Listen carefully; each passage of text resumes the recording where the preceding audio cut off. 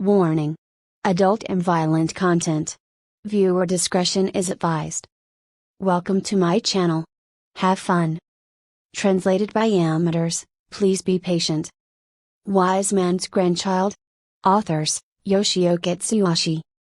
/1 / Awakening. It's cold. It hurts. It's painful. These were the first impressions I felt. When I awoke, I tried to retrace my memories before I lost my consciousness, however, it wasn't clear. After work, I went home. Wait a minute, I don't have any memories of arriving home. I don't remember getting drunk. Perhaps I should say I had no plans of dining out. Did I maybe encounter some kind of accident? Although I started to think of various situations, it wasn't viable because of my painful condition. I tried to move my body, but it wasn't responding well. I tried opening my eyes, but that also didn't go so well. Finally, because of the unpleasant situation, I tried to speak. Exclamation mark. I was surprised of my own voice. It was a high-pitched cry, that of an infant. I tried to speak again. Because my tongue wasn't moving well, it wasn't possible to talk. Because of uncontrollable emotions, I suddenly burst into tears. Although it was a shameful act as an adult, I couldn't help it. What is this? While I was crying for a while, I heard approaching footsteps. As I thought, it was cold and raining outside, and the footsteps I heard issued some squeaky noises. I'm saved. I thought so for a brief moment, then, I heard a voice. ? I couldn't understand it at all. Falling into even further confusion, I was enveloped in a warm light, wrapped with a warm cloth, eliminating the pain I felt. I, who felt relieved, suddenly lost my consciousness. /2 / Ascertaining the situation when I woke up, it looked like I was in door of a wooden house. Together with the smell of dense wood, sounds of firewood crackling could be heard. I had apparently survived one way or another. The stifling pain in my body had also disappeared, and perhaps because the mud in my eyes were gone, I was able to open them. When I looked at the surroundings, I saw an elderly person with a rich, white long beard, and a similarly white, long hair. Was he some kind of principal? Putting my retort aside, the person who helped me was probably this old man. To give my expression of gratitude, I called out. Aiao. Again, my tongue didn't move too well. I was shocked because all the pain had already gone away, so I wondered if it was because I suffered a disorder. The old man heard my voice and came over. As expected, I still couldn't understand the spoken words. Looking at me and blinking with surprise, the elderly man smiled at me tenderly and brought a bowl of soup to feed me.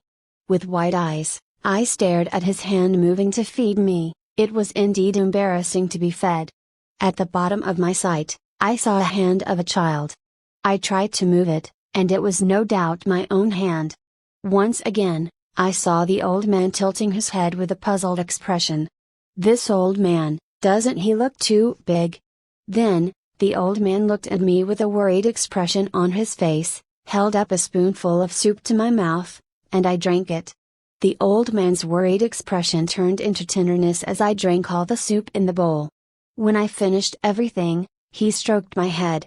Once my stomach was full, I soon became sleepy and immediately fell asleep. With that, my consciousness faded away. As I thought, the old man is too big. He really was.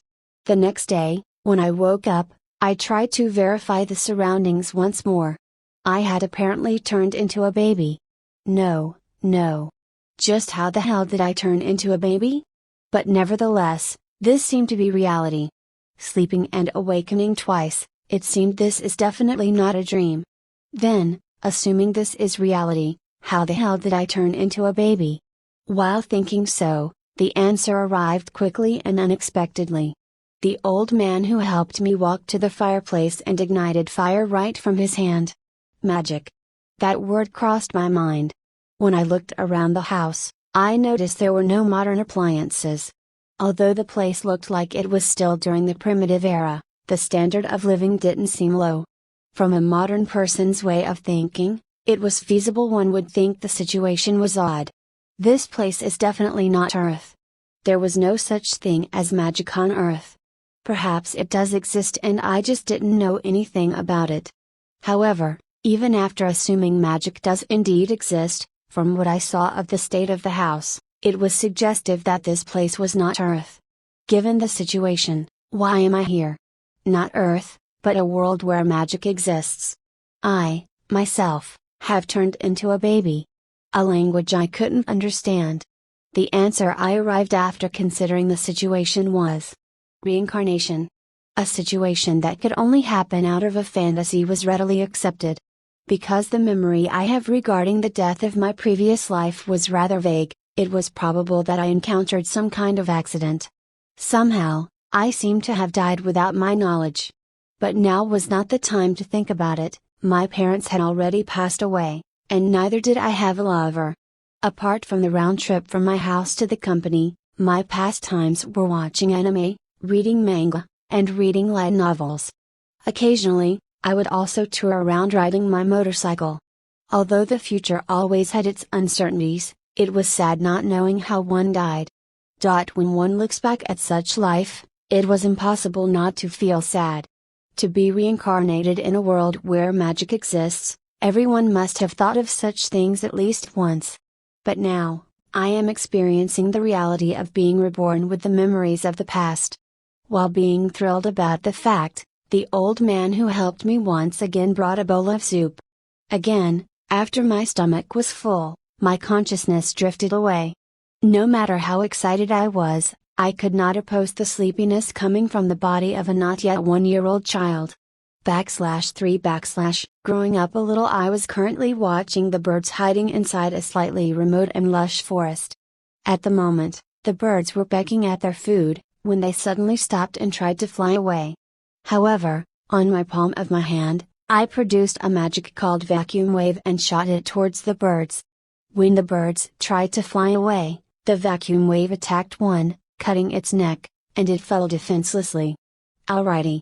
I approached the bird I killed, dug a hole using magic, and held onto the foot of the bird, letting its blood drip from its neck into the hole. If one kills an animal and does not drain it of its blood, the flesh of the animal will become bloody. And when it becomes bloody, its scent will attract other animals. Even when the birds had gathered together, it was not a problem for me, since I had the ability to probably kill them all. However, I did not want to engage myself in unnecessary killing. I stored the bird that had been drained out of blood inside a spatial created by magic. Since the amount was sufficient, I headed home. Somehow, I have turned 5 years old. The grandpa who helped me had given me the name Shin. And because he raised me as his own grandson, with grandpa's family name being Walford, I thus became Shin Walford. The name of the grandpa is Merlin Walford. Grandpa has a considerably vast knowledge when it comes to magic, and he taught me kindly. Grandpa has a young vibe to him, and even though he is already retired deep in the forest, people would still occasionally visit him. Furthermore, they were different kinds of people, such as an uncle who dresses considerably well, a witch-like old woman, and a knight-like person with various amount of amazing-looking equipment. I wonder what kind of person Grandpa was. However, that was the past. Now, he looks like an ordinary old man you can find anywhere. I had a lot of fun being taught magic by Grandpa. Most of the time, he compliments me on the way I use magic. He also praises me for the amounts of food I am able to procure by hunting inside the forest. It was really fun to hunt in the forest using magic. Well, my real intention is to have fun anyway. Speaking of being taught how to use magic, the way to use magic in this world is not by chanting long incantations, saying the name of the spell, or the like. Magic is imagination. The phenomenon known as magic is the caster's imagination and their ability to materialize it. But since it is difficult to imagine using magic when one first started learning magic, they would have some kind of visual in front of them to make it easier to imagine. So it seems everybody pretty much casts the similar magic. The reason for this is because of imagination. Although the majority cast the similar magic, there are also those who differ. For example, me, an original resident of modern-day Japan, overflowing with creativity who was then transported into this world. Since incantation wasn't needed, it was easy enough to reproduce things you would usually only see in animes and mangas. Next, I was taught how to control my magical powers. Even if a person's imagination is stable, if something goes wrong and the magic is not properly invoked, it could turn into chaos. Magic control is needed to conjure magic. Magic is present anywhere and everywhere in this world, but there's no one who can control all kinds of magic perfectly. Because this is a world where magic exists, people here will unconsciously use magic at a level where their body will act on reflex. Truthfully, it was at a point where if one cannot use magic, it will hinder the activities of their daily lifestyle. For example, to produce drinking water, one would have to generate a small flame. But without reasonable magic control, it would not possible for anyone to produce the vacuum wave I used a while ago. Other than not being able to imagine it, they also would not have enough magic power to imitate it. The reason why I was able to produce it was thanks to my daily magic control training with Grandpa. He taught me and helped me verify the extent of what is and isn't possible with magic. After a while, I arrived home. To describe the wooden house and its arrangement, it should be a 3 LDK, living room, dining, and kitchen. There was a sink in the kitchen but there wasn't a faucet, a portable cooking stove ignited by magic, and a dining table for 6 people. In the living room, there was fireplace, a coffee table, and an L-shaped 4 and 2-seater sofa. As expected, the fireplace was not one that burns firewood, but fire was supplied by magic. Other than my own room, the other rooms were my grandpa's bedroom and his study room. Incidentally, there was no second floor, it was a single-storied house. "Grandpa, I'm home," I said while entering the house. "Oh, welcome home. Sorry to bother you," said a visitor who was together with Grandpa. It was one of his acquaintance, a knight-like uncle who had wonderful equipment. "Welcome, Michelle-san." This uncle named Michelle-san looks like a considerably young man with green eyes and short blonde hair. As for his physique, although he didn't look macho, he wasn't thin either, he had a lean but well-built figure. However, I don't know what he does. Sometimes when he comes to visit Grandpa, apart from magic, he would teach me martial arts, swordsmanship, fighting using spears, and archery. Although Grandpa can also use martial arts to some extent, his main focus was magic, and thus was inferior compared to Michelle-san. "Ha ho, I wonder, what did you hunt today?" Grandpa wanted to know the results of today's hunting expedition. "Today's catch is a hollow bird and a forest rabbit." Please pardon me if my words are hard to follow. It's quite often when you read of reincarnation, or being summoned to other world, one often doesn't have some kind of cheat to immediately learn the language. In addition, I've only been in this world for 5 short years. In addition to hunting a rabbit, you were also able to hunt a hollow bird? Ah. This is bad. I have a feeling something terrible is about to happen. Although I used a knife to kill the forest rabbit, as for the hollow bird, I had to use magic to kill it? Phew, that was dangerous. Because the hollow bird's vigilance was very high, even skilled hunters wouldn't be able to easily hunt it. In addition to hollow birds being extremely difficult to hunt, they were exceedingly delicious and remarkably expensive. After practicing martial arts, my usage with weapons such as a knife, and bow and arrow seemed to have graded up. Although I love practicing magic because it's very interesting, I'm not so much a fan of training martial arts because it's a lot tougher. There's no need for you to be so humble. Although magic was indeed used to kill the hollow bird which boasted to have strong vigilance, it was instantly taken down. If that's the case, it seems you'll only need a little bit more of harsh practice. Impossible. Can it really not be avoided? I saw Grandpa leaning back while thinking. "Help me out, Grandpa. Your grandchild is in a pinch." "Ha ho, he'll be in your care then. There was not a single ally inside this house. /4/magic tool creation. I once again went to the forest today to look for something to hunt. Or rather, I've been living in the forest for a while now. Hello again, it's Shin. I have turned 8 years old, and I have grown a little more. After Michelle-san's gruesome training, my overall skills has leveled up. It really did. In any case, it was because of it that I am now able to use physical enhancement magic. Speaking of the things that have changed in the past 3 years, my martial arts isn't the only thing that has improved. I acquired an additional instructor. In fact, magic did not only consist of controlling magic power and releasing it, but there's also a type of magic called enchantment, which is used to inscribe equipment with magic. Later, it was found out that this kind of magic was not Grandpa's forte. The type of magic each individual is able to use depends on their aptitude. It was better to learn enchantment magic from someone who was good at it. Thus, I was taught enchantment magic by one of Grandpa's frequent visitors who was good at it. This person was the old lady who wears a pair of glasses, a black robe and a pointed hat, and emits the aura of a witch. She has a tall stature, handsome appearance, and has incredibly good sense of style. I suspect she was quite popular during her younger years. Her name is Melinda Bowen. I call her Grandma Melinda. Whenever I call her Melinda-san, she won't reply at all. But when I call her Grandma Melinda, she has an ecstatic look on her face. Maybe she had something going on with Grandpa in the past. I don't want to know about something so scary. Although enchantment magic is essential, enchanting itself wasn't so difficult to do. First, one must imagine the kind of enchantment one wants to transfer to an item on the tip of their finger or wand. Then, use a certain method to release the magic, and apply it on the item. After the item has been enchanted, the mechanism to activate the enchantment is pretty simple. It is said that these kinds of enchanted items are very useful to those who are unable to use magic, or even the general public. However, enchanted items, or rather magic tools, are not very common, and because they are scarce, they are very expensive.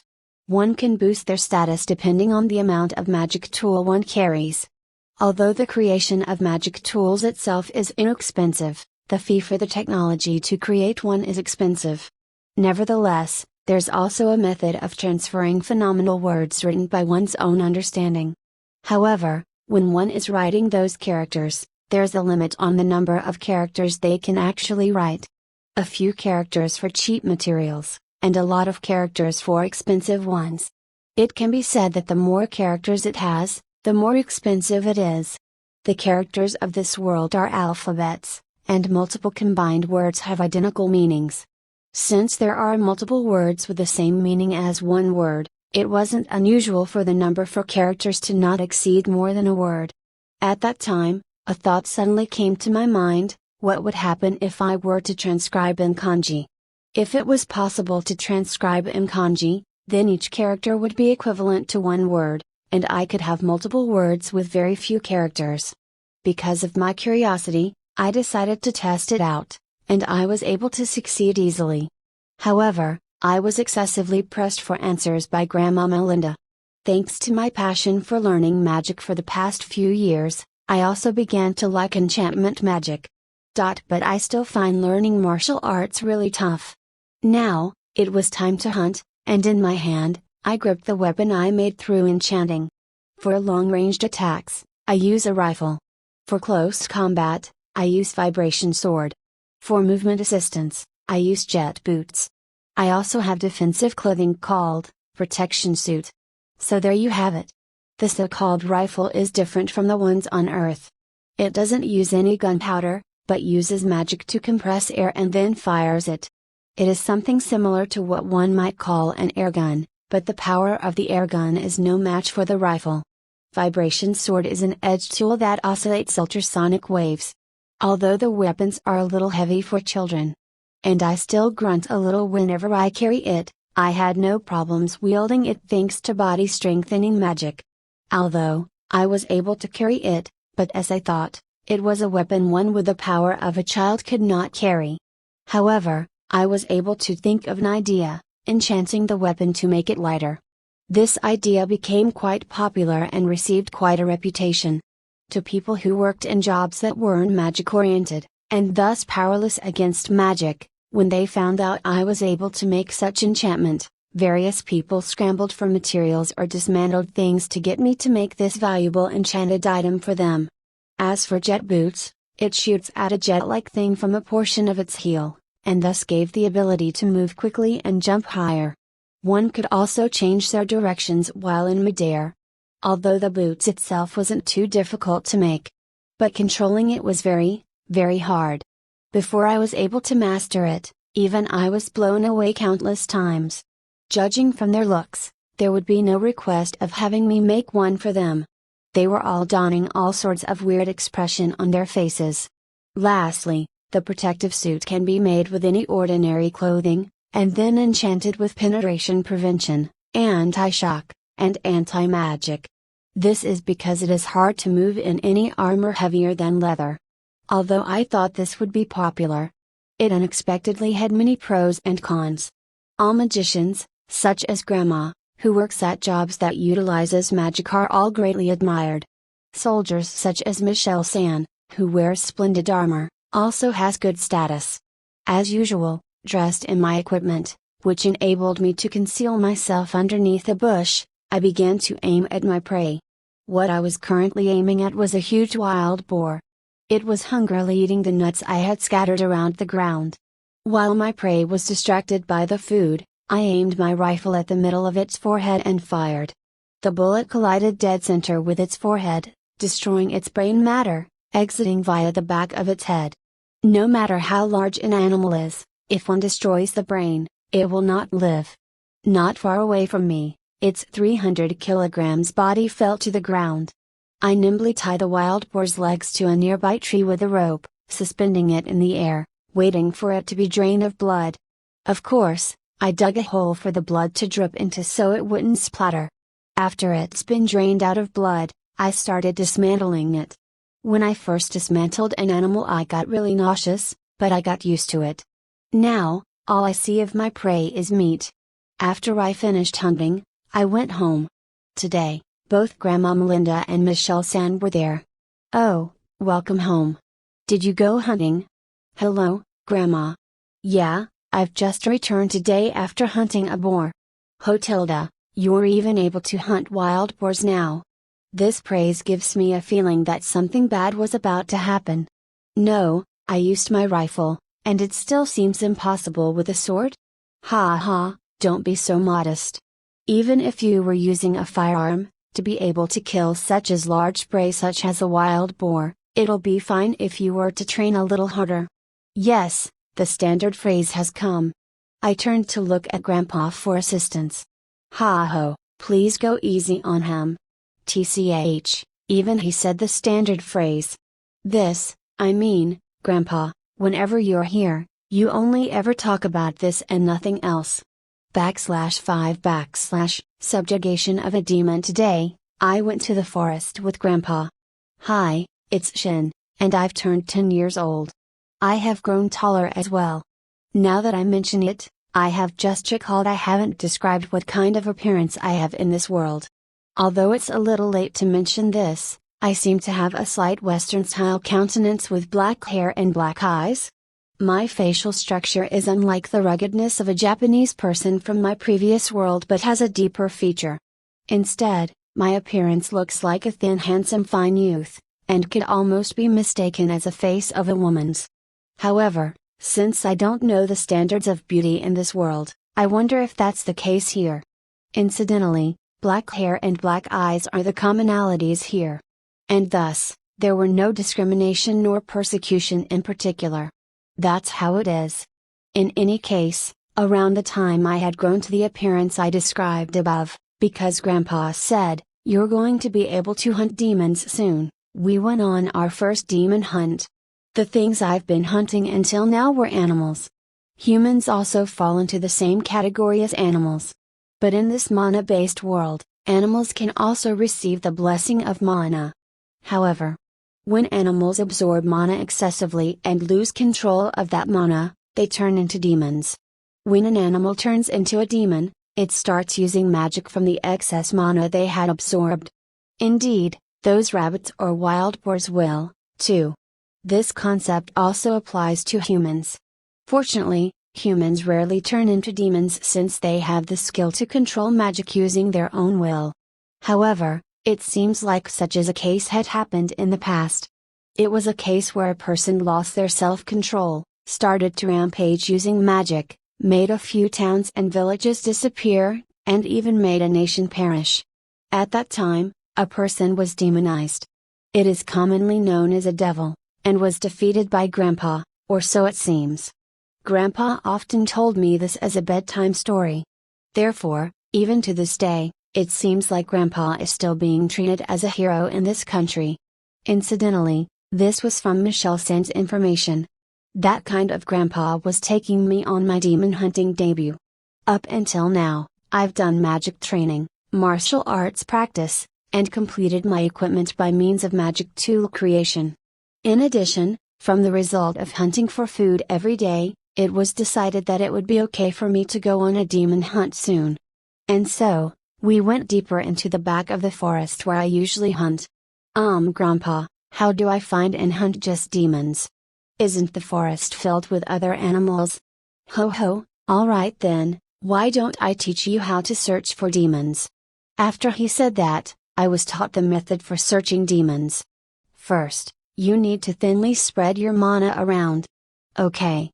After you do that, when something that has mana touches the mana you have spread, you can feel its presence. Oh, all creatures have some mana inside them, and because of this, you will immediately know where it is. This is referred to as search magic. As he said that, he taught me a new magic. Or rather, it would have been nice if you had taught me this sooner. It would have made hunting much easier. Ho ho, that is also training. Besides, this magic cannot be used if you cannot control your mana to a certain extent.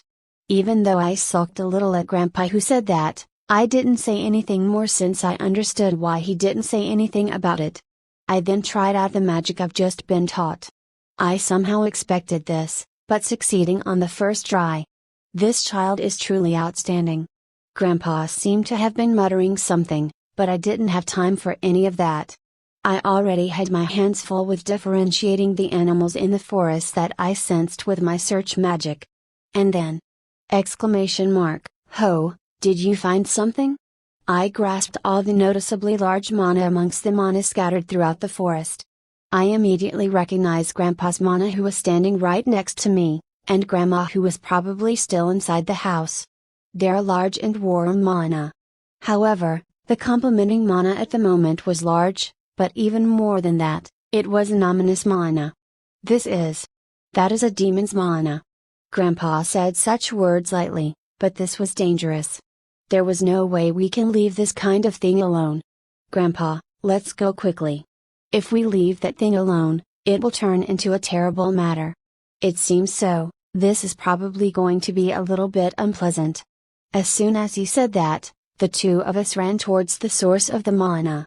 I ran through the forest, running in between the trees, jumping over obstacles such as big rocks using jet boots, and chopping down fallen trees that blocked the way using vibration sword. By the way, Grandpa only used body strengthening magic. Damn it!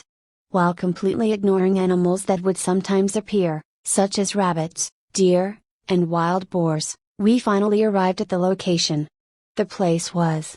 On the scene, there was a huge bear with its height exceeding 3 meters and was devouring a boar of the same size. I instantly felt nauseous towards the excessively sinister mana. I held back my nausea and focused on the demonized bear engrossed in devouring the boar. When suddenly, the bear noticed us and slowly turned its face towards us. What I first noticed about it was its deep red eyes. The redness not only covers its white part of its eyes but its pupil as well, making one feel an intense sense of discomfort, in addition to its suffocating mana. This was a demon. As I held back the fear welling up in me, I grabbed the vibration sword hanging at my waist with both hands. And then. The bear roared, bearing its hostility towards us. I flinched for a moment, but I recovered myself and activated the jet boots. I also directed mana into the vibration sword, activating it, and then jumped towards where it was. Shin, wait a moment. Grandpa, who hadn't said anything until then, shouted, but it was too late. I had already jumped forward. The bear brought down its right arm at me, who is plunging towards it. Its arm went right past me, who had just avoided it by moving to the side using the jet boot's propulsion, and it hit the ground to where I was at just before. Bang! A tremendous sound echoed around the area, and the ground burst open. The attack created a small crater on the ground. While having a cold sweat after looking at such sight, I sneaked behind the bear and jumped, aiming for its head. Even the strongest demon won't be able to live once you cut off its neck. Then, as I was about to swing my vibration sword down, the bear swung its left arm while rotating its body. I panicked and used my jet boots to jump over its head and landed in front of it. Damn it, the bear used body strengthening. It was unbelievably agile. What do I do? For the time being, that arm is a hindrance. While I was thinking, the bear's right arm once again came crashing down on me. It was a monotonous beat, tired. As I thought that, this time, I jumped, not to the side, but forward to its bosom. And then, aiming at the base of the right arm that was swinging down, I swung the vibration sword up. The bear's right arm got separated completely from its body. Gwaa. Then, while raising its writhing voice, it swung its left arm again.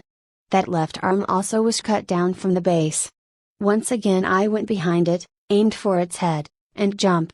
You'll never disturb anyone again. While I was shouting that, I turned towards the neck, and in one flash, the bear's neck was detached from its torso. Bam! The bear made a sound as it fell to the ground. Phew, I defeated it.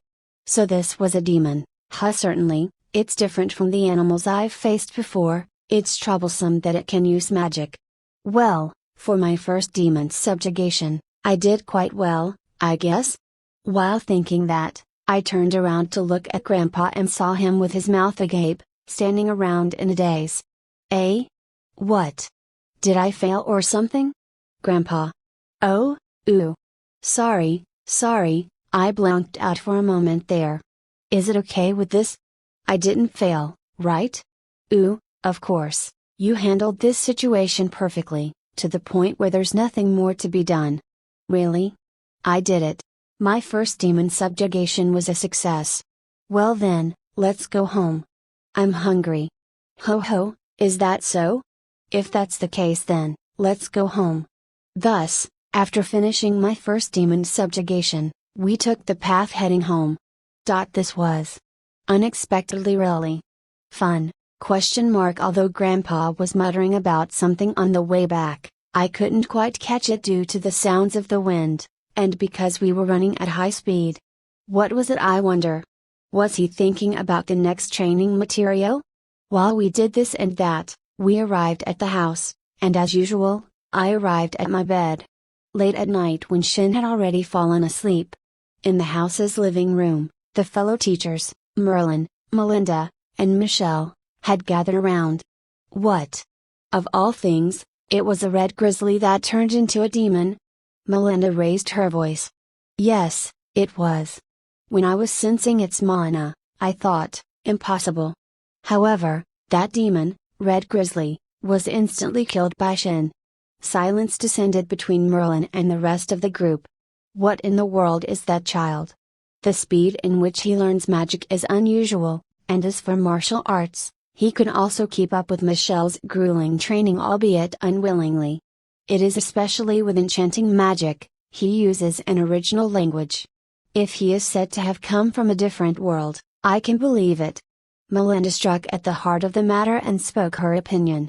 However, it was still unknown that Shin had memories of the time he spent in a different world during his previous life. Well, it doesn't matter who he is. He calls me Ogi-san, and he absorbed all the magic I have cultivated. Originally, he was a child I picked up, but now, I think of him as my own grandson. It can't be helped that I dote on that child. For him to be stronger means he is more able to protect himself. So there's no problem at all. Merlin gave a speech completely like an idiot grandpa. Melinda and Michelle looked at Merlin with an unbelievable face. T/N, it has similar meaning to idiot couple or baka couple. Truly, for you who have been called God of Destruction or Crimson Devil King to be saying that. Can you please stop calling me that way? When you bring back the black history of my youth, it makes me writhe in agony. It seemed that Grandpa used to considerably do as he pleased when he was younger. Foo, but now he's being called Magi, and is even referred to as a hero. Really now, I can feel the passage of time. Can you stop that, too, because it's embarrassing. Melinda, who was teasing Merlin, casually spoke these words. Well, I also feel the same way, thinking that child is adorable. Whenever that child calls me Obe-chan, a smile will always appear on my face no matter what. I also think of that child as my own grandson. A subtle mood circulated between Merlin and Melinda. Michelle, who can't read that kind of mood, said. But still, he has grown up to the point of being able to crush a demonized red grizzly by himself. It seems like it'll be okay to be a little more strict during his next training. He once again said his standard phrase. Hey! That child is also unfortunate. This muscle brain has taken notice of him. Melinda muttered while worrying about the body of her grandson. Ho, please go easy on him. Once again, Grandpa said his standard phrase. Unbeknownst to Shin, his martial arts training level upgrade had been decided. /6 / Truth about my origin. The day after I subjugated the demon, Michelle-san's training was upgraded yet again. Why? In addition, Grandpa and Grandma's appearance also looked a bit strange. There was some kind of a subtle mood drifting between them. Why? After spending a day with that kind of unknown situation, Grandpa called me over to talk when I got out from the bathtub I created soon after I learned enchanting magic. Shin, do you have a moment, please? Grandpa. There is a little story I have to tell you. By the way, Grandma and Michelle-san had already gone home. Somehow, they were always around, but just like the other day, they almost never stay over, and it wasn't like they came every day as well. And in such a situation where there's only two of us left, Grandpa started his talk. Actually, Shin, I would like to talk about your origin. My origin? So it was about that, huh? Does he want to talk about the time when he found me? Actually, Shin, you're not my real grandson. Eh? Sorry, I already knew about that. I'm sorry for having kept quiet about this until now. No. I don't mind something like that. For now, let's straighten out the story here. And so, if I'm not your real grandson, why am I living with you, Grandpa? It's something that had happened about 9 years ago. By chance, I was walking down the road to go shopping in a nearby town. Then, while I was walking, the rain started to fall, and I strayed from the road a little to seek shelter from the rain in the nearby forest. Rain. Come to think of it, it was also raining at that time. Back then, there seemed to have been a carriage that had passed by earlier. But it looked like it had been attacked by demons. And it was in a terrible condition. A demon. A carriage that was attacked. I can somehow imagine it. All around laid the wreckage of the destroyed carriage and the mangled human remains. I came near the scene because I thought there might be some survivors, or at very least, I can mourn for the victims. After I did that, I heard a baby's crying voice from the surrounding of the carriage's wreckage. Grandpa firmly fixed his gaze on me as he was told the story up to that point. I panicked and searched for the owner of that voice. It was then, when I found the baby. And that was me. That's right. Probably when the carriage was attacked, you lost consciousness due to shock. And when it started to rain, it lowered your body temperature, and you were almost at a state of suspended animation. It was probably because of your state that you weren't noticed by the demon, and was left alive. So that's what happened. I started to think it was strange to be left alive even though a demon had attacked, but I had fallen into a state of suspended animation, Maybe it was because of the overwhelming stress that the memories of my previous world had returned. And maybe it was also because of it, that I was able to recover from my state of suspended animation? I'm not certain how you recovered from your state of suspended animation. But you recovered your breathing just as I came close to you. I thought it was fate, and after I mourned for the victims, I carried you back home with me. So, who are my parents and where are they from? I'm sorry, but because they were mercilessly murdered. I couldn't find a single thing that could identify them. Is that so? You're considerably calm about this. Yay, after all. Even after being told about my parents, it's probably because I don't remember them at all. There's also that fact, in addition. And besides, I have you, Grandpa. That's right. There was still Grandpa who really dotes on me and raised me even though I wasn't his real grandson. And there's also Grandma Melinda, Uncle Michel. In addition, there's also Uncle Dis, Chris Nichin, and even though he's a frivolous person, there's also Signisen. There are names of people who have yet to make an appearance, so please forgive me. Look, that's why I have never once thought I was lonely because I don't have parents. Rather, it's already too noisy that it's troublesome. Shin. And so. That's why, Grandpa. Thank you for finding me. He saved my life. Thank you for helping me. And always letting me eat delicious meals. Thank you for doting on me, and for teaching me all sorts of magic. I am very happy to be taken in by Grandpa.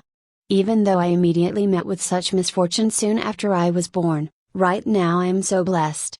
I haven't had this much happiness before. Shin. You. Not good, Grandpa really cried. However, it was my true feelings, so it was good that I was able to say it. Grandpa, thank you. /7 Noticing a serious matter today, I once again went out with Grandpa. Although I said we went out, it wasn't because we needed to buy something or were going to have a picnic.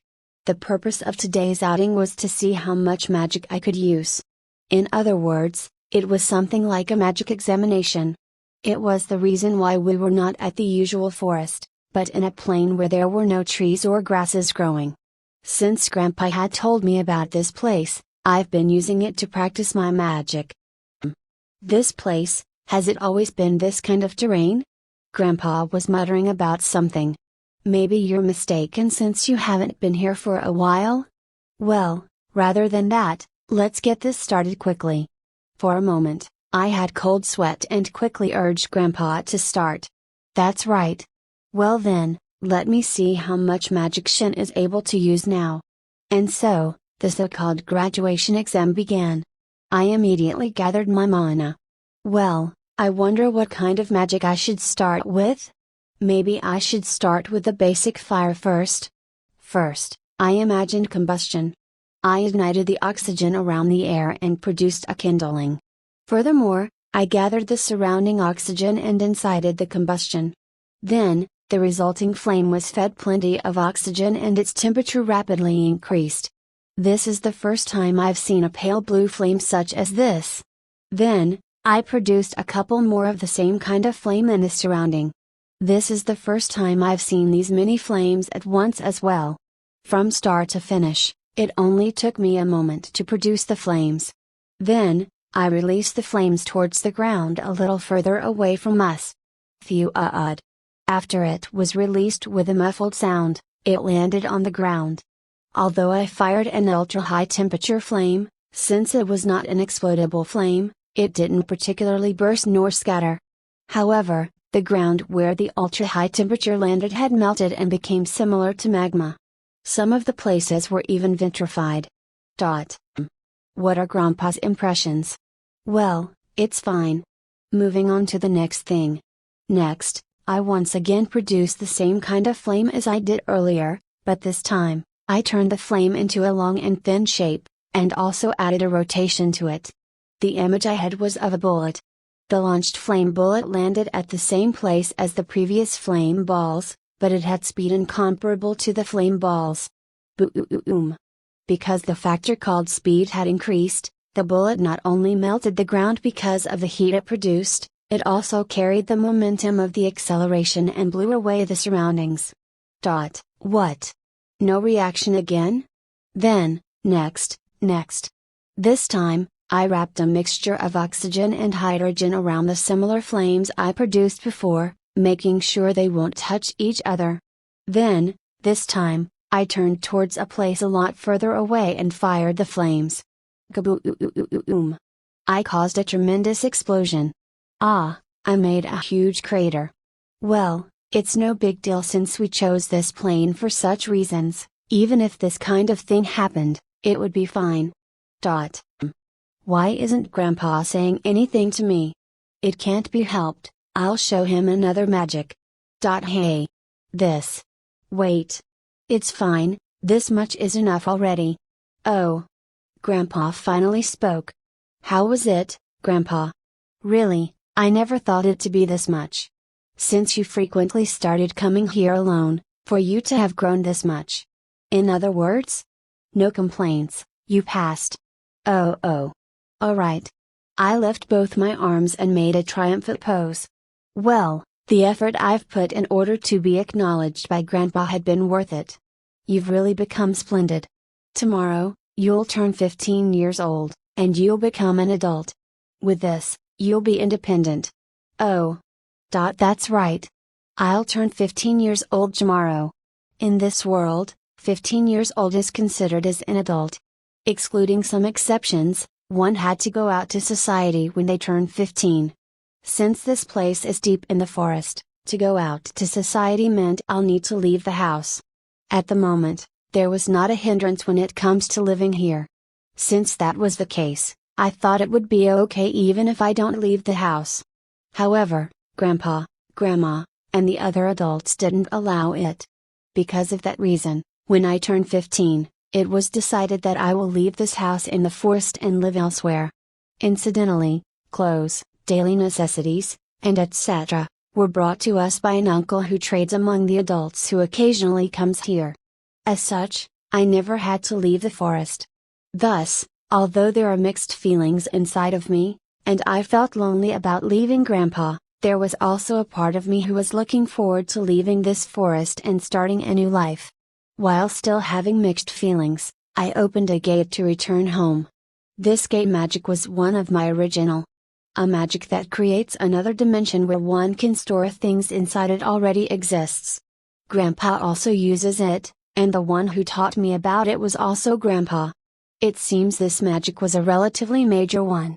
Gate, a type of magic with the ability to interfere with another dimension. With this magic, one had to imagine connecting the place they were currently at, and the place they want to go to with a point instead of a line. Hard to understand, huh? For example, drawing 2 points on a piece of paper, and connecting those 2 points with the shortest distance possible, which can be done not by drawing a straight line. The shortest distance is when one bends the paper to connect the 2 points directly. When one imagines as such, the gate can easily be opened. The reason why I didn't teleport directly was because to teleport meant one had to temporarily decompose their body and reconstruct it when they reached their destination. Somehow, when I imagine I might not be able to reconstruct my body properly, I got scared and lost my will to test it out, and so, I opened the gate and was about to go home when. Hey! This magic is so convenient. Since you can use this magic, you can come back at any time, so you don't need to be so disheartened. Ah, I see. Because I have this, I can come back at any time. Yes. I hadn't noticed this until now. Because my main concern had been dispelled, I became considerably relaxed and went back home. The next day, a party was held to celebrate my 15th birthday. The participants were Grandpa, Grandma Melinda, Michelle San, Uncle Dis, Chris Nichan, Sieg Neisen, and Uncle Tom. People whose name only showed up once, or were mentioned for the first time were also here, huh? Uncle Dis is a nice middle-aged uncle who has a head of golden hair, wears a mustache, and has emerald green eyes. He always wears very fine quality clothing and has a sense of style, charisma, and somehow has an aura of a capable company president. He had the appearance of a sociable uncle. He always had difficult conversations with Grandpa, and since I wasn't told of the contents of their discussion, I don't know what he does for a living. Chris Nichin is in her early 20s who has a head of red hair and ties into a ponytail, and light brown eyes. She's a person who always wears an armor that doesn't obstruct her movement, and has a firm and slender body. Because she is a very serious and a stubborn person, I rarely see her laugh. Nevertheless, she is a kind person. It's regrettable that she's unsociable. Even though I think she has big eyes and a cute face, she also has various demerits. Siegnessen is a silver-haired good-looking big brother with blue eyes. I think he's a magic user judging from the easy-to-move clothes and the robe he wears. However, since he's good-looking and has an easygoing personality, even if it was said that he was living a life as a gigolo, there won't be anything strange about it. Siegnessen and Chris Nichin were like oil and water. Whenever they meet, it becomes a fight. They were often scolded by Grandmama Linda and Michelle San to not fight, in front of me. Uncle Tom is the previously mentioned merchant who comes to our house. It seems he's the representative of a fairly large business, but since he seemed to be in Grandpa's debt, even until now, he still brings goods to our house himself. He's a plump uncle who has light brown hair and eyes and has the kind of body that shows the dignity of a merchant. He is a very kind uncle, and always brings books or something for me. Chris Nichin and Siegnessen only came here recently together with Uncle Dis, and as for Grandmama Linda, Michelle San, Uncle Dis, and Uncle Tom, they often came here since long ago. And so, as Grandpa's visitors, they also came for my birthday celebration. By the way, since my actual birth date isn't known, my first birthday was set on the day I was picked up. However, when I was picked up, it seemed that I was roughly 1 year old. Then, the celebration for my 15th birthday started. The one who started it off was Uncle Dis. Well now, for this occasion, the grandson of our very own hero, Master Merlin, has turned 15 and has turned into an adult. To celebrate this, I want to propose a toast. Well everyone, pick up your cups. To the 15-year-old Shinkun and becoming an adult, cheers. Cheers. Everyone, thank you very much. Like this, the party began. To think that the really small baby, Shin, has become an adult, huh? For a while, Grandpa and Grandma continued boasting of their grandson, and I felt extremely embarrassed. Before long, the topic changed to what I will be doing from now on. Come to think of it, Shinkun, what are you going to be doing after this? Was what Uncle Dis asked. Well, for the time being, I'll try going to a nearby town. I see, and after that? After that? Come to think of it, I didn't think of what I would do after arriving in town. Suddenly, the place was shrouded in silence. What? There has to be something, right? If you go to a town or a city, Shinkun, you could probably work as a demon hunter, or you could also set up your own magic tool shop with your enchanting magic. And there's also an option of meeting a beautiful girl, get close to her, and let her support you. Only you would come up with an idea such as that. Siegnessen and Chris Nichin started staring daggers at each other. A hunter?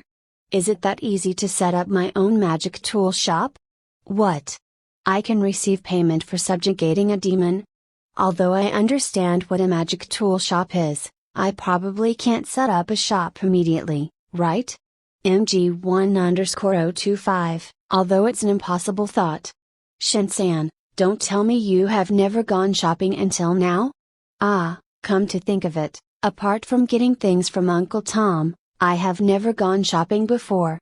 Also, because I have Grandpa, I've never had to exchange anything for money.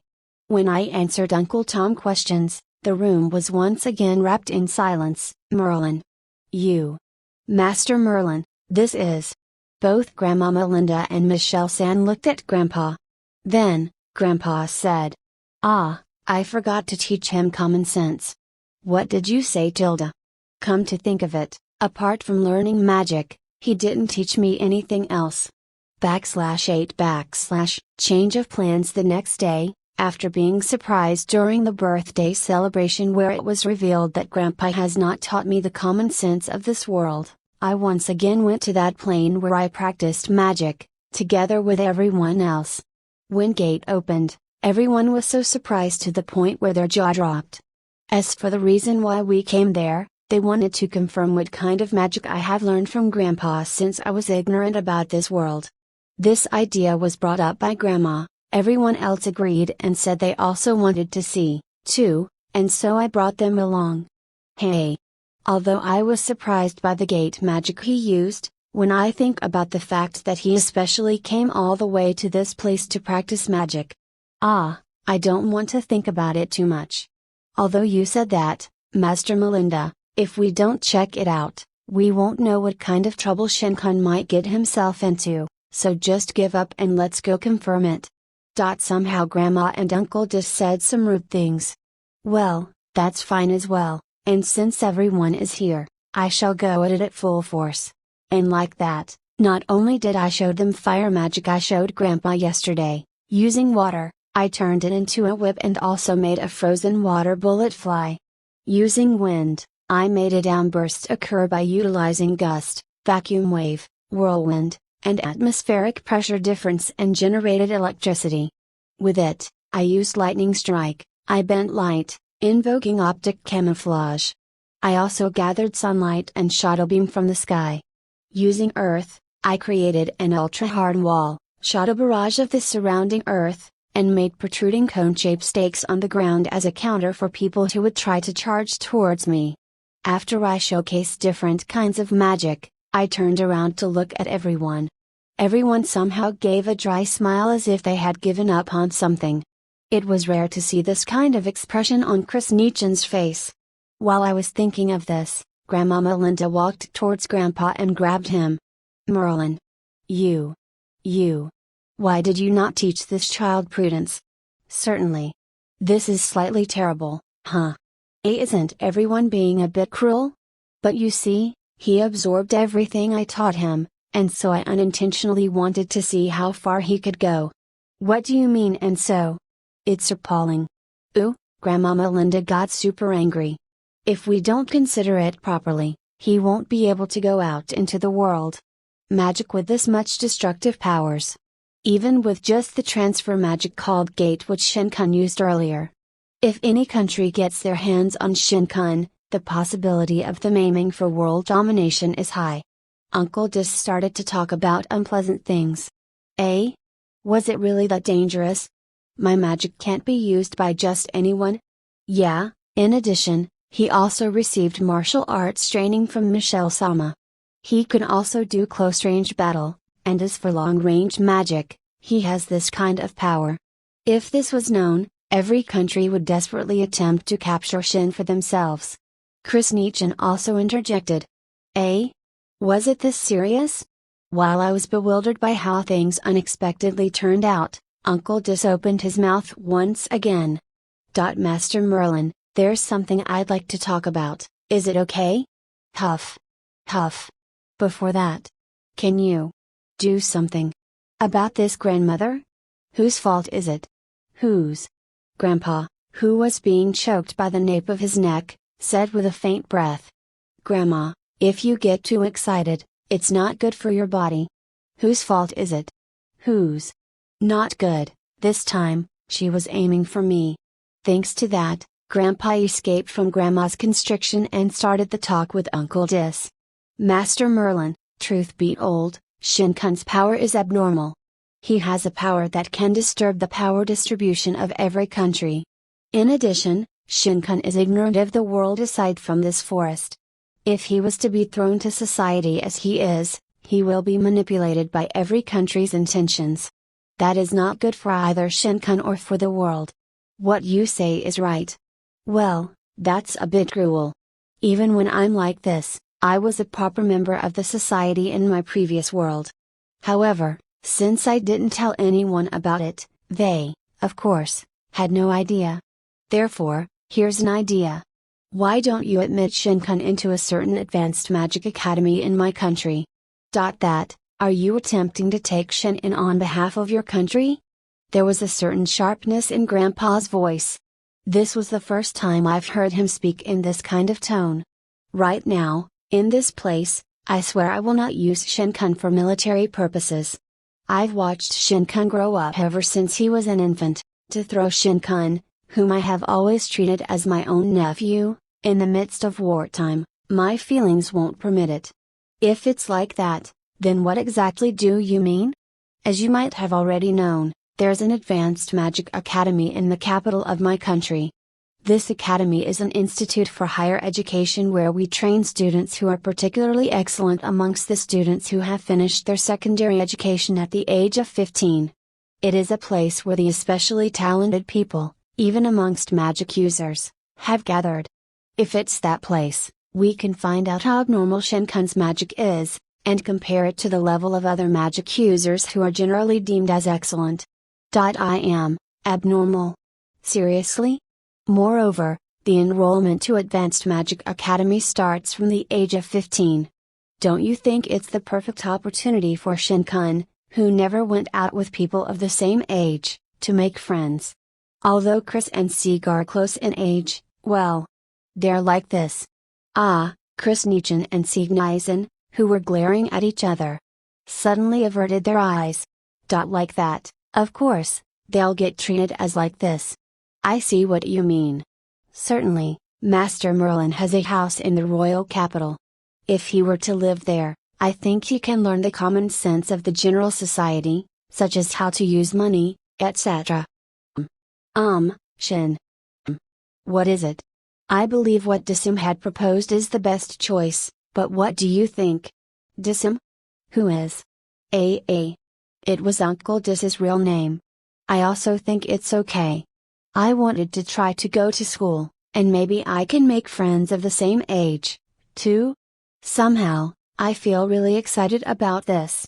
Certainly, I don't feel lonely since everyone cares about me, but, of course, I also want to experience fooling around with friends of the same age. Is that so? If that's the case, I will say something to the academy. However, although I personally think it's okay for you to enroll immediately, but as a formality, you'll need to take the entrance examination, okay? I don't mind. I'm sorry. The reason you have to take the exam is because the class division after enrollment is decided based on the result of the exam.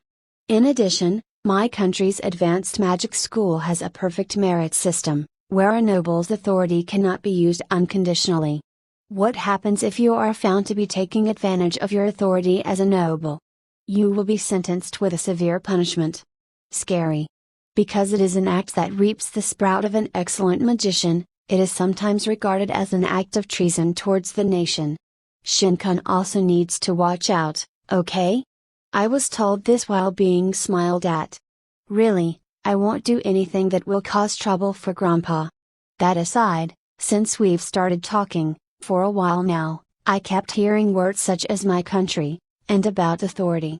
Who exactly is Uncle Dis? I used this chance to try asking about the things I was curious about.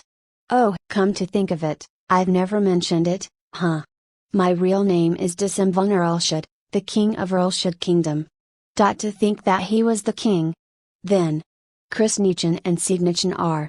I am a knight of the Imperial Night Guard Division, and came here as a guard for His Highness. I am a magician of the Imperial Court Magician Division. I'm also a guard for His Highness. To think they were the king's guards. Putting aside Chris Nichin, Sieg Nichin, you're lying. Wait a minute, what do you mean by it's a lie? Also, what do you mean by putting aside Chris? As I thought, Shin has eyes for these things. What did you say? What is it? They started to glare at each other again. Well, putting aside these two, oi? Who is Michelle-san? Somehow it's a bit noisy at the back, but I'll just leave it be. I've already retired from the Knight Order a few years back. Before I retired, I was the Knights General. What? Is this a full lineup of this nation's leaders? But what is a king doing visiting Grandpa occasionally? Even though you learned I am the king, you still didn't change your attitude, huh? Because I knew Uncle from way back. Maybe because of that, I think of you as a relative uncle. So even if you tell me to change my attitude towards you now, I won't be able to do it. Ha ha ha, that's good, that's good. Even my real nephew, niece, moreover, my own son and daughter speak to me formally. Only you can speak this casually. I sincerely ask you to not change, okay? He's quite a sociable king, huh? I understand, but what's the reason you came here? Oh, that's right. Shin-kun, do you know about the story where your grandfather, Master Merlin, subjugated a demonized human, also known as a devil? Yeah, I've heard it from Grandpa. At that time, a few towns or villages vanished without a trace, and a country was destroyed. Do you know the name of that destroyed country?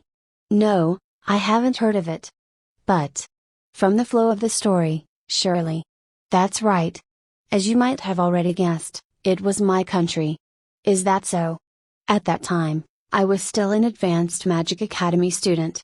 A devil appeared in my country and destroyed a village. My father, who was the king at that time, he and the country's top brass had an uproar like a beehive being poked. In many occasions, subjugation forces were sent but they all met defeat, and this happened repeatedly, until finally, a town was destroyed. It was then when the subjugation request was made to young magicians of the Magic Academy, and I also wrote my name down to participate in the subjugation force. Was it okay for a prince to do such a dangerous thing? Wasn't there any opposition from anyone? Of course, there was a big opposition. At that time, the ceremony for the investiture of the crown prince had already ended and was already the crown prince. But my pride as a high achiever in the Magic Academy that had merit system couldn't allow it.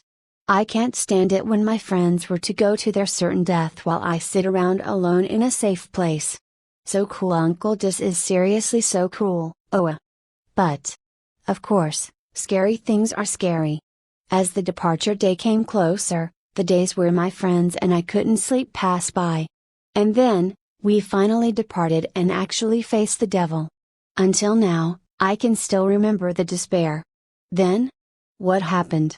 Not only us, the Magic Academy students, but there were other skilled soldiers and magicians who were also overwhelmed by the devil. And when I thought that was it, at that time the one who appeared was Grandpa. Him and Master Melinda. Eh? Grandma was also at that place? I am just an enchanting magician. I was only there as support. But still, you were amazing. Is that so? Grandma was being bashful. She maybe looked a bit cute. Like that, the two who appeared gallantly, even though it was a close fight, finally defeated the devil.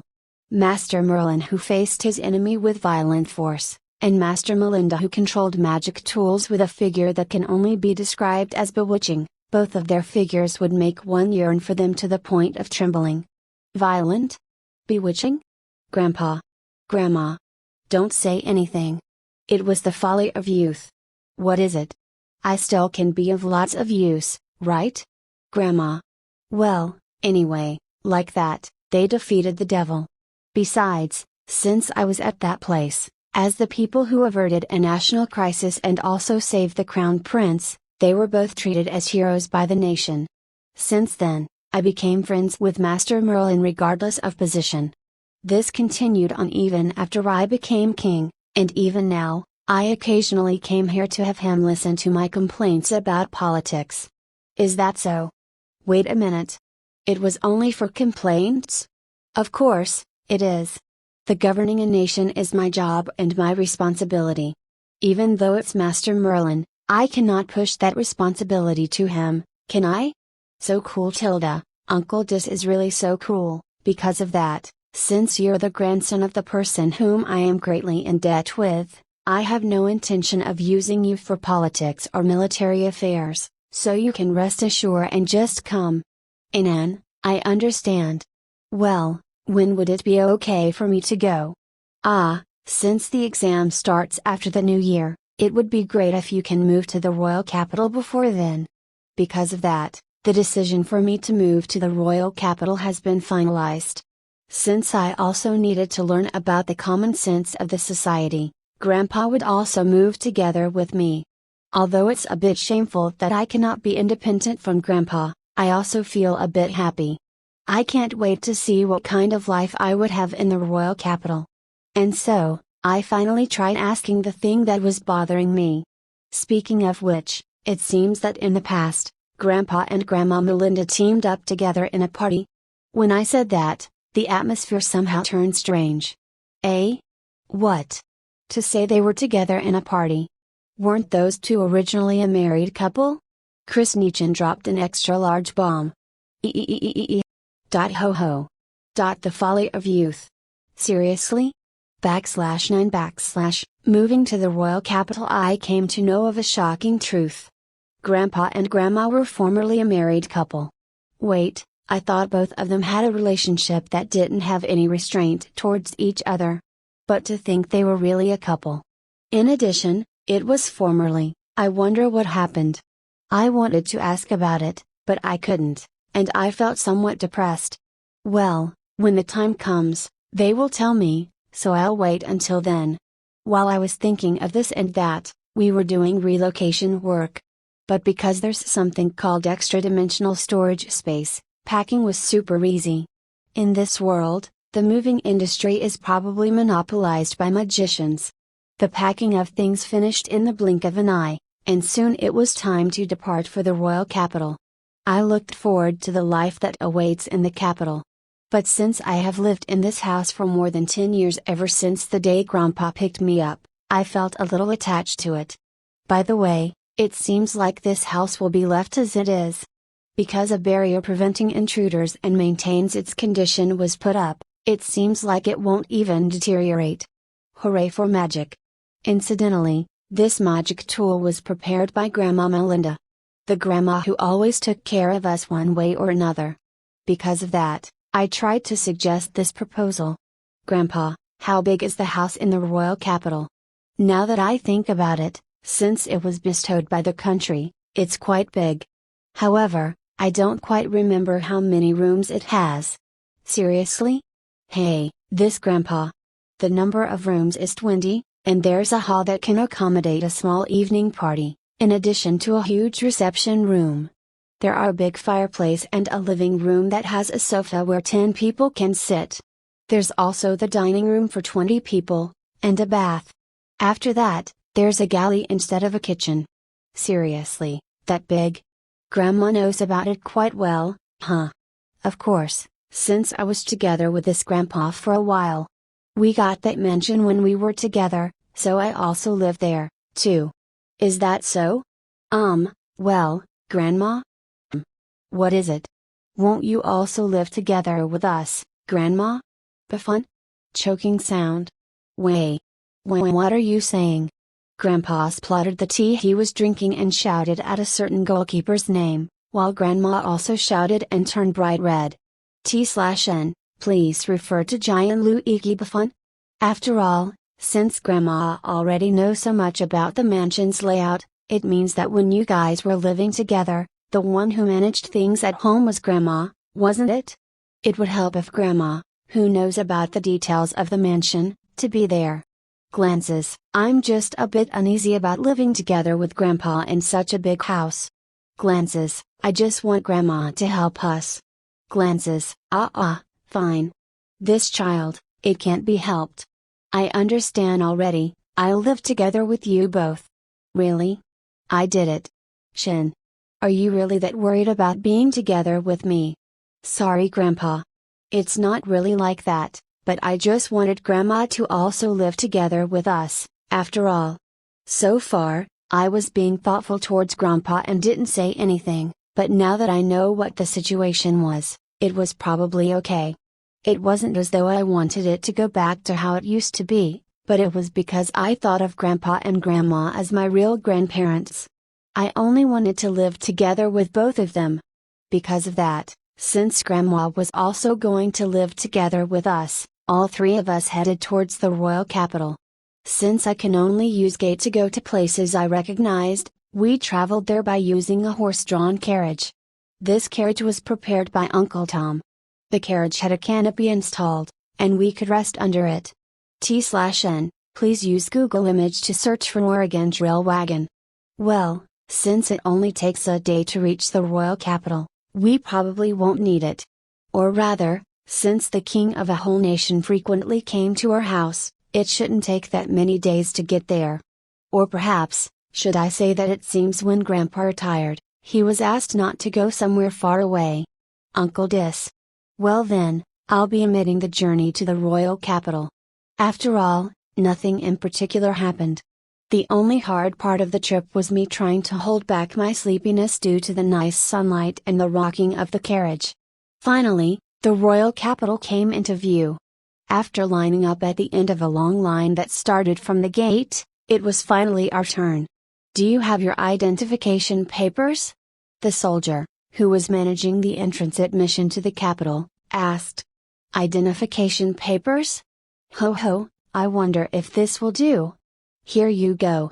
When Grandpa and Grandma said those words, they took out their identification papers.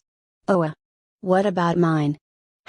The soldier, who saw Grandpa and Grandma's identification papers, opened his eyes wide and froze. Or rather, is it all right that I don't have any identification papers? Are you perhaps Magi Merlin and Guru Melinda? Was what the soldier shouted loudly. Or rather, to say Magi and Guru. When I thought of that, I looked at the two of them. It was the folly of my youth. They're in sync, they're in sync. While I was bewildered by both of their aliases, the people in the surrounding began making noises. You mean the Magi-sama? Is that true? I heard Guru-sama is also here. Magi-sama. Guru-sama. You-wa. The surroundings started a commotion. I'm sorry but, any more than this, it will become a huge commotion. I wonder if you could please hurry and finish this up? I'm really very sorry. Excuse me. This young master is? Young master. It's the first time I've been called that. Somehow my butt feels itchy. Ho ho, this child is Shen Walford. He is my grandson. So he was your grandson, huh? Please, do go through. Oh, thank you. Thank you for your hard work. Hick. Thank you very much. The soldier had burst into tears. It was amazing how Grandpa and Grandma are still considered as heroes in this country. Even though it wasn't about me, I still felt proud. While we were bathing in attention from the surroundings, we headed towards the house in the capital. As expected of the royal capital, the amount of people is amazing. Even if I was a former Japanese who knew of the massive crowd in Tokyo, it was the first time I've actually seen this large amount of people since I came into this world. While I was glancing around restlessly at my first sight of seeing a lot of people after roughly 14 years, we went forward through the townscape. Nevertheless, what a pretty townscape! The roads were paved in stone, and the buildings were all made from stones, too. When I looked closely, I noticed that concrete was also used in construction. In my previous world, too, since it was said that concrete was used in ancient Rome, I didn't feel anything was out of the ordinary in particular. There also weren't any trash lying around. It's similar to that, huh? A European-styled townscape, so to speak. The modern one. After 30 minutes of moving forward with the carriage. So far away. With just this, I can see how big the royal capital was. The royal castle can still be seen at a distance. As if to enclose the royal castle in the center, there was an area of huge mansions lining up where the nobles or wealthy merchants reside. And furthermore, as if to enclose those as well, there was an area where the commoners lived. As for the house we were heading to, let's just say the area where the commoners live is the commoners district. And the area where the nobles live, let's call it the nobles district. It seems the house was situated between the border of those two areas. Although there was no separation between the commoners district and nobles district, in particular, the nobles who goes to the royal castle in various different occasion, set up residence close to the castle.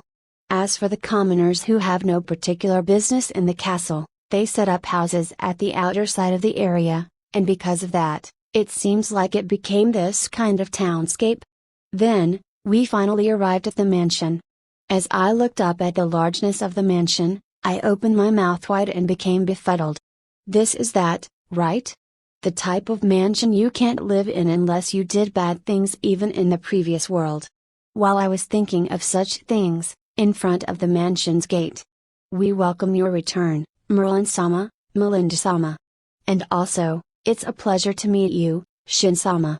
A soldier, who had a splendid armor covering his body, appeared from the side of the gate. Rather, to call me Shin-sama. You are the grandson of the heroes we respect. It's only natural for us to call you Shin-sama. Seriously? Somehow it seems like they're going to insist on this matter. Ho ho, this child is not accustomed to this kind of treatment. Could you please not be so formal towards him? Why yes, it will be as you wish. Yeah, that's why, I say, stop being so stiff. Then, the gatekeeper?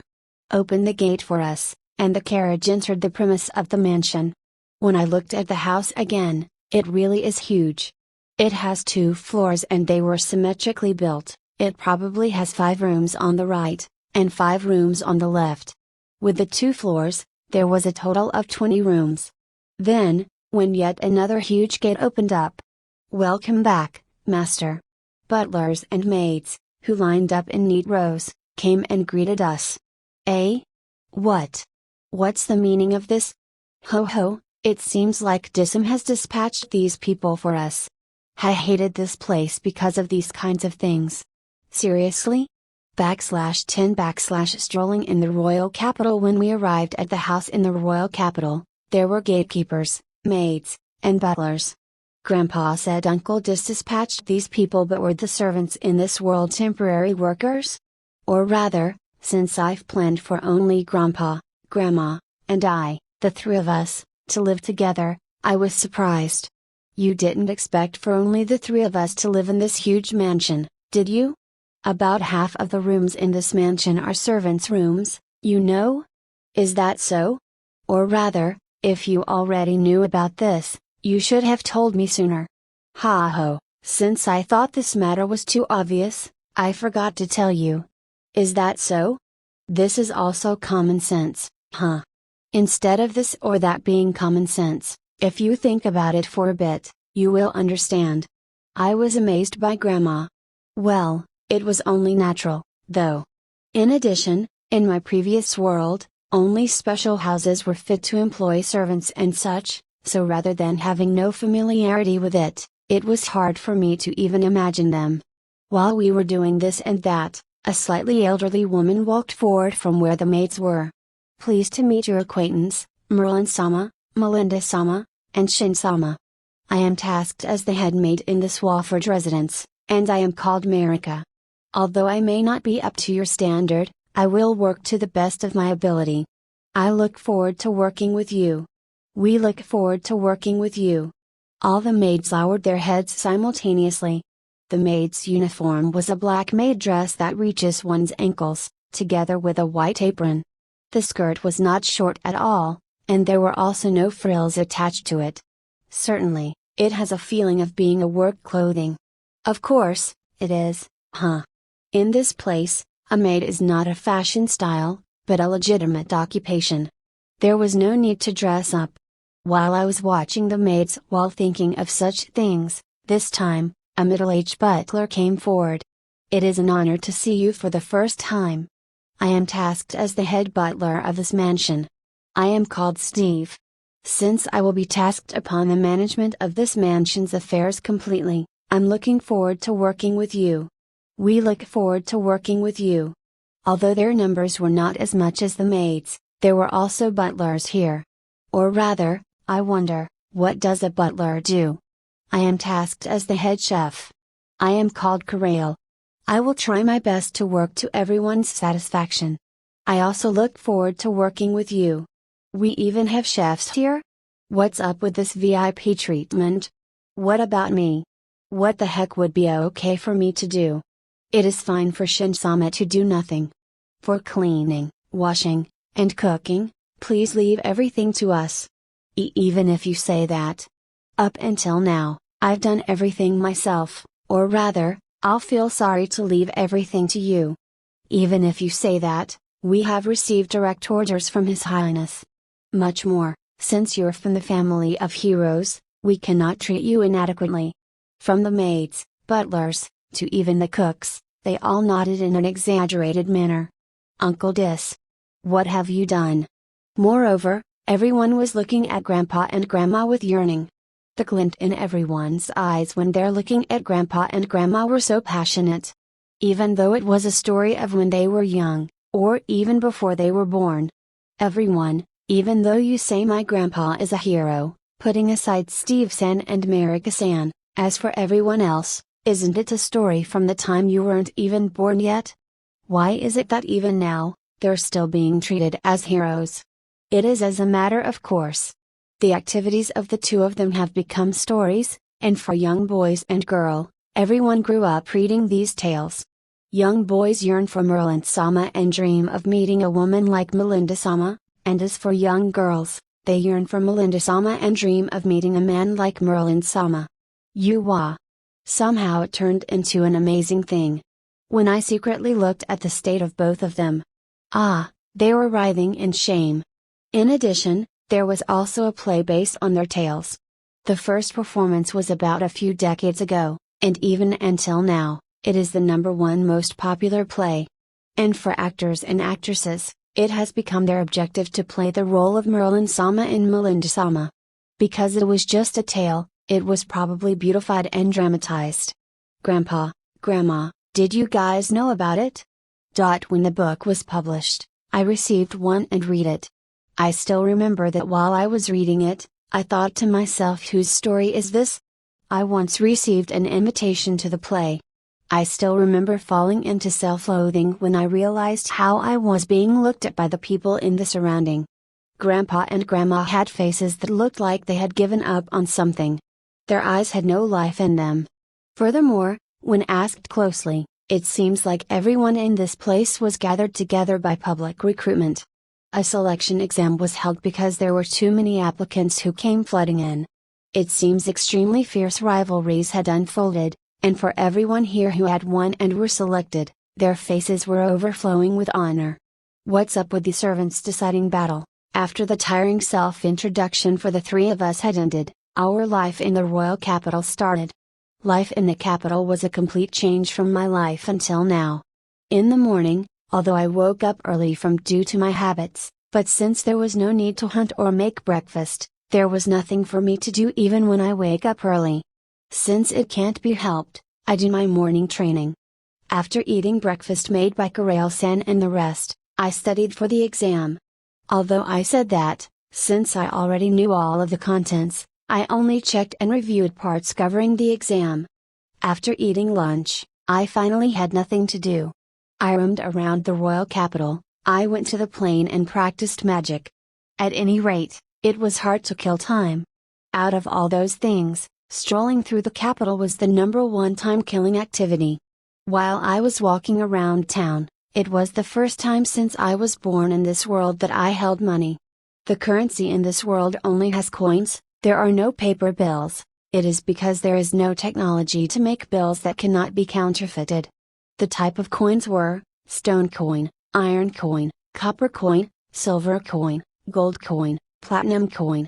To make it easier to understand, compare it to yen. Stone coin equals 1 yen, less than a $1 penny. Iron coin equals 100 yen, $rust 0.83. Copper coin equals 1000 yen, $rust 8.32. Silver coin equals 10,000 yen, $rust 83.24. Gold coin equals 100,000 yen, $rust 832.36. Platinum coin equals 1 million yen, $rust 8,323.63, when converted. Even though it was called a stone coin, they weren't at all like the stones you can find on the roadside. It was made from a marble-like stone, and honestly, its value wasn't even 1 yen. That part is very much like Japan's 1 yen. Well, the yen conversion was also just an approximation, and will not necessarily always be this way. Since I cannot earn money on my own yet, the coins were pocket money from Grandpa. I received a few pieces of silver and copper coins and went out for a walk in the royal capital. Still, as expected of the royal capital, it was huge. There were a lot of people, And there were also tons of shops. Since there were lots of open stalls in the area, I walked around town while buying and eating grilled skewers. I also tried going to the magic item shop Signichin mentioned. Honestly, when compared to the magic items Grandma made, the items there looked shabby, and above all, it was expensive as well. That's why I immediately walked back out. And while I was staggering around town, I deviated from the main street and stumbled into a back alley-like place. Because there were various shops in this area, as I was thinking of going window shopping there. Wait. Please stop. You guys. Cut it out now. Oh, scary, don't get so angry. I only was asking you guys to come play with us. That's right, that's right. It'll be fun if you come play with us, plus you might even feel good, too. Jai haha. That's right. Oh, what a template. T/N, stereotypical occurrence. If it's only picking up women, I thought of overlooking them, but somehow things didn't look good. It looked like they were going to somehow forcibly abduct the girls. The people who were passing by the area averted their eyes and passed through without stopping. Well, the guys who were surrounding the girls were full of muscles and were wearing leather armor on their body. Since they were opponents an ordinary person would also hesitate to face against, it can't be helped, I guess. That young lady over there. Are you in trouble? Just in case, I call out to ask a question. If this was a misunderstanding, I'd be super embarrassed. Yes. I'm super in trouble. Among the two girls who were surrounded, a light brown shoulder-length girl shouted out. I approached the guys while thinking what kind of a reply was that. What is it, Brett? Do you have business with us?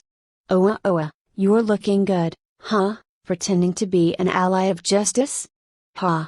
We hunt demons and protect these girls, you know, we're the one who are allies of justice. These guys are the so-called demon hunters, is that so, is that so? Or rather, Ecchi. You might be an ally of justice if you hunt demons, but if you hunt girls, too, won't you become villains? With those words, the complexion of those guys changed. What did you say? This Brett. It looks like he won't understand unless he feels some pain. Die. You. What did they mean by won't understand? Did they teach me something before? While I was thinking, one guy came and aimed a punch towards me. So slow. His movement can be seen completely. I've been thoroughly trained by Michelle-san's daily upgraded training. When I recall the former Knight General's gruesome training to the point where I started to have a bit of a distant look on my face, the fist came closer to me. While I was avoiding the right fist that came punching down, I grabbed his arm and swept his leg. As I did that, the guy turned, rotated, and fell on his head without taking any defensive posture. T/N. Please refer to Yukimi. Crap, he didn't die, did he? The remaining guys who saw what happened became even more enraged, and finally, they lowered their hips and unsheathed their swords. They're coming to cut me down without any hesitation. It seems like they've cut people down before. I dodged the falling sword, dived under his chest, and chopped his hand barehanded. And when he let go of his sword, I did a shoulder throw. This one also fell to the ground on his head and no longer moved. The last remaining guy also came and swung his sword, but since he was probably cautious of being thrown, I couldn't jump in front of his chest. Since it can't be helped, I dodged and countered it by hitting the heel of my palm to his chin. When I did that, his eyes turned white and he fell down on his knees and collapsed. After defeating the guys, I looked at the girls and saw that they were looking back at me in a dumbfounded state. Are you guys okay? You're not hurt, are you? Yes, I'm fine. You also, are you alright? They even pulled out their swords and attacked you, said the girl who asked for help earlier. She has a slightly slanted big brown eyes, and her face is small and quite cute. I'm fine. That kind of a slow sword swing won't be able to hit me. I thought they were quite fast, though. The other girl muttered. This girl has long, navy bluish hair. Navy blue hair? What? What's with this hair color? It's like picking a fight up from down to the jeans? As I thought that while looking at her face, a lightning bolt struck my head. There stood a beautiful girl who has big black eyes that droop slightly, a small well-shaped nose, and glossy plump lips as though lip gloss had been applied on it. Is there something wrong? While I was unable to keep my eyes away from the girl, she started to talk, looking confused with a red face. No, nothing's wrong, I'm glad you're not hurt. I replied flusteredly. Not good, I'm charmed by her. Oh Matilda, you surprised me there. I thought there was something wrong. Sorry about that. I'm fine, though. Rather than that, we should get away from here. I answered the brown-haired girl's inquiry and we left the place, but since the girls just had a considerably scary experience, it looked like they were still trembling a bit and hadn't calmed down. Because of that, we went to a nearby cafe and sat there to calm them down. Let me say my gratitude once again. Thank you very much for helping us back there. Thank you very much. It's okay, no need to thank me. They weren't that strong of an opponent anyway. When I said that, the brown-haired girl muttered in frustration. If I used magic, I can easily beat those guys. Somehow she said some disturbing things. You can't, Maria, it's forbidden to use magic inside the city, right? I know that, Cicely. That's why it's so frustrating that I couldn't do anything to those guys. Who? So the brown-haired girl is Maria while the bluish-haired girl is called Cicely. I'm sorry. We didn't even introduce ourselves. I'm Maria, and this is Cicely. I'm Cicely. That's very polite of you.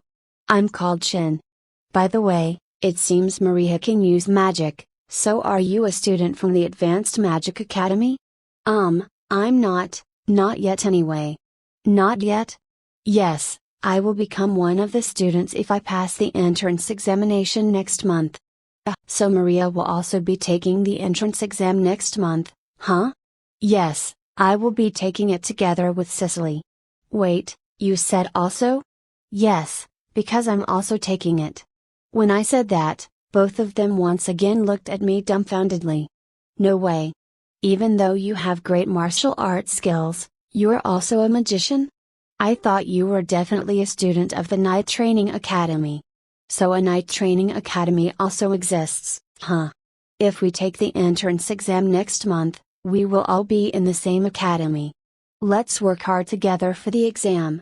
I said and offered my hand for a handshake. Of course, I'm aiming for the freshman representative. I won't lose to you, okay? Ha ha, well, I will try to barely pass it then. What? There's no competition if you're like that. I shook hands with Maria who was pouting a bit. Then, I held my hand out to Cicely but. Well. That. She did not hold out her hand. I see, of course, it's like that. Aren't I being too overly familiar to shake hands on our first meeting? When I thought about it, Maria is amazing, huh? Hey, what's the matter, Cicely? Is there something wrong? Nothing's wrong. As she said that, she braced herself and shook my hand with both of her hands. Well, let us all work hard together. Yes. I'll do my best. She released my hand, and we sat back again. Then, I was questioned by Maria. Come to think of it, which middle school did you go to? Even though we're at the same age, I have never seen you before. Oh, I just recently moved here in the royal capital. That's why it's only natural you haven't seen me before. Oh, is that so? Speaking of coming to the royal capital recently, did you know that Magi-sama and Guru-sama have come back to the capital? I heard about it. Probably. What's with you, not interested in them? It's Merlin-sama who dauntlessly and courageously took down the demon, and Melinda-sama who sternly hunted down the demon while handling magic tools with an unimaginable beautiful figure. They are the rare kind of magicians who saved the country, and were hailed as heroes. They are existences the people this country, know, this world would look up to as the highest aspiration. They're a living legend, you know? Crap, I'm going to die in agony. You okay? While I was about to faint from agony all by myself, Cicely asked me with anxiety in her voice. Crap, I'm looking like a really suspicious and dangerous guy right now. What? Such a strange reaction. No, Maria, you really like Magi-sama and Guru-sama, huh? Of course, I do. There's nobody who would hate those two heroes, only people who would think of doing some bad things would. That's right. And, besides that, it seems like the grandson of those two will also be taking the Magic Academy's entrance exam this time. Seriously? Rumors being spread around have reached up to this point? I wonder what kind of person he is? I'd like to thank my good luck for being the same age as that person. Somehow they both have calmed down quite a bit, and I can smell the incoming danger if I stay together with them any longer, so I decided to part with them here. Since it seems like both of them will stay here a bit longer, I took the receipt and stood up. Wait a minute. We'll pay for our share. It's okay, it's okay. I would look bad if I let girls pay for the bill. Please let me look cool. After I said so, I paid the bill and left the store. Somehow it was really interesting today.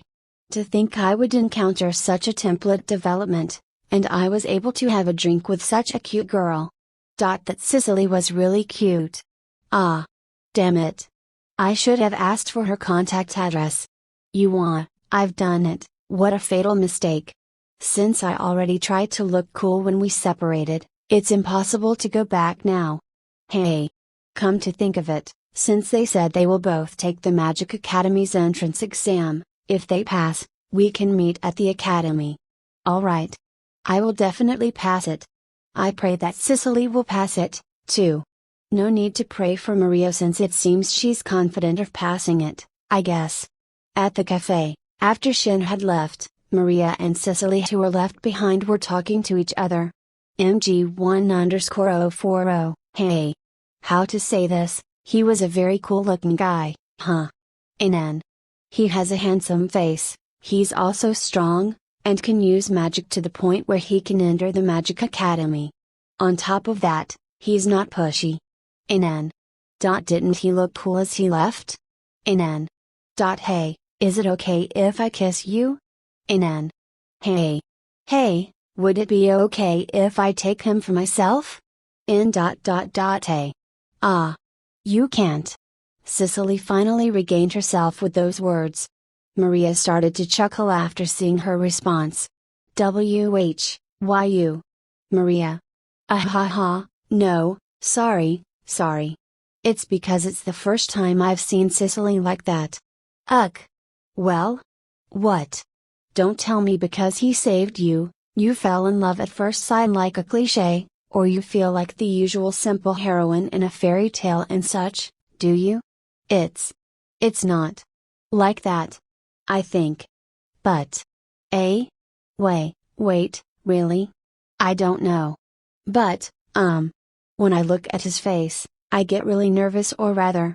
My heart beats really fast. How should I put it? My body gets really hot, I mean. Wait, are you serious? In a place unbeknownst to Shin, another story was also advancing. /11 taking the entrance exam after I separated with Cicely and Maria, I went back home. Welcome back, Shin-sama. The gatekeeper, Alex-san, greeted me. Even though there were other people who were working the shift as gatekeepers, since Alex-san was the winner for the gatekeeper division of the servants' deciding battle, he became the head guard of the mansion. Again, what's up with the servants' deciding battle? I'm back, Alex-san. Shin-sama, can you refrain from going outside on foot? If something were to ever happen to Shin-sama, I would. I say, it's okay, although I did encounter some thugs earlier when I was in the city, there was no problem at all. Thugs? Did you really do something that dangerous? That's why, I said nothing happened. As long as the opponent is not stronger than Michelle-san, there'll be no problem. Michelle-sama. The former Knights General. That's right, that's right. That's why you don't need to be that worried. Anyway, thanks for your hard work. Hatilda. HMPH, really, all the servants here are too overprotective. Even though up until now, I've already faced wild animals in the forest as my opponents. However, I feel happy knowing that they worry about me. Upon entering the mansion, this time, it was the butler, Steve-san, who greeted me. Welcome home, Shin-sama. I'm home, Steve-san. Earlier, this arrived from the Advanced Magic Academy. What? This is? This is the Advanced Magic Academy entrance exam admission ticket. Oh, now that I think about it, since the time Uncle just said I'll say something to them, I wondered what happened because there was no news at all. Uncle, it looks like you did your job properly. I see. Somehow I feel like it's finally going to happen. Shin-sama, you don't need to get so worked up. If it's you, I'm sure you'll be okay. You can even aim for the freshman representative, probably. Based on Maria's story earlier today, as of right now, I feel like I'm already standing out, and if I get any more conspicuous. However, in a case where his grandson's score turned out to be barely passing, I wonder if it would disgrace Grandpa and Uncle Dis. Alright. I've decided. I'll go full force during the exam. I understand. Thank you, Steve-san. It's nothing, please do your best. All the servants will be cheering for you. And so, when the new year began, a New Year's party was held privately. It really was a private party. Since Grandpa and the others came to the royal capital, many people came wanting to visit to try and get a connection with Grandpa and Grandma, but Grandpa originally came to the capital for my social education. Because of that, all the people who came to visit were asked to go back home. In the end, the party was held with only those who came to my birthday party the other day. Since the king of the country also came, all the servants were super anxious. Even the guard division were on full alert. I think I will go and thank them for their hard work afterwards. In any case, is it okay not to be at the royal party, Uncle Dis? A few days after the new year, the day of the entrance exam for Earlshire Advanced Magic Academy had arrived. Since I intended to go to the academy on foot today, I didn't use the horse-drawn carriage. I already knew the location of the academy since I walked around the capital quite a lot in these last few days. It was located in the boundaries of the Nobles District and the Commoners District. It was a place where both the nobles and commoners can easily attend. In addition, our house was also located between the Nobles District and the Commoners District, so it'll probably only take 15 minutes to reach the academy on foot. The things I brought with me today were my admission ticket, some writing utensils, and my newly acquired citizenship card at last. The citizenship card was something I didn't have when I first entered the royal capital, so I finally got it in my hands. Actually, this citizenship card is quite amazingly high-tech. No, a high magical item. It can recognize an individual's mana pattern, and since it won't be activated by anyone other than its owner, there are no items more suitable for a person's identity confirmation. And also, there's the Royal Bank in the Earlshire Kingdom, and this citizenship card can be used as a debit card. The bank account is directly registered inside the card. Since it cannot be accessed by anyone other than the owner, and only the bank can modify the details of the account, one can make a deposit or a withdrawal in any nearby banks. It's almost impossible to tamper because of the strong security. Tampering the amount of money available in one's account is punishable by death. It seems this is one area where one absolutely shouldn't touch due to the confidence in their security.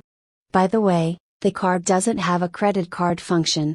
Furthermore, one can also store a specific demon's magic pattern for a period of 1 month. For demon hunters, before they go out on a subjugation mission, they go to the Hunter Association and record the current subjugation mission information on their citizenship card. Then, when they come back from the subjugation, they can calculate the difference in mana before they left, and collect their reward. Really, this citizenship card is amazing. After walking in a merry mood while holding that high magical item, I arrived at the academy.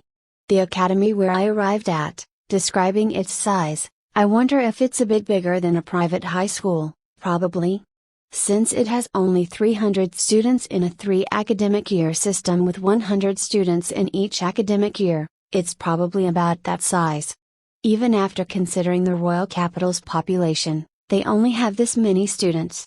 There's only one advanced magic academy here, so it meant that it's quite hard to get admitted here, huh?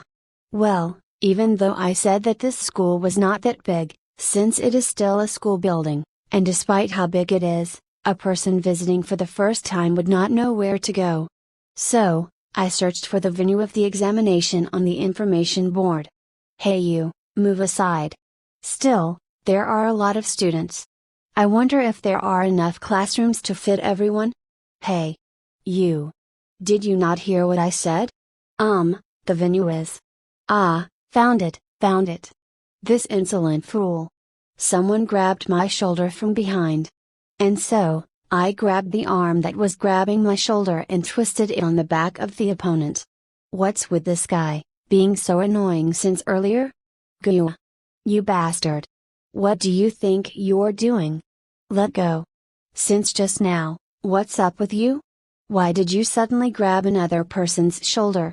While releasing his arm, I asked a question, and the cheeky little brat with blonde hair and blue eyes started glaring at me. You bastard. I am Kurt von Ritzberg? Okay. I'm Shin. It suddenly turned into a self-introduction, huh? Suddenly, I heard chuckling noises around us. Why is that? Yo you bastard, I am the eldest son of the Count Ritzberg? Is that so? You imbecile. Do you think you can go free after going against me like that? I just realized it after he said that.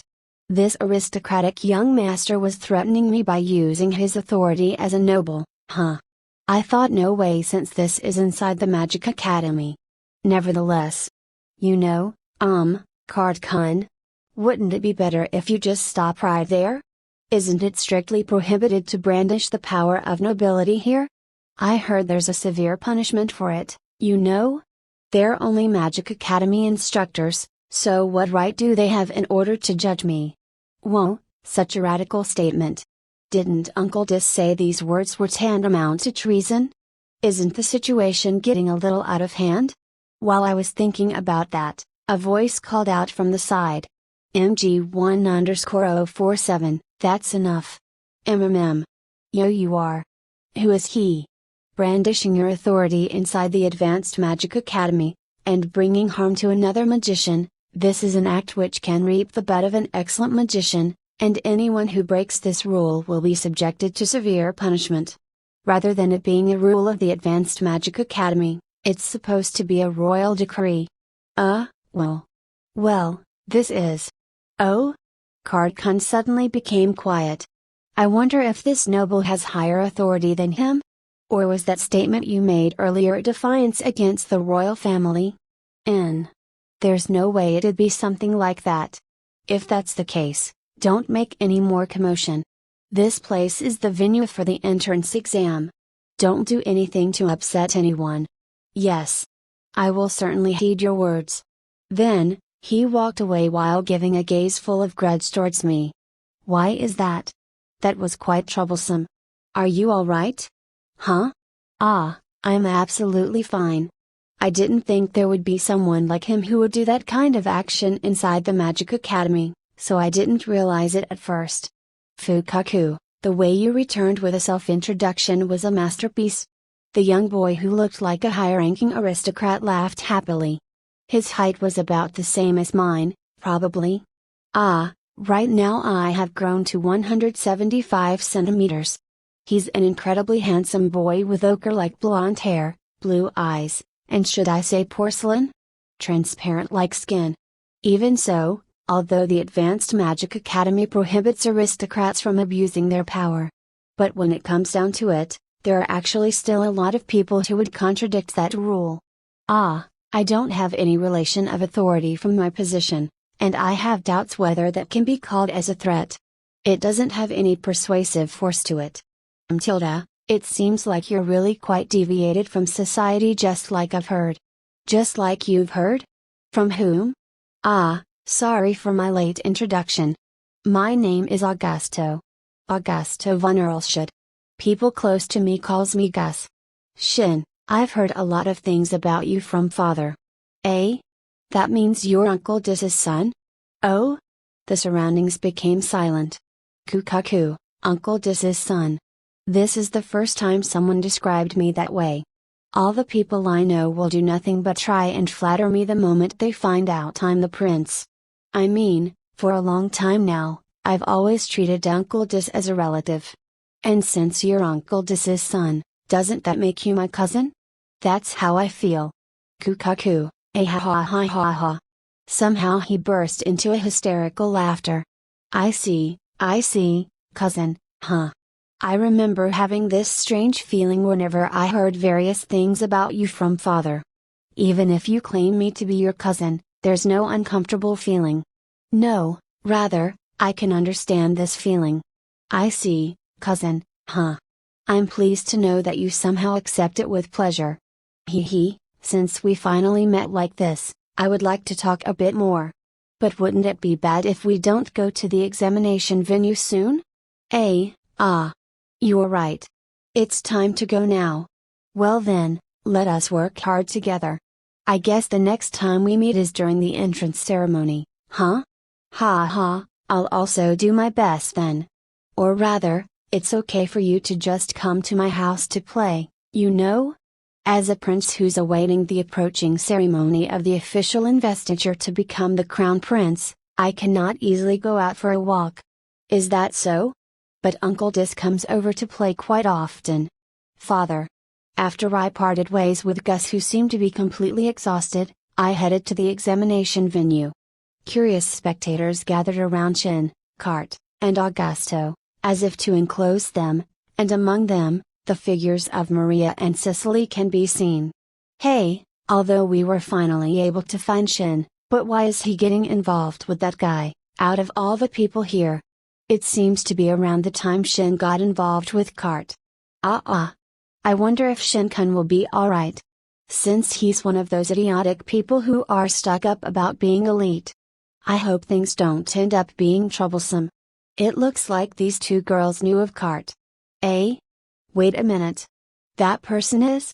No way, His Royal Highness, Prince Augusto? And then, the situation was resolved by Augusto, and all the curious onlookers scattered and went to the examination venue. Maria and Cicely kept talking while following the crowd. I wonder, who is Shin-kun, really? Really, this was the first time I saw His Highness Prince Augusto having so much fun talking to someone. Leaving that aside, the problem now is him. To think he would come to this academy. You're right. Listen now, Cicely. If he does anything to you, you tell me, okay? No, even if he doesn't do anything, just tell me, okay? To say something, even if he doesn't do anything, it's still a bit. That's right. You know, it'd be okay if we ask Shin to go together with us. Together with Shin-kun? That's right. If we tell him a nasty guy has been following you, he'll help us. Since he's strong and also not afraid of nobles or even the royal family. But it will definitely trouble him. It'll be alright, I tell you. Shin is probably the type of guy who won't abandon a girl in trouble. I was convinced he's that kind of guy after the last incident. Or rather, he'll even come forward and protect on his own, you know? But somehow, it's like taking advantage of Shin-kun's kindness. You're right, it is taking advantage of him. Listen here, Cicely, I certainly do think Shin is a good guy. But you're more important to me. Maria. Besides, if we stay together, you might become more than just friends, you know. Really, you. Unbeknownst to Shin, the plan of the two girls had progressed. Since then, I took the written test at the examination hall. As I thought, it was full of people. Done. What else more can be said about the written exam other than that? And thus, the practical exam began. The exam was carried out in an indoor practice field, and one will pass if they can destroy the installed target. Even if one couldn't destroy it, it seems the examiners will look at their proficiency in magic. The exam format is where 5 people enter the indoor practice field at a time according to their exam number and display their magic one person at a time. I was the last out of the 5 people. The first guy gave his admission ticket and citizenship card to the examiner. The examiner was a female teacher wearing a black robe and glasses with shoulder-length black hair. Somehow, she gives off an impression of a secretary if she wore a black suit. Alright then, please cast the magic you are most proud of at maximum power. Yes. Please take care of me. Oh Matilda, this is the first time I'll see the magic of someone of the same age as me. I wonder what kind of magic he'll use? Flame that burns everything. Gather in this hand and shoot the enemy. Fireball. Boom. Phew. Proud expression. Embarrassing. How embarrassing. What the hell was that? Was a chance something like that? And also, using fireball is too much of a cliché. It was showy up until he shoots, but in comparison, the result was dull. Yet, why did he have such a satisfied expression on his face? This is bad. I was going to go full force to live up to everyone's expectations, but I will only be looked at strangely if I use my full power. Let's not go at full power, after all. The test progressed rapidly. Raging flow of water. Gather, dance, and wash away. Water shoot. Leap o wind. Dance o wind. Clear everything away calmly, o gust of wind, and rise up. Windstorm. Lend your strength o Mother Earth. Be the bullet of stone and shoot my enemy. Earth blast. I'm tired. What is this Chayunabiu-like presentation? T/N, a Japanese slang term which roughly translates to middle school second year syndrome. People with this syndrome either act like a know-it-all adult and look down on real ones or believe they have special powers, unlike others. After hearing those words, the long-past dark history of mine resurrected in me. After receiving mental damage without the other people knowing, since the previous 4 people had all finished, next came my turn. Now then, what kind of magic shall I use? Well then, next person. When the examiner saw my admission ticket and citizenship card, her eyes widened for an instant. You are. Use your greatest magic at maximum power. Is what I want to say, but in your case, please be careful. Be careful? Why? You will pass as long as you use enough magic power to destroy the target. I sincerely hope you do not use any magic capable of destroying this practice field. Uncle Dis. Just what kind of story did you tell these people? I arrived at the assigned position while looking a little dejected because of the reverse special treatment. Let's see, the target looks like a mannequin without both arms and legs. Since it can withstand the previous magic until now, it seems to have reasonable strength.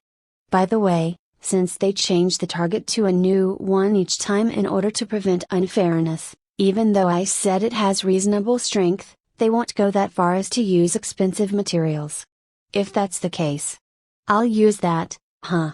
And so, I produced one pale blue flame like before, but much smaller in size.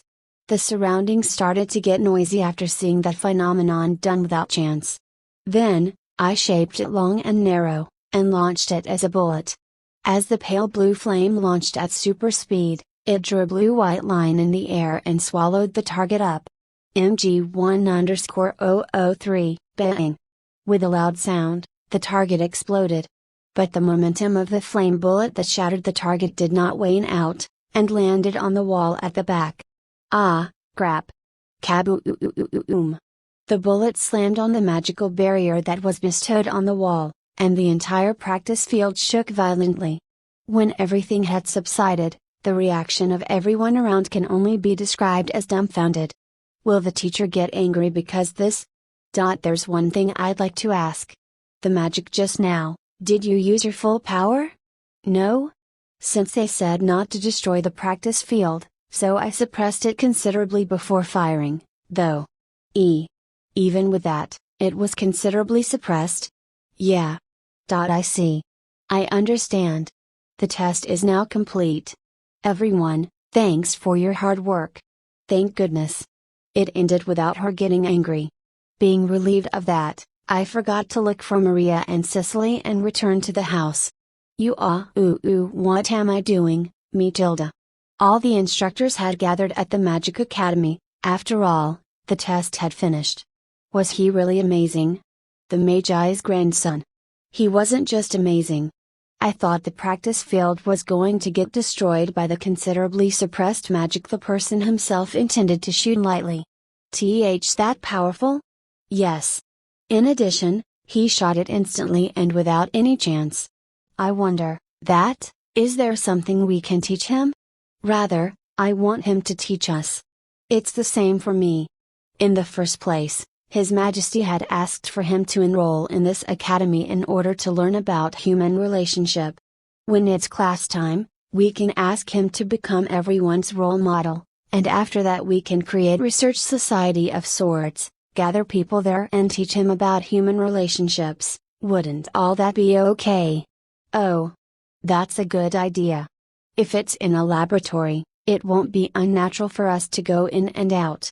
You're right. Then, let's move in that direction. Okay. By the way, what will happen to the admission ranking order? I've also already seen the written exam. Even though it's still being marked, it seems he almost got full points for it. If that is the case, with this. Yes. Well then, with this, the freshman representative has been decided. /12 Giving the speech, Gus came to the house, together with Uncle Dis. Gus, who met Grandpa for the first time, was deeply moved, and his eyes turned watery. Even though it didn't feel real to me, as I thought, it seems Grandpa is really amazing. It seems Gus' little sister made a fuss about wanting to come to the house, but since they didn't come here to play, she was left behind at the royal castle. Gus said the despair on her face was amusing. Surprisingly, he has a bad personality, huh? By the way, she was 10 years old and seems to look up to Grandmama Linda. Speaking of not coming here to play, that being the case, the reason they came here was, it's time for us to go. It has been a few days since the entrance exam, and today was the announcement for the examination results. I was invited by Gus to go together with him. Because of that, they came to the house today. The messenger was Uncle Dis. The king. However, only the two of us were going. There would be a panic if Grandpa were to go together, and with the king, it would be another matter altogether. So, Grandpa and Uncle Dis became the house sitters. What did you come here for, Uncle Dis? There was also the request from Gus, who said he wanted to walk around town, so we're walking to the academy. It was close anyway. Today, Gus didn't have an escort. He said if I was with him, he wouldn't need an escort.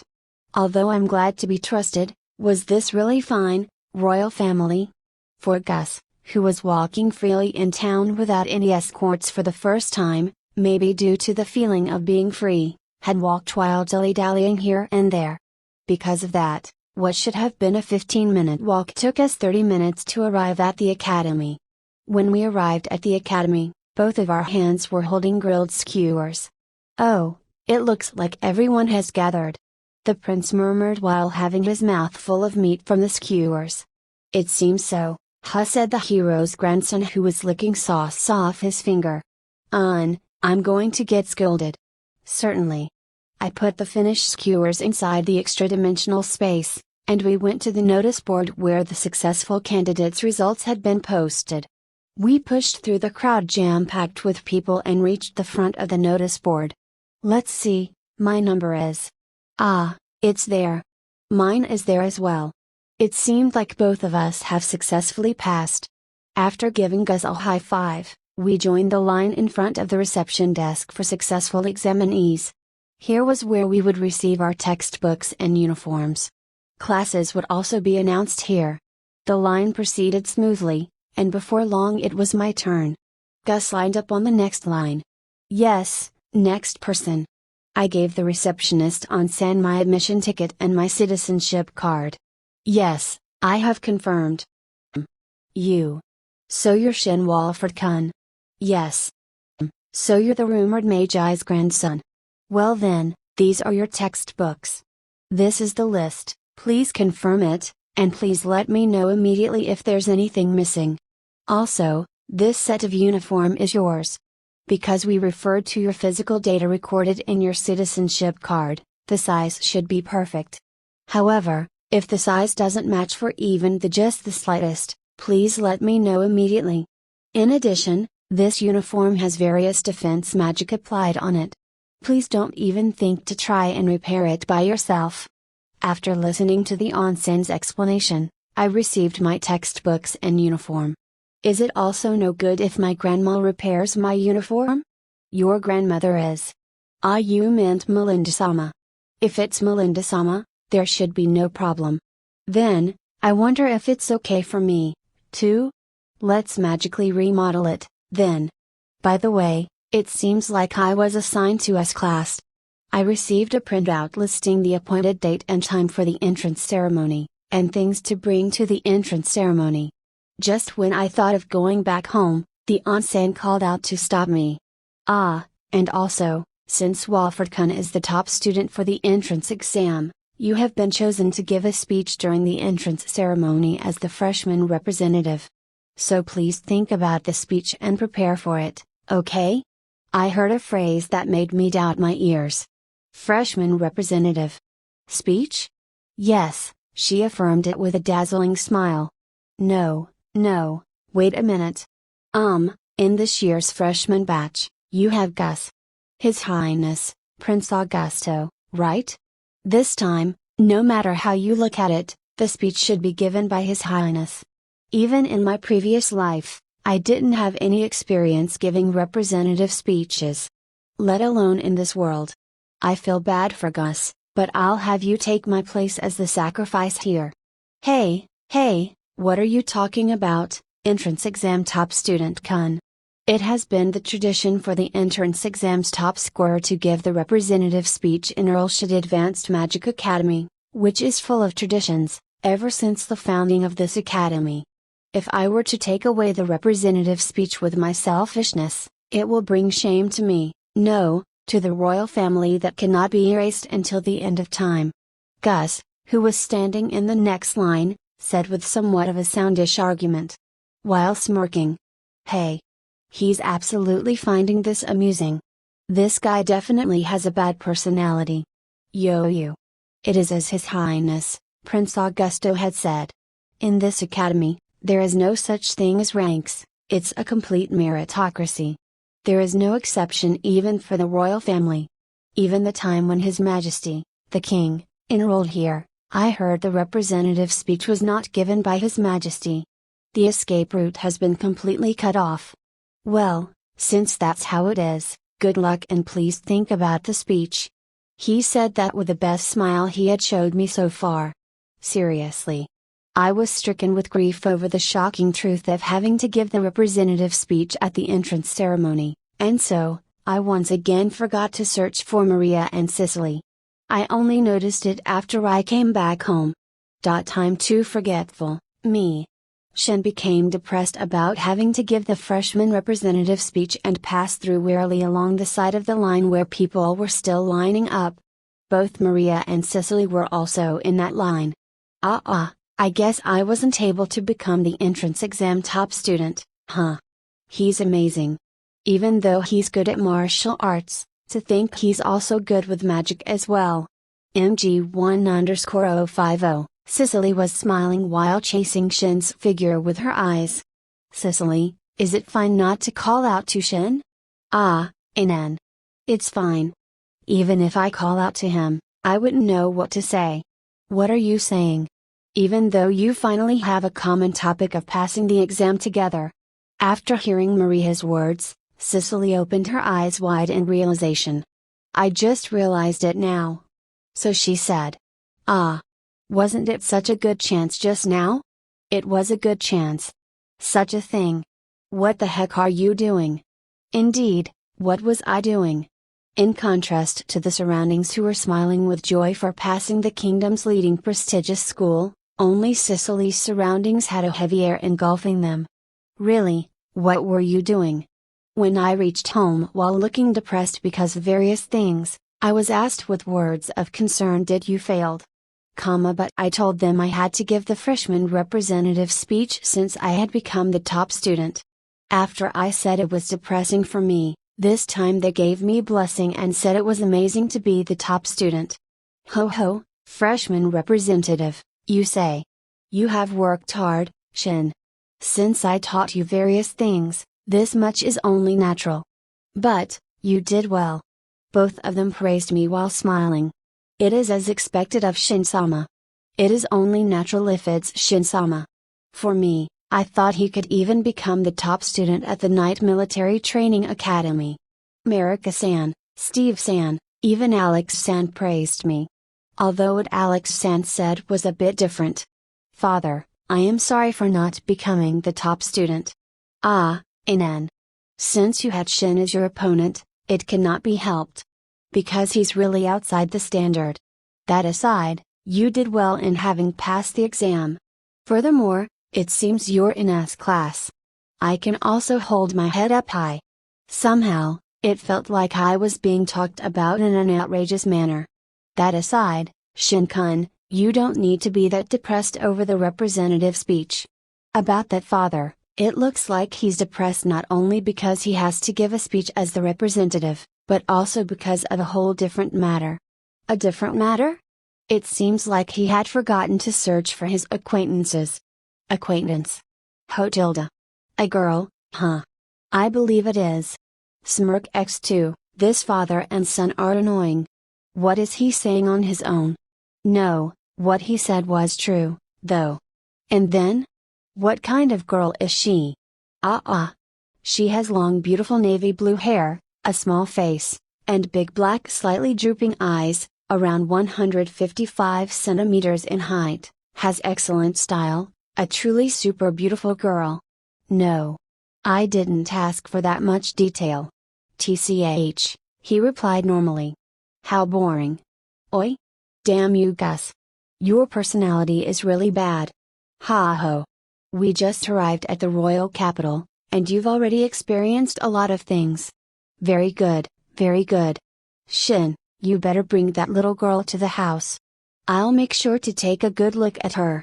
Since I came to the royal capital to learn how to socialize with society, of course, Grandpa would be happy when I experienced a lot of things here. However, Grandma, on the other hand, was scary. And from the next day onwards, the days where I would think about the representative speech had begun. I didn't even have any free time at all. In a certain noble's mansion. In one of the mansion's room, there was a young boy who had returned some time ago after the Magic Academy's exam results announcement. I am in A class. Not S class, but A class. That's impossible. Moreover, the guy who humiliated me became the freshman representative. Stop joking around. Stop joking around. I'm sure he must have cheated or something. The Academy's instructors must also be his accomplices. If not, then how can I? How can I? Unforgivable. Unforgivable. Unforgivable. The murmur filled with grudge and anger echoed throughout the dark room. Now, it has finally arrived. It has arrived already.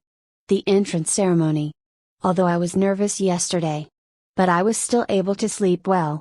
Since it can't be helped even if I struggle, I accepted my fate and thought of a speech. Well, I don't care what happens afterward, though. Today, we will be going to the academy riding the horse-drawn carriage. The reason being, Grandpa and Grandma will come today as my guardians. If we walked, a commotion would be inevitable. Because of that, the horse-drawn carriage arrived from the royal palace. It was a luxurious carriage similar to what I've seen in a museum in my previous life. It was a really comfortable ride, but I felt uncomfortable. Today, even though it's obvious, I am wearing the uniform. It has a blue blazer with black slacks, and for freshmen, the color of their neckties was red. Juniors have blue necktie, and for seniors, green necktie. The freshmen next year will wear a green necktie. Girls wore black pleated skirts and a ribbon instead of a necktie. Actually, There are also other advanced academy in the royal capital, such as the Knight Military Training Academy, and Advanced Economics and Law Institute. The Knights Military Training Academy is pretty much self-explanatory. It is an academy that trains knights to command soldiers to defend the kingdom. It is a place where men and women with excellent physical strength gather. The male and female ratio seems to be 9:1. It is also the alma mater of Michel San and Chris Nichin. The design of the uniform is the same, but with various colors of red.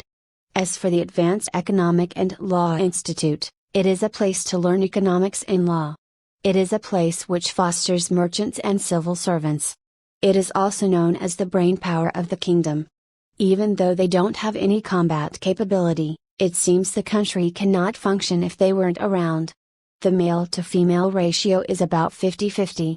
Uncle Tom, the merchant, graduated from there. The design of the uniform is, of course, the same, but with the different colors of green. The calm blue. The hot-blooded red. The knowledgeable green. And there you have it, Earlshire Kingdom's 3 big advanced academies.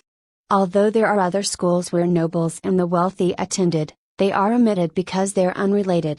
And today, Grandpa was wearing a luxurious mantle I have never seen before. It seems this mantle was given to him by the kingdom, along with the Medal of the First Order. It was embroidered with gold thread bordering on a white cloth, and only by looking at it you can see it was an amazing mantle.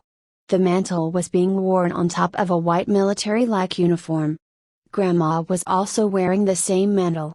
It was being worn on top of a pale light blue dress. Since she was originally a beautiful woman with a good sense of style, it really looks good on her. Even though she's at the age where she could be called a grandma, there are still some who were captivated by her even among the servants. And also, she was wearing a stylish blue-rimmed glasses that matches with her dress instead of her usual silver-rimmed elongated glasses. Since the distance was about 15 minutes by walking, with the carriage, we arrived in about 5 minutes. The crowd, who watched us, or rather Grandpa and Grandma who were getting off the carriage, started a commotion. And then, since it seemed the rumor that their grandson was going to attend the academy had spread, as expected, the curious eyes gradually turned towards me. As I endured the really uncomfortable gazes, a staff from the academy came and guided us to the ceremony hall. Phew! We're saved. Since it looked like Grandma was about to snap. Really, every single last one of them. I am not some kind of a show. She snapped. Even though it's Shin's big moment, for there to have been such a terrible commotion. I'm sorry. That's right.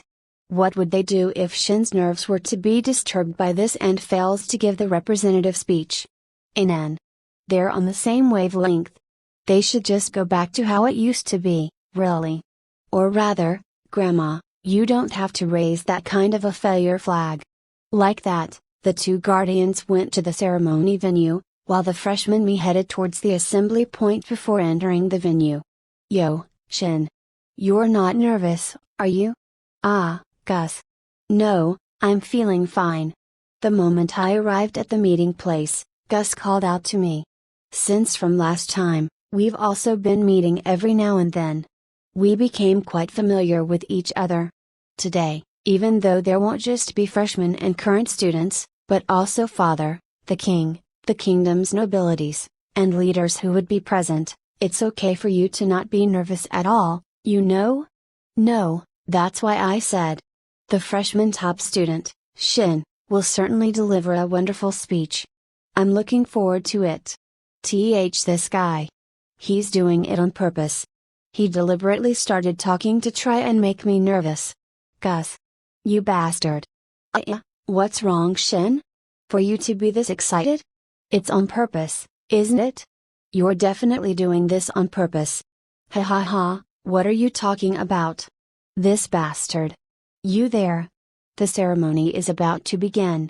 What are you yelling about? I'm sorry. Really. Look, it's about to begin, so stand in line. We got scolded by the teacher. Gus. Because of you, we suddenly got scolded so soon after getting admitted. Kukaku. Well, don't say that. Isn't it thanks to me that you're no longer nervous? Come to think of it. My heart, which was considerably shaken by Grandma's failure flag remark, had calmed down quite a bit. Gus, you. Well, it's just a coincidence. Gus, why you? Over there. Cut it out. Yes. I'm sorry. Gus was still laughing. From the first time we met, I couldn't have imagined it, but this guy has a really bad personality. Actually, it would be more accurate to say he has a good character. Each time he said teasing things was like playing word tag with him. Since it was the first time he was able to make friends with people of the same age. Or rather, since it's like being cousins, it seems it can't be helped he finds it fun to mess around with me. For your information, both of us are normal. Although I've never met her, it seems Gus already has a fiancée and I often hear him speak fondly of her. And if possible, even I want to become friends with Cicely. Suddenly, a voice came from behind. Shin-kun, a long time no see. It was Cicely. Hi, Cicely. It looks like you also passed. And Maria, too. Don't say it like I'm an afterthought. Sorry. I wasn't able to see you guys during the entrance examination and the results announcement, so I became a bit worried about how you girls were doing. Although I noticed you back then. But it wasn't a mood where we can talk at all. Tilda during that time? It was the time when I got tangled with Card-kun, and the time when I was told I was the freshman representative. There was quite a bit of a commotion. That aside, for you to be lining up here means. That's right. We're also in S class, okay, top student-san? Yes, we're in the same class. Because Cicely was laughing happily, I was unconsciously admiring her. Shin. Is this the girl you were talking about? Oi. What do you think you're saying? If I remember correctly, you guys are. It's been a while since we last met, Your Highness, Prince Augusto. I'm Count Machina's second daughter, Maria. It's been a while since we last met, Your Highness, Prince Augusto. I'm Viscount Claude's third daughter, Cicely. A count and a viscount. They're nobles. Leaving Cicely aside, Maria is also a noble. Wait a minute. Isn't that being too mean? Foo. I got Cicely to laugh. So, why did you not say something? After all, whenever I say I was a noble's daughter, there would a lot of people who would suddenly change their attitudes towards me. That's right. Rather than saying they become more formal. It's more often that I feel like they're distancing themselves away. Is that how it is? Only you are special. You too, since authority or society's common sense doesn't work on this guy, it's okay for you guys to get close to him without any reservation. Your Highness, exactly what did you mean by, you guys? That's enough. Let's go. When Maria was about to ask something, the teacher's voice cut her off. And so, the current students, instructors, guardians, and other guests greeted us with applause as we entered the venue. On stage, the guest speakers, the current student representative and the headmaster's speech went on, but everything they said went in one ear and out the other. My head was filled with my own speech. And then, my turn had come at last. And now, let us continue to the freshman representative speech.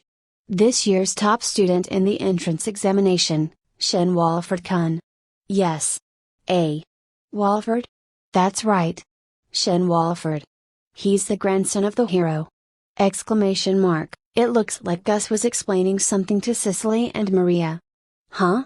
Did I not tell them? That aside, it was time for the representative speech. I went up on stage while feeling tense. The hall was being awfully noisy. I beg you, please be quiet for a bit. Let me introduce myself. I am the freshman representative, Shin Walford. Today, on this good day, I am truly glad to be watched over by guardians and distinguished guests, to be welcomed by teachers and fellow students, and to be able to enroll in Earlshire Advanced Magic Academy. Phew, for the time being, I wonder if the standard phrases are okay? Since childhood, I have learned various things from my grandparents and their acquaintances. However, regrettably, Since we were living in the back of the forest where grandfather had retired to, I grew up without knowing about the world. On that occasion, a certain person had said, "Enter the academy and learn about common sense." After coming to the royal capital, my environment changed dramatically. I was even able to make some friends already. There's probably more encounters bound to happen when I enter the academy. I can't help but to look forward to that. What about studying?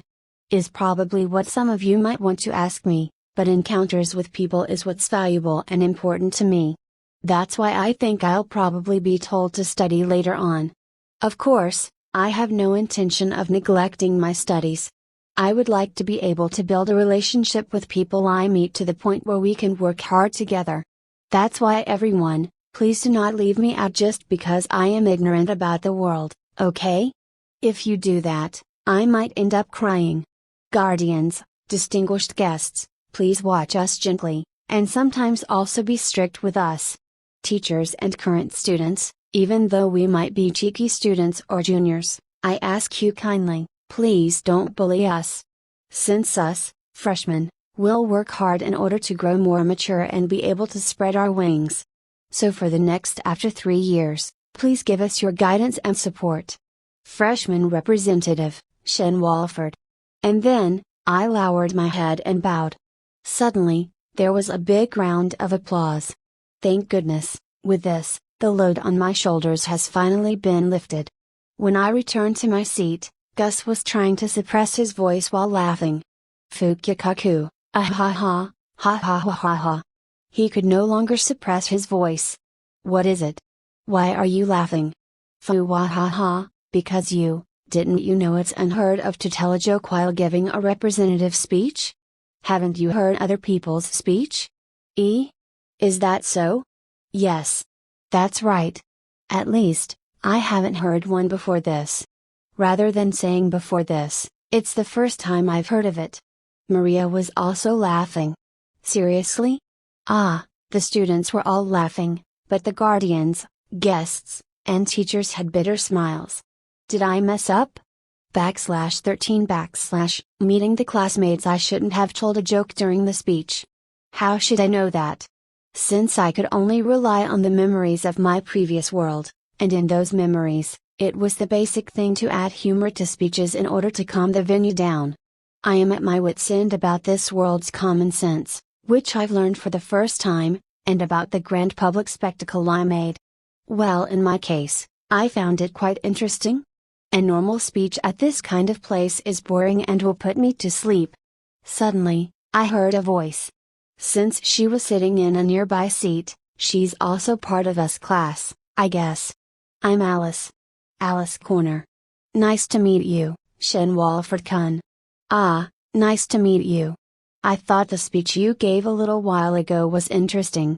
The speeches during beginner and intermediate school were very painful at that time, but that couldn't be helped. I think many students would think so as well, don't you think? Earlier, the majority of the student body were laughing. I wonder, wouldn't there be a lot of people who'll try to imitate you? Is that so? Yes, it is. By the way, Walford-kun. Just call me Shin. Then, Shin-kun. Shin-kun is the grandson of Merlin-sama and Melinda-sama? To be accurate, it's actually quite different, though. I wonder if everyone didn't know Grandpa and Grandma are no longer married? Well, yes, I am. I wonder, did they come today? They are probably sitting together with the other guardians. Was that it? Was this the kind of situation where she wants to ask me for an introduction? Is that so? Well, since we're going to be classmates in the future, it would be better for me to greet them, right? This is the first time I've heard of the need to greet a classmate's guardians. Not fair. I, Watashi, also want to go. I, Watashi, also want to go. I, Baku, too, want to go. I, Watashi, also want to go. I, Jibun, also want to greet them. I, Sesha, want to go. Turigazauru. Who was that? There was a samurai. Hotilda? So there was a rule in the academy that says we have to greet our classmates' parents? Prince Augusto. In that case, naturally, I'll have to ask all of you to meet with father. No need. That would be too much. Then, stop saying stupid stuff and be quiet. Look, isn't the instructor looking this way? He's really glaring. It seems like today, I did nothing but get scolded. After this, we will be going to the classroom, so go plan your minglings there. Yes. I'm very sorry. My bad, Gus, you saved me. What? It was a matter of course. As I thought, this guy really is Uncle Dis' son. He's also super cool when it comes to things like these. You owe me one. He declared while smirking. I take back my previous statement. As I thought, he has a bad personality. After that, the entrance ceremony proceeded without a hitch, and finally, it was Uncle Dis' speech. A part of his speech was to encourage the freshmen, but at the end of it, he looked at me and smirked. Somehow I'm getting a bad feeling about this, you know? This year, since Anon Stantard, the grandson of the hero, has also been admitted, we think the instructors' camp will have a hard time, but we hope the instructors will work hard. And as for his fellow classmates, it would be good if you can learn various things from him. Everyone's stereotypes will probably be blown away by him. And also, we pray everyone will grow significantly. Oi? What are you throwing in at the end of your speech? I thought one weren't supposed to tell a joke during a speech? As expected of father. He's immediately incorporating it. You two, what are you doing being impressed? If the head of the kingdom does something like that, everyone will want to imitate it. It'll alter the common sense of this world. I was played with by the king in the end, and the very tiring entrance ceremony was over. After this, everyone will go to their own respective classrooms, do a simple homeroom, such as self-introduction, and then dismiss for the day. When we were about to go to the classroom under the instructor's guidance, at that time, I somehow felt a gaze, making me uneasy. What is it? I thought, and when I looked around my surroundings. That guy. If I wasn't mistaken, it was Kart-kun. The previously mentioned violent noble-kun was glaring at me. With a look full of grudge and resentment. Did I, perhaps do something? Maybe because I gave such a playful speech, that he's thinking of the tradition or about the ceremony's dignity? Since it seems he's somewhat obstinate about being a noble. But because Uncle Dis also did the same thing, there shouldn't be a problem, right? Right? Although his gaze was bothering me a little, it was already time to go to the classroom. Since he seems to be in a different class, he couldn't even confront me, and I was also heading to my classroom. This academy has 4 different classes, S, A, B, and C. Only S class has a small number of students consisting of 10 people, and as for the other classes, they have 30 students each, so 10 plus 30 by 3 equals 100 students in each academic year. The students are divided into these classes depending on the results of their entrance examination, and S class consists of the top 10 students, the special advanced class so to speak.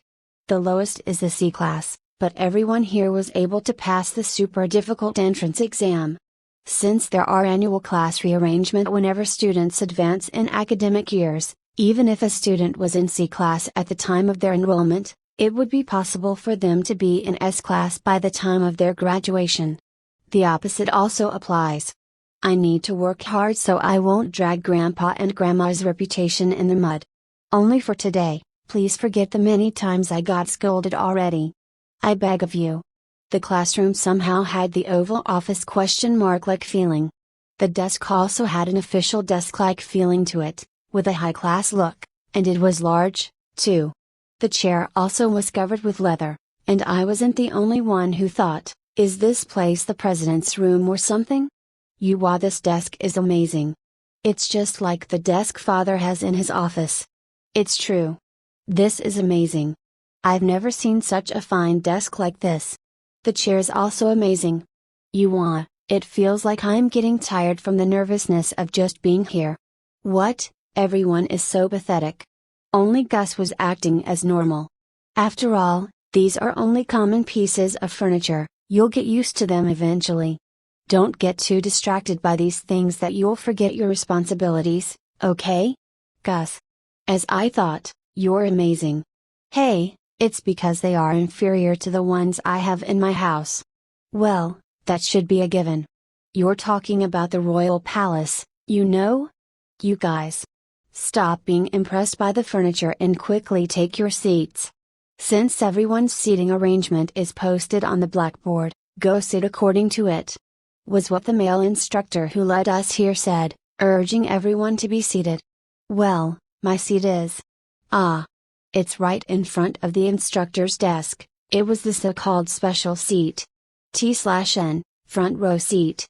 Even though I said that, since there were only 10 seats, so it was the same no matter where I sat. The arrangement of the seats were 3 desk, 4 desk, and 3 desk at the back. It was set up using the 3-4-3 system. T/N, it's referring to soccer formation. Thanks to the desks being positioned alternately, the blackboard could be seen from any seat. When I reached my desk and sat down, the male instructor also sat down on his desk. Well, once again, congratulations on your admission. I am the one in charge of this class, Alfred Marcus. I will also be the one who will oversee your practical training, so I look forward to it.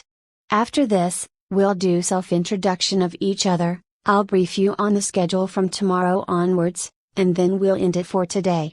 So, I'll start with myself. As I've said earlier, my name is Alfred Marcus. I'm also a graduate from this Advanced Magic Academy, and it's been 5 years since I became an instructor. Before I became an instructor, I was part of the Royal Court Magician Division.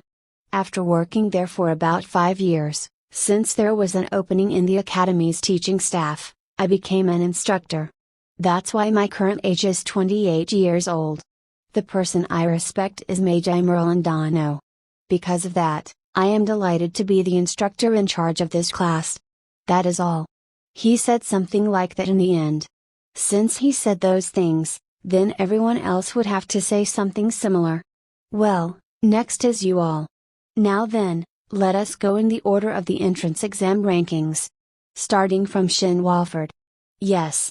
Well, since there are both people whom I've met and people I'm meeting for the first time, once again, I'm Shin Walford. Even though I've mentioned this during the representative speech, since I've been living in the woods until recently, I don't know a lot about the world. That is why, even if I somehow do some strange things, please don't abandon me. I was taught by Grandpa and so I can use magic in general. Since Grandma also taught me enchantment magic, I can also create magic tools. The people I respect are Grandpa and Grandma. Please take care of me. Personal lesson from both Merlin-sama and Melinda-sama. How enviable. Somehow, everyone had expressions of envy mixed with yearning. Was everyone fans of Grandpa and Grandma? Next, Prince Augusto, please go ahead. Yes. Everyone, I think all of you already know me, but there might be someone uninformed of the world like Shin. So once again, I am Augusto von Earlshot, the first prince of this kingdom. However, as you all know, social ranking does not apply here in this academy, and this also applies to the royal family. That's why everyone, please feel free to talk to me without any reservation, just like Shin. Although not as much as Shin, I can brag that I can use magic to some extent. If I were to be compared to Shin, it truly is just to some extent. The people whom I respect are Father and, of course, Magi Merlindano. From now on, please take care of me. Don't mention me in your introduction every now and then. Oi? He also has a close relationship with His Highness. How enviable Igazauru. There's a samurai here after all. Who is it? Well then, next, Maria von Messina. Yes. Nice to meet you all, I am Maria von Messina. I am the second daughter of Count Messina. Since Girls' Academy doesn't suit me and I can use magic fairly well, I came to the Magic Academy. Just like what His Highness said a while ago, it'd make me really happy if everyone feels free to come and talk to me. The person whom I respect most is, as expected, Guru Melinda-sama. My aim is to be a strong and beautiful woman just like Melinda-sama. Please take care of me. The girls' academy where nobles and wealthy rich girls attend doesn't suit her, huh? Certainly, she doesn't feel ladylike. Next, Cicely von Claude. Yes. Nice to meet you, everyone. My name is Cicely von Claude. I am the third daughter of Viscount Claude and was dragged by Maria to take the examination for the Magic Academy. To meet such wonderful people, I'm very grateful to Maria for inviting me. I'm good with healing magic, but my attack-related magic is a bit lacking. I think I'll be able to support everyone.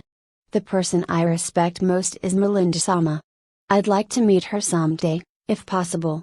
Please take care of me. It's okay, Cicely. Grandma wants to meet Cicely, too.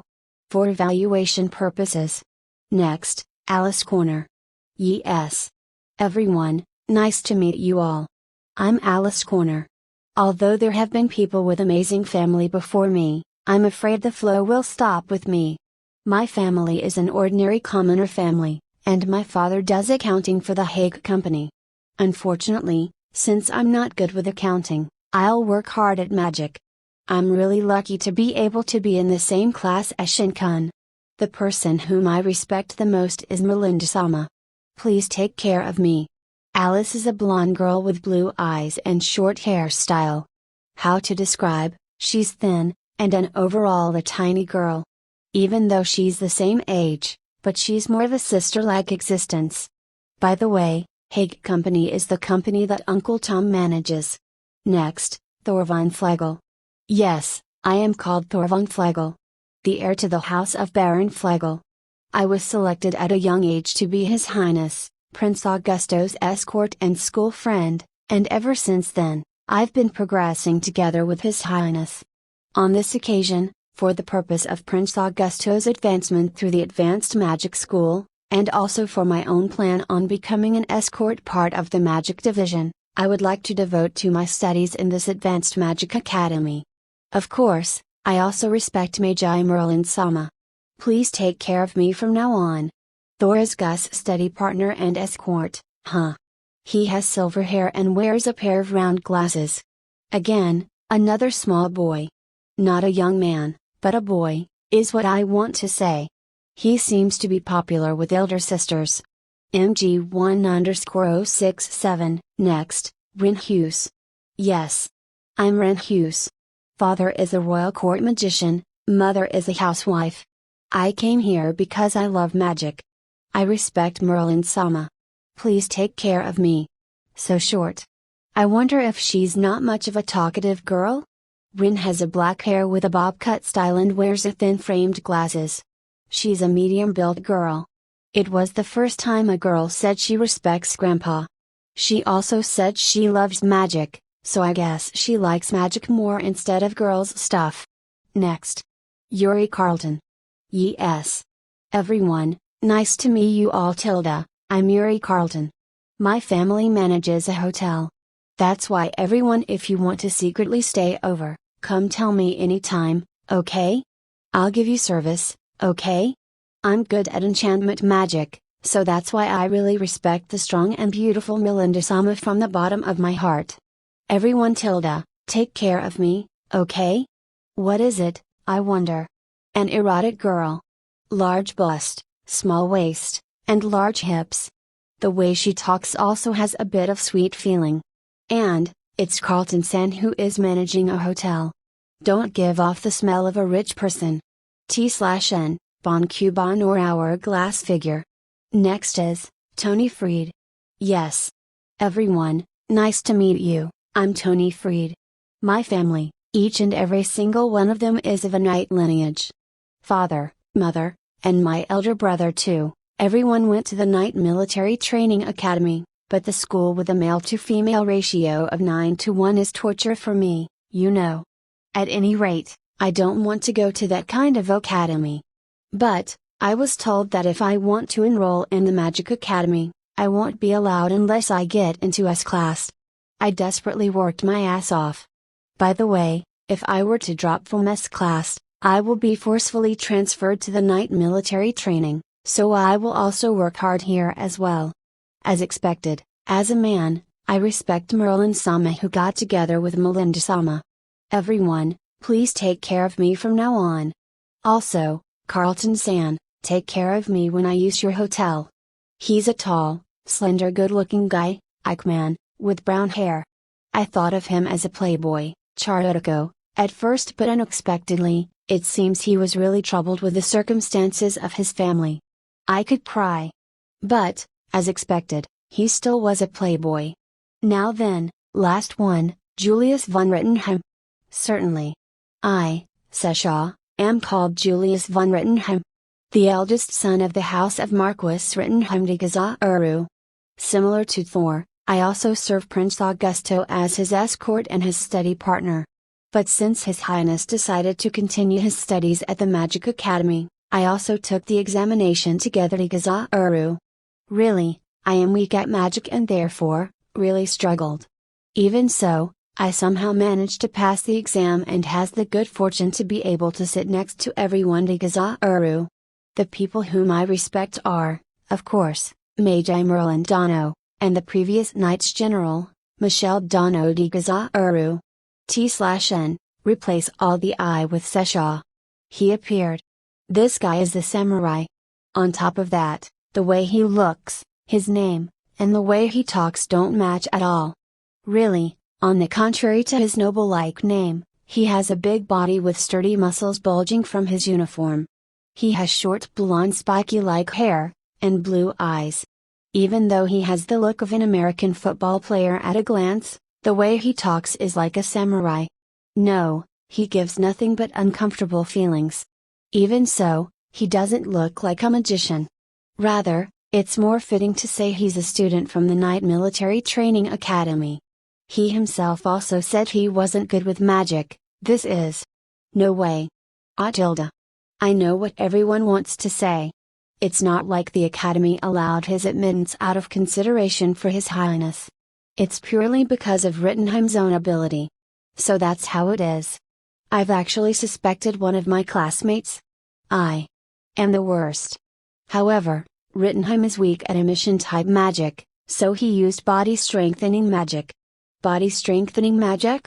He jumped and reached the target in one leap with his strengthened leg power. And then destroyed the target with his strengthened fist. Abnormal. He's an abnormal magician. It's okay to say that. The way he uses magic is weird. Well, I, Seshaw, will be really embarrassed if you praise me too much to Gazauru. We're not complimenting you. Immediately after entering the academy, everyone's mind and heart became one.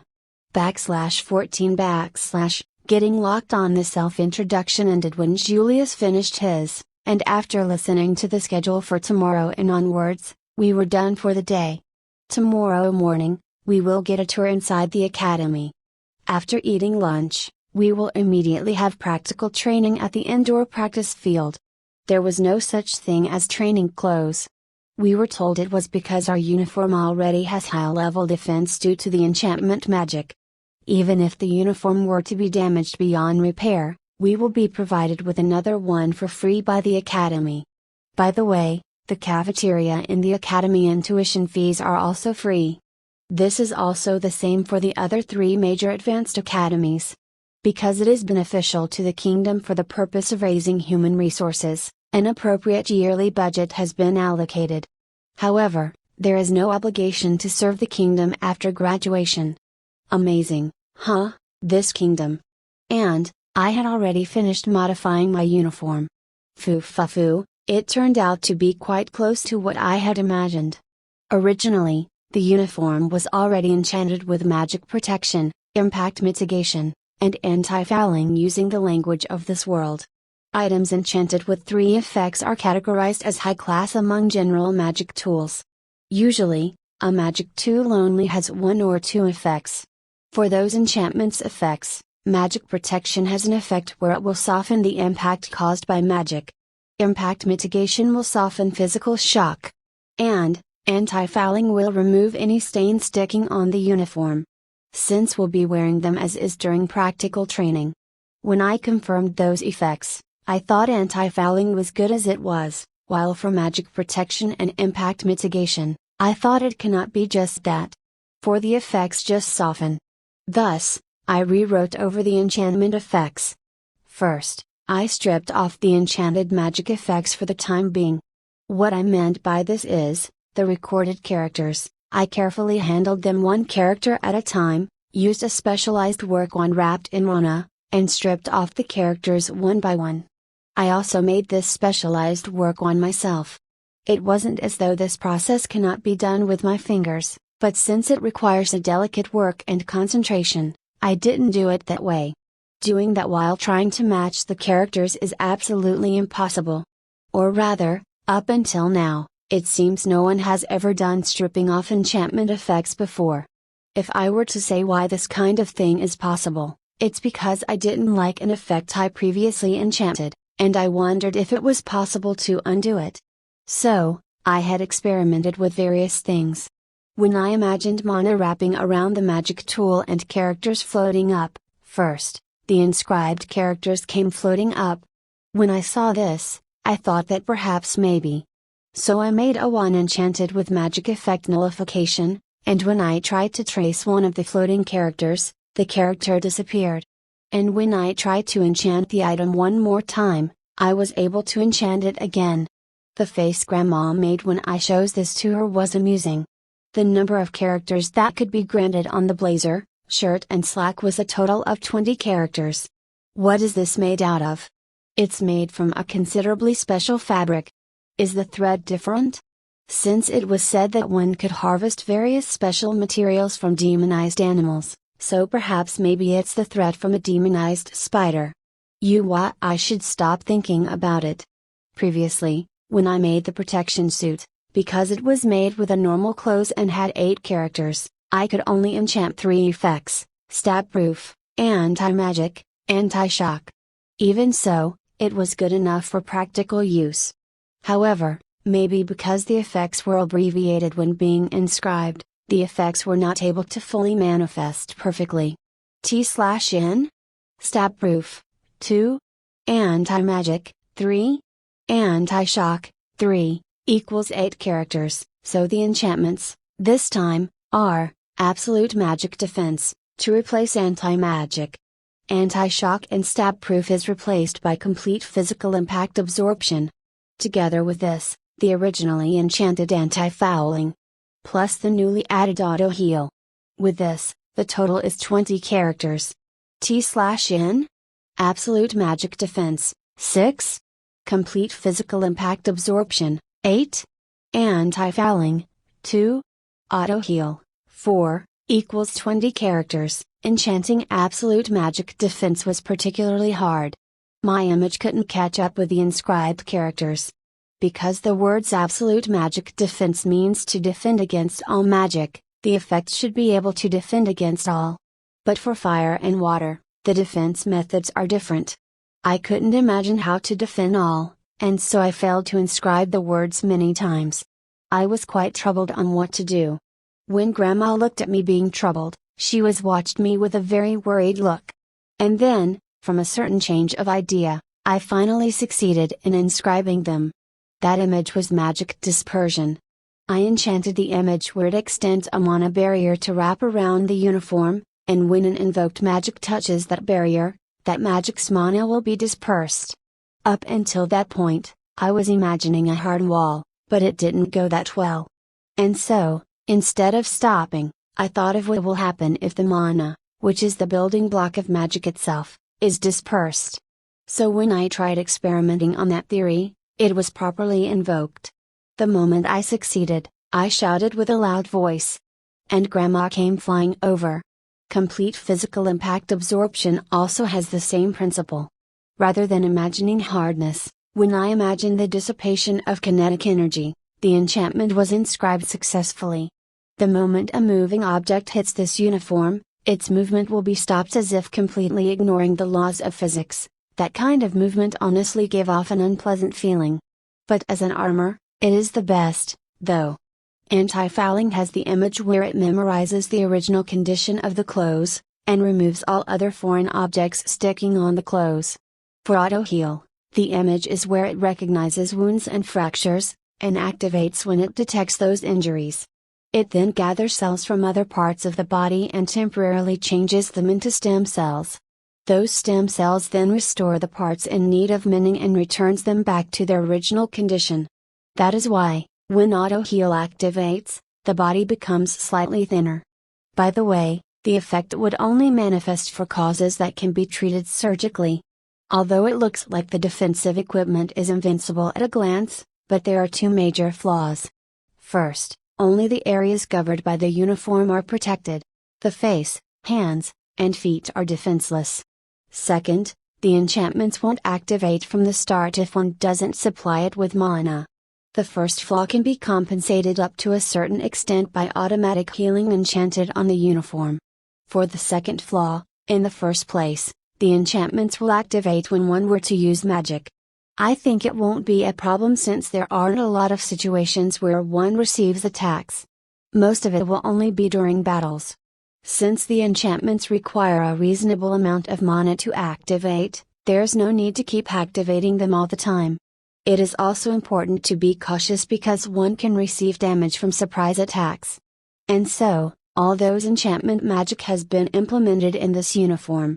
With a sour face, Grandma warned me to absolutely never reveal this to anyone. The time when everyone was leaving the classroom, since homeroom has ended and we were dismissed for today. Shin, do you have a minute? I was stopped by Maria. What is it? There's something I want to discuss with you, is that okay? Yeah, it's okay but. Is it that again? They want me to let them meet Grandpa and Grandma? I want to discuss something regarding Cicely. Alright, I'll hear it. Did something troublesome happen? Yes, it's a really troublesome thing. Maria had a really troubled expression. Whereas Cicely had a really apologetic expression on her face. Since both of them had such expressions, does this mean it's really troublesome? Actually, there's a guy who's stalking Cicely. Wait. What tilde? Where and which guy is it? It was after meeting Shin for the first time, I think. He was making advances towards Cicely ever since, and even though Cicely refused him many times, he still came back to the point of using his family's influence as a threat. He's the worst, that guy. When things don't go the way he wanted, he uses the family influences, so anytime now. Since Cicely didn't do like he wanted, it seems he got really mad. So he might do something reckless sooner or later. As I thought, Also, that stalker guy I mentioned is here in this academy. What did you say? If he's here in the academy, this isn't the time to be relaxed since anything can happen at any time.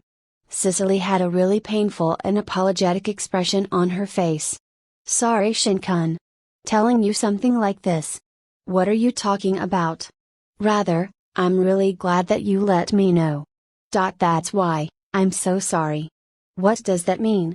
Putting that aside, this situation requires immediate attention. While I was thinking about what to do, a voice called out to us. Oi? Cicely, you bitch. What's the meaning of this? You're already my fiancé, and yet you're talking to another man. What did he say? Who the hell is he? Cicely's face distorted into a painful expression when she heard that voice. Who was it that made Cicely have this kind of expression? When I looked at the person who made that voice. It's him again. It's Cart. It's him. He's been stalking Cicely all the time, and has been saying she's his fiancée to people around him as he pleases. Maria said to me. Cicely, who looked at the guy, panicked and hid behind my back. Maybe because he didn't like what he saw, he walked towards us with his face red from anger. Cicely. You bitch, come over here. Cart stretched out his hand and tried to grab Cicely's arm. But there's no way I would let such a thing happen. I grabbed the arm reaching out for Cicely, and twisted it behind his back. Somehow, it feels like deja vu.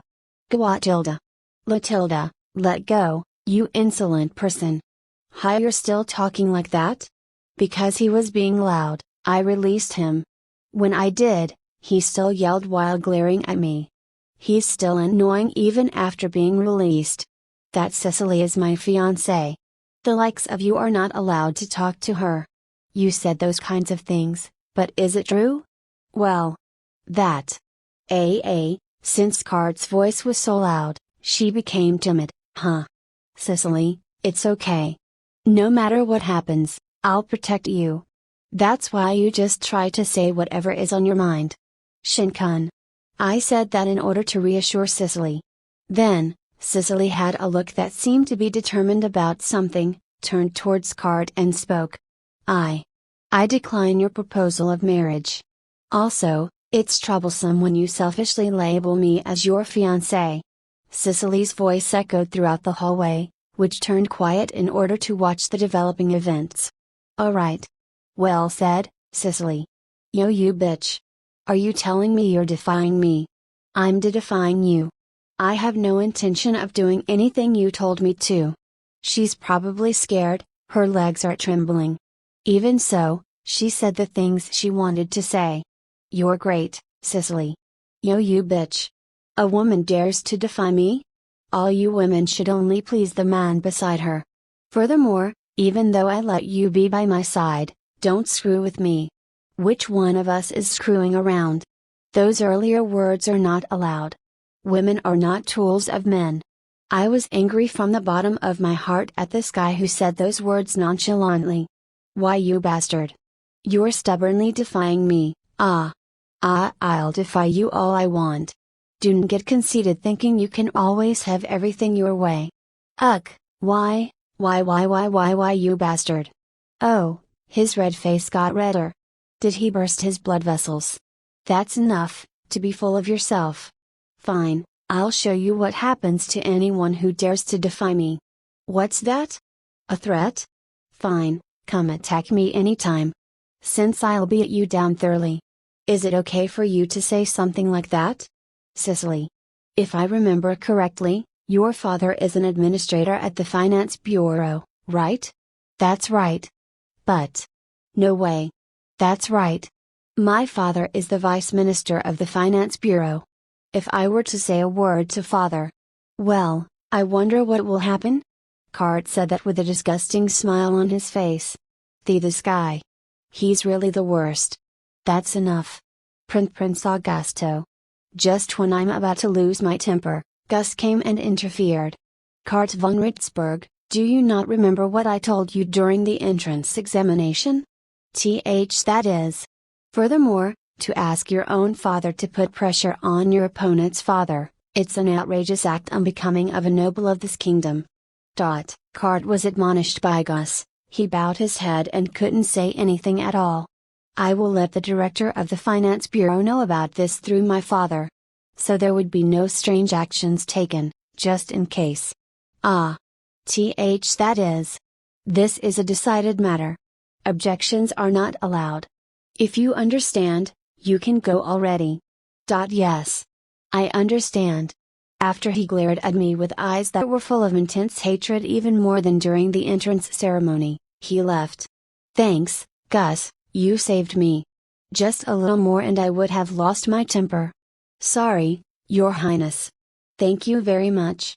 What? Although I was watching what you were going to do, but since it seemed the conversation was going in a strange direction, I decided to take the liberty of intervening. But I also felt like I wanted to see what would have happened if you were to snap. You. Give back my thanks. So you were watching this whole time. If that was the case, you should have intervened immediately. Don't get so angry. Because you were here, I was sure there would be no danger to Machina and Claude. Well, of course, there would be no danger. But there's also a chance things could go wrong, you know. Is that so? Don't worry. No matter what happens, I'll protect you. Didn't you say that? You looked really cool, right, Claude? That is. He looked really cool. Is what she said, isn't that great? Shin. This guy. Really. Cicely became red-faced and fidgeted bashfully. She was looking at me with an upward glance. Really? She's so cute, goddammit. Hey, do you think it's alright now with this? Maria came and asked anxiously. Well, under those circumstances, Anyone couldn't feel relief at all. Although I don't know why he's so convinced that he is special compared to others, and also, he doesn't seem to the type of guy who would simply accept how things didn't end up the way he wanted. I should probably still pay attention to him. Well, I still think it's necessary to take caution until I see him stopping those glances. Don't relax your guard just yet. As I thought. That's how it is. Cicely has fallen silent. That won't do, I have to cheer her up. I could have her meet Grandma for the first time. That's it. Although this is sudden, it came to me. After this, does everyone want to come over my house? Shin's house? That's what I said. Let's go. I'll let Father and Mother know right away. So let's do that. I will go too. I'll also let my parents know. Thank you very much. The two of them bolted and answered immediately. Did they really want to meet Grandpa and Grandma this much? I guess I'll go as well. Father is probably making his way to Shin's house now, anyway. He's probably there. No doubt. I will also be going with His Highness as his escort. Sesha, will also be going, to Gozauru. So they were there, Thor and Julius. Well, I guess it's only natural since they're Gus' escort. Although today was the first time I've seen it. Then, I will go and speak to my parents. Please wait for me. Cicely became energetic now. They dashed away immediately. So what now? Did you manage to come up with something? This uniform has been imparted with enchantment magic. It is as you said.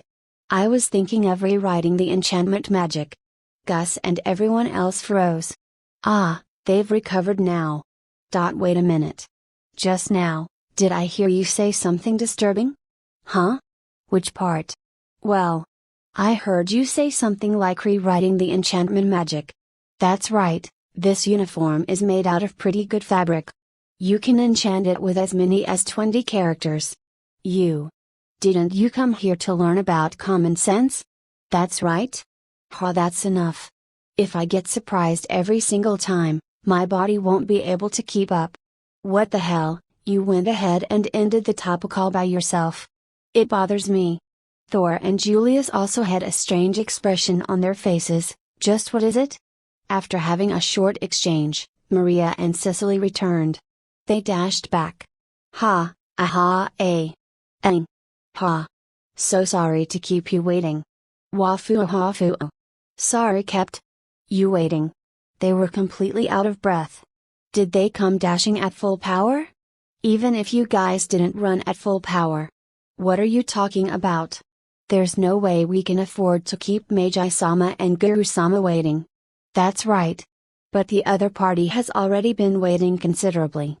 There's really no need to worry about it that much, though. Well then, shall we go?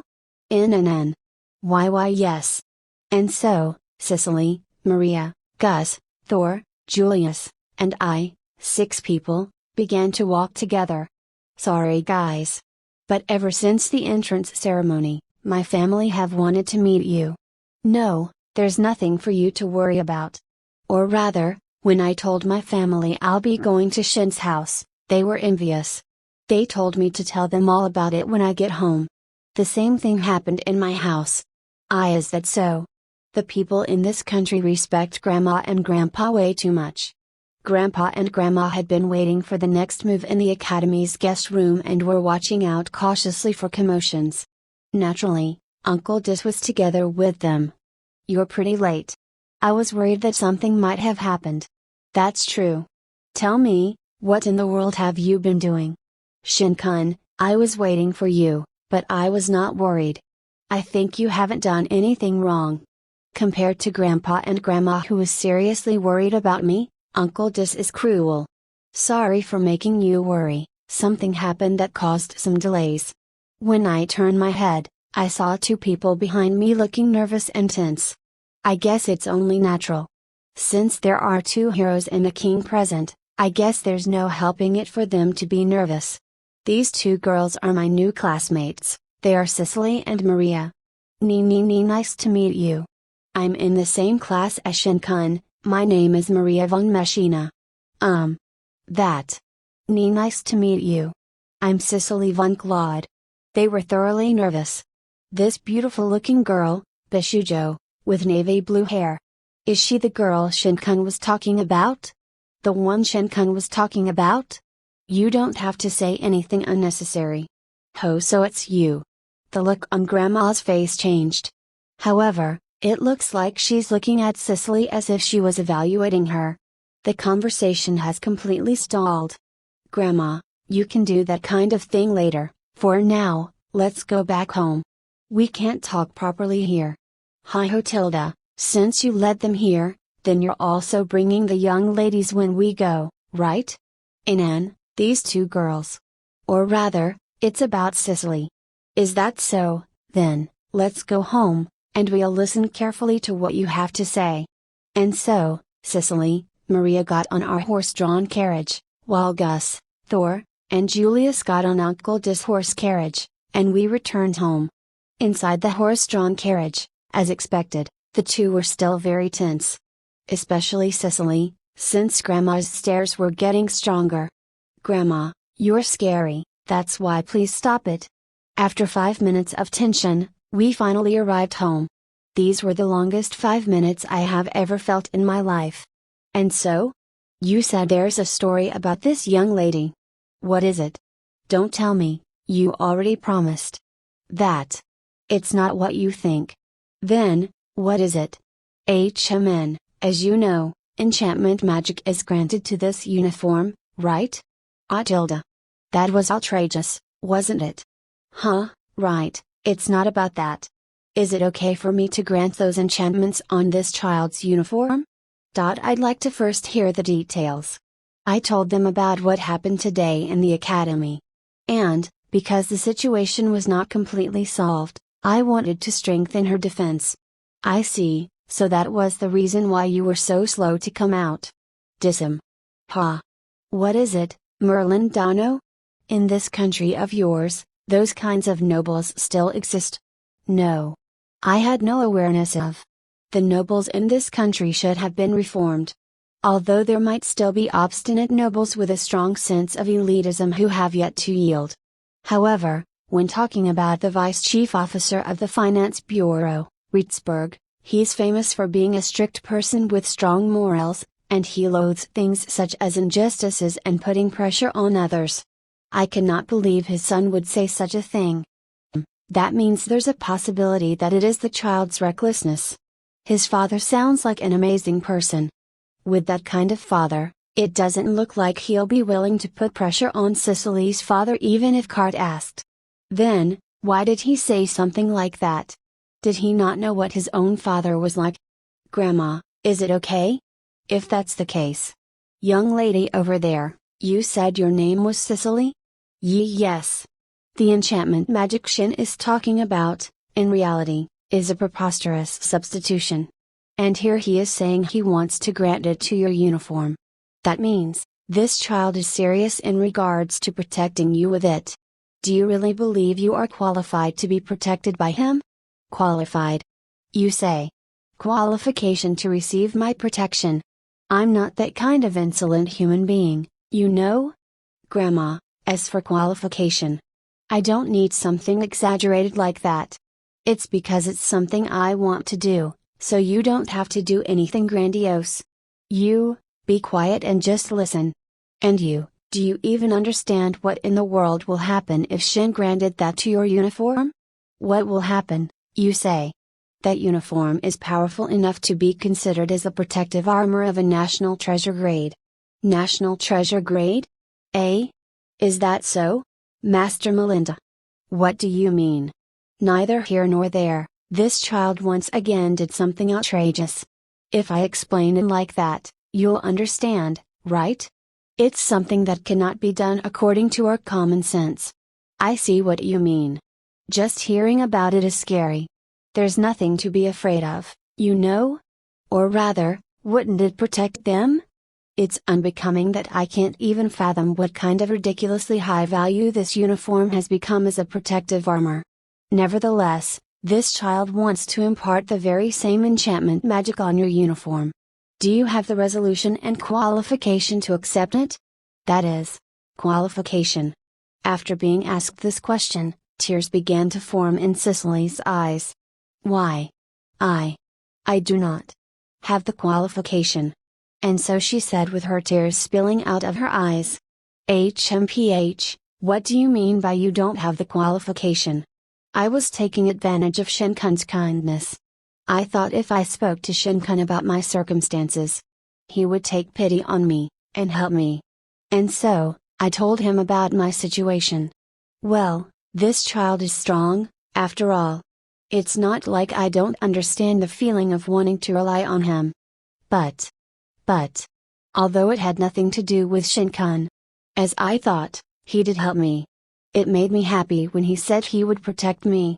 And while depending on the thought that he would protect me, I selfishly did everything I wanted at my own convenience. Cicely's flow of tears was unstoppable.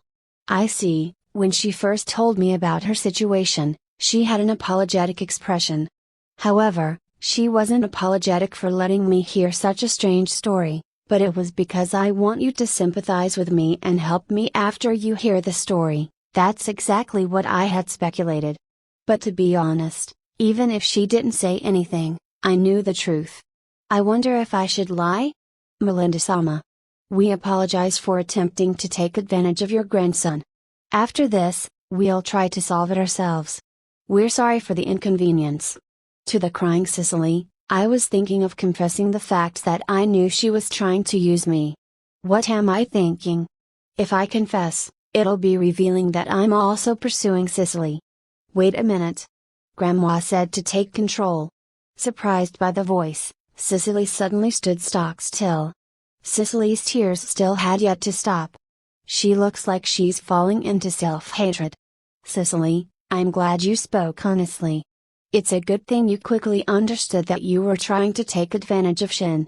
But if you didn't speak straightforwardly, it would have defeated the whole purpose of him granting magic on your uniform. Hick. Ugh. With those words, her response was nothing but sobs and not words. Did she really have to cry that much? However, you spoke honestly. That protective armor enhanced with magic could be considered as a national treasure. But nevertheless, you abandoned the chance to have it for yourself. It's not something anyone can do. Because. Hick. I tricked Shinkun. Tricked him. But he still wants to give me something like that. Hick, there's no way I can accept it. Although it's hard to understand what she is saying because she was sobbing convulsively, I guess she couldn't forgive herself for trying to use me. What's so wrong about a woman tricking a man? In addition, you're a cute-looking girl. Look at Shin, it's not like he noticed. And so, with a cute girl relying on him, don't you think he'll be more fired up? It's my bad. Hey Cicely, please don't think that you were using me, or fooling me, okay? It was my intention, my wish, to help Cicely. That's why don't deny my intention. Shinkun. It's fine even if you use me. Or rather, I would really regret it if you didn't tell me the circumstances and then something happens to Cicely. It was wrong of me to test you. I had to verify whether or not you are qualified to receive a protective armor enhanced with magic. It was my fault. Grandma suddenly became very gentle. She hugged Cicely close and started stroking her head. You want a tilde. I guess she felt relieved after Grandma hugged her, and she finally let it all out. Well then, Shin, you can go ahead and enhance Cicely's uniform. Is it okay? But Cicely, it'll be useless if you reveal it to others. You cannot receive it unless you make a promise. That's why I want you to decide whether or not you're prepared to do so. Yes, I won't tell anyone, I promise. Alright. You're a good child. That's good, it seems like Cicely has somehow settled down. Now I can enchant Cicely's uniform. However, if I don't get her to change her clothes, the enchantment will be impossible because I won't be able to enchant her blazer, shirt, and skirt. However, it was difficult to ask a girl to take off her clothes. While I was thinking of what to do, Grandma gave me a lifeboat. Come Cicely, you have to take off your clothes in order to grant enchantment magic on your uniform. Let's go to the room and I'll lend you some clothes. Anan. Hick. Yes. And so, she went away and took Cicely to the room. While I was watching her go. Hey, Shin. What is it, Grandpa? I completely didn't notice that child was trying to take advantage of you, Shin. What about it, Grandpa? I didn't notice, too. Melinda did really well in noticing. Maybe it's because they're both women? But if that child's uniform was enhanced just like that, her heart might get crushed from her sense of guilt later on. That's why. Was it really that important? It looks like you still haven't realized it. That's why I said it's too exaggerated. But that aside. What is it? That Grandma, didn't it look like she took over the authority here? I felt like I was there. Do your best. Grandpa. Here, since you'll be changing again soon, this will do. Melinda said so, and from amongst her clothes, she passed Cicely a white one-piece dress for her to change to. Now, quickly get changed, and we'll return to where everyone is. Since we're taking up unnecessary time. We should hurry. I'm truly very sorry. Cicely felt apologetic with the knowledge that she was taking up unneeded time to change her clothes. Even so, you did well in being honest. If it was me when I was young, I would have absolutely stayed silent in order to obtain a national treasure great protective armor. In the beginning, I was reluctant to rely on Shinkun's kindness. But because I felt really helpless at that time. When Shinkun helped me, I was really happy. It would have been very painful if I had stayed silent. With that kind of state of mind, you still found it painful to receive his help. Yes. Really now, aren't you a good girl? About earlier, I'm really sorry, Cicely. No, because it's about your family, it's only natural for you to worry. I'm also very sorry. By the way, Cicely? What is it? How do you feel about Shin? Since you're a good girl, I'd like to ask you to take care of Shin. To take care? What do you think? You're not opposed to the idea, are you? That is something. Even I don't know well myself. I do not dislike him, absolutely not. But, if you were to ask me what I think about Shinkun, I think he's kind. He's strong, and he's cool. But if you ask me if I like him, I don't know the answer to that. But I think you like him more than enough. Eh? No, it's nothing. You've finished changing. Now then, let's go back to where everyone is. Yes. Cicely went back to where everyone else was while Melinda decided something in her mind. I somehow want this girl. Thus, Cicely had been locked on by Melinda. /15 various unveiling. Cicely and Grandma came back. Cicely seemed to have calmed down. I'm glad. Cicely, have you calmed down? Anan. I'm really sorry, Shinkun. I'm sorry to have involved you with my circumstances and gave you trouble. That's why I said don't worry about it. I got involved because I wanted to. Understand? Now, lend me your uniform. The uniform Cicely took off was now in her hands. Now, it was time for me to enhance it with magic. For that purpose, Cicely handed me the uniform. Shin. What is it, Grandma? When you use enchantment magic on the uniform, do it in front of everyone. Why? What you're about to do you even know how preposterous it is? Let everyone see it. Preposterous. Is it really? Look at the reaction of the people around you, see for yourself how absurd what you're doing is, and gain some awareness of it. What a cruel thing to say. I am not doing anything outrageous, I think. So, I immediately began the enchantment process by using nullification on the enchanted uniform. MG1_082. To start, I took out the cane used exclusively for nullification magic. The cane was narrow and short, specially made for precision work. Then, I covered the uniform with magic power and imagined the characters used as enchantment emerging from the uniform. Wait, what? That is? Magic protection? Shock mitigation? Anti-fouling? No way. Are those the characters used as enchantment? This is the first time I've seen this kind of spectacle Igazauru. When I started, everyone also started making noises. Then, I activated magic using the cane, tapped the floating enchanted characters with the tip of the cane. When suddenly, the characters, they've disappeared.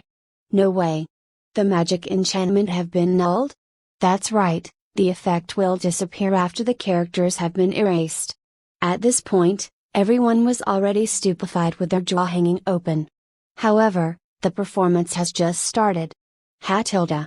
Even though I'm seeing it myself, this spectacle is ridiculous. Ha ho, it's not something anyone can think of easily. He has really matured. It's because of you. It's because of you that Shin is. Grandpa and Grandma are flirting with each other. They should really just get back together. The enhancement granted on the blazer, shirt, and skirt has all been removed. Now, it's time to grant them my own enhancement magic. First, I imagine the effects of absolute magic defense. Any magic with malicious intent will be dispersed by the magic barrier. Then, I transfer that image into the uniform. I went ahead and did it for 3 of the clothing because it was tedious if I imagine one image at a time. Did you perform the enhancement for 3 items at the same time? Because it's tedious if I do them one at a time. That is amazing. Huh? Is it really? Next, I envisioned the effects of complete physical impact absorption. I maintained the image of kinetic energy being dispersed once it touches the uniform, and also sequentially transferred the image to the 3 pieces of clothing. Followed by imparting anti-fouling and auto-heal. During this time, nobody said a thing. I'm such in a state of shock where I don't know what to say. Such a thing shouldn't happen. At least, I think. And so, the uniform which had been imparted with magic enchantment was now complete. By the way, Shin. Although you seem to have used characters you're familiar with, but what sort of effects do they have? The effects of the 4 enchantment are absolute magic defense, complete physical impact absorption, anti-fouling, and auto-heal. I just announced the names of the 4 enchantment but didn't bother explaining what they do. For some reason, think I just heard some disturbing words. Is that so? You should just think of the enchantment as an upgraded version of what the uniform originally had. However, auto-heal is an addition. So? What does the other respective enchantment do? Absolute magic defense disperses all magic completely. Complete physical impact absorption nullifies the kinetic phenomenon behind the physical impacts. Auto-heal can heal any injury, however, it cannot cure illnesses. And auto-fouling is the same as before. With a somewhat weary face, Uncle Dis asked me once again. Can you explain the effects in detail? To what extent of magic can the absolute magic defense defend against? Absolute magic defense causes magic itself to disperse. So, all kinds of magic. All kinds of magic. That enhancement magic is a controversy to the existence of magicians. And, what about complete physical impact absorption? It is similar. Physical attacks. Or rather, it defends against attacks with any form of kinetic energy, such as physical objects. Even physical attacks. Really, anything goes Igazauru. I wonder, how much healing power does auto-heal have? It'll heal to some extent, such as cure minor wounds or replace any damaged cells. However, it doesn't work on illnesses. Up to a certain amount of damage. Wait a moment. How does that work out? Somehow or another, everyone was muttering, but this is far from perfect, okay? Well, even if I said this, because this is a magic tool, right, it won't work unless it's imbued with magical power. And on top of that, it needs quite a bit of it. Therefore, you should take caution because it's not something you should always be using. It also won't necessarily trigger to protect you during a surprise attack. Nevertheless, I think it should prevent the situation of receiving an attack in the middle of chanting because aren't there plenty of magic made to gather on you when trying to use magic? This is something I want them to understand. A uniform is a magic tool and it needs magic power to activate, and, therefore, cannot be used continuously. It's similar to the saying although lamps and candles produce light, firewood is still necessary for a fireplace. One can think of magic power as a form of an energy source coming from a battery, and without it, the magic tool cannot be activated. With this theory, I tried to come up with something that can store up magic power, however, I couldn't think of anything. I wonder if there's something out there? I see, now I understand what Melinda was talking about. Certainly, if this was to be released to the public, without a doubt, it would be an item of a national treasure level. And to be able to easily grant this kind of enchantment, I guess I should say, it as expected. It is an amazing item, no doubt. However, Father, this is... Ah, I understand. Shin-kun, do you mind? What is it, Uncle Dis? Shin-kun, the magic enhancement you've imparted is amazing. No, it's actually too amazing. However, it would cause a serious issue if it was to be sold in the market. That's why, you must absolutely not reveal it to others. It's not like I had that kind of plan to begin with, however, what would happen if the word gets out? It's about that. When that happens, if the word about this enchantment gets out to the military, if the word gets out to them, there is a high possibility that our military will voice their desire to declare war to nearby countries. Declare war? They won't have to fear any magic attacks, and also, bow, spear, and sword attacks will be rendered ineffective. They also don't have to wear heavy armor, nevertheless, as long as they are not heavily injured, they will receive immediate healing. If a massive amount of soldiers wearing armor with such enchantment were together, don't you think it will be possible for them to overwhelmingly trample over armed forces of other countries? That is. Human beings are susceptible to temptation. When they think they have an overwhelming advantage against other countries, it's highly possible that they will declare war. A person who gives in to that temptation will surely appear. That is.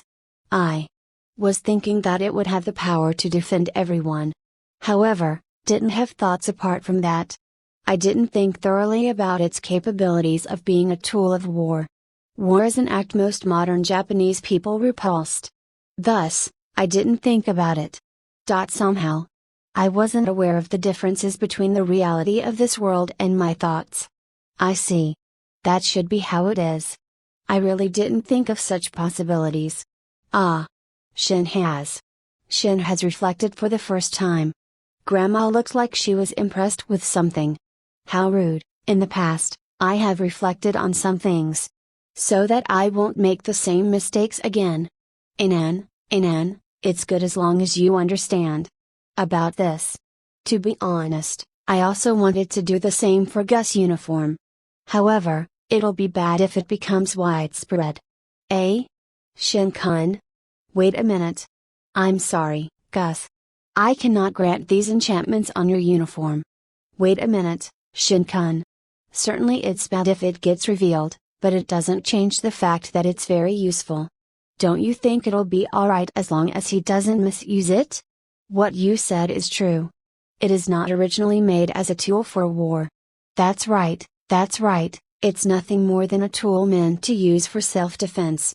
And also, I think it is necessary for royalty to have a decent amount of defense. Yup. Father. Uncle Dis was desperate. However, since I originally had the intention of granting the enchantment on Gus' uniform, it saved me the trouble of asking for permission. I never wanted to see Father with such appearance. Gus had a complicated expression on his face. Ah, I see, inside the royal palace, the only appearance he ever saw was one of dignity. However, whenever he escapes to my house, this kind of expression is often seen. Gus, it would be good if you start getting accustomed to it. Since this kind of appearance is often seen in my house. Is that so? In the end, it was decided that the same enchantment would be applied to Gus' uniform. When it was suggested for the others to have their uniforms enchanted as well, Maria and the other two refused. I don't want to bear the responsibility of keeping the features of the uniform a secret. It seemed like she genuinely hated the idea. As for the two guards, After having stressed that it was absolutely necessary for them to have it, it was decided to be applied to their uniforms as well. And thus, I enchanted 3 additional uniforms. When I finished Cicely's uniform and tried to pass it on to her, she said it was not permissible for her to receive one before Gus, and so, I gave one to Gus first. How troublesome. Thank you, Shin-kun. Although it's a little scary. I can see that Shin-kun is seriously trying to protect me. This makes me really happy. Cicely gave me her thanks while smiling. As I thought, she's really cute. I want to personally protect this child somehow. However, I won't always arrive on time to do so. Shin, with this, are we all done? Anan. But as I said before, this tool is not perfect. However, as long as it's not in a state of an emergency, there are other things that should be done. Ho ho, if that's the case, I have an idea in mind. Eh? What is it, Grandpa?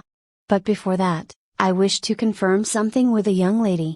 Young lady, how far is your house from this place, and also, could you tell me how you commute to school?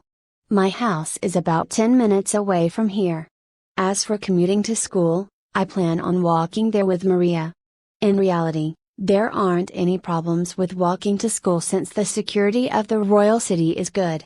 However, the commute to school would still be the most dangerous time for the young lady. The possibility of being attacked during that time is high. No way. Therefore, I think it would be a good idea to have Shin meet the young lady at her house, and commute to school together with her every morning. Merlin. You really said something good.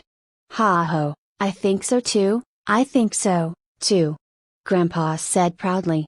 Since Grandma dominated the discussion a while ago, he wanted to somehow redeem himself. What from? But wouldn't that become a big burden on Shin-kun? To have him come to my house every day before school. I cannot ask for such a thing. Because Cicely was worried about burdening me, she wanted to somehow deal with Card alone. She really is a gentle child. Foo, if that's the case, there's nothing for you to worry about. Shin has some kind of magic he can use to pick you up. Melinda. I was just about to explain that. Grandpa is losing ground. In that case, explain it quickly. Then, I'll explain it now. Young lady, there's nothing for you to worry about. Shin has a certain convenient magic he could use. And the plan consists of him taking advantage of it. Convenient magic? Ah, that magic. Uncle Dis suddenly had a distant look in his eyes.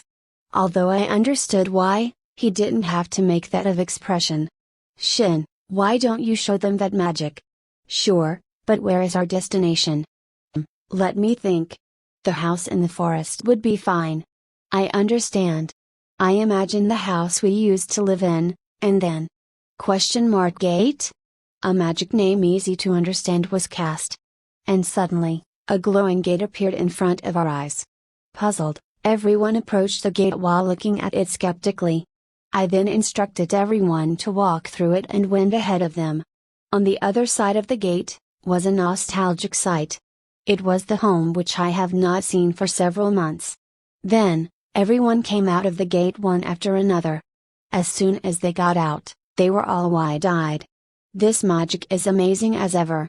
It's been a while since we came to this house, but appears that the barrier is still fully functional. Of course, it is. Who did you think made this large barrier? Maybe because the adults had already seen it once, they were more calm about it. However, my classmates were all left speechless. This is the house where I lived in until a short while ago. When I explained, Gus recovered and started talking. Wait a minute, if I am not mistaken, you said you used to live deep in the forest. That's right. This place is exactly deep in the forest. How did we get to this place? Because I used gate. Gate? Yes, it's a magic that connects where you currently are and the location of where you want to go. No way. Transference magic. But it's a little different from transference magic. Even if I were to explain the concept to them, they probably wouldn't understand it, so I didn't explain. In the past, when I explained it to Grandpa, he wasn't able to understand it. But despite that, He has the ability to use extra-dimensional storage space. Transference magic. That kind of magic, are those that appears only in stories, right? Everyone says that you don't know common sense, but seeing it now, this certainly doesn't fit the common sense of magic Dikazaru.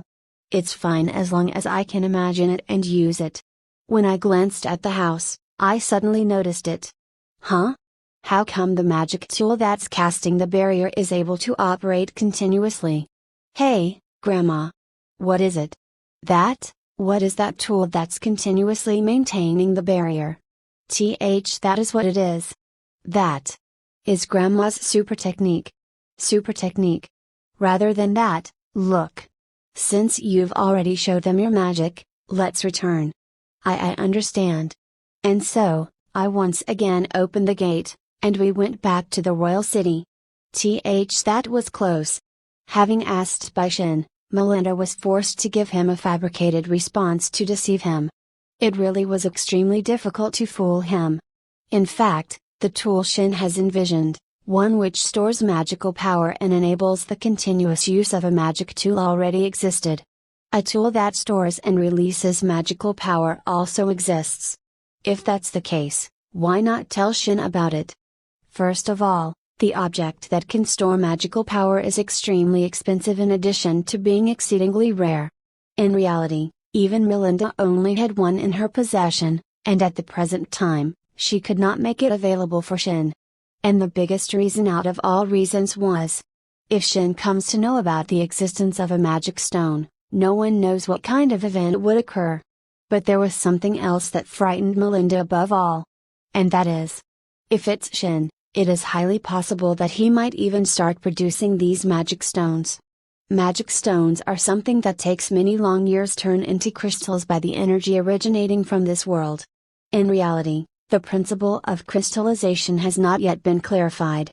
Since they are mostly discovered below the earth, various research has been conducted regarding the process, such as unique underground composition, but so far, no conclusion has been reached.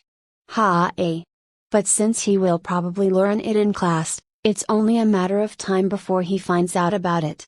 There was no end to Melinda's worries. Grandma was forced to fabricate her response. She can't say it, or doesn't want to say it, either way, since Grandma doesn't want to tell me, it can't be helped. However, it looks like there is a method one can continue to use the magic tool, and although I cannot comprehend it presently, I'm sure Grandma will teach me one day. Leaving that aside, let's continue with the story of commuting to school. You understand it now, right? Every morning, Shin will use this gate to go to young lady's house, pick her up, and come back to this house. It's better for them to walk to the academy from here instead of going directly to school because it might cause a commotion. Then to get home, they'll come back to this house, and Shin will once again use gate to bring her home. With this, there shouldn't be any problems, right? Merlin brought up quite a good suggestion. Cicely, why don't you commute to the academy every day dropping by our house? Oh, I see. This way, there isn't much burden to Shin-kun, is there? That's how it is. That's why you don't have to worry about Shin's burden, right? Okay. Shin-kun? What is it? Can I ask that of you? Oh, of course. Well then, let's immediately set off for the young lady's house. Why do we need to go to my house? That's because I cannot use this magic to go to places I have never been to. That's how it is. That's why it's necessary to go to young lady's house. Hey, is that so? Since that's the case, let's go quickly. Grandpa and Grandma are both all geared up and ready to go. Why are Grandpa and Grandma also coming? Ha-ho, you will be entrusted with the young lady's safety in the future, so isn't it right that I go? It's only natural to greet the parents. It looks like it's something of the norm. Is that really true? Alright, if that's the case, let's get ready to go. Wait a minute, Uncle Dis. What is it?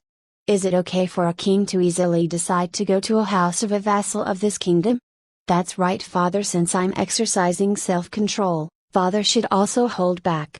I got found out.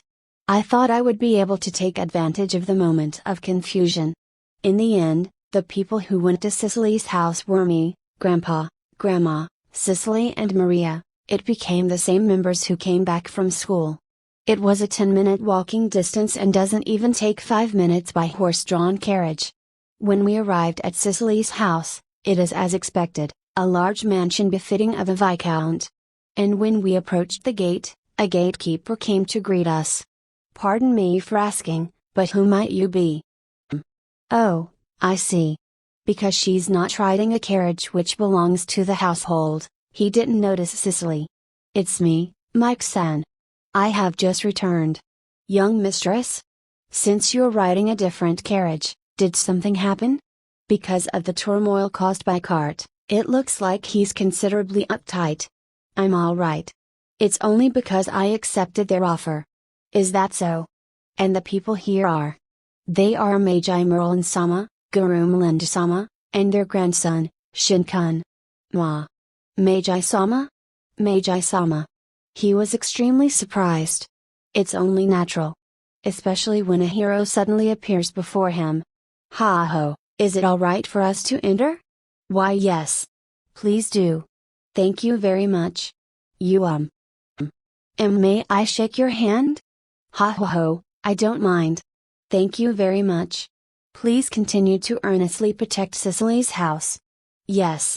Ah, it looks like his eyes are also becoming watery. And so, we entered the house. After verifying our identities, the gate opened. When we entered her house, her parents, who had previously returned after the entrance ceremony, came out to greet us. Oh. Cicely, you have returned.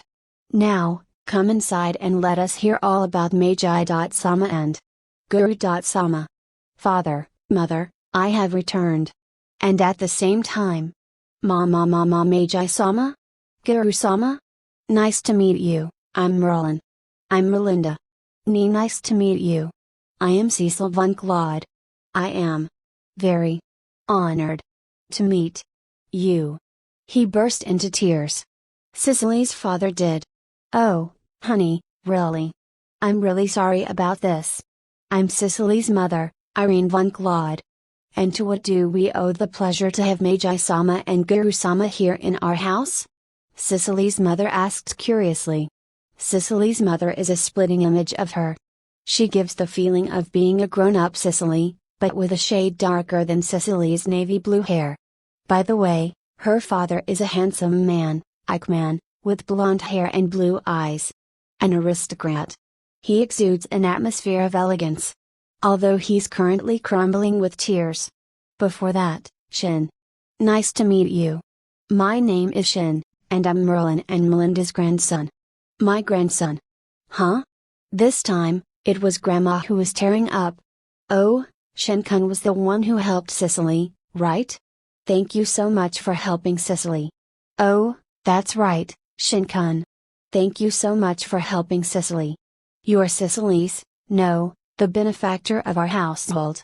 And no, it was only a matter of course.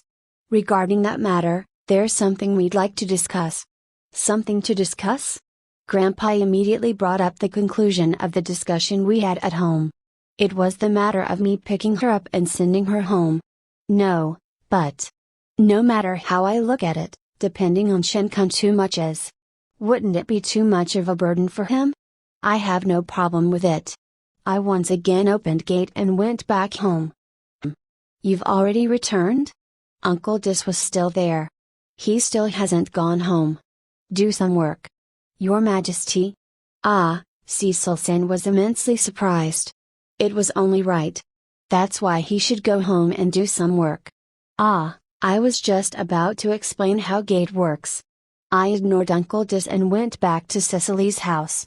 They were surprised by the magic called gate, however, since the king of the kingdom is on the other side of the gate, it was only right to be surprised. That's how it is, with this magic, Shin can pick and drop her off. There's no burden, and above all, it's safe. To go that far to helping her, thank you very much. Ah, you guys don't have to stand on ceremony too much.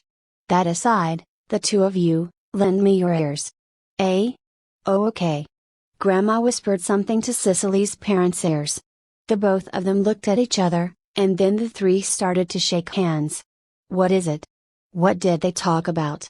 Also, Grandpa was left out of the loop. Do your best, Grandpa. I then selected the destination for gate.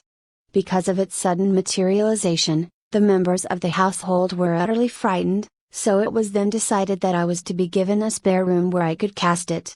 And to tell someone that I have arrived, I would knock from inside the room. This matter was disclosed to all servants, with a promise that they would absolutely not reveal it. Then, with this, are we done? If so, let's go back home. Cicely, I'll come pick you up tomorrow. And Maria, sorry to keep you waiting. Anan. Thank you very much for today. From now onwards, I'll be in your care. It'll be bad if I also tag along, become a third wheel. What are you talking about? Since Maria just lives next door, it's not a problem to send you two, you know? No, I was thinking it'd be bad if I intrude between you two. Don't get any strange ideas. The atmosphere will become strange. Tomorrow, then. Anan, see you tomorrow. See you later. With that, we returned home. After Shin and the others went to Cicely's house, Augusto muttered. In regards to him being assigned as her bodyguard, no one would dare oppose. He saw through Grandpa and Grandma's plan. /16 regressing without knowing the next morning, I immediately went to Cicely's house to pick her up.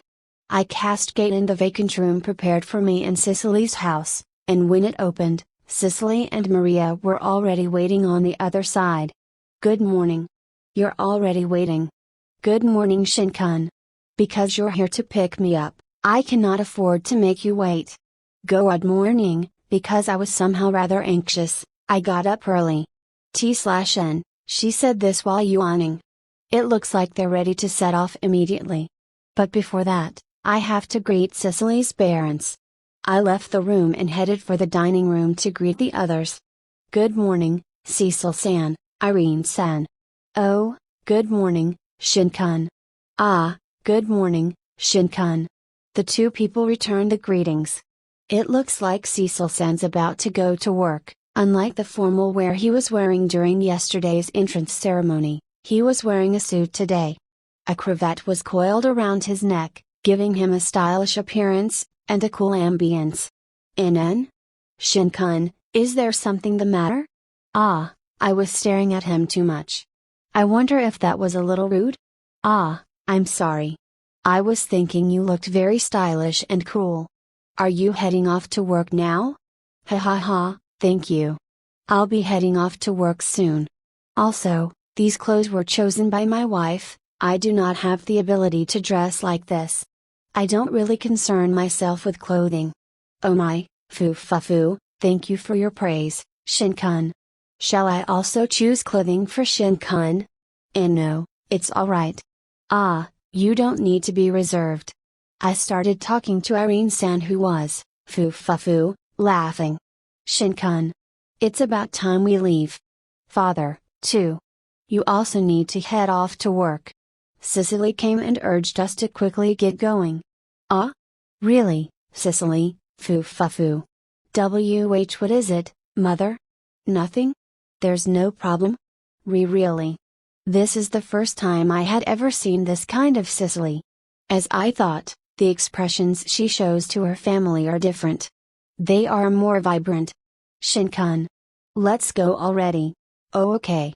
Cicely took hold of my arm and dragged me out of the dining room. Oh, my, you foo.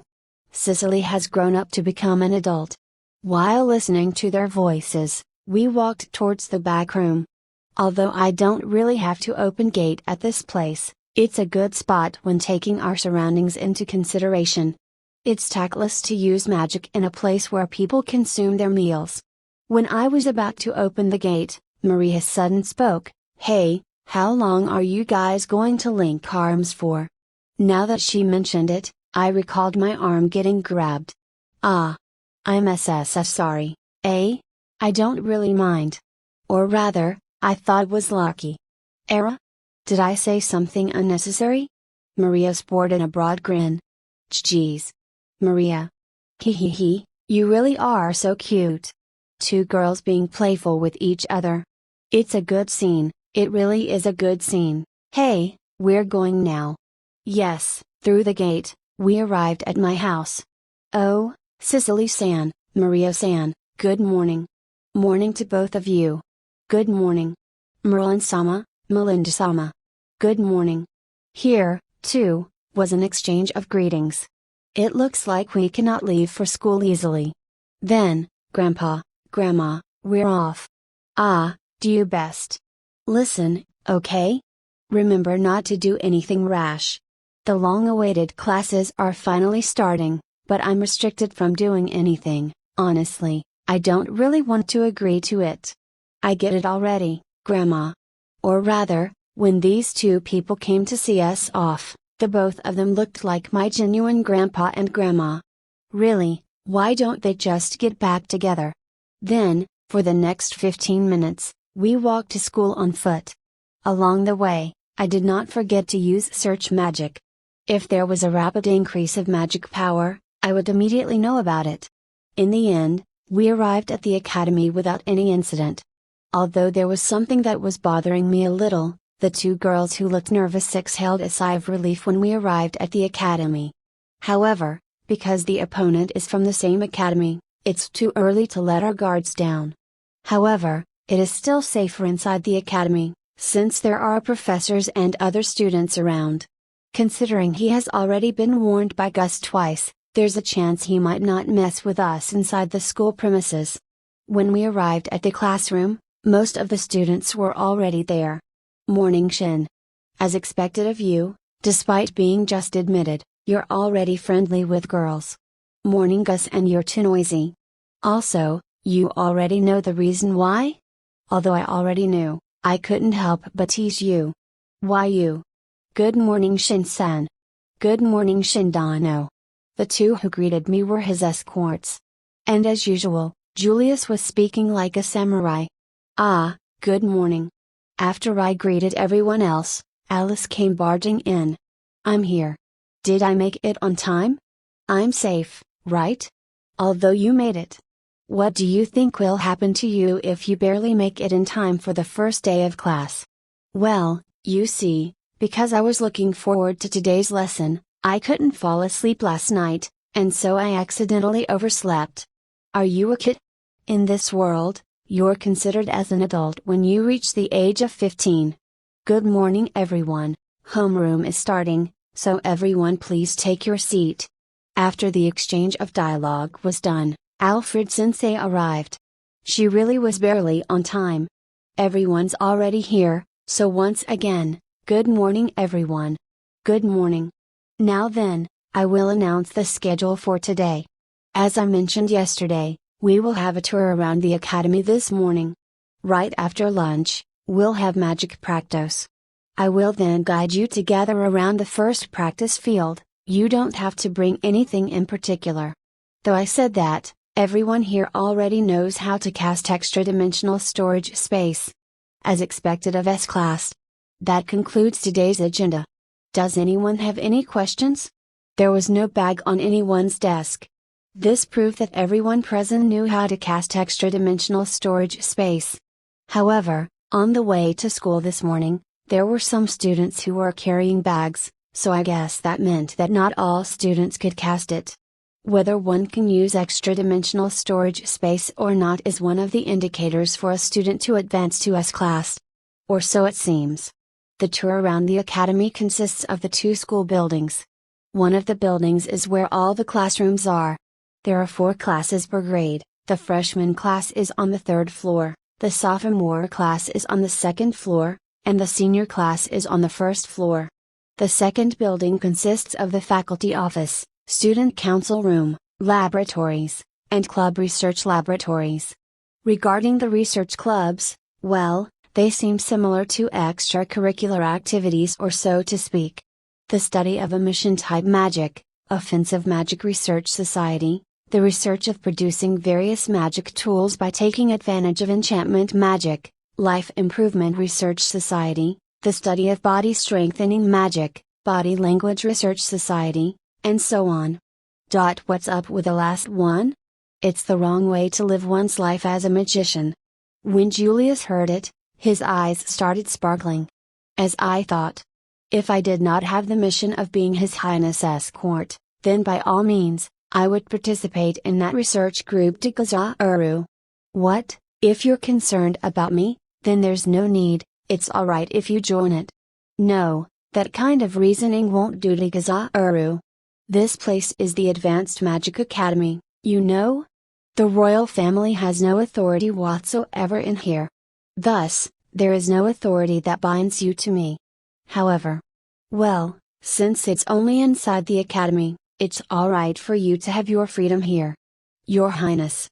I am much obliged. Gus was very thoughtful towards Julius. I honestly thought the scene was amazing. While I was thinking so, I saw Gus grinning. Ah. This guy, could it be because he thought this escort was bothersome, so he's trying to keep himself away? Julius, you have been deceived. Gus. You. What is it, Shin? Did you also find a research society you wanted to join? No, I didn't have such thoughts. I see, that's how it would be. I didn't think any of the research society would be satisfactory for you to join. Better yet, how about starting your own research society? Oh? What is he suddenly rattling about? It looks like he's trying to deceive me. Who the research society which Walford-kun would create, that thought sounds very interesting. Before I was able to press Gus for an answer, Alfred-sensei seconded Gus' opinion. That's right, sensei. I'm very interested in what kind of research society Shin creates and the activities involving it. It's certainly interesting. Even the ever so quiet Ren, who usually doesn't participate in discussions, spoke. I, Atashi, am also interested. If he ever does make one, I want to join. I, Watashi, would maybe also join it. I, Baku, also want to join, but most likely, all of S class would join it. Sensei, how does one create a research society? To start a research society, you have to submit an application form consisting of the names of 5 or more members and an advising teacher. If that's the case, then we must also come up with a proper name for a research group. Everyone suddenly starting talking amongst themselves. What is this? Before I knew it, it seemed like it had been decided that I will be starting a research society. Hey everyone, wait a minute. If Shin-kun starts his own research society, then it would be unthinkable for me not to join it, right? Ah, that's right. Cicely also said such a thing. How about this? The name Heroes Research Society? We can get Shin-kun to tell us all about Merlin-sama and Melinda-sama. What the hell is that? Well, yeah, but there's already that, researching, documenting, and discussing everything about them, in addition to investigating how Merlin-sama and Melinda-sama reached such heights. There is? Seriously? Is that so? That's too bad. We can decide what kind of society we'll make after the afternoon classes are done. That's all good as well. Then, let's decide at that time. If that's the case, then I'll bring an application with me, and we'll decide then on who will be joining, okay? It's been decided. Without listening to my opinion whatsoever, it's been decided. You guys. Can you guys not decide everything on your own? What is it? As I thought, there's some other research society you'd rather join? As I thought, Heroes Research Society? No. Because you see, it sounds unpleasant. Walford, I think it's a good idea. I believe it's a good idea for you to create your own research society, and as for the name, you can change it later on. Also, don't you think it'll be difficult to choose from various other research societies? That is probably how it'll be. Furthermore, I'll volunteer myself as your advisor. Also, the whole class will probably participate as members. With this, there won't be a problem. That's right, Shin-kun. Let's do it. Hot tilde. I understand. From nothing, little by little, it was decided that I will be starting a research group. How did this happen? Foo, it looks like it'll be interesting, right? Shin. That right. It was this guy who took the conversation towards this direction. Gus. Why you? You guys, let's hurry up and finish the rest of the tour so we can get something to eat. Yes. In the end, I was unable to give Gus a piece of my mind. Gus was laughing really hard. Gus. After looking around the school building, we headed towards the practice fields. In this academy, there's a total of 3 practice fields, and the field I was assigned to during the exam was the second practice field. Everyone else seemed to have been assigned to either the first or the third practice field. Out of the 3 practice fields, the first practice field has the most robust magic barrier.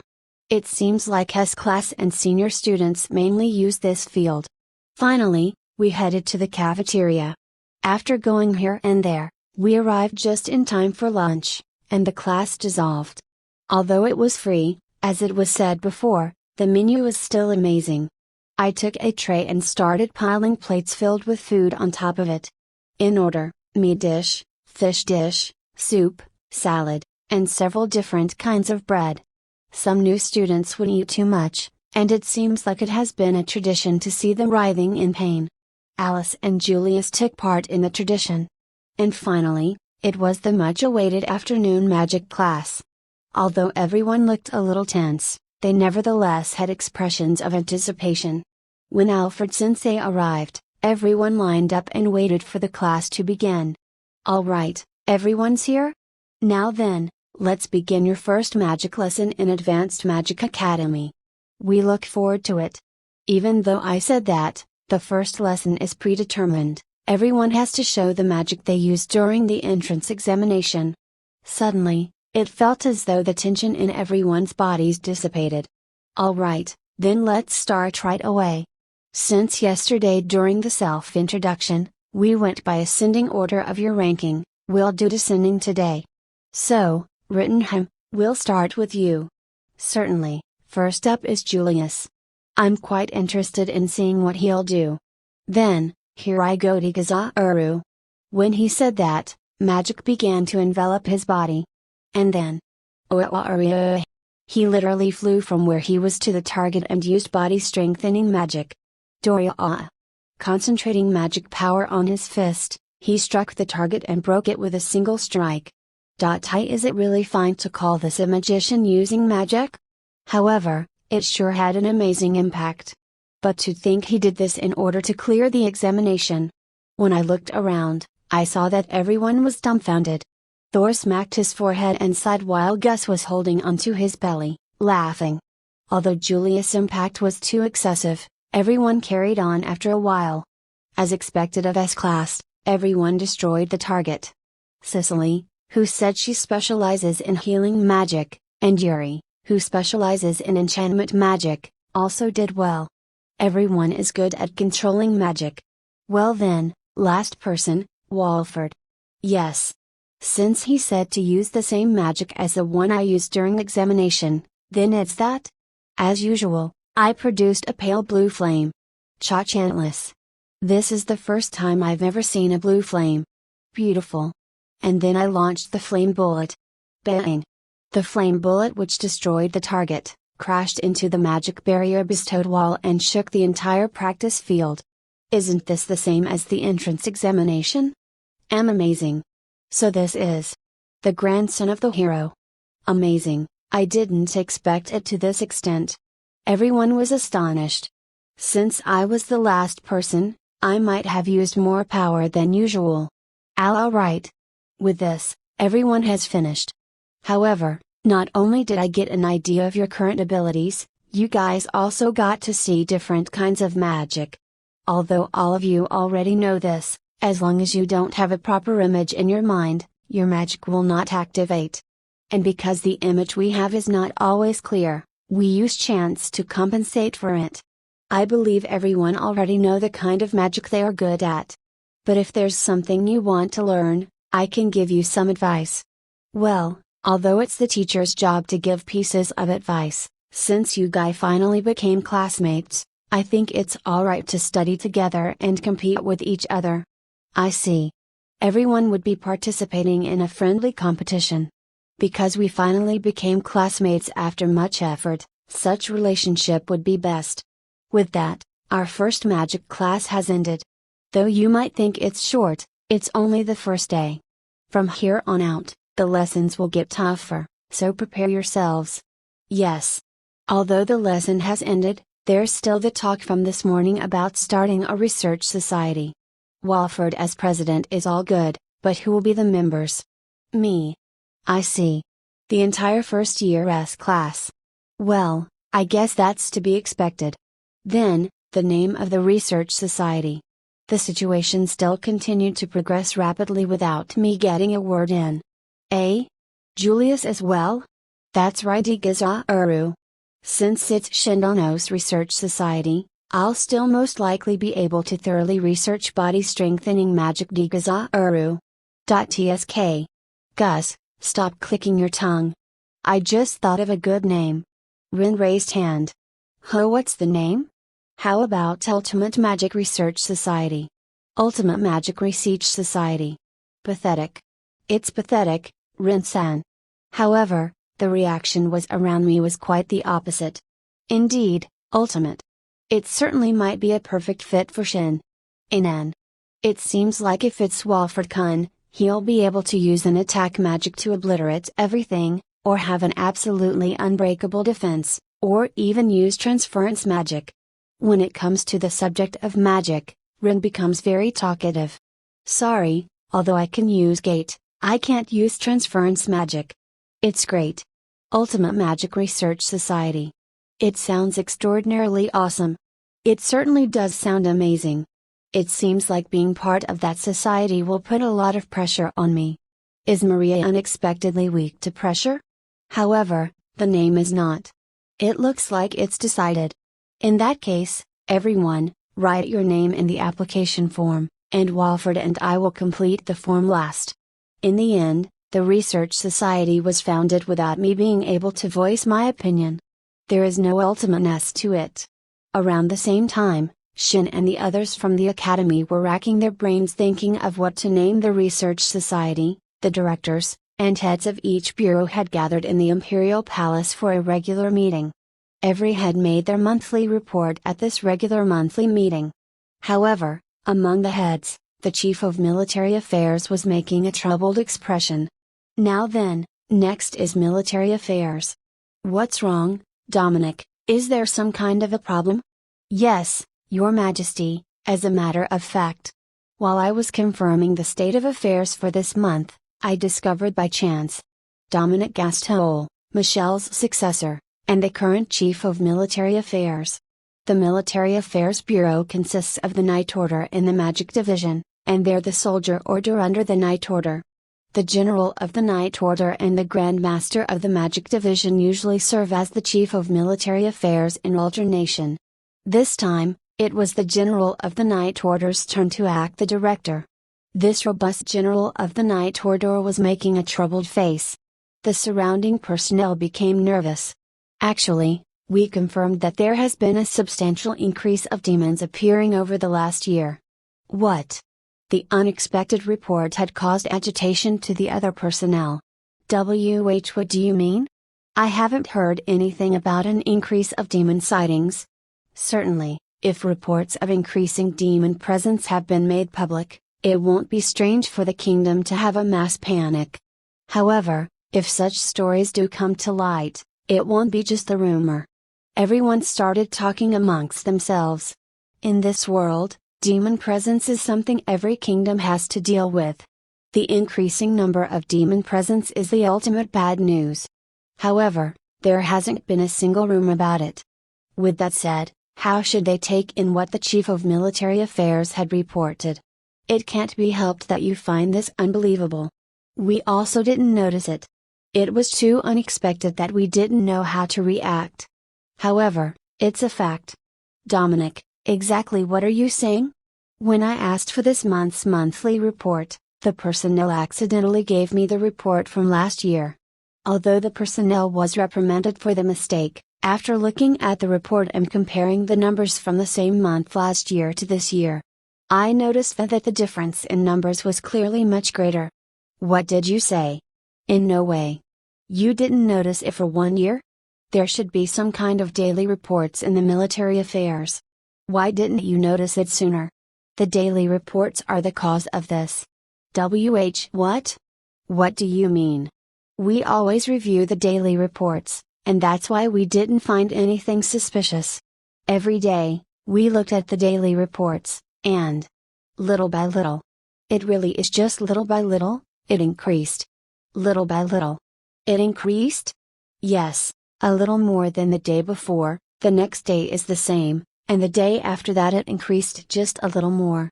A little bit more is within the boundaries of acceptable margin, however, in reality, it has increased a lot more. Dominic explained why the situation wasn't noticed sooner. But, did the person in charge of the subjugations also not take note of the increasing numbers? When the person in charge of the subjugation was questioned, he didn't seem to have noticed it either. Since the increment was minimal, over time, he also became accustomed to it as it went on. When this report was made, the tense atmosphere began to slowly wane down. To sum it up, you're saying it's not a situation we can't handle. If that's the case, then there's no problem. That's certainly not the case. Although we are able to cope with it now, it is a fact that the number of demands has increased. Furthermore, despite it being just my personal opinion, I find this situation very unnatural. Foolishness. How can the number of demons be unnaturally increased? In the end, it's just my personal opinion. However, if everyone looks at the data, I'm sure you'll come to the same conclusion as I have. After explaining, an aide began to distribute the data. And when each head looked at the data, they started to frown. Your Majesty, to be honest, this situation is abnormal. It requires immediate investigation. Could you grant permission to conduct a large-scale investigation? This certainly is a grave situation. We understand. Knight Order, Soldier Order, Magic Division, and also, Demon Hunters Association, thoroughly investigate this. By your will. Also, this matter is strictly confidential. Until there's accurate intelligence, under no circumstances will this information be revealed. At your command. T/N, said by everyone in the meeting. Since the situation was only known to the heads of each bureau, an unspeakable anxiety spread to all of their hearts. That night, at a certain noble's mansion. Cart, are you there? Russell von Ritzberg, the master of the mansion, said with a really loud voice. What is it, father? It's not what is it. Today I received a summons from His Majesty and the Director of Finance. I don't have to tell you the reason, do I? While being questioned, Cart clicked his tongue. You idiot! What in the world were you thinking? You know there's a strict regulation that prohibits you from using your authority as a noble in the 3 advanced academies. Thank you for your reminder, father, but it's the regulation that's wrong. We're the chosen people. It's unacceptable for us to be treated at the same level as a commoner. Cart. You. What on earth are you saying? Russell looked at his son as if he had turned into a whole different person. He could not understand what his son was saying. It was not like his son to saying something like that. However, Cart didn't stop there. I am a chosen person. A special human being. And yet, everyone dares to defy and go against me. Such a thing is unforgivable. Cart. Russell was convinced. His son had gone insane. But while he was thinking so, Cart was still talking to himself, monologue. That's right, it's that guy. Since he had appeared, everything changed for the worse. The woman I wanted stopped doing what I asked. And also, His Highness. He made His Highness one of his allies. Cart. Thwack. Mustering all the strength he could in his body, Russell punched Cart. His hand reddened since he, who worked at civil service, was not accustomed to hitting anyone. That remark cannot be overlooked. Consider that as your punishment. Anyone. Take Cart to his room. Confine him in his room for a while. The servants who were watching the argument between Russell and Cart, stared at Cart disapprovingly, and one of the guards who also happened to be looking, took him to his room. Russell murmured while clasping the swelling hand he used to his Cart. Cart, you. What happened to you? /17 / an emergency occurred card under house confinement. For some reason, right after classes ended, the research society had already been launched, and I am acting as its president. Today, just like yesterday, I went to pick up Cicely and Maria, and Gus told us about the situation. It seems so.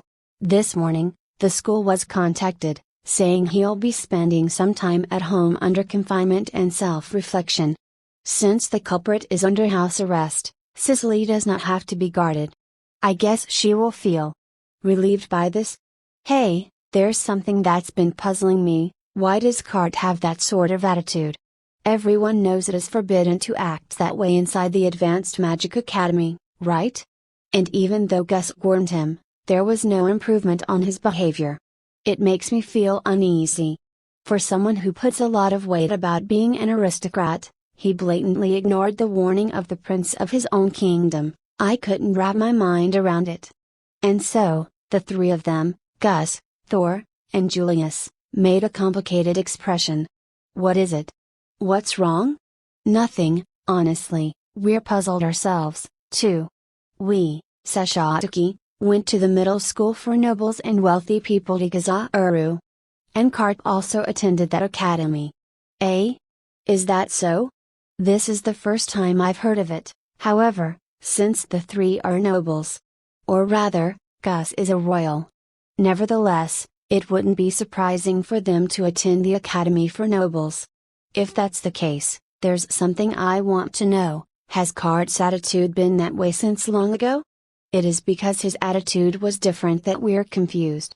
Although that guy has always been confident, it wasn't to the point where he flaunted his social status. That's right. Although I come from a barren house and my social standing is lower than his, he has never taken such attitude towards me. I only know the present Cart. Although I can't believe it myself, Cart seems to be different back then. If so, what of the present Cart? Speaking of which, Your Highness, if I'm not mistaken, it happened during our third year in the academy, after we heard that teacher's words. There was him. If I remember correctly, wasn't he a magic teacher? Yeah.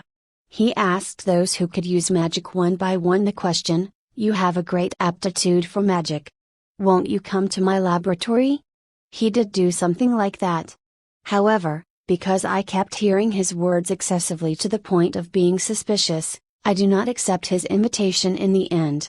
I, Sesha, didn't get to hear his words at all Ikazauru. Well, that really can't be helped, can it? And so? What about it? Looking back, I believe Cart went to the teacher's laboratory. And then? Since he started visiting that laboratory, his magic ability went up considerably. At that time, he started boasting about his magic ability for a while. Was he really such an amazing teacher? Well, he certainly did have some ability. In addition, despite his appearance, he was quite popular. Even though it was suspicious. His appearance? Yeah, I heard he couldn't see, and so he wore a bandage in order to conceal both his eyes. Nevertheless, he was able to behave like a normal person. What's so amazing about that? So what makes him so well liked? Why, you ask? He could sense his surrounding through magic.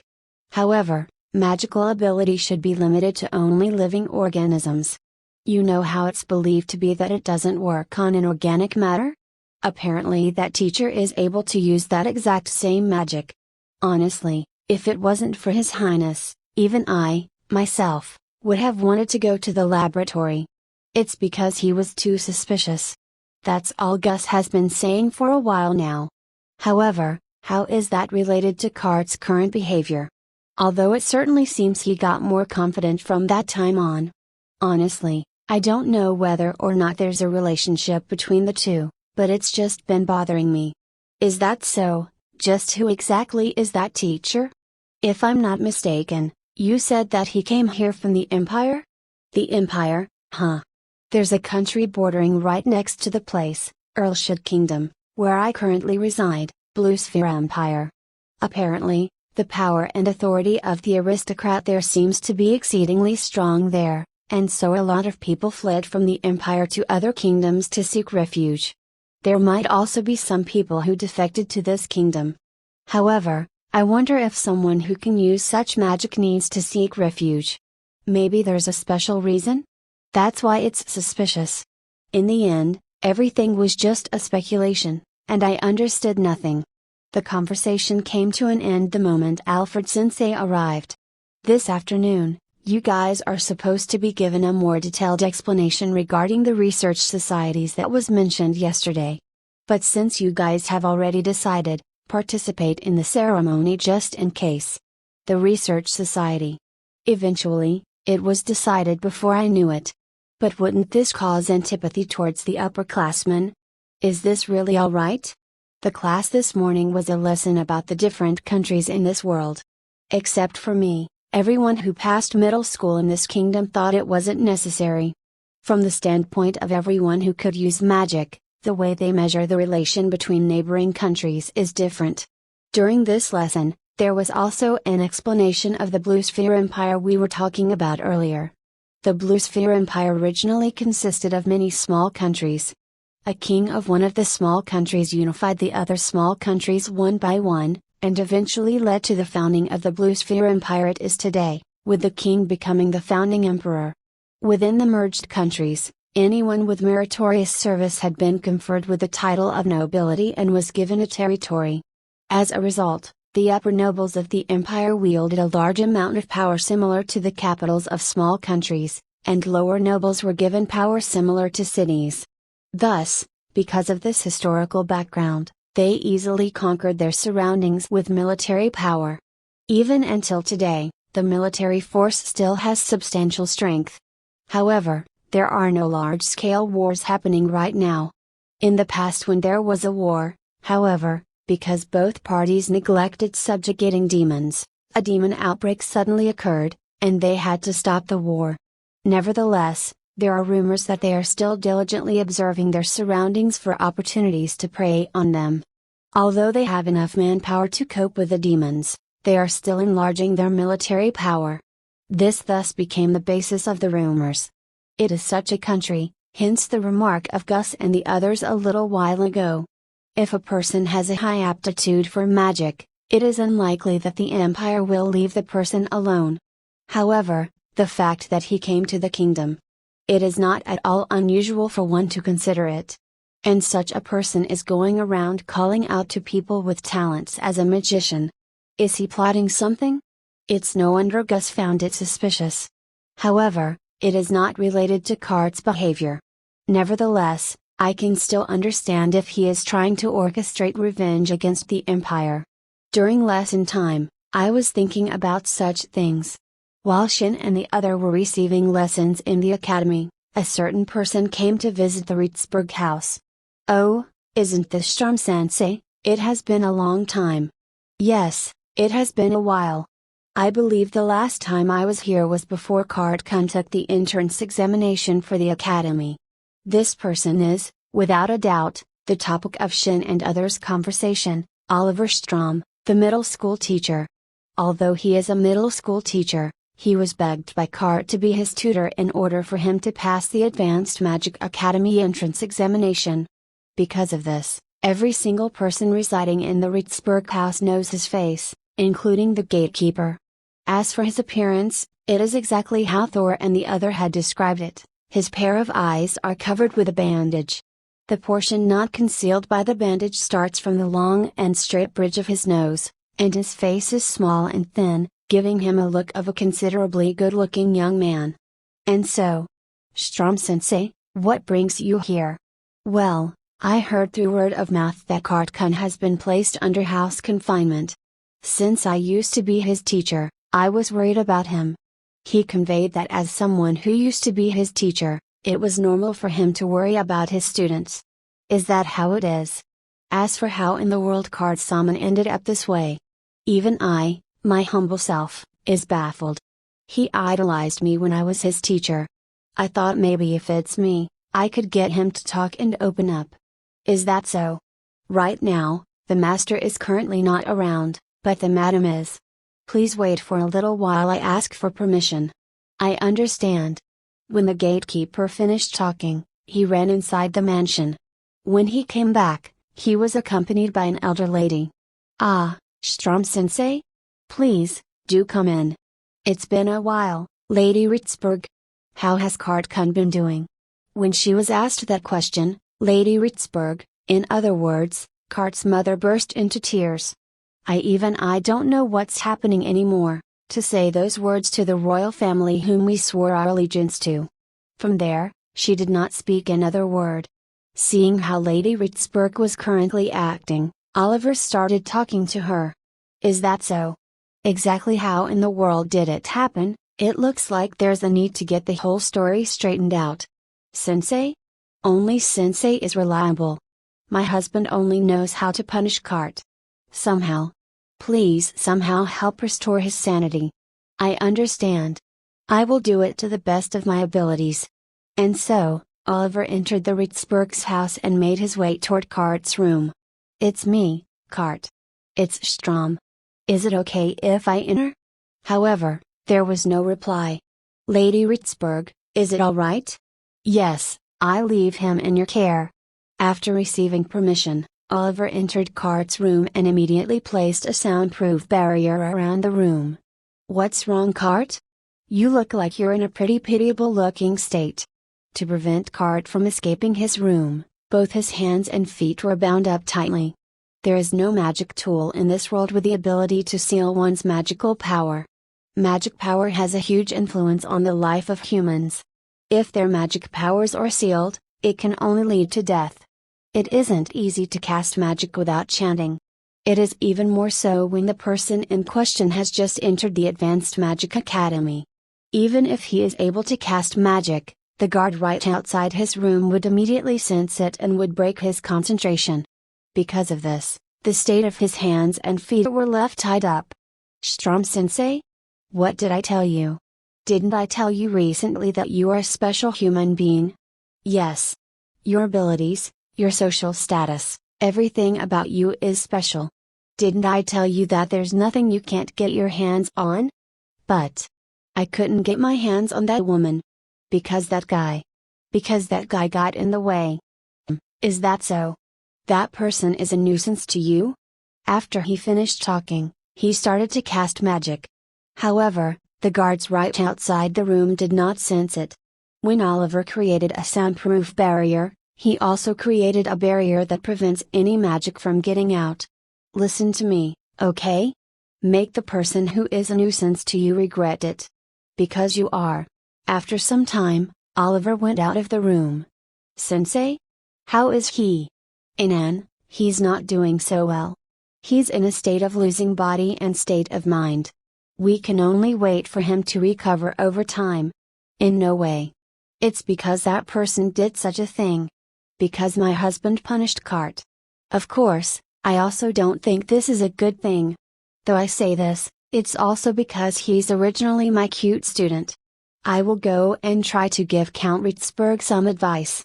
Because he's in a state of near insanity, it would not be beneficial for the Count to punish him." Thank you very much, Sensei. Then, if you'll please excuse me, I'll be leaving because I still have classes in the academy." Meanwhile, after Oliver left the Ritzberg house. "Foo, Cart-kun, do your best in performing for me, okay?" Oliver walked away while smiling. He then looked up at the room where Cart was in. After the morning class was over, everyone went to eat lunch. Since S class consists of only 10 students, everyone usually eats together. Today as well, the entire S class occupied one table. That reminds me, Shin. I didn't get to ask you about it this morning, but what will you do about escorting her to school and back? "What do you mean, what will I do?" "I mean, hasn't Cart been placed under house arrest? With that, hasn't the danger of being in school or walking in town been eliminated?" "Well, that's about right. In that case, isn't it alright if you don't pick her up anymore?" "That's right. Maybe there's no need to be a bodyguard." Ah, that's right. You're a bodyguard. But even if I'm not a bodyguard, it doesn't mean we can't go to school together, right?" "Yeah. Since our house is in the same direction, Isn't it okay if we still continue to commute to school together? It's perfectly alright. That's right, our house is in the same direction, so it's not strange for us to commute to school together. Cicely suddenly stood up and shouted. You're standing out, you're really standing out, Cicely. I'm sorry. Geez, you're getting too excited, Cicely. Why, you're wrong. I guess Maria also wants to go to school together? Of course. I originally made plans to go to school together with Cicely. Or do you find me a bother? No? Not particularly. That's right. What in the world are you saying? You're being too energetic, Claude. Just when I was thinking that it was quite unusual for Gus to join in on the conversation, he was grinning broadly. No, as expected of you, Shin. It was that direction? That might be how it is. In front of everyone, you said, go together with me. No, it's not something I can even mimic. I didn't say anything like that, did I? Together. Cicely has gotten hung up on such a strange word. Well, joking aside, I think it's a good thing you guys are going to school together. Claude and, also Machina, are considered as beautiful girls. So there might be some nefarious fellow who would try to bother them. Don't tell a joke in a place like this. Well, they are beautiful girls after all, so there might be a chance that the same event during the time we first met would happen again. By the way, Shin, you said you were using some kind of search magic while on the move? What is it exactly? What is it, you ask? It's a way for me to immediately detect any malicious intent. Malicious intent? Shindano, what in the world could you ever mean by that? To be able to grasp malicious intent. It means exactly as it sounded like. In particular, because the imperial capital is populous, there are many people who are indifferent to each other. You could say that amongst those people, you can immediately detect if there are malicious intent coming from them. No, I still don't understand the meaning of malicious intent. He doesn't understand what malicious intent is? So that's how it is. Thor, do you have any experience in hunting a demon? There's no way I'd have any experience. I have recently just graduated from being a middle school student, you know? You can say that the magical power of demons is, how to explain, ominous, or feel too unpleasant, and basically unlike the usual magic power. Hostility? Malicious intent? Even though it is not directed at them, normal humans can still feel it. No matter how big or crowded or secure the capital is, you can still sometimes feel it. The magical powers of demons, you say. Does Walford-kun have any experience in hunting a demon? Yes, I do. By the way, how old were you when you had your first experience in hunting a demon? 10 years old. 10 years old. It was a bear about 3-something meters in height. Bear. Because its huge arms were a bother, I cut both of them off, and then defeated it by slicing its neck. When I told the story of my first demon hunt, everyone ended up being stunned. Did I say something wrong? Which one is it? About the bear? Or about being 10 years old? And this really amazing person ended up being your bodyguard. It's very reassuring. Maria felt somewhat amazed while Cicely kept smiling until the end. Which part of it was Maria astonished about? Well then, isn't it about time we go? Whoops, it's that time already?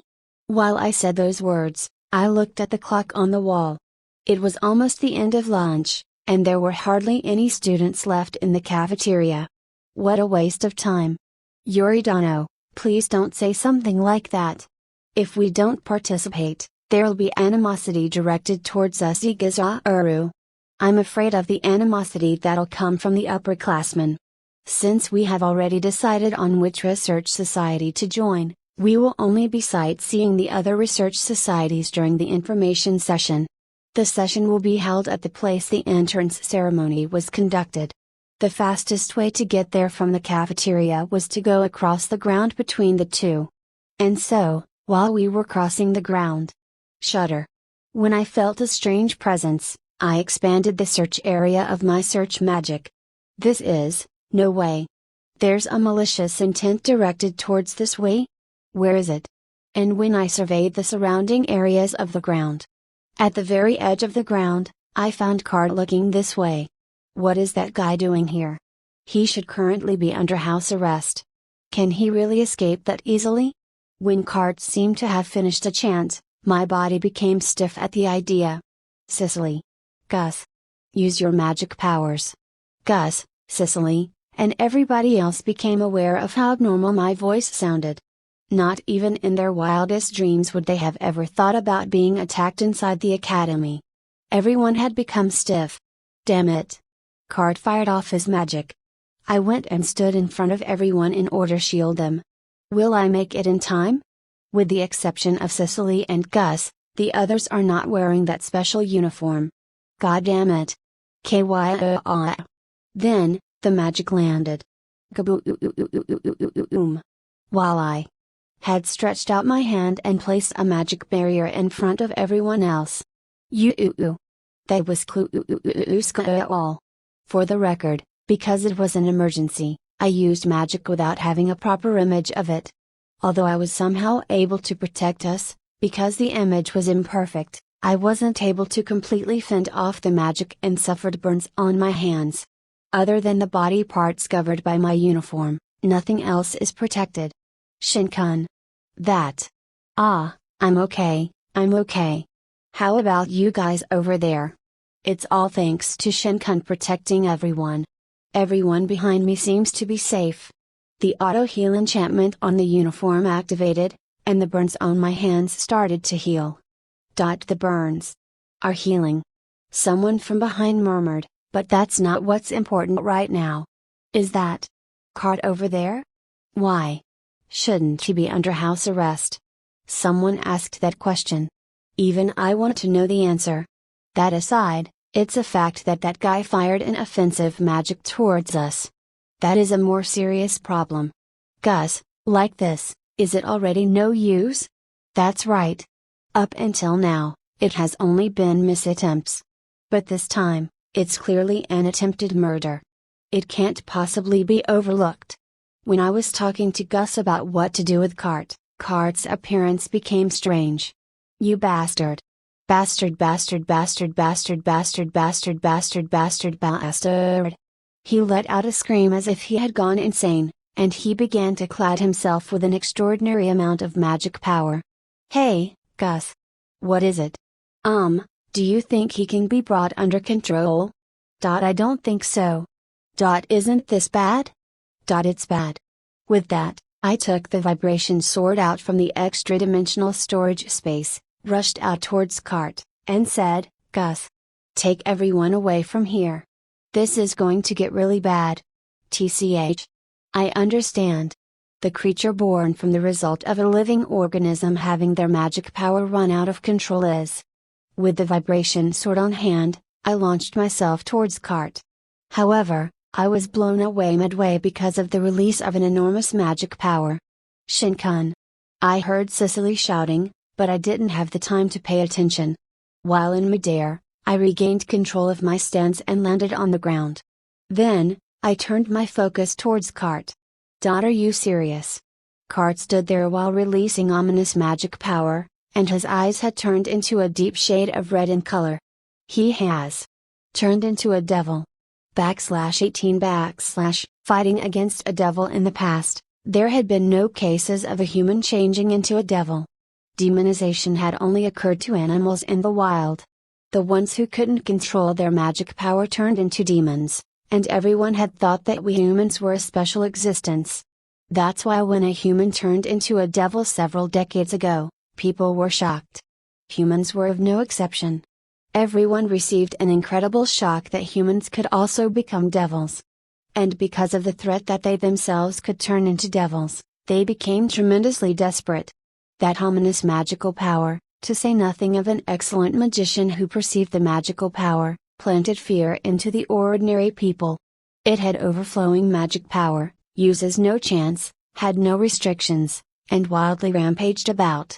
Although Earlshire Kingdom's army had used all of its military strength to subjugate the devil, the only result was an increased amount of victims. In the end, The ones that were able to subjugate him were Magi Merlin and his partner, Melinda, who then became known as heroes. Because of that event, these two people were respected as heroes even until now. In front of my eyes was Cart, who had turned into a devil. He was clad in an ominous magical power, a peculiar characteristic of demons. What had been the white portion of his eyes had turned deep red, and he stood still in place while gazing at empty space. This scene was viewed by everyone who was in close proximity, and those who had never seen a devil before were completely flabbergasted. Well, of course it's the first time they'd sighted a devil, since it was an extremely rare case. This is not the time to leisurely think about such things. Run away everyone. That guy turned into a goddamn devil. You'll only become collateral damage if you continue to stay here. Those words were able to return the students to their senses. You are a devil. Did he just say a devil? We have to run away.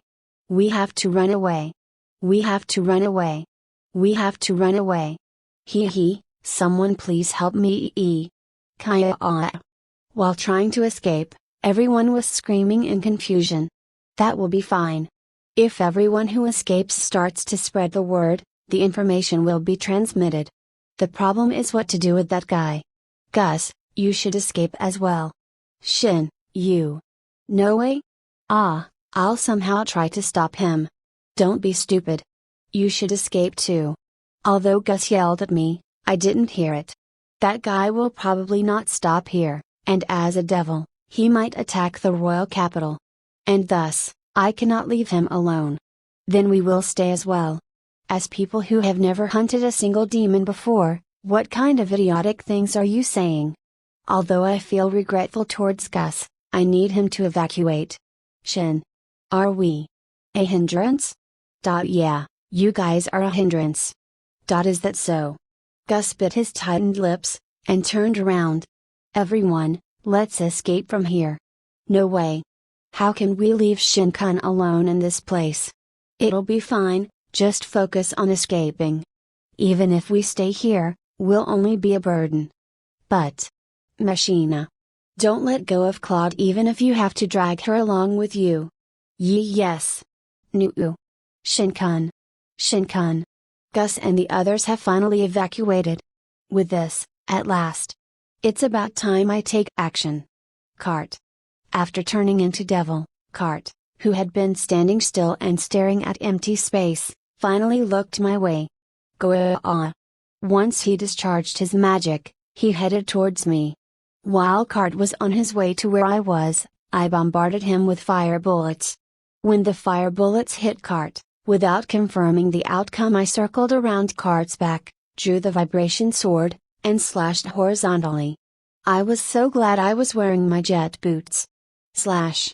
There was some resistance. Where was it? Where did I cut him? When I moved away slightly, I saw that Cart had taken damage from the fire bullets all over his body, and his left arm appeared to have been severed from above his elbow. Walford. You bastard. You bastard. At this time, I felt a sense of discomfort. Walford? He called out my name? Is there a part of his consciousness left in him? I'll kill you. I'll definitely kill you. Walford. At the same time he was yelling, he produced a cluster of fireballs. TSK. In order to obstruct the fireballs, I created a magic barrier. You want hot. Damn it. Even if the barrier can protect against magic, it doesn't prevent the heat. My face is burning. Because it was excessively hot, I created a blade made out of water. Slash, slash, slash. The water blade started slashing towards Cart. Why you? How dare you? How dare you? How dare you? How dare you? How dare you? How dare you? How dare you? How dare you? How dare you? I rushed towards Cart with both the vibration sword and the water blade at hand. Then, I sliced at Cart's remaining right arm. Is this the end of it? That's what I thought after looking at Cart's bloody appearance. Certainly, compared to the demonized animals I've slayed before, rather than a wolf or a bear, He is formidable and can be compared to either a lion or a tiger. However, kaboom! Court used explosion magic on himself. His wounded right arm was suddenly torn off, and exploded into 1,000 pieces. As I thought. This guy, he isn't that much of a big deal, is he? While fighting Cart who had turned into a devil, I felt uneasy. He's way too weak. I had heard that when the human turned into a devil in the past, he had ruined a country. However, this guy, although he's strong, doesn't give the feeling of despair. In the first place, was it really that easy for a human to turn into a devil? It gives an uncomfortable feeling. There are so many things that feel too out of place in this incident.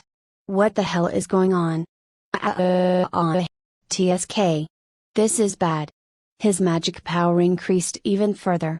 Magic power began to swirl around Cart. This is. Is he going to self-destruct? If he accidentally discharges such great magic power, this whole area will be blown away. If I don't stop him now, it'll be bad. Art. MG1_113, I rushed towards Cart while brandishing the vibration sword, aiming towards the nape of his neck. Slash. After I swung the vibration sword, I put some distance between us in preparation for any accidental discharge. I looked at Cart who appeared to have stopped moving, and wobble. Cart's head fell. And his body also fell soon after. Thud. I confirmed that the swelling magic power had dispersed, and Cart's body had stopped moving. I let out a big sigh. Then I examined Cart, who had become a corpse. Now that I thought about it, this was the first time I had killed a person. Even though he was a person that had turned into a devil. There was no feeling of guilt. I wonder if it was because of that? Because I've regularly hunted animals throughout the forest? I wonder if I have become accustomed to taking lives? Because of that thought, I looked at Cart's corpse with complicated feelings. Shinkun. Cicely came jumping towards me. Hey. Cicely. Did you not evacuate with everyone? Shinkun. Are you alright? Are you injured anymore? Cicely came and asked me while touching my body here and there. Gus and the others also showed up, and so I asked Gus. You guys. Did you guys not evacuate? Yeah. But just as we were about to exit the ground, we suddenly heard this amazing sound. So we turned around. Then, he cut off his words and looked at Cart. It was our first time seeing a devil. And we watched in astonishment as you overwhelmed him. And then he was taken down just like that. When I looked around, I saw that everyone had a complicated expression. Nevertheless, I still find it unbelievable, even until now. Since Cart had turned into a devil, I thought it was already hopeless. Even I, myself, had already prepared for my death. Walford-kun was really amazing. That's right. What was that? Even though your magic talent is tremendous, you were also able to cut the devil's arm with a sword. It was a spectacular display of swordsmanship to Gazaru. In this case, wouldn't he also qualify in the Knight Military Training Academy as their top student, the Zagaru? That's right. Even I have never seen my father nor my older brother display such beautiful swordsmanship. Walford-kun, as expected, is an amazing person. It looked like the tension had evaporated. Everyone started speaking unanimously. Meanwhile, only Gus remained silent. Gus, what's wrong? No, nothing. I was just thinking that it'll be problematic from now on. What do you mean? You're not self-conscious, are you? A devil has appeared, you know? Ah. That's right. This is the second time in history a devil has appeared. This catastrophe alone will shake the entire country. Moreover, this easily. While Gus was in the middle of his explanation, knights, soldiers, and magicians all gathered, and summoned the students. Prince Augusto. Are you injured in any way? We have received reports that a devil has appeared. Where is the devil? We will fight against the devil even if it costs us our lives. Where has the devil gone to? Ah, he's lying defeated over there. He's been defeated? And then, They looked at the place where Gus was pointing at. There lay Cart's body, whose head had been decapitated. You don't mean to say that you've already subjugated the devil? Ah, it wasn't me who subjugated it. He said that and turned to look at me. It was subjugated by a student of this magic academy? How should I explain this? His name is Shin Walford. The grandson of the hero, Merlin Walford, who subjugated the devil back then. Mamaji Merlin-sama's honorable grandson? Honorable grandson, you say? While they were having this sort of conversation, students had come and gathered to see the state of affairs. You guys, don't gather in such a dangerous place. Just because the military personnels have arrived, don't be so lax, unconscious of passing crisis, and come see the situation. Hey. That thing that's lying over there, isn't it a devil? Eh? There's no way? That devil has already been subjugated. What? What has happened? Everyone started to talk unanimously without any indignation. And then, they looked at the military personnels, Gus, and the other students. Everyone, there's no need to worry. The grandson of Magi Merlin, Shin Walford, has subjugated the devil. A person conveyed to everyone with a loud voice. The vicinity fell silent momentarily. And then, said by everyone in the area. Cheers suddenly exploded. Seriously? Are you really serious? Amazing. As expected of Magi-sama's grandson. Hero. It's the appearance of a new hero. Magi-sama's grandson. Shin Walford. Shin. Shin. Shin. Everyone chanting. A Shin call occurred. Please stop it. It's embarrassing to have my name chanted out so loudly. I want to run away, but since there are knights and magicians all around, I would have to bypass them, so even if I want to run away, I can't. Well done. You did very well. Really, the grandson of the hero, also turned out to be a hero. Magnificent. You are really magnificent, Shin-kun. Really, everyone, please stop it. Although a commotion will inevitably happen, this kind of fuss is too much considering the level of the subjugated devil. As expected, this kind of thing would happen. So this was what Gus was trying to explain earlier. However, I didn't imagine that it would cause this extensive of a commotion. I felt a sense of discomfort during this sudden uproar. However, because of the excitement that came after the subjugation of the devil, I couldn't attune myself to the environment. So while I was watching everyone abuzz, I searched for the source of the discomfort. In the end, because of the commotion, the Research Society information session was cancelled, and all of the students were asked to return to their respective classrooms. Shin-kun, is there something wrong? This question was asked by Cicely. Certainly, you've been making a strange face since earlier, Shin. Well, from the beginning of the uproar, and even until the end, I couldn't shake of this uncomfortable feeling. Uncomfortable feeling? Yeah. I'll continue the explanation once we return to the classroom. When we returned to the classroom, Alfred Sensei was there to greet us. Oh. You guys. I was worried about you all. Especially Walford, are you injured anywhere? Yes, we're all okay. Is that so? I'm relieved. He was genuinely worried about us. He's a good teacher, I can tell that he's honestly worried about us. Rather than that, Shin, what were you talking about earlier? Although I also felt uneasy with the situation regarding Cart, what do you mean even until the end? That's right, I should explain it to them. First of all, I think everyone agrees that Cart's actions and behavior felt out of place. Brandishing the authority of an aristocrat isn't just forbidden here, it's prohibited in all of the 3 advanced academies, and this is something everyone who lives in this kingdom knows. Nevertheless, the way Cart spoke and his actions, flaunted his social status as a noble. And although it was just an attempt, if it wasn't for my opposition, I have no doubt that he would have taken more actions against Cicely. Everyone nodded in agreement. In addition, because of his behavior, Gus had given him 2 warnings. Usually, wouldn't someone who paraded being an aristocrat have equal pride in his social standing as a noble, and would think that the power of an aristocrat is absolute? And yet, why did he not listen to Gus, who is someone at the top of the ladder of all aristocrats? Everyone turned to look at Gus. Gus just shrugged his shoulders. This is what everyone should have felt was strange in the past. Now, this is what felt out of place today. I could see that everyone had understood thus far, and waited for me to continue my explanation with bated breath. First of all, why did Card appear at that place? Wasn't he placed under house arrest? Moreover, he is someone from the House of Würzburg. How did he manage to get out of there so easily? I was also thinking about that. At that time, because I was thinking he can't possibly be here, I didn't manage to act in time. And there's also that issue of him turning into a devil. I said while glancing at everyone.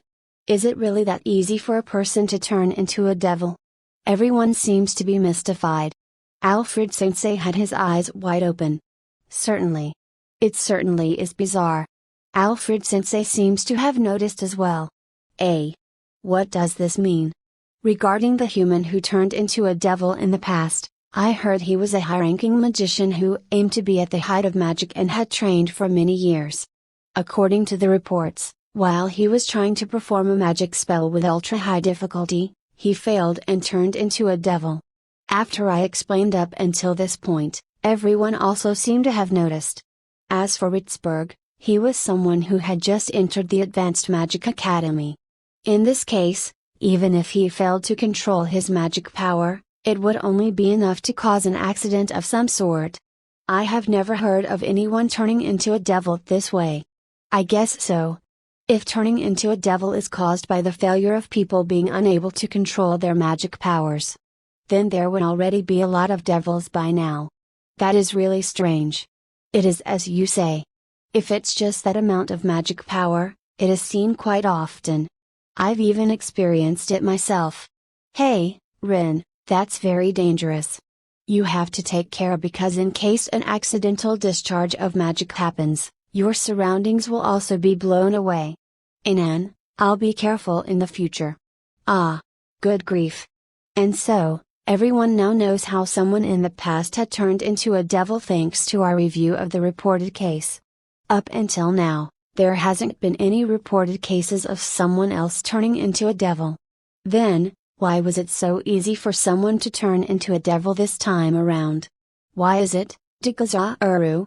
We can't know something like that for sure. TSK. No way. Gus seemed to have thought of something. What is it, Your Highness? In no way. It can't be possible. Gus. I think you're probably thinking of the same thing as I am. Such a thing, impossible. I think that there's a possibility. To do it artificially. Impossible. Are you saying that there's a way to create a devil artificially? Alfred Sensei cried out. Certainly, one would think so, but... Well, right now I'm only speaking hypothetically, but I don't know if it's possible for sure. However, the possibility is not zero. And after actually fighting against it, I thought of the possibility all the more. After fighting it? My grandpa has told me stories of how he had subjugated the devil many, many times. To hear how Magi-sama subjugated the devil from his own mouth. I'm so jealous. The reaction of everyone in the room was strange. No, that's not what I meant to say. I'm talking about the stories of the one who subjugated the devil and how he did it. He said when a person turns into a devil, it is completely devoid of any reasoning. It will no longer speak any words, and simply howl. However, when Card turned into a devil, he was able to speak. Then that means he didn't exactly turn into a devil. No, he definitely turned into a devil. His eyes turned red, he had ominous magic power, and his actions were violent. He had all the common characteristics of a devil. Everyone listening held their breaths and waited for me to continue my explanation. After actually fighting him, I found him to be way too weak, and thought it was way too different from the story I've been hearing from Grandpa. I then speculated, is this the same kind of devil Grandpa fought against? There was something distinct about it. To say the devil was too weak. No, I thought it was pretty strong enough. To be honest, in terms of strength, It was only stronger than a demonized lion or tiger. A tiger or a lion, you say? I thought it was pretty much a hopeless situation. That would be the case for students, however, it's different for the Knight's Order and Magician Division. While I was thinking that, I turned to look at Alfred Sensei. A lion. I've once encountered one in the past, and at the time, I thought I was going to die. That it was the end of me. That very same thought circled my mind over and over again. I still occasionally dream about it even until now. Huh? It was a story of his level of trauma? But, even so, it doesn't mean that it's impossible to subdue it, right? That's right. In the past, the devil almost destroyed a whole country. In actuality, cities and villages were destroyed. Can demonized tigers and lions do the same thing? No. No matter how you look at it, they won't be able to do that much. He easily turned into a devil, he was too weak, and he still had some degree of consciousness. When taking those facts into account, everyone was waiting for what I was going to say. I thought there may be some possibility that Cart's body was used in a human experiment. Human experiment? As I thought. Artificially made? Up to this point, it's just a conjecture. However, the possibility is high.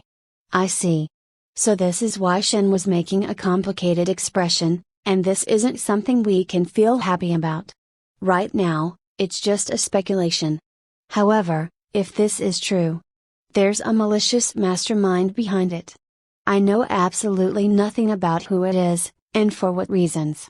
Everyone probably felt it as well. They all seem to have anxious expressions. On a rooftop of a building a slight distance from the Advanced Magic Academy, there was a person examining the institute. It was Cart's former tutor, Oliver Strom. Cart did indeed turn into a devil.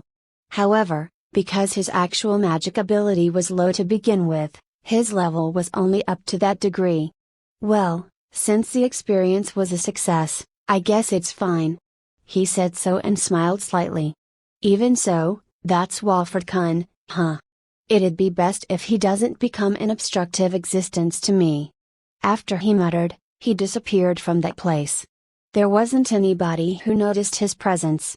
/19 it became an uproar. A devil had appeared and it had been subjugated. This event was immediately reported to the royal castle. Well, since military personnel were there, they had probably reported immediately. When I arrived home, an envoy from the royal castle came over. Welcome home Shin-sama, Prince Augusto, Julius-sama, Thor-sama, Cicely-sama, and Maria-sama. I'm home, Alex-san. Shin-sama, the envoy from the royal palace has arrived. An envoy from the royal palace? It would seem so. Because a second devil had suddenly appeared, that event alone has caused a commotion in the royal castle. And since someone has subjugated it, they cannot afford to not reward the subjugator. Huh. It looks like it's going to be a troublesome conversation. What are you saying, Shin-sama?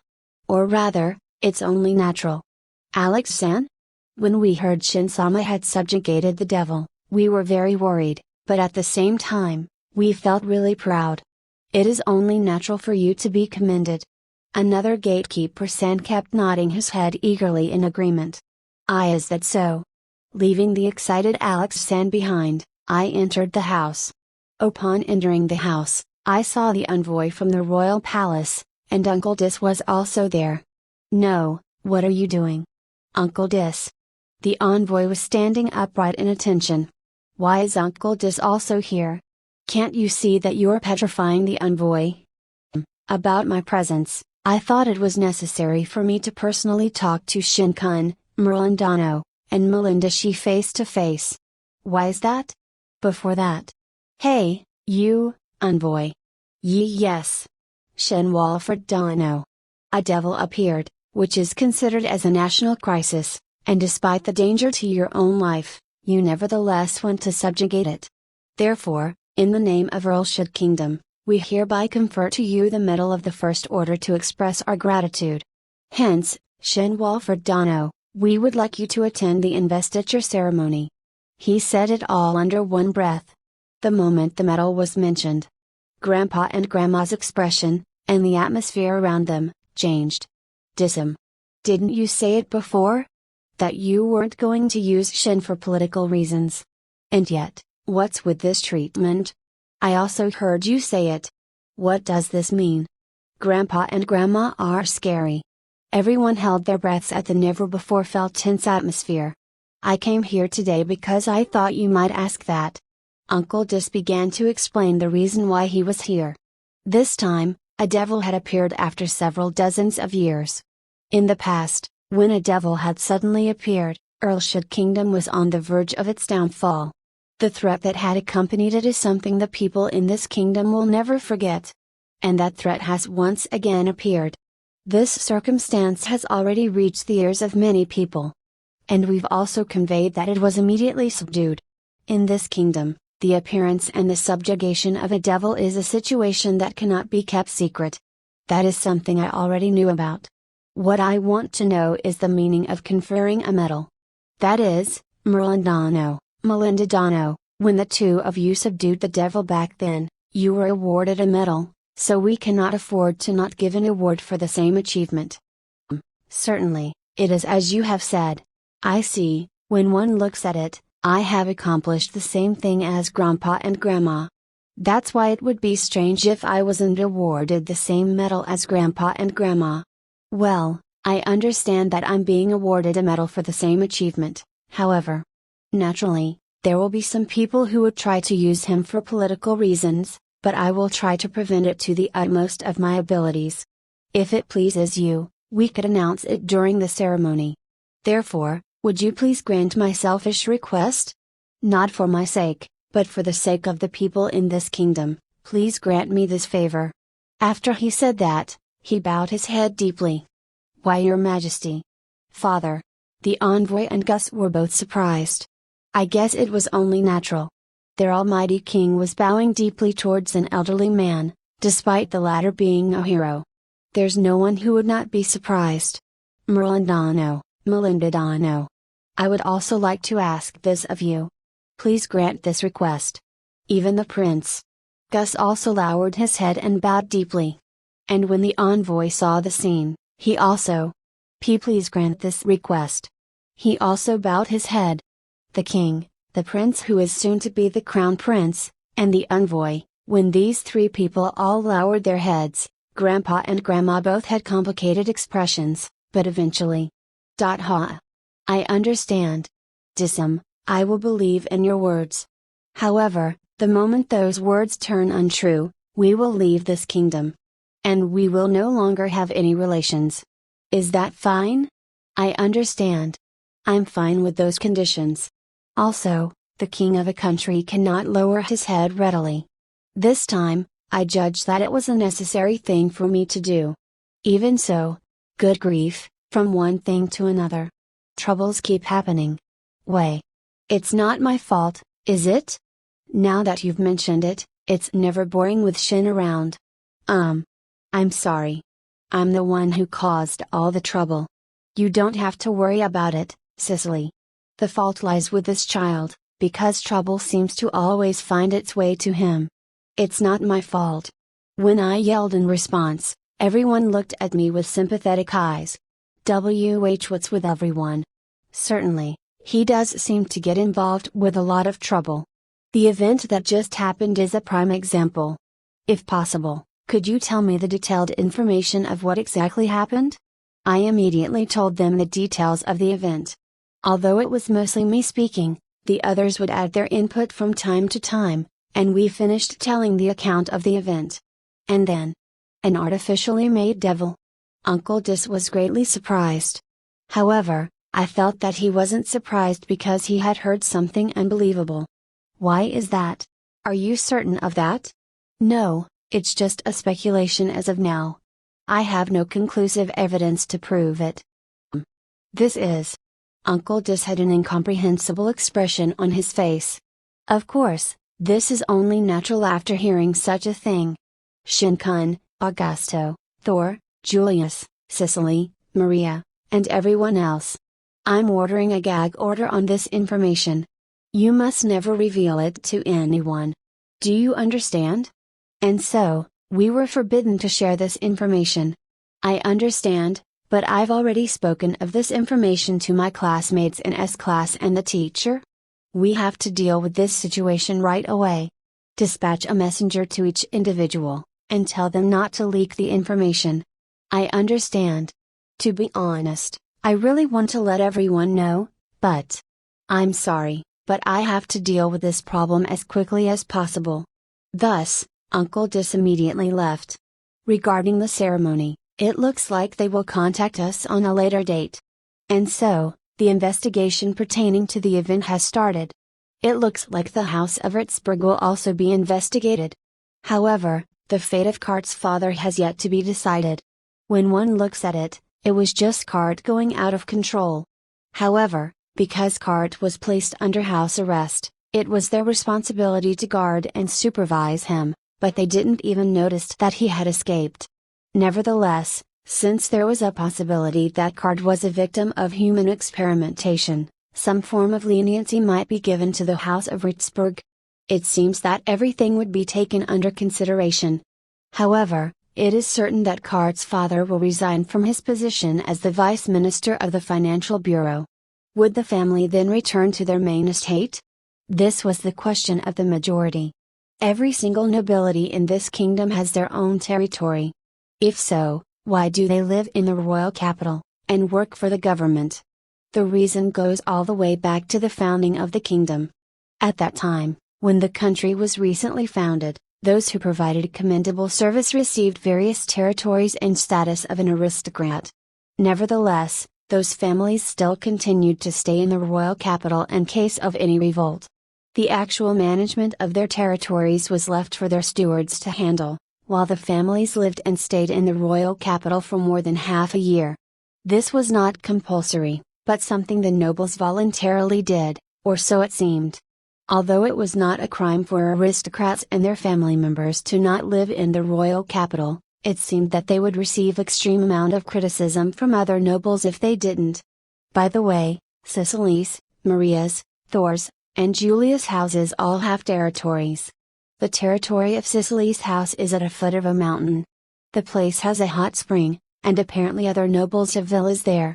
It is a famous tourist destination, and although the town isn't that big, it seems to have large tax revenue, or so it seems. Because they spent quite a large amount on road construction, more and more people come to visit the town each year. The territory of Maria's house is located at a seaside town, where the fishing and shipping industries are prosperous. The place is quite popular among travelers as a gourmet and fishing town with its delicious dishes, especially seafood. And because the shipping industry is thriving, it makes the town all the more exotic. The territory of Thor's house doesn't seem to specialize in any production.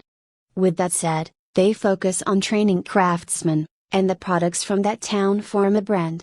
The territory of Julia's house is surrounded by mountains and the sea, which seems to be a resort. During the summer, one can hike, camp, and have a barbecue, while during the winter, one can ski in the mountains. The area is outlined by a white sand beach as far as the eye can see. There are also many buildings such as the resort facilities, resort hotels, high-rise condominium, and various others. Nobles and other people with status seems to spend their holidays on this land. The resort of a samurai. Because there are many territories between ourselves, we started talking about visiting the territories one by one during our long vacation. I'm quite interested in the samurai's resort. The next day, I wondered what to do with the escorting duty, but in the end, it proceeded as usual. The reason is, me. Hey, hey. Look, it's Shin-sama. So he is the new hero-sama, huh? Whoa. How cool. I wonder, who are the people he's with? As expected of Shin-sama, he has already decided who to go with. How enviable. Right. Uncle Dis had explained it yesterday, the people of Earlshire Kingdom already knew about the appearance of a devil in the person who subdued it. The reason why the people in this country have great respect for Grandpa and Grandma is because they subjugated a devil in the past, so when another one appeared and their grandson was the one who subdued it, it was easy to imagine people wanting to approach me. For that reason, We thought that if Cicely and Maria were together with me, not too many people would try and approach. By the way, this plan was concocted by Grandma. Cicely and Maria's parents have also given their approvals. Cicely, Maria, I'm sorry for getting you wrapped up in all this commotion as well. It's not a problem at all. Please don't mind it too much. That's right. Since we're indebted to Shin-kun, this much is not a problem.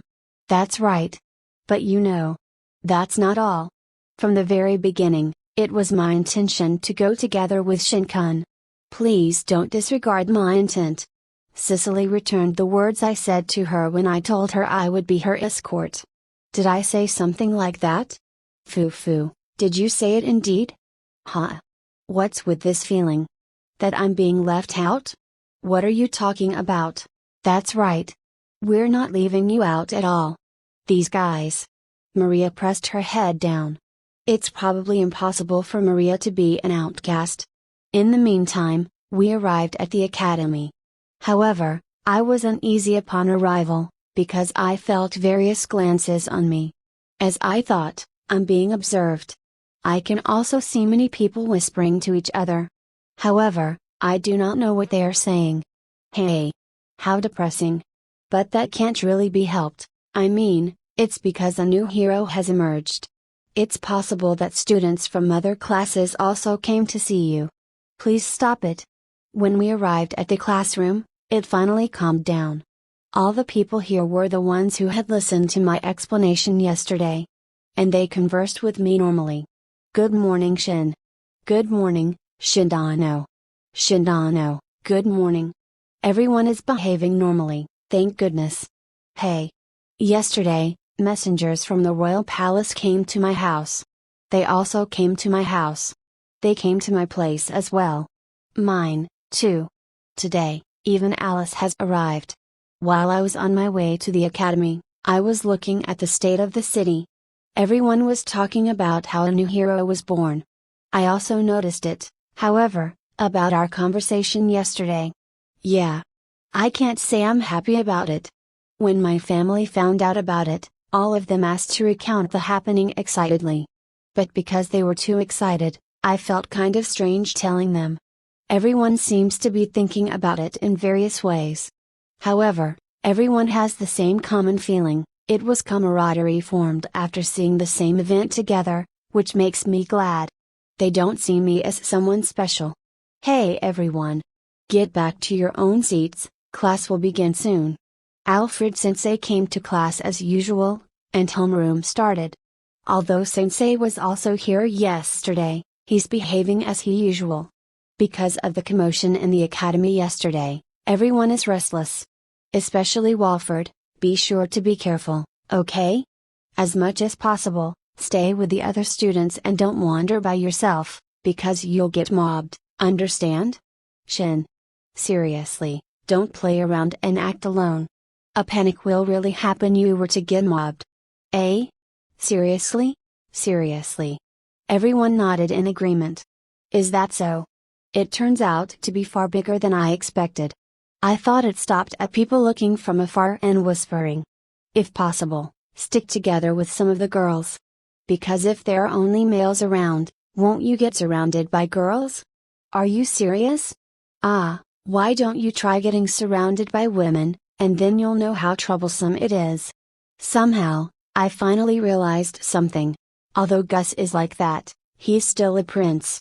So whenever he's at a social party, he's probably always surrounded. Huh? It's such a hassle. Just give up. The uproar will become even bigger after you've received the bestowal. Are you serious? This incident is getting bigger and bigger. The Research Society information session that was cancelled yesterday eventually took place today, which turned out to be troublesome. Walford-kun. By all means, please join our offensive Magic Research Society. What are you saying? He is someone whom Melinda-sama has personally taught, you know? Only our Life Improvement Research Society is suitable for him to join.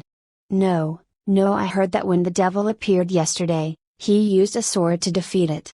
With such wonderful use of body strengthening magic, Walford-kun should join our body language research group.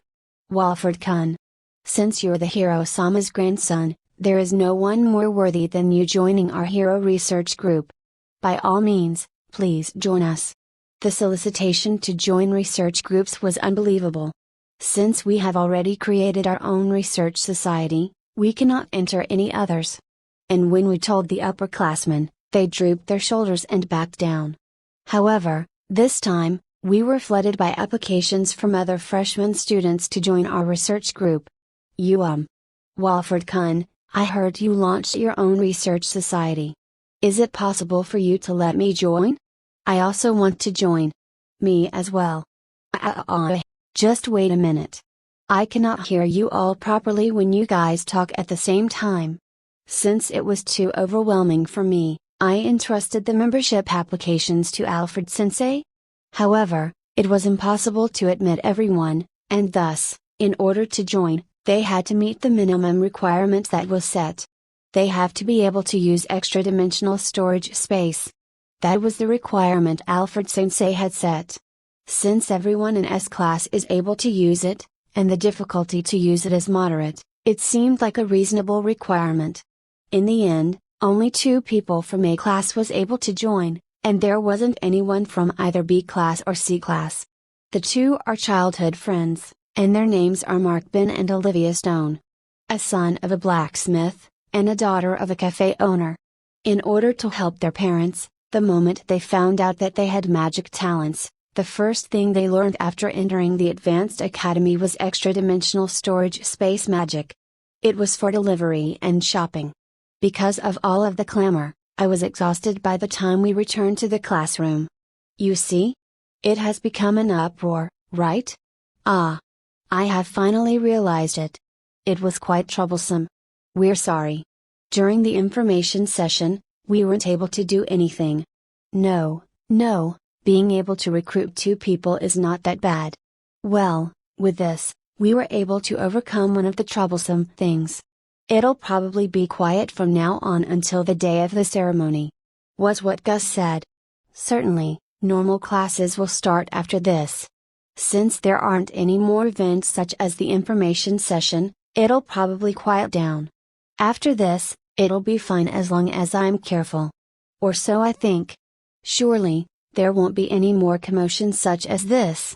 In a conference room inside the royal palace, the king, Disam, the chief of military affairs, Dominic, and the head of the security office, Dennis Wheeler, have gathered. The military affairs are in charge of preventing foreign invasions and the subjugation of demons, while the security office are in charge of domestic security and maintaining peace in the kingdom. In a sense, both departments can be categorized and play the same role as law enforcement.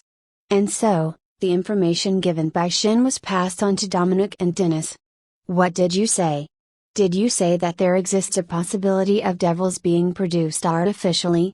Yeah, this is the impression of Shin, who personally fought against one.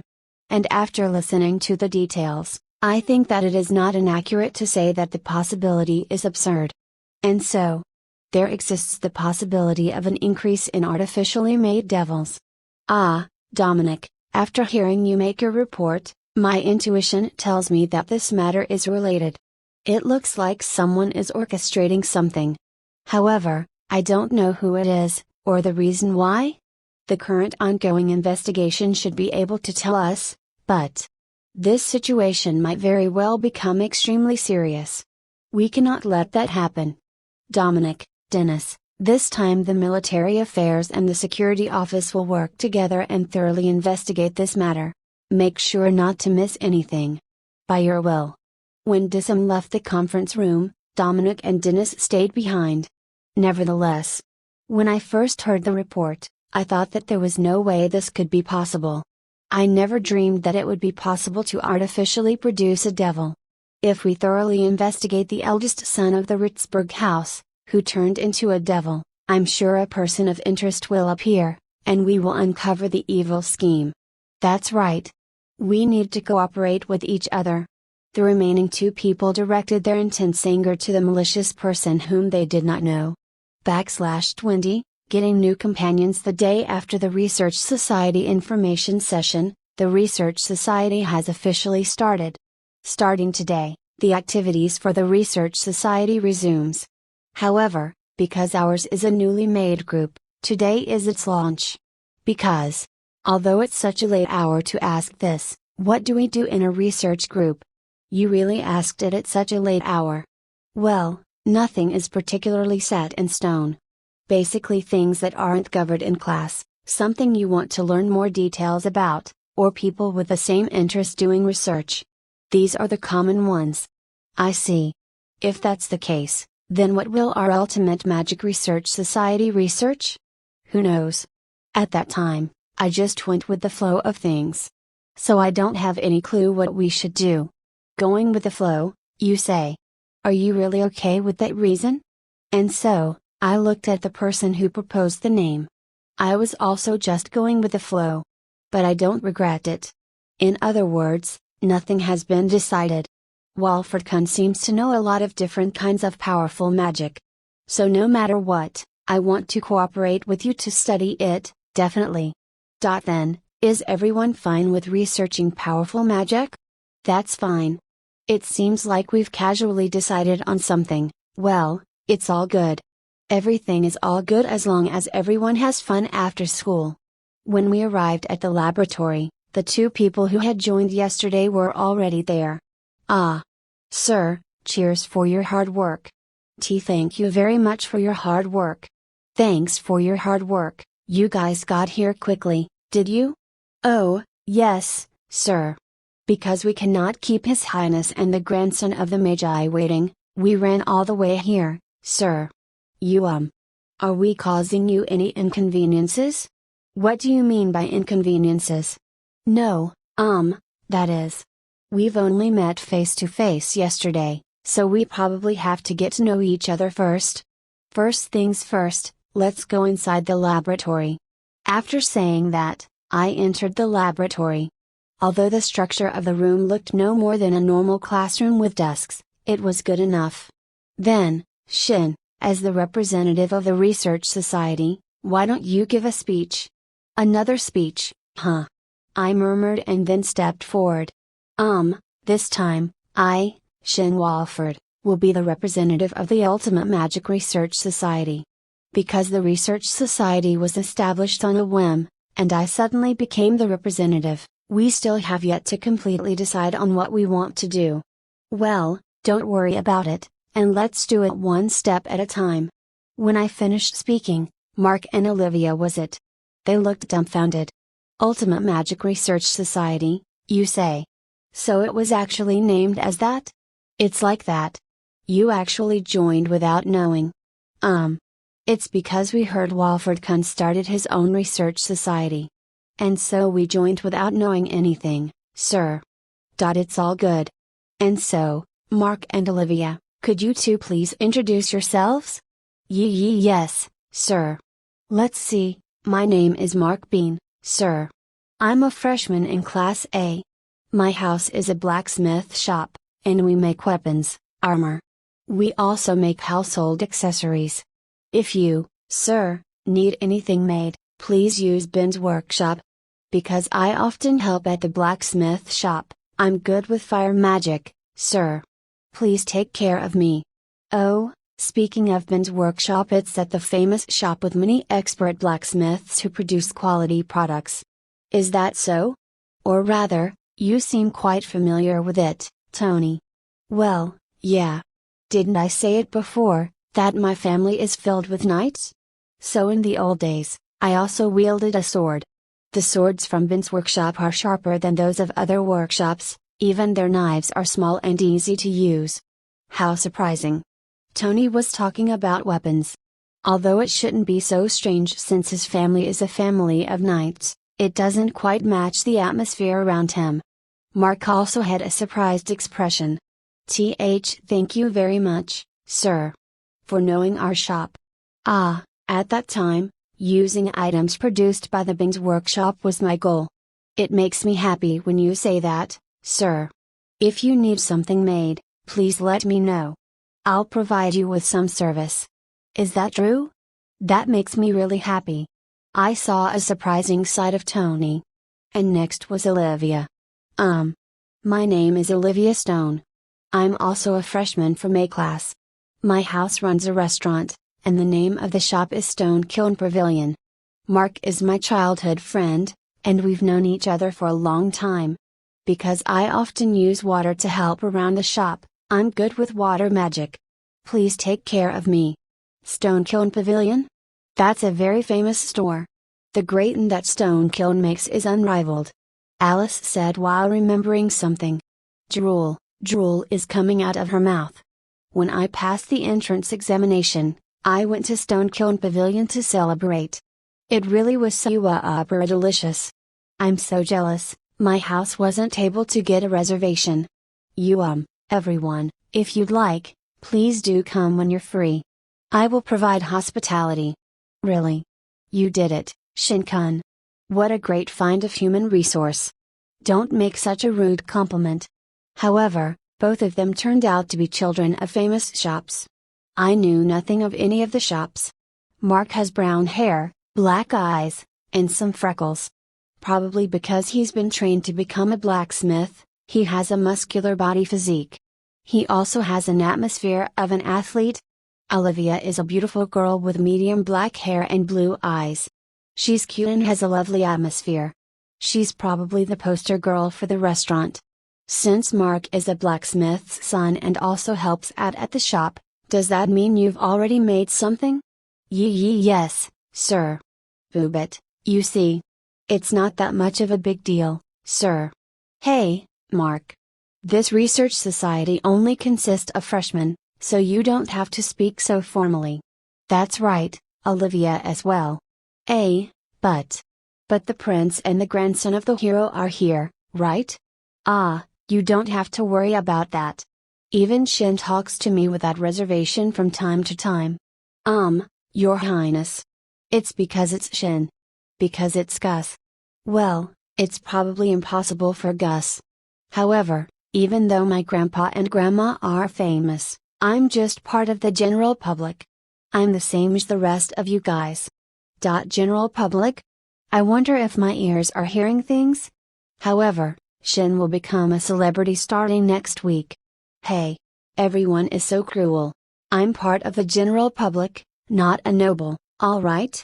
And then Gus suddenly said something. Gus, what do you mean by next week?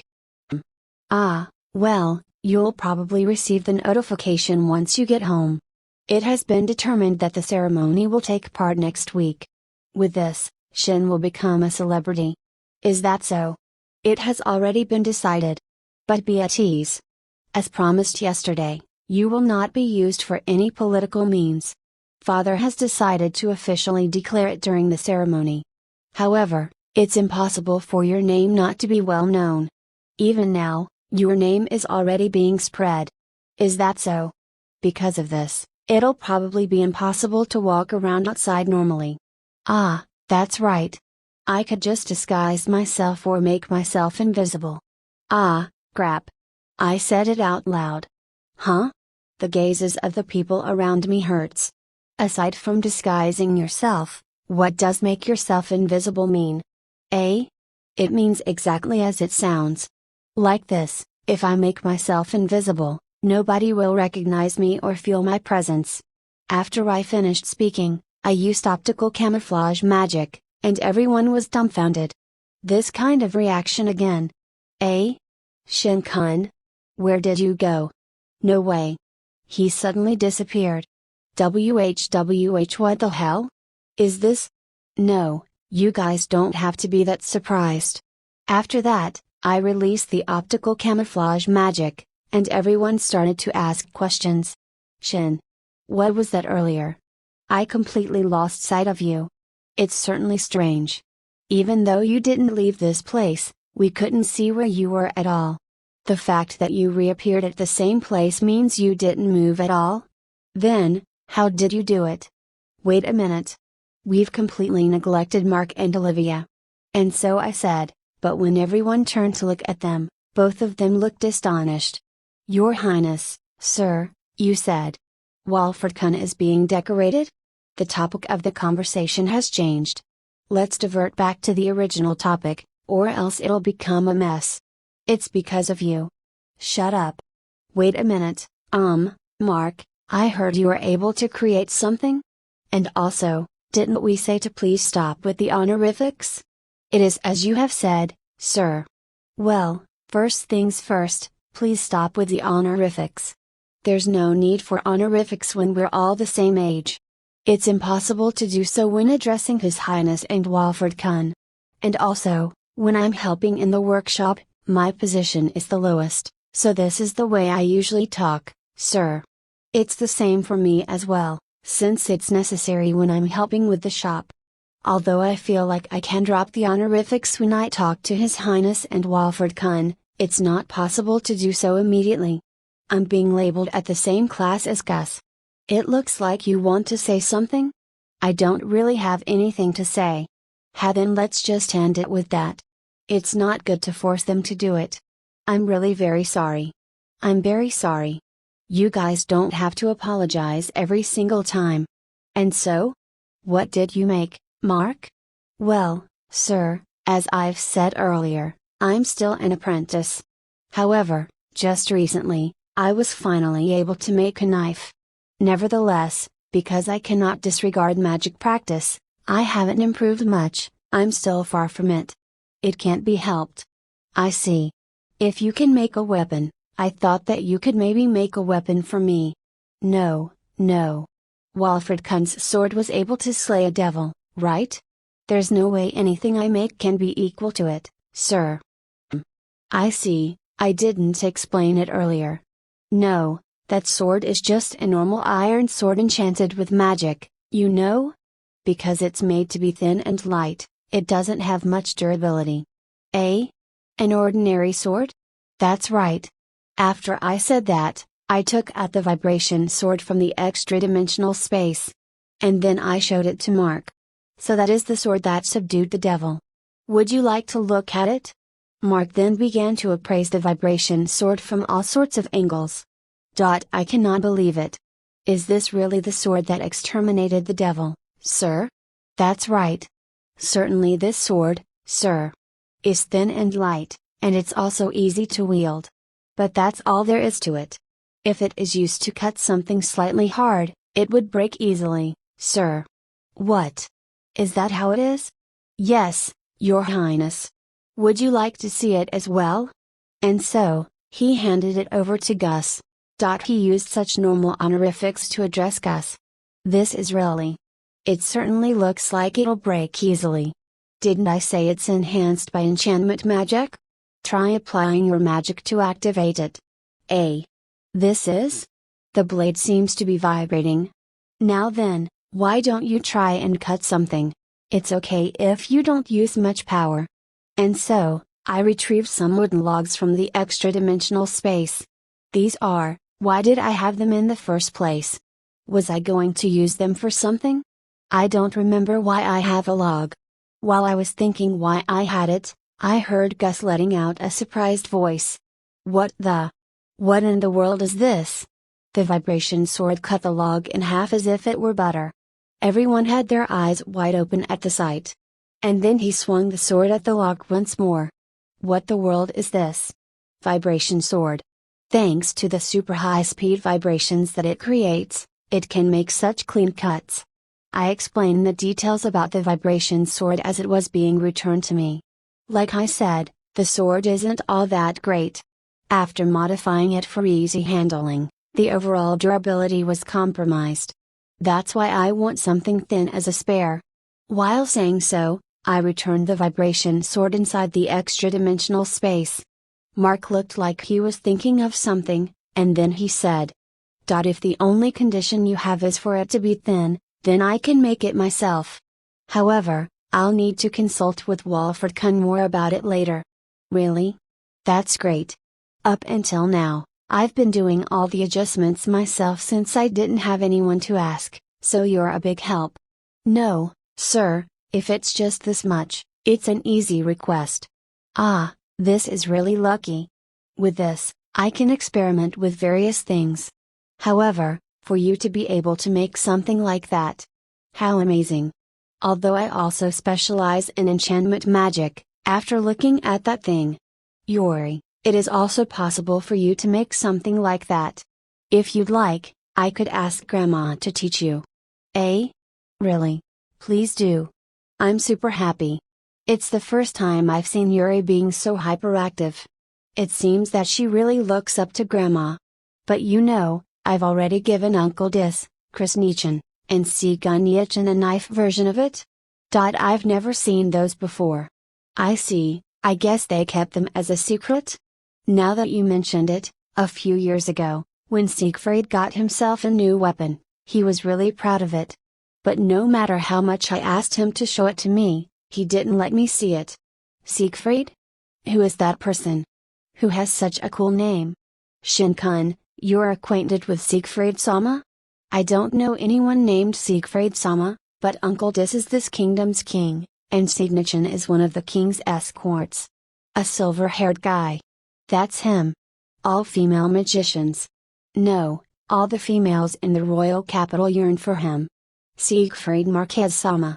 To actually have people yearning for him. I want to be able to talk to him at least once.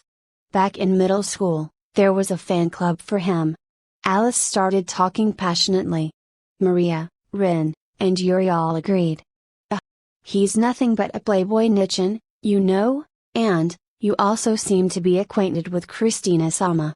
Again, I don't know anyone named Christina-sama?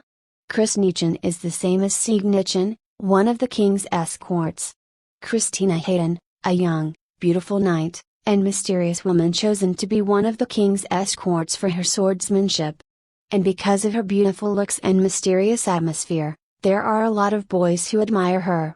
Thos, Julius, and Mark nodded their heads like crazy. What mysterious atmosphere, she's just a blonde woman. I didn't know those two are so popular. What's this strange feeling as if it's my own brother and sister who are getting praised? That aside, the reality is completely different from what they think. They might get disillusioned when they meet them. Putting that aside, Shin, how did you make yourself disappear earlier? That's right, Shin-kun. What was that earlier? Ah, you mean the optical camouflage? Optical? What is that? Optical camouflage. When humans look around, you understand that they use their eyes to see, right? What are you saying? It's only natural, right? Why can you see things? Why, you ask? I don't know the reason why. The eyes of a human can see, because light is being reflected off of it. Reflection? That's right. That's why you cannot see wherever light is not reflected. Take for example, a glass. A glass, because it is not contaminated with much impurities, results in being almost transparent, which allows light to pass through. You're right. With that, you can see things that are reflected by light, so if I distort the reflected light, then Shin-kun will disappear. It's not as if I will really disappear. All I did is use magic to distort and interfere with the light in the surroundings. Therefore, when I use magic to reflect the light to my surroundings and bypass me, people won't see me even when I'm in front of their eyes. As a result, it will look like I disappeared. But it does not mean I really did disappear. When I explained the foundation of optical camouflage magic, it looked there were question marks above everyone's heads. Cicely, do you understand it? Not at all.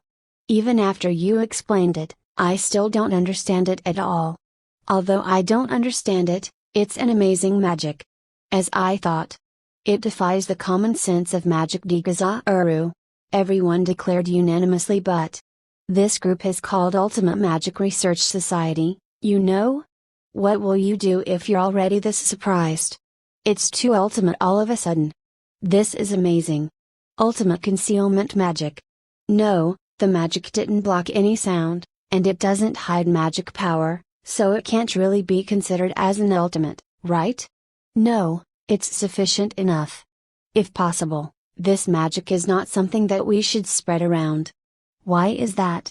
Ability to freely assassinate people, steal all the confidential documents as you like, tailing others, eavesdropping, there are too many applications when it comes to criminal activities. If you put it that way, then magic itself should be prohibited. In the end, isn't it a matter of the person's morals? It's certainly as you say. But this magic brings about too much temptation. It's alright, Your Highness. Because during the explanation earlier, nobody understood the foundation of it, right? That is also true. Was my explanation too hard to understand? That's not it. In the first place, I didn't understand the concept. However, I explained the reflection of lights as easy as I possibly could. Maybe there isn't any concept of capturing light in the first place?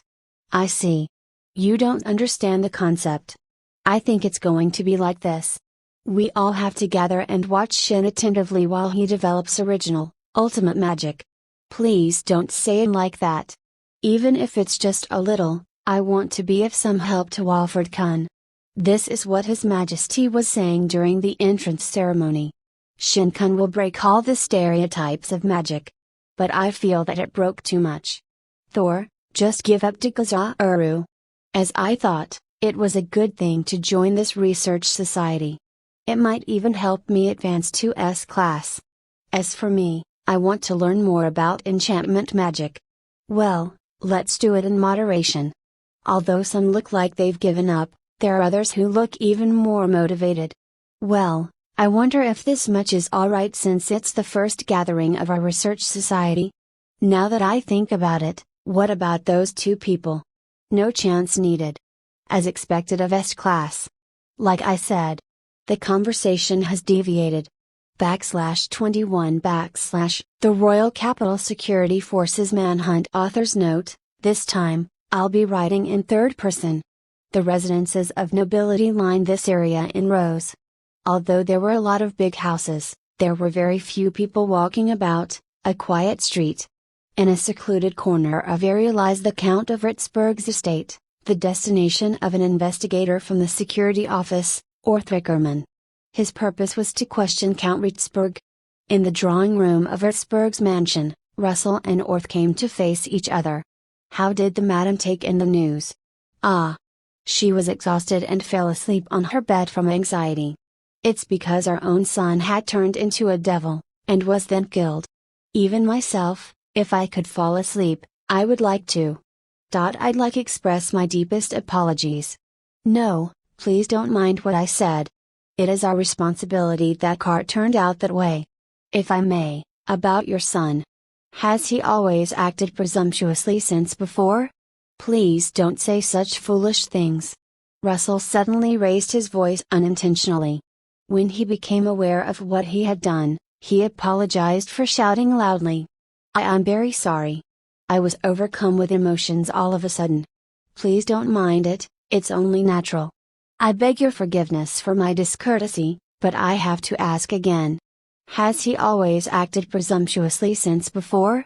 Not at all. As you might already be aware, we as nobles must always put our country first. Nobles exist for the people. The royal family, together with the nobles, exist for the people. Because the people residing in this kingdom are its national treasures, we should put them first and protect them. I have been preaching that principle to Cart from early on. Although he had excessive pride, he is well aware that people should be protected. In other words, he acted differently back then? I wasn't able to observe Cart all the time. Perhaps if we ask my wife or the servants, they might give us more insight. Thanks for speaking with me, I will follow up on it later. So then, when did he start showing such attitude? It began just the other day. Is that so? His personality was very different in the Advanced Magic Academy. However, his behavior was consistent with his middle school days. In the Advanced Magic Academy, he was regarded as a fool with an arrogant attitude. In middle school he was regarded as a prideful noble who cares about the people. How can his reputation in middle school and the Advanced Magic Academy differ so much? It was as if they were describing different people. During his middle school days, he seemed to have been a proper nobleman of the kingdom's noble houses. And then at the start of his Advanced Magic Academy days, a noble from the Empire. Huh? Well, during his middle school days, your son seemed to be a proper member of the kingdom's nobility.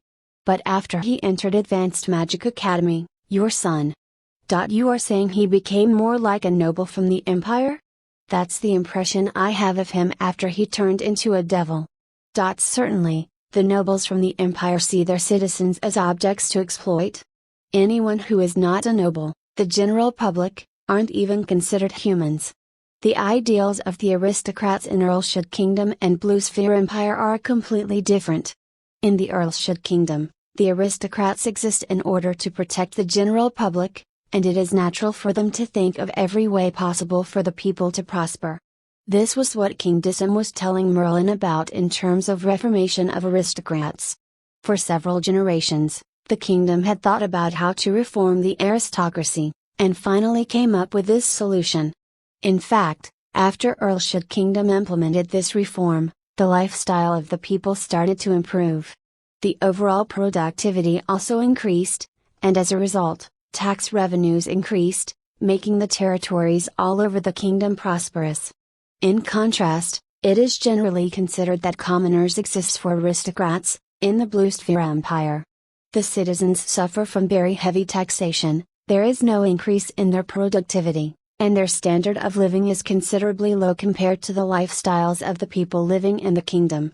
In the kingdom, children under the age of 15 have the right to receive equal education, and education has become semi-mandatory. Because of that, the literacy rate is high, and its citizens are also able to calculate quickly.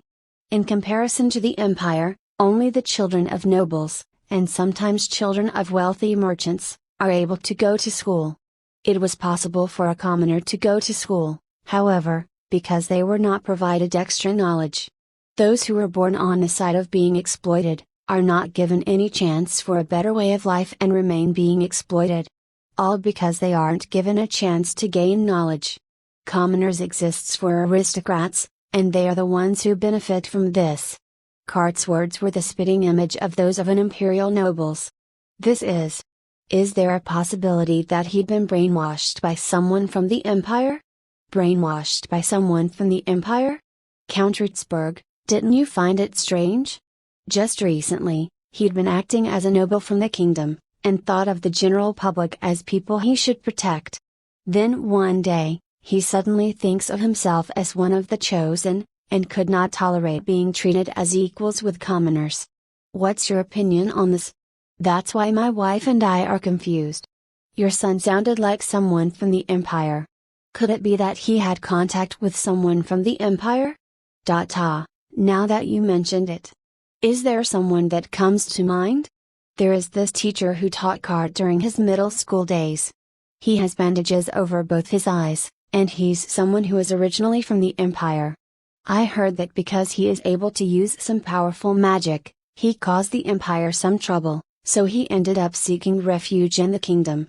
And that teacher and your son have contact with each other? Yes, Cart participated in the study research that teacher is going. Also, when Cart was studying for the Advanced Magic Academy, the teacher came here as his tutor. A teacher who originates from the empire. Suspicious. Anyone who heard it would be suspicious. And so, Orth interviewed all of the employees. Strom-sensei, you ask? He's a good person. When I heard he originated from the empire, I thought he would have strong discrimination against commoners, but there was no such thing at all. Although we're employees, he speaks to us without any prejudice. The result of the testimonies from them were generally like that. Is there really no problem? However, that teacher only became a teacher just a year ago. And there's a chance he was the one responsible for turning Cart into a devil. 1 year ago. The timing coincides with the information gathered just a few moments ago. Furthermore, one of his students turned into a devil. Although there was nothing questionable about the given testimonies. However, all of his actions are suspicious. Therefore, the day young master became like that, he also came to visit. Around what time was that? If I'm not mistaken. It was in the morning. If it was in the morning, it was before he turned into a devil. Furthermore, after he visited, Cart escaped from his room.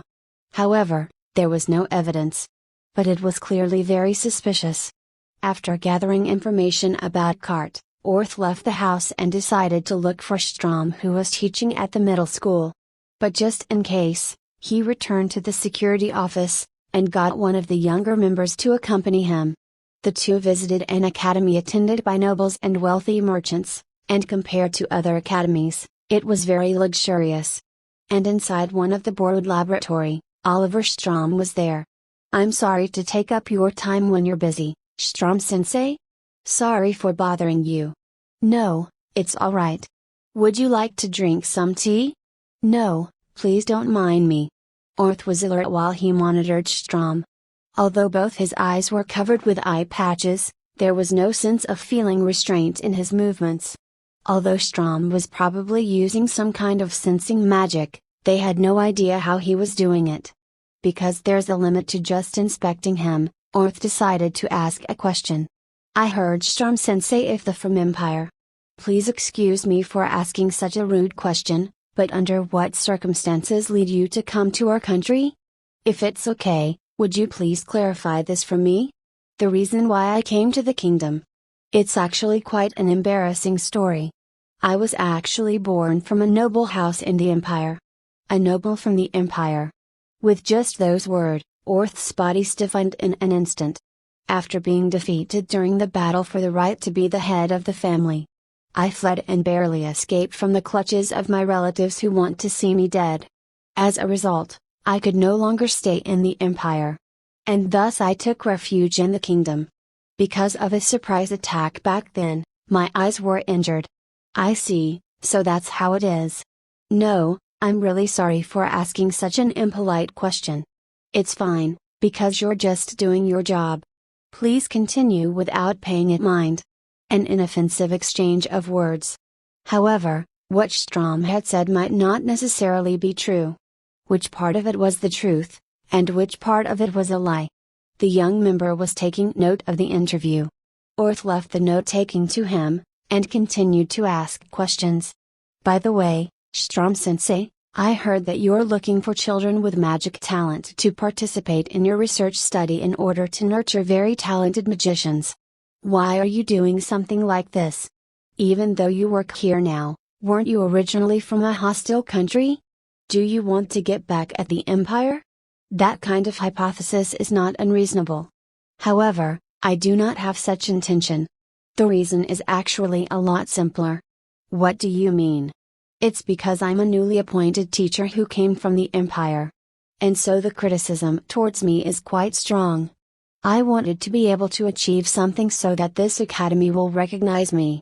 And that's what your research study is for. It's exactly as you say. Thanks to my research study, all the children who participated have increased their magic power. There was also a child who was able to pass Advanced Magic Academy's examination. And because of that, I was able to establish my position in this academy. His actions wasn't for any particularly noble reason, but for his own self-interest. It was the most natural motivator of human behavior. There is nothing unusual with the current conversation. Although his face can be seen, because of his eye patch, it was hard to read his facial expressions. Orth suppressed his feelings, clicked his tongue, and continued with the interview. "However, it's quite regrettable this time around. It is as you said. The student whom I was referring to that passed the Advanced Magic Academy examination was Cart. And then it turned out like this. But this incident didn't damage Strom-sensei's career, did it?" Then, Strom retorted, slightly offended. "I did not say anything like that. Card was my cute student. And for that same Card to turn out that way, of course I am very sad. Sorry for my impoliteness. It was a slip of the tongue. It's all good as long as you can understand." Although Strom was agitated, it only took but a moment for him to regain his calm. But is this really his true feelings, or are he just putting an act? If that's the case then, Strom-sensei, if it's alright with you, could I make a request? "What is it?" "Actually, I'd like you to come with me and examine his body that transformed into a devil." "You want me to examine his body?" "Yes. Right now, we're in the process of gathering experts with different specialties to do examinations. And Strom-sensei, since you're a considerably high-ranking magician, we would like to invite you to listen to what they can find. We would also like to listen to Strom-sensei's opinions. But to inspect the remains of my own student, It somehow makes me feel reluctant. Please, we ask this of you. This is for the sake of all mankind. I understand. I'll take you up on your offer. Thank you very much. I'm sorry for asking suddenly, but are you good with time after this? It really is sudden. I'm good to go. There is no research study today. Thank you very much. Now then, let us go. Orth signaled to the young member, and then he stood up. We're expecting we'll hear beneficial information from you. I'll be troubled if you blindly expect something. After the conversation ended, they headed towards the security office. On the other hand, the people from the military affairs have been performing investigations around the meadows and forests surrounding the royal capital. Director, I'm here to make a report. Let me hear it. Yes. As expected, the number of demons have increased considerably. From small animals such as rabbits and squirrels, wild dogs, jackals, wolves. Medium-sized animals such as wild boar, and large animals such as bears have demonized. Why do you think we didn't notice it? It's probably because most of them were just small animals, and we didn't feel any threat. Regarding medium and large-sized demons, even if the occurrence has increased, so long as they cooperate with the magic division, they'll be easily subdued. They don't appear in groups, after all. Also, since disaster-class demons such as tigers and lion didn't appear, that might have contributed to the reason as well. I see. Hey, Dominic. Please call me director here, Rubber. Huh. It's just because it's your turn to be the director this time around. It's be my turn to serve as one next, so I'll also be a director. The man who came to greet Dominic, the chief of military affairs, in a loud voice was Rubber Hallgren. He is the current head of the Magic Division, and the former director of military affairs. He had brown eyes and brown hair, and he wore a somewhat worn-down robe of the Magic Division. The words Evil Father was a perfect description of the man. It's perfect for an underling to address his superior. If that's the case, then everyone apart from His Majesty should lower their heads and address me as former director of military affairs. When you say it like that then. Let's just stop it. And so? Did you need something? When a guy who subjugates demons told me about their increased in numbers, and in the magic point of view. Did you manage to find out something? Well, about that. I found absolutely nothing. I was a fool to have expected something. Now, don't say something like that. The reason I found nothing is because of abiogenesis. Abiogenesis? We've thought that when an animal stays in a place where dark magic is concentrated, it is more prone to turning into a demon, right? Yeah, that's right. However, there aren't any places in the vicinity where dark magic concentrates. Then that means, as I thought. Yeah. What you have said before, regarding artificially generated demons, it means there's a high possibility. What are the possibility of demons transporting from another place? There isn't any. If so, the situation will be more problematic. It wouldn't be possible for demons to increase little by little. In addition, there has been no reports from other cities regarding an increase in demons. This is finally. Yeah, it stinks no matter how you put it. And so, the two top brasses of military affairs looked at each other with a serious expression. A change of place, a room inside the certain palace. In front of the master of the palace, there was a report. What did you say? The number of demons in Earlshire Kingdom is increasing?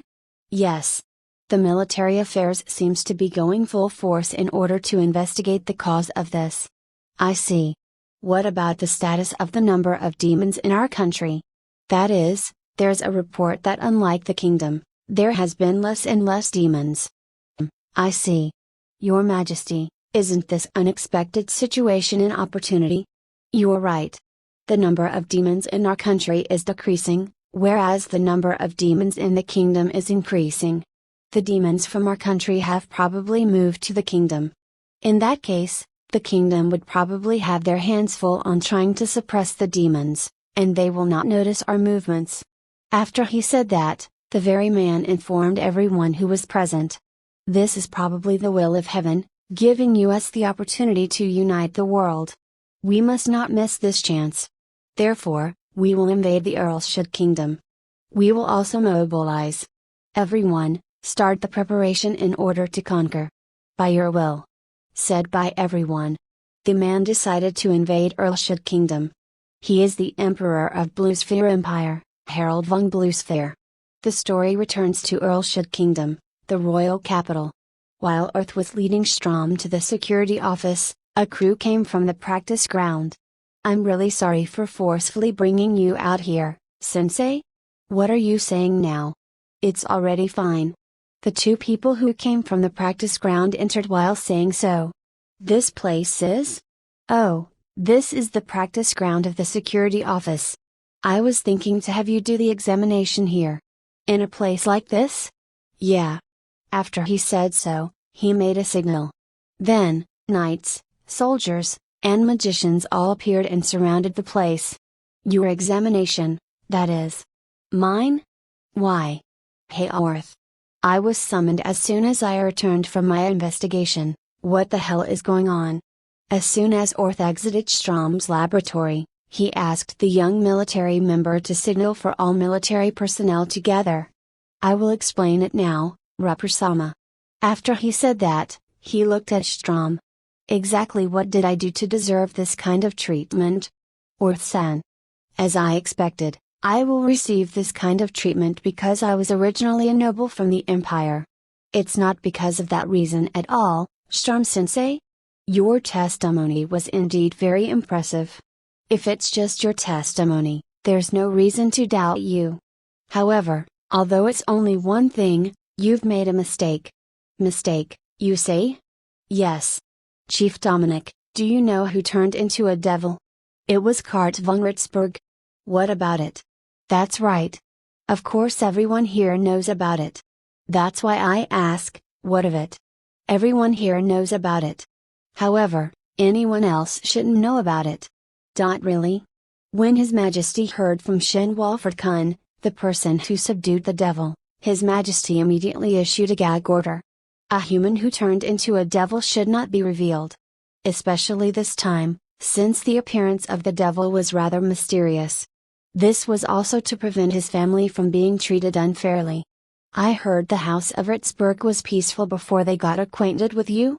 The kingdom feels that it's an extreme national threat to disclose the identity of the devil, because if people know that it was Kurt von Ritzberg was the person who turned into a devil, they would feel overwhelmed and create mass panic. This is the evidence that the gag order was effective. The knights in the surrounding also noticed this fact, and they kept a vigilant eye on Strom. The tale that's being widespread in the royal capital is a devil appeared in the Advanced Magic Academy, and it just so happened that the grandson of the hero, Shin Walford, was the one who subdued it. Everyone knows that a devil had appeared. However, they have no idea of the identity of the human who turned into a devil. The only people who knew of his identity are the military personnel currently in this place, people part of the security office, and the people involved in the Advanced Magic Academy. Now then, could you tell us where you've heard that Kurt von Ritzberg had turned into a devil? Because we need to issue punishment to the person responsible information leakage. When North finished speaking, Oliver suddenly started laughing loudly.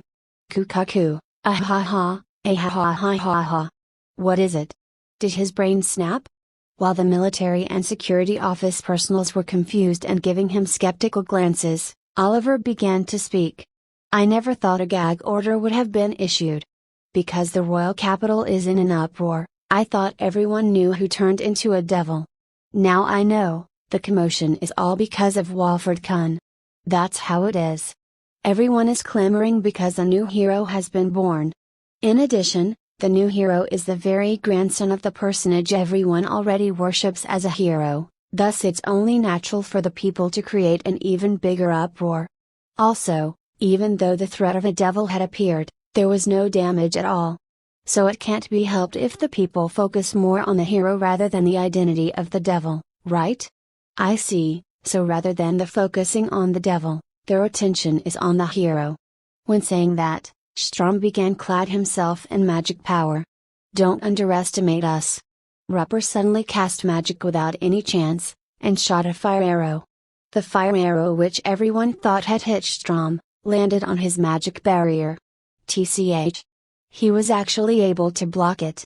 What the hell are you? He, I don't have any obligation to answer you. When Strom finished saying so, he cast Explosion, and broke the magic barrier surrounding the practice ground. He then began to float, and tried to leave through the broken wall. No matter what, we cannot let him escape. If he does get away, there will be more victims. The moment the military personnel heard Dominic, they started firing magic and arrows. However, all of the attacks were hampered by the magic barrier. Now then, since I have completed all my experiments here, if you'll excuse me, I'll be momentarily taking my leave. Experiments, you say? With those words, Orth was filled with intense resentment. That means Cart was just used as an experiment. The future of a young boy. He was used all for your selfish purposes. Is that so? Please accept my sincere sympathies. Well, please just think that it was his rotten luck to have gained my attention. It was. His bad luck? Do you not know how much his family has to feed? Stop it. Orth. Orth drew the saber which had been distributed to security office personnel and charged towards Strom. Ha, righteous men are so annoying. Strom avoided Orth, who rushed to attack him, and fired magic from behind. Orth. When Orth's body suddenly got rammed from side, and Dominic jumped in to save him. Both Dominic and Orth got blown away and started rolling on the ground. And suddenly, magic was fired at the wall next to where the people's security office were, and it exploded. Oh? You guys were able to evade it? Strom, while still being aloof and without a care in the world, said to the people around him. And the people in the surroundings were at loss at how to apprehend him. What the hell is this? They heard a voice of a young boy. Everyone was astounded and turned around. Oh? What the heck is up with all this commotion? Shin Walford had arrived. /22 After the Research Society's first meeting ended, everyone returned to their respective houses. Some returned by walking, some rode carriages, and some, due to the royal capital's vastness, returned to the dormitory prepared by the academy. Since none of the students from S class resided in a dormitory, we all left together. Speaking of which, Mark, is it okay to go to your house now? My house, sir? Inan. It's regarding the new weapon I was talking about earlier. I want to determine what can and can't be made. Ah, sure. Are we heading there straight away, sir? Oh right, Cicely, Maria, is it alright if we stop by Mark's house? It's alright. I'm also fine with it. I also want to look at Mark's store. Could I also tag along? Strangely enough, Tony requested to come with us. As I suspected, even now, you're still interested in Ben's workshop. That's right. Although I don't wield a sword, I still find it exciting to look at them. I thought you didn't want to become a knight? Although I find attending the Knight Military Training Academy unpleasant, it doesn't mean I think being a knight or a swordsman unpleasant. That is. It's because of the ratio of men and women. Because to me, that place is hell.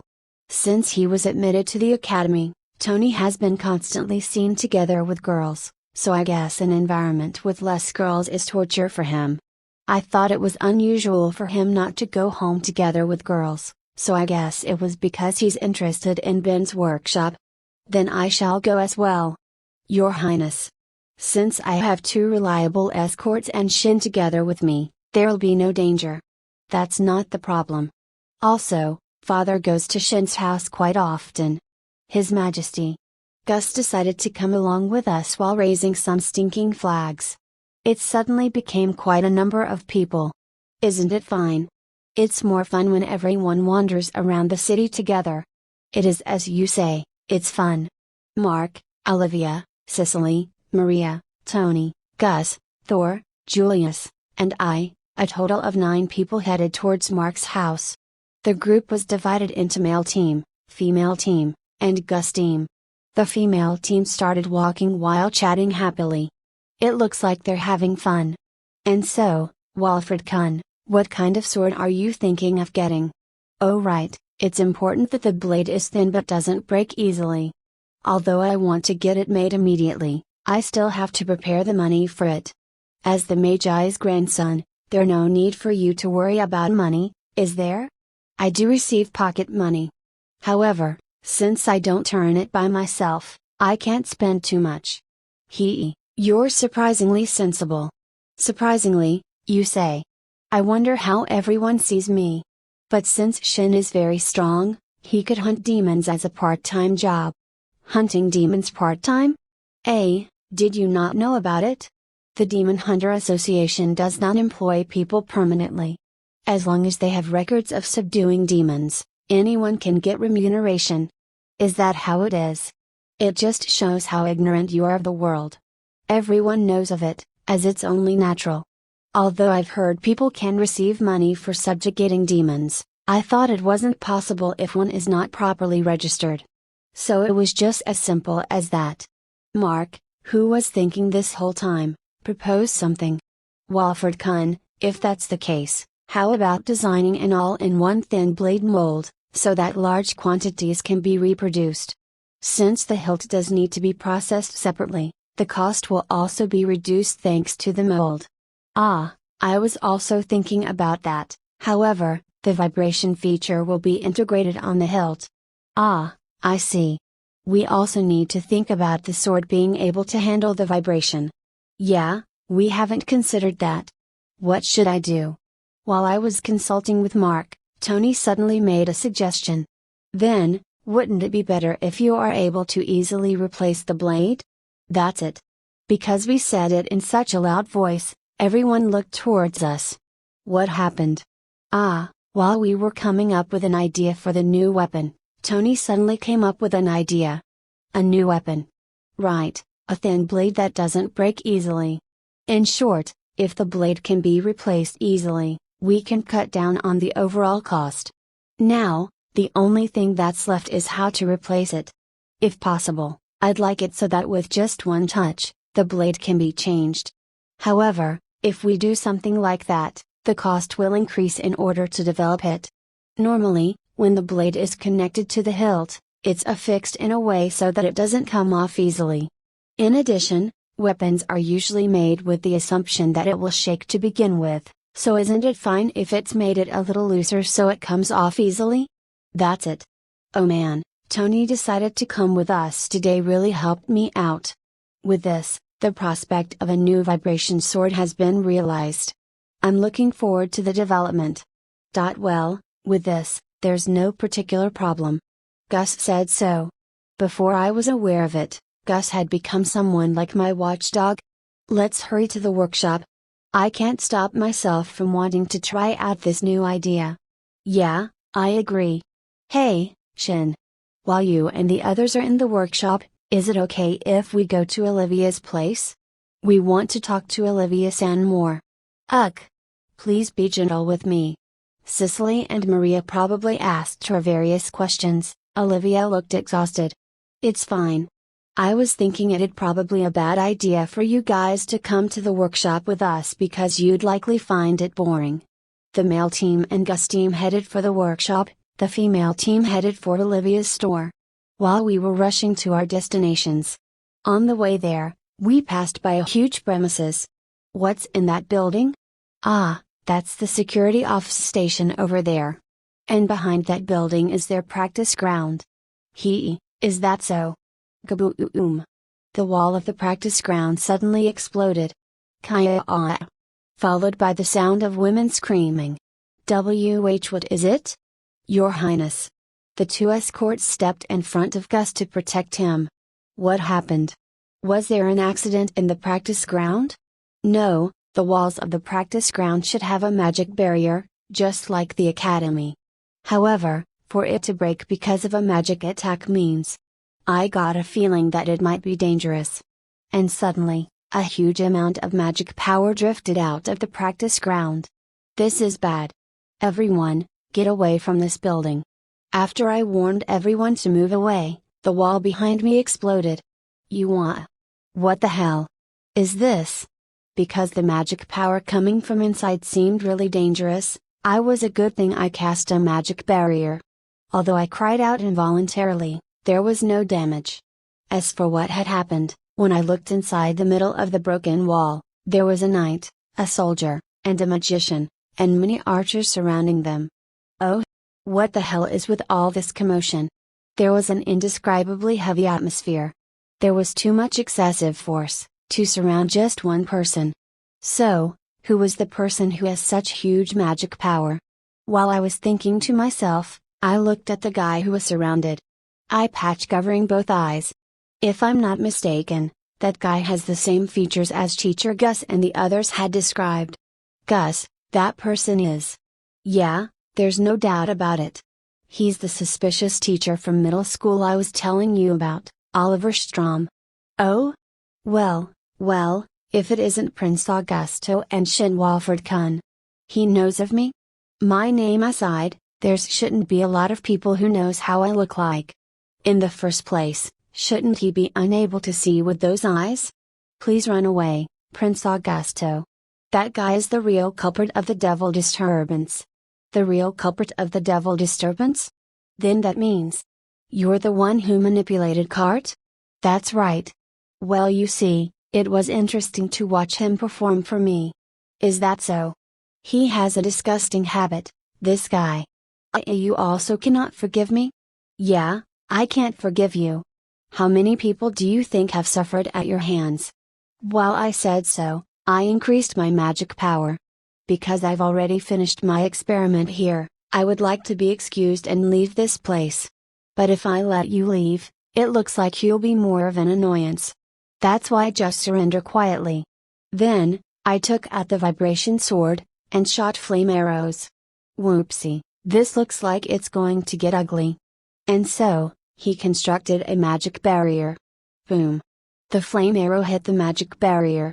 However, the barrier didn't look like it was destroyed. That was dangerous. If the barrier was just even a little thinner, it would been destroyed. As he said so, he looked towards me. Hey! There's no way he could have stayed in the same spot. With the amount of magic power he has, I expected Strom to prevent the attack, and I circled around his back and launched an attack. I swung the vibration sword. Q.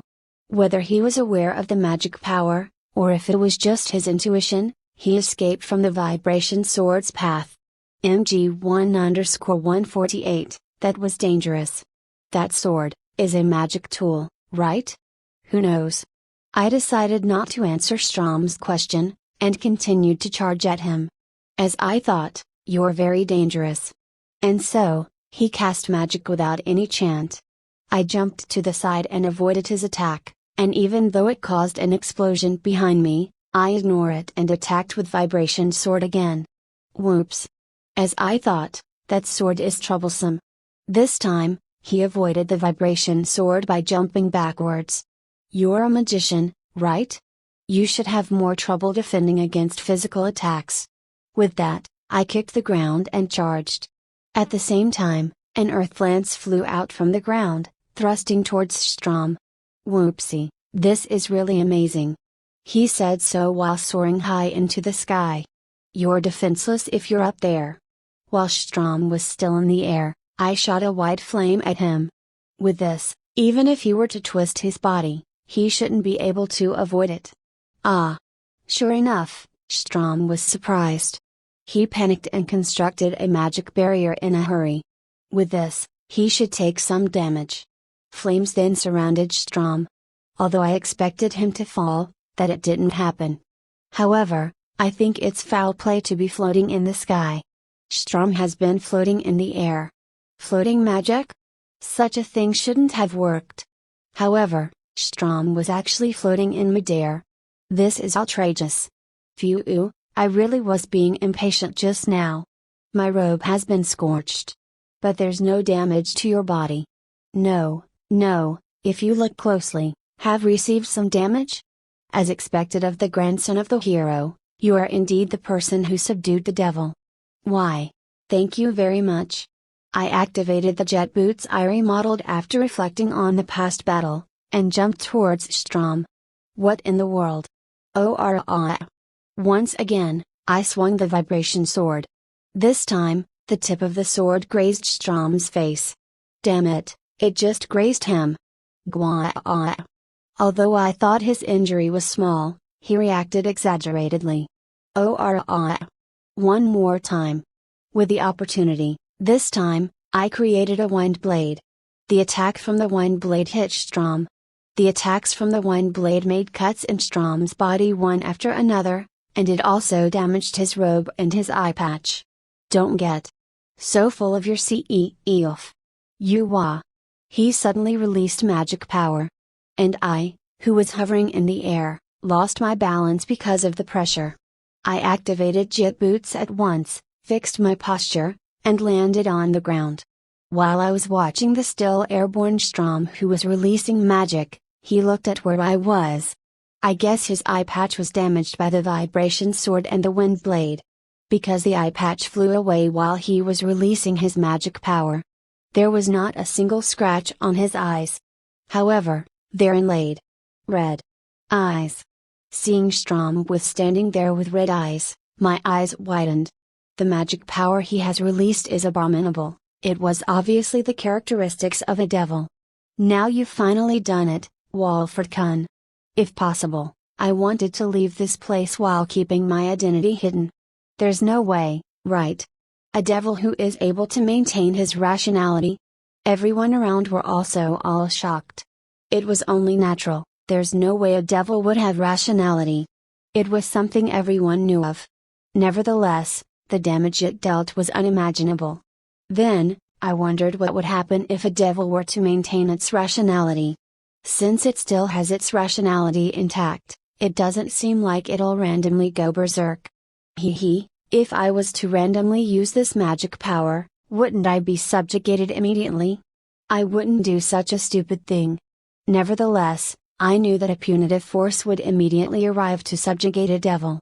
That's why I wanted to hide my true identity. Then, does that mean you don't particularly want to harm humans? Foo. When Strom heard my words, he began to laugh hysterically. Exactly what are you expecting? Pal. Human beings are an existence I could care less about. What did you say? After I received this body, human beings became nothing but trifling existence. I'll use them all I want. Trick them endlessly. Kill them all I want. I'll do anything until they no longer exist. He's gone insane. This guy is a devil through and through. He has become an existence that is an enemy to all mankind. Not good. It won't be good unless he is stopped right now. I raised a cry and jumped. That attack again? Strom tried to counter with magic, but I activated my jet boots, did a sudden stop. Then, I went behind him and distanced myself from Strom. What? Although Strom dodged my attack, he had a dubious expression on his face, but I already finished casting my magic. Take this. What did you say? The rays of sunlight converged at the spot right above Strom, and shot down towards him. Strom, who assumed the magic I had just fired was nothing but heat magic, received the attack directly. Strom screamed the moment the attack hit him. Did it work this time? Then, Strom once again appeared with burn marks all over his body. Why you? How dare you? How dare you do this to me? TCH. That also didn't work. No. It was actually quite effective, you know? Once I have completed my purpose, the next thing I'll do is kill you. After he said so, he suddenly released an explosion magic. Strom's body was then concealed in the explosion, and everyone lost sight of Strom for a moment. Now then, Walford-kun, Orth-san, and everyone else. I should really be leaving now, so please excuse me. I heard Strom's voice coming from above. When I looked up, I saw him still standing midair while healing his body. You bastard! Come down here! A night uncle started shouting at him. However, Strom just disregarded his words. There's no one idiotic enough to purposely let people catch him. Now then, everyone, let us meet again. After he said that, he increased his altitude even more. Damn it. Although I immediately activated jet boots while jumping up, I was too slow. Strom used this opportunity to increase his speed and left the place. After adjusting jet boots in midair, I landed on the ground. God damn it. He escaped. All personnel, immediately give chase. At the same time, increase the security around the royal capital. Security office, military personnels, you all must be vigilant and cooperate with each other. However, absolutely do not act alone. And do not forget that the opponent is a devil. Yes, sir. Said by everyone, the knight uncle from earlier gave instructions to everyone. Afterwards, the uncle came towards me while looking adverse with and fell on one knee. Why? It's been a while since we've last met, Prince Augusto. Before I knew it, Gus was standing by my side. At the same time, the others were also there. Wait a minute. You didn't escape again? Shin-kun. Are you hurt anywhere? I'm okay, it's okay already. While Cicely was patting my body to look for injuries again, my eyes met with Gus. Because I knew of him as an intellectual human. But I never would have thought he was actually a devil. When I found out that he was a devil, I was so surprised that I didn't even have any thoughts of running away. Even so, it was very dangerous. In the first place, what are you doing in a place like this? What do you mean? I was just walking around the city with friends from the academy before heading home, you know. Please think of your position. Thor, Julius, in addition to Shin are with me. It should be fine, right? That's not the problem here. Don't be so inflexible, Dominic. It is as the prince said. He has 2 escorts with him. Also, didn't you see what happened earlier? He did after all repel the devil earlier. An uncle wearing a robe said to the knight uncle. Rather than repelling it, I let it escape. Please don't say something like that. If you were not here during that ordeal, we might have been completely wiped out. Thank you very much, Shin Walford-kun. I haven't expressed my gratitude. Thank you, Walford-kun. The 2 people lowered their head. No, because he is the cause for all the trouble. I wanted to personally take care of him, so please don't mind it. Even so, it's still a fact that we had been saved. That's exactly right. So thank you. Even so, your strength is indeed amazing, just like it was said in the rumors. As expected of Merlin-sama's grandson. You also have an amazing swordsmanship skill. It was exactly as I've heard from Michelle-sama. Are you acquainted with Michelle-san? Sorry for my late introduction, my name is Dominic Gastole. I'm the Knight Order General, Michelle-sama's successor. I've heard a lot of things about you from Michelle-sama. He said there was an interesting boy who has amazing talent for magic and martial arts. He said he's looking forward to the future. So that's how it is. He's the person who succeeded Michelle-san. Even so, what a rumor to spread around, Michelle-san. I'm Rupert Hallgren, the leader of the Magic Division. The evil-looking father was actually the head of the Magic Division. Apart from Siegnichin, is everyone from the Magic Division like this? I also heard a lot from Siegfried. About a child who uses magic that defies all common sense. What was that last attack?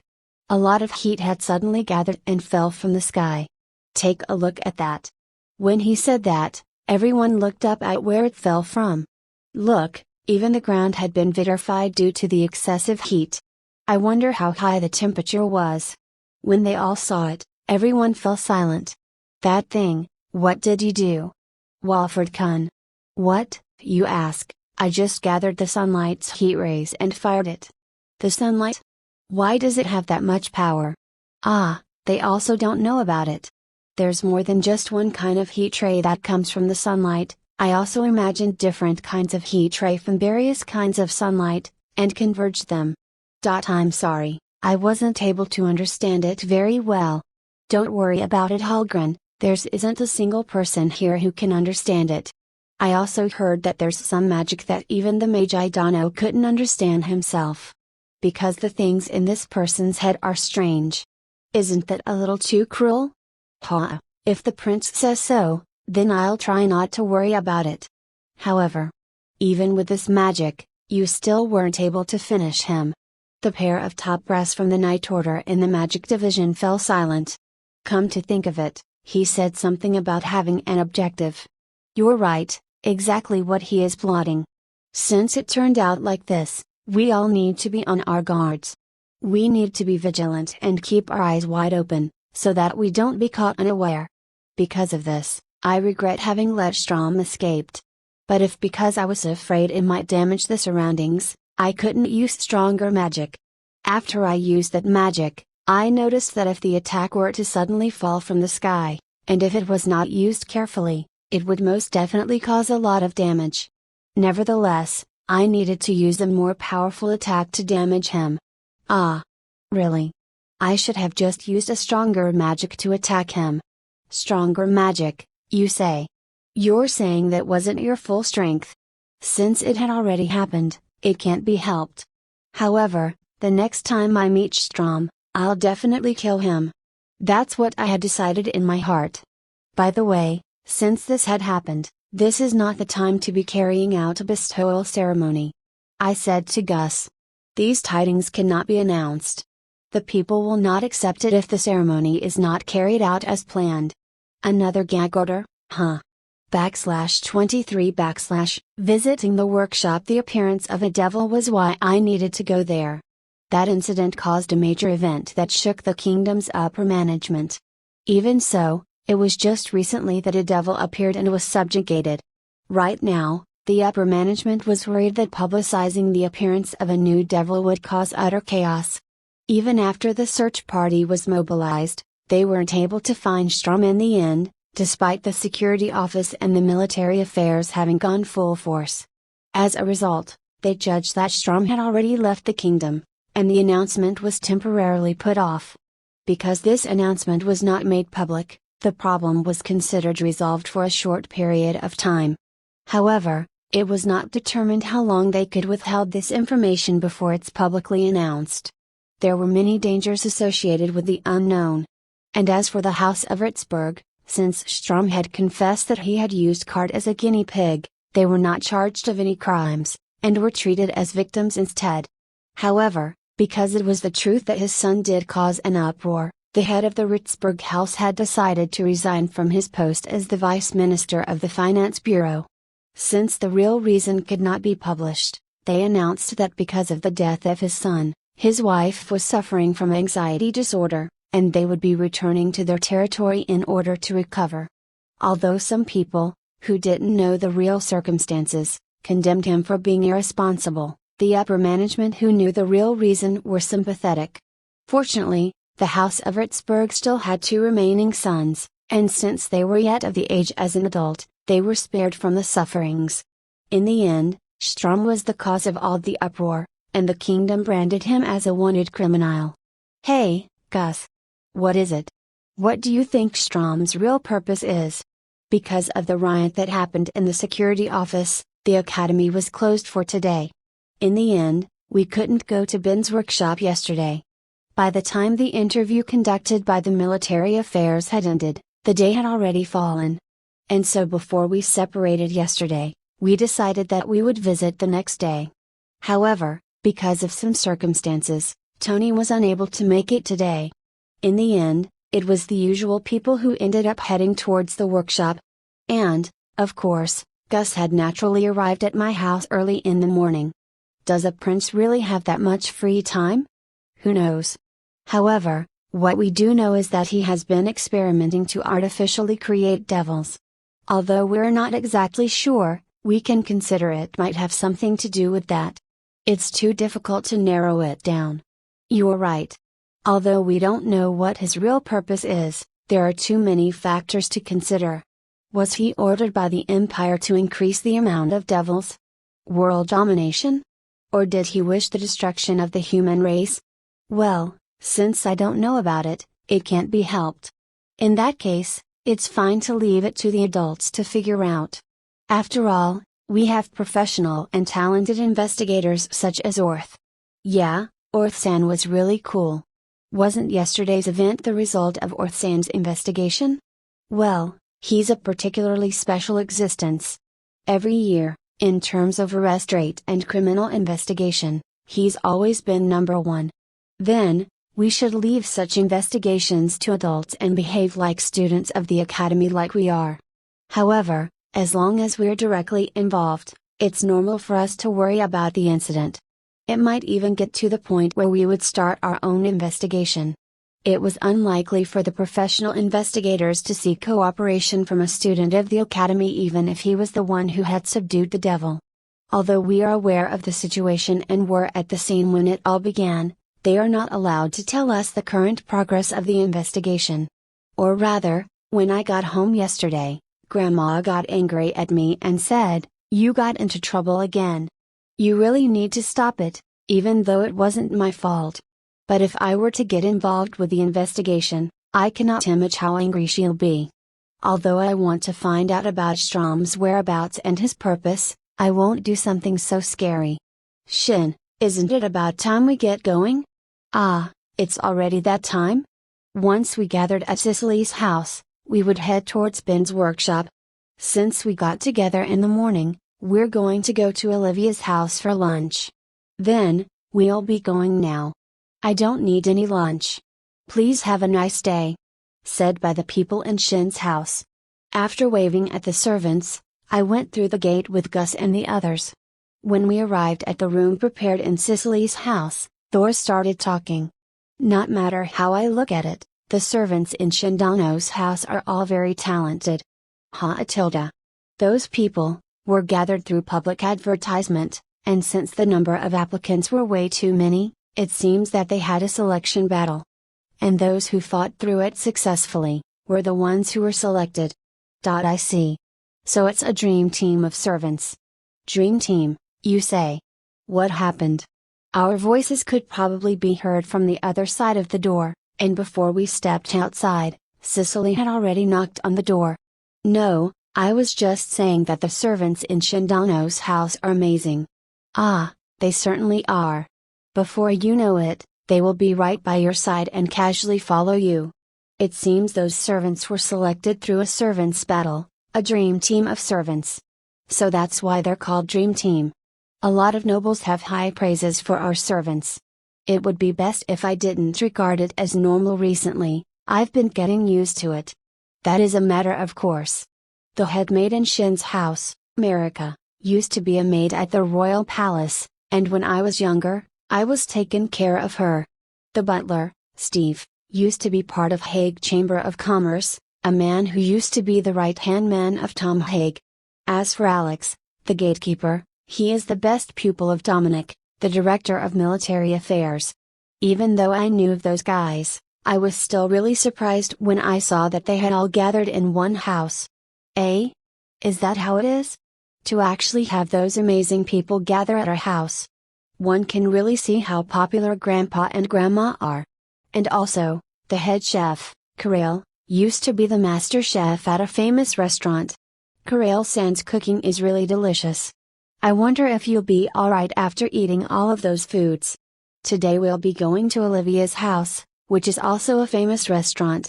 Make sure you don't say anything strange, okay? There's no way I'll say anything strange. Maria suddenly said impolite words to me. I'm really concerned at how everyone really looks at me. I heard you are going to Ben's workshop and Stone Kiln Pavilion today? Ah, it's a good place. It's Cecil-san and Irene-san. Probably because it's a holiday today, the clothes I'm wearing looks a little rough. However, Cecil-san looks as cool as always. And also, Irene-san, she doesn't look like she's given birth to Cicely and her two older sisters and older brother. Everything in Stone Kiln Pavilion is delicious, but since you're going during lunchtime, a sandwich is the best choice. Lightly toasted, and the fragrance of the cheese on top of the fatty tuna. The taste is unrivaled. Cicely, since you're going to Ben's workshop, can you take this order for me? There are a lot of things I want to ask. And as for lunch in Stone Kiln Pavilion, Pasta is also good. It's a sandwich. It has to be pasta. Ah, a spark has ignited between the husband and wife. Do something, Cicely.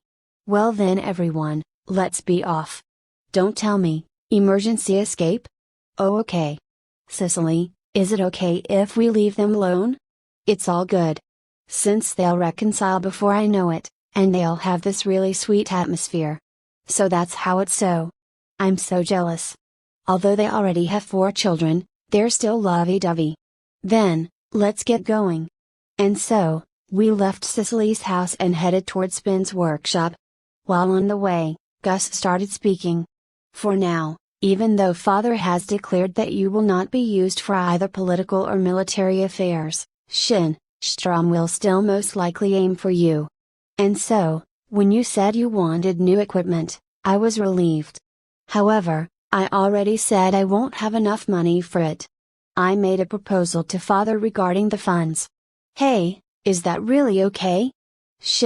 Although I'm most sorry about this, but this time, it's not just about the kingdom anymore. It might even involve the fate of mankind. As of now, the only person who can fight with Strom on equal grounds is you. Although there's a possibility that Merlin Dono can as well, that is just a possibility. In case of emergency, we might only be able to rely on you. The fate of mankind. Certainly, it might exactly be like that. I was also thinking of the possibility earlier. Although we don't know Strom's real purpose, he admitted that Cart was just an experiment. That also means he conducted an experiment that transformed humans into devils. And that experiment had been a success. Which means it's not strange if there's a sudden increase of devils. In fact, that might actually be his objective. The problem is what he'll do afterwards. Really. There's no end to the trouble he could cause. Indeed. The fate of mankind, how annoying. I guess the threat we feel is completely different from what you consider as a threat, Igazauru. Well, it is a fact that the mass production of artificial devils isn't much of a threat. Rather than worrying about myself, I'm more concerned with Strom targeting other people. Regarding that, we've already taken some precautions. Are you talking about the wanted poster? Right, and the reason for it is because of national treason. But it's not like it's a false accusation.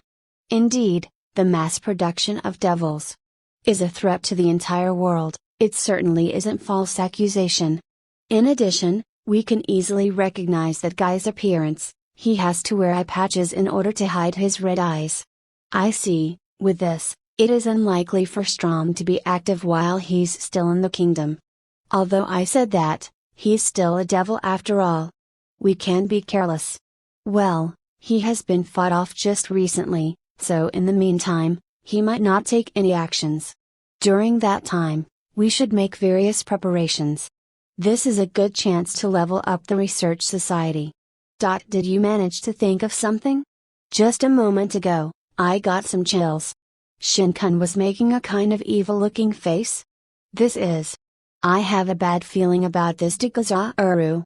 What the hell? The world is approaching a crisis. It's fine to have everyone level up just a little. However, this is a secret for now. I'm not really plotting anything strange?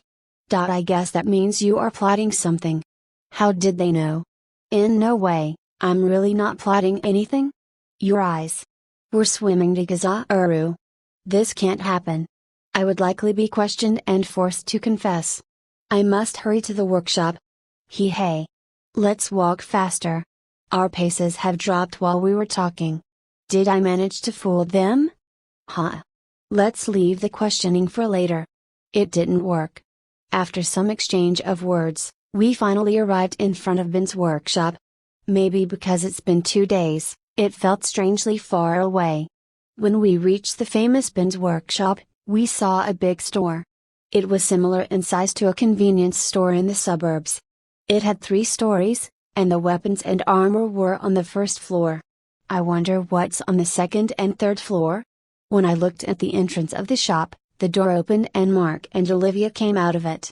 Welcome to Ben's workshop. We're honored to have you. Good morning, everyone. The 2 people came out together. They're still together even though it's a holiday. Could this possibly be? Ah, good morning Mark, Olivia. Why did the two of you, good morning Olivia, Mark. Then, right away, good morning Olivia-san, Mark-san. Well then, it's imperative for us to continue our talk. Ugh. I ask of you to please go easy on me. MG2_015. After Cicely and Maria intercepted what I was going to ask, they took Olivia away. Or rather, Cicely, whatever happened to the order you were asked to make? Ha, those three girls. As rumored, they're boisterous. Yeah, but since they're over there, they won't be interrupting us. Ha ha. Now then, Walfrid-kun, would you like to immediately go to the workshop? That's right, since I came here for that very purpose. About that, there's something I'd like to talk about. Is the master of the workshop here? Yes. Father is inside the workshop. Then, let's go there right away. And so, we headed toward the workshop at the back of the store. The workshop looked like a small factory. There were various craftsmen making things. Because the workshop had sound insulation installed, we couldn't hear anything when we were outside, but once we entered the workshop, we heard the sounds made by the craftsmen. And because of the furnace, the surrounding air was hot. Please wait for a moment. Dad! Dad!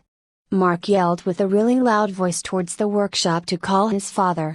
An uncle with a really craftsman-like atmosphere called out from inside the workshop. What is it, you foolish rascal? Or rather, I told you to always use honorifics in here. And I also told you that inside the workshop, we're not father and son, but master and apprentice. This is not the time for that right now, Dad. Look. What is it? He asked, and then looked over at where we were. Scary. I'm sorry to visit when you're so busy. I am Augusto von Earlshot. And I belong to the same research society as Mark Ben in the Advanced Magic Academy. Prince Augusto? His voice echoed throughout the workshop, and all the craftsmen directed their wide-opened eyes towards us. Everyone stopped with their work, walked towards us, and knelt down. Ah, sorry to bother you with your work. Please continue with what you were doing. However, I need to talk to the master of the workshop. Talk to me. Do you need something from me? How impressive. In an instant his face turned pale, returned to normal, and knelt. And now, Mark's tough-looking father looks humble. I saw the rarely seen prince-like attitude. Actually, I came here to ask you to help me create a weapon for Shin here. For this boy. No, a weapon for this young master, you say? Ah, sorry for the late introduction. This is Shin Walford, the grandson of the Magi, Merlin Walford. Ah, nice to meet you, I'm Shin Walford. Mama Magi-sama's grandson. You mean you're the rumored person who defeated the devil that suddenly appeared? It is indeed him. Actually, we wanted your help to create a weapon for me, and we'll provide the funds. Are you willing to do it? Of course I agree. There's no greater honor than to create a weapon for the newly appointed Hiro-sama. The father is utterly at loss for words. And he looks really excited. Well then, what kind of weapon would you like to have? Ah, about that. Since Gus went through all the trouble in order to provide the funds, and now that the father is willing to help with the creation, for now, let's request for what I really want. And so, we introduced the idea of the modified vibration sword to the father.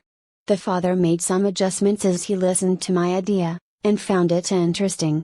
In truth, I also wanted to modify my rifle, but I was scared of the idea of the rifle being widespread in this world. I wonder if I could have him make the parts. But then again, I have no precise knowledge of guns from the previous world, so I don't really know how it's built. By the time I finished talking to the father, a rough sketch was complete. As expected of a great craftsman, talking to him is quick. After a prototype was made, it would feel like we're getting closer to the complete product. In particular, we needed to put a spring on the sword guard. When the sword guard moves in conjunction with the fastener, the blade can be replaced. Naturally, in order for it not to move during combat, there was also a stopper. I wonder if it would be difficult to use it with just one hand. It's similar to operating the slide of an automatic gun in the previous world. It could be activated with just a touch of a button. For that reason, a spring is needed to be attached on the slide. The blade of the sword is made with a mold. With this, it is enough to make it as a magic tool. Gus looked like he's been wanting to say something for a while now. He probably wants to make it the official military weapon. However, he probably doesn't dare to do it because of the threat of Grandpa saying he'll take me out of his country. I wonder if that's the case? It looks like the cost has been withheld. By the time the discussion with Mark's father had ended, it was already time for lunch. I wonder if it's about time we head for Olivia's house. Well then, Uncle, I'm counting on you. Okay. Leave it to me. For now, how about you stop by 3 days later? The handle will pretty much be done, and we can proceed to making a prototype. I understand, 3 days it is. Thank you very much in advance. After saying farewell to Uncle, we leave the workshop. By the way, I also took care of ordering for the items requested by Cecily's house. Then, we entered Stone Kiln Pavilion, which is immediately right next door. The Stone Kiln Pavilion, which is a popular restaurant, is also large. However, I don't feel any awkwardness in visiting such high luxury shops. The inside of the shop was bustling. Upon entering the store, a waitress on scene appeared. Huh? Isn't this Mark-kun? If you're looking for young lady Olivia, she's inside her room with her friends? I already know, ma'am. After finishing our business with our store, I also came here with some friends. Came here, with Mark-kun's friends? The body motion of the onsen gradually became stiffer and stiffer. I wonder if it's that? Why, Your Highness? The voice of the onsen resounded throughout the entire store. Ah, the same scene from the workshop earlier's happened again. Huh. It's fine everyone, please make yourselves comfortable. Today, I just came to a friend's store with some companions. Please don't stand in reverence. Although he said that, the person himself was someone they rarely saw, a royal. Nobody readily raised their heads. While I was wondering what to do, the female team came from the back of the store. Whoa! What's with this spectacle? Oh, isn't it because the prince has arrived? Prince Augusto. We have prepared a private room, please follow me there. Sorry for the trouble. No. It's no trouble at all. After entering the private room, I was finally able to calm down. Indeed, when I'm with Gus, these kinds of things happen often. I can pretty much understand what you're thinking, but, after next week, you'll also be experiencing this, Shin. What do you mean next week? The ceremony. The day after tomorrow is the beginning of the new week, so don't separate from me. Although the general public still views you as a normal citizen. You'll get surrounded afterwards, understand? Is that so? That's what happens to people who subdue devils. Although it's been many years, Merlin Dono and Melinda Dono are still worshipped, and if you consider the treatment they receive, you understand it, right? It is as you say.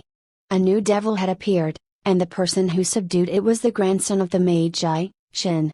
Young, adorned with good looks, and grandson of the hero. You'll be a national hero in no time. Damn it. He's definitely amused by all this. But, although I understand the part about being the grandson of the hero, but the part about being good looking. Maybe because it's my own face, or maybe because I have never gotten involved with girls of the same age, but I don't know if I'm an average looking guy or a good looking guy. Nevertheless, I shouldn't be unattractive. Although people usually understand these kinds of things from the attitude of girls during their childhood, I don't have that experience. And when we get to a certain age, girls no longer speak their honest impressions. What about me? I thought I heard something. So you're not aware of it? Ugh. Rivals. It's a little unpleasant. Before that, what do you mean by rival? I didn't say anything.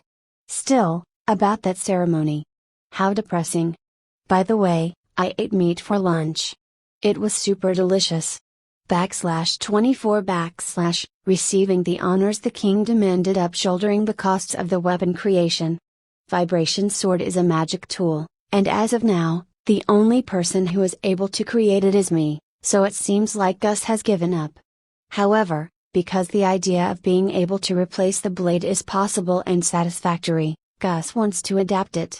Since during demon subjugation, blades will often be broken, and being able to replace it immediately is an attracting idea. With enough practice, the blade can easily withstand harsh conditions. However, since Grandma would most likely kill me if it was adapted without her permission, I decided to consult her first.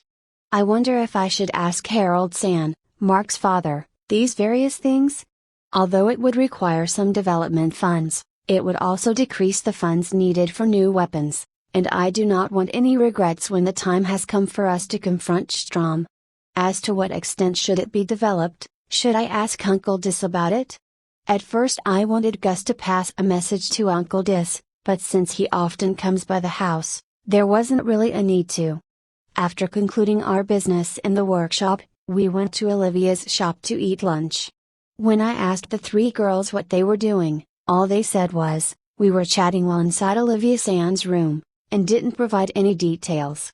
I wonder if that's what it is, a girls-only gathering.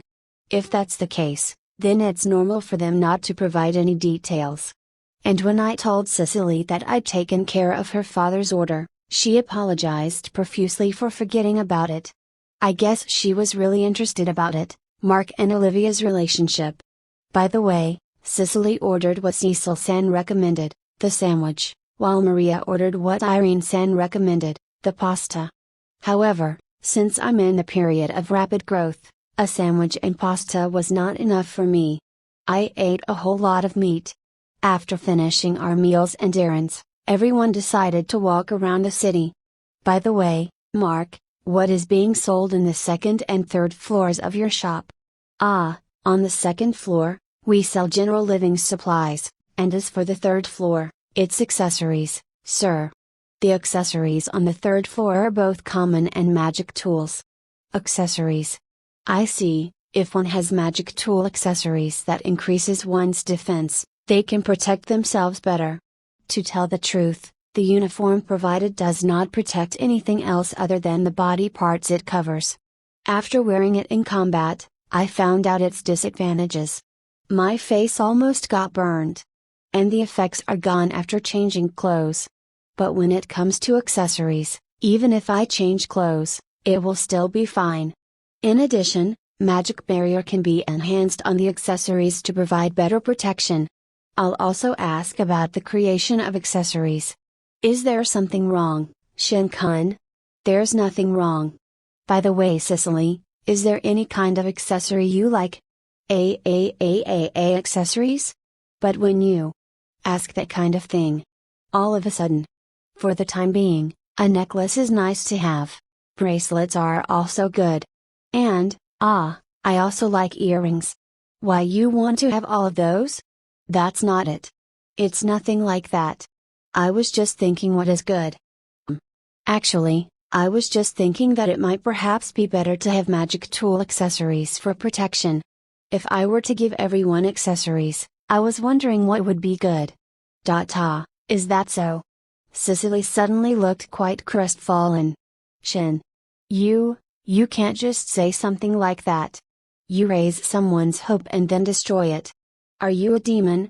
Cicely looks pitiful. Huh? I guess she misunderstood my question. She thought I was asking because I was going to get her an accessory. Cicely? What is it? She still looks downhearted.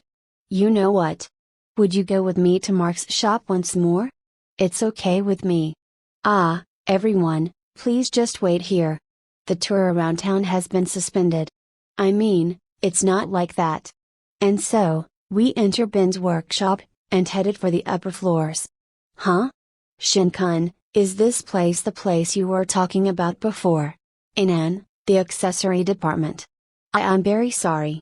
I didn't have such intention. It's fine, it's fine. You looked so happy talking about it earlier, and then I made you depressed. And, Also. And what? I was thinking I wanted to buy Cicely an accessory. Gasp. That's right. Although I said it was to apologize for earlier, in truth, my real intention is to give Cicely an accessory as a present. Since I'll be the one enhancing it, it's fine if it's just a normal accessory. Which one do you think is good? That, well. Excuse me, which one of these items can be enhanced with the most number of characters? Welcome to the shop. Over here, please. The accessories in this area can be enhanced with 8 to 12 characters. Cicely, which one of these do you like? Oh, one of items here? As I thought, they sell accessories you can enhance. If that's the case, the more characters, the better. They seem to cost about 2 to 5 silver coins. However, if there are more characters, it might cost several gold coins. As expected, the more characters I can enhance it with, the more zeros are added to the cost. It's my mistake after all. About this ring. It's fine. I had originally brought money to pay the workshop for the sword, but because of Gus' proposal, I was able to save it. And also, I think Cicely already knows about that guy. I want to strengthen our defenses. Even more than ever. I understand. Well then. I was finally able to convince her. However, what I said earlier was true. Also, Cart was able to escape because of Strom's help, so it's not weird for me to escort Cicely and protect her. If Cicely is targeted, I won't be able to keep my peace of mind. Cicely was trying to choose a ring with a serious face. After looking for a while, she turned towards me. Oh? Has she decided? Shin-kun, can Shin-kun be the one to choose it after all? Isn't it fine for you to choose whichever you like? I can't decide by myself. I wonder if it's because she's thinking about too many things? Okay. For now, let's not look at the price or the number of characters that can be granted, let's choose something that looks good on Cicely. And so, how about this one? What I ended up choosing was a silver ring mounting a blue stone. I thought it matched Cicely's navy blue hair. The number of characters it could be enhanced with was 8, and the price was 3 silver coins. How about it? I think it matches Cicely. Whoa. Cicely looked at the ring with bright, shining eyes. Then, I'll take this one, thank you very much. As you wish. Would you like to wear this right away? Yes please. Thank you very much. I'm relieved. Cicely has become cheerful. After receiving the ring from the store clerk, Cicely placed the ring on the middle finger of her right hand. Shin-kun. Thank you very much for this. Cicely thanked me with a big smile. As I thought, she's really cute. Cicely is definitely dangerous to the eye, so it's better if no one else sees her like this. And so, I once again vowed to myself.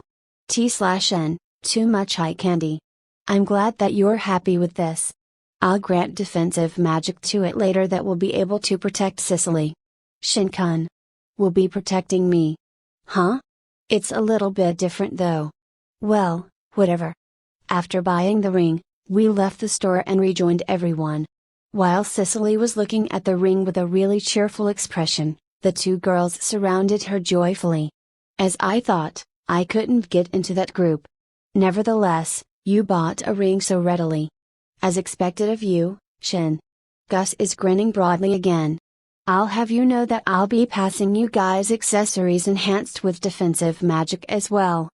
How should I say this, after looking at that scene? It feels strange when you suddenly say that. Well, because a ring might not be suitable for guys, so either a bracelet or a necklace is fine as well. Please do that. After that, without any particular purpose, we walked around the streets. We went window shopping and bought some food. As I thought, even though we don't have any objectives, it's fun to walk around with friends of the same age. After spending a peaceful and fun day together, Mark and Olivia first separated from us, and then we went to Cicely's house. The moment we arrived at Cicely's house, I immediately took care of granting the protection magic. Since I can only enhance it with 8 characters, I guess I'll go with magic barrier, and physical barrier. I briefly imagined a hard wall, a simplified version of absolute magic defense. Although it cannot disable everything, it has no problem blocking it.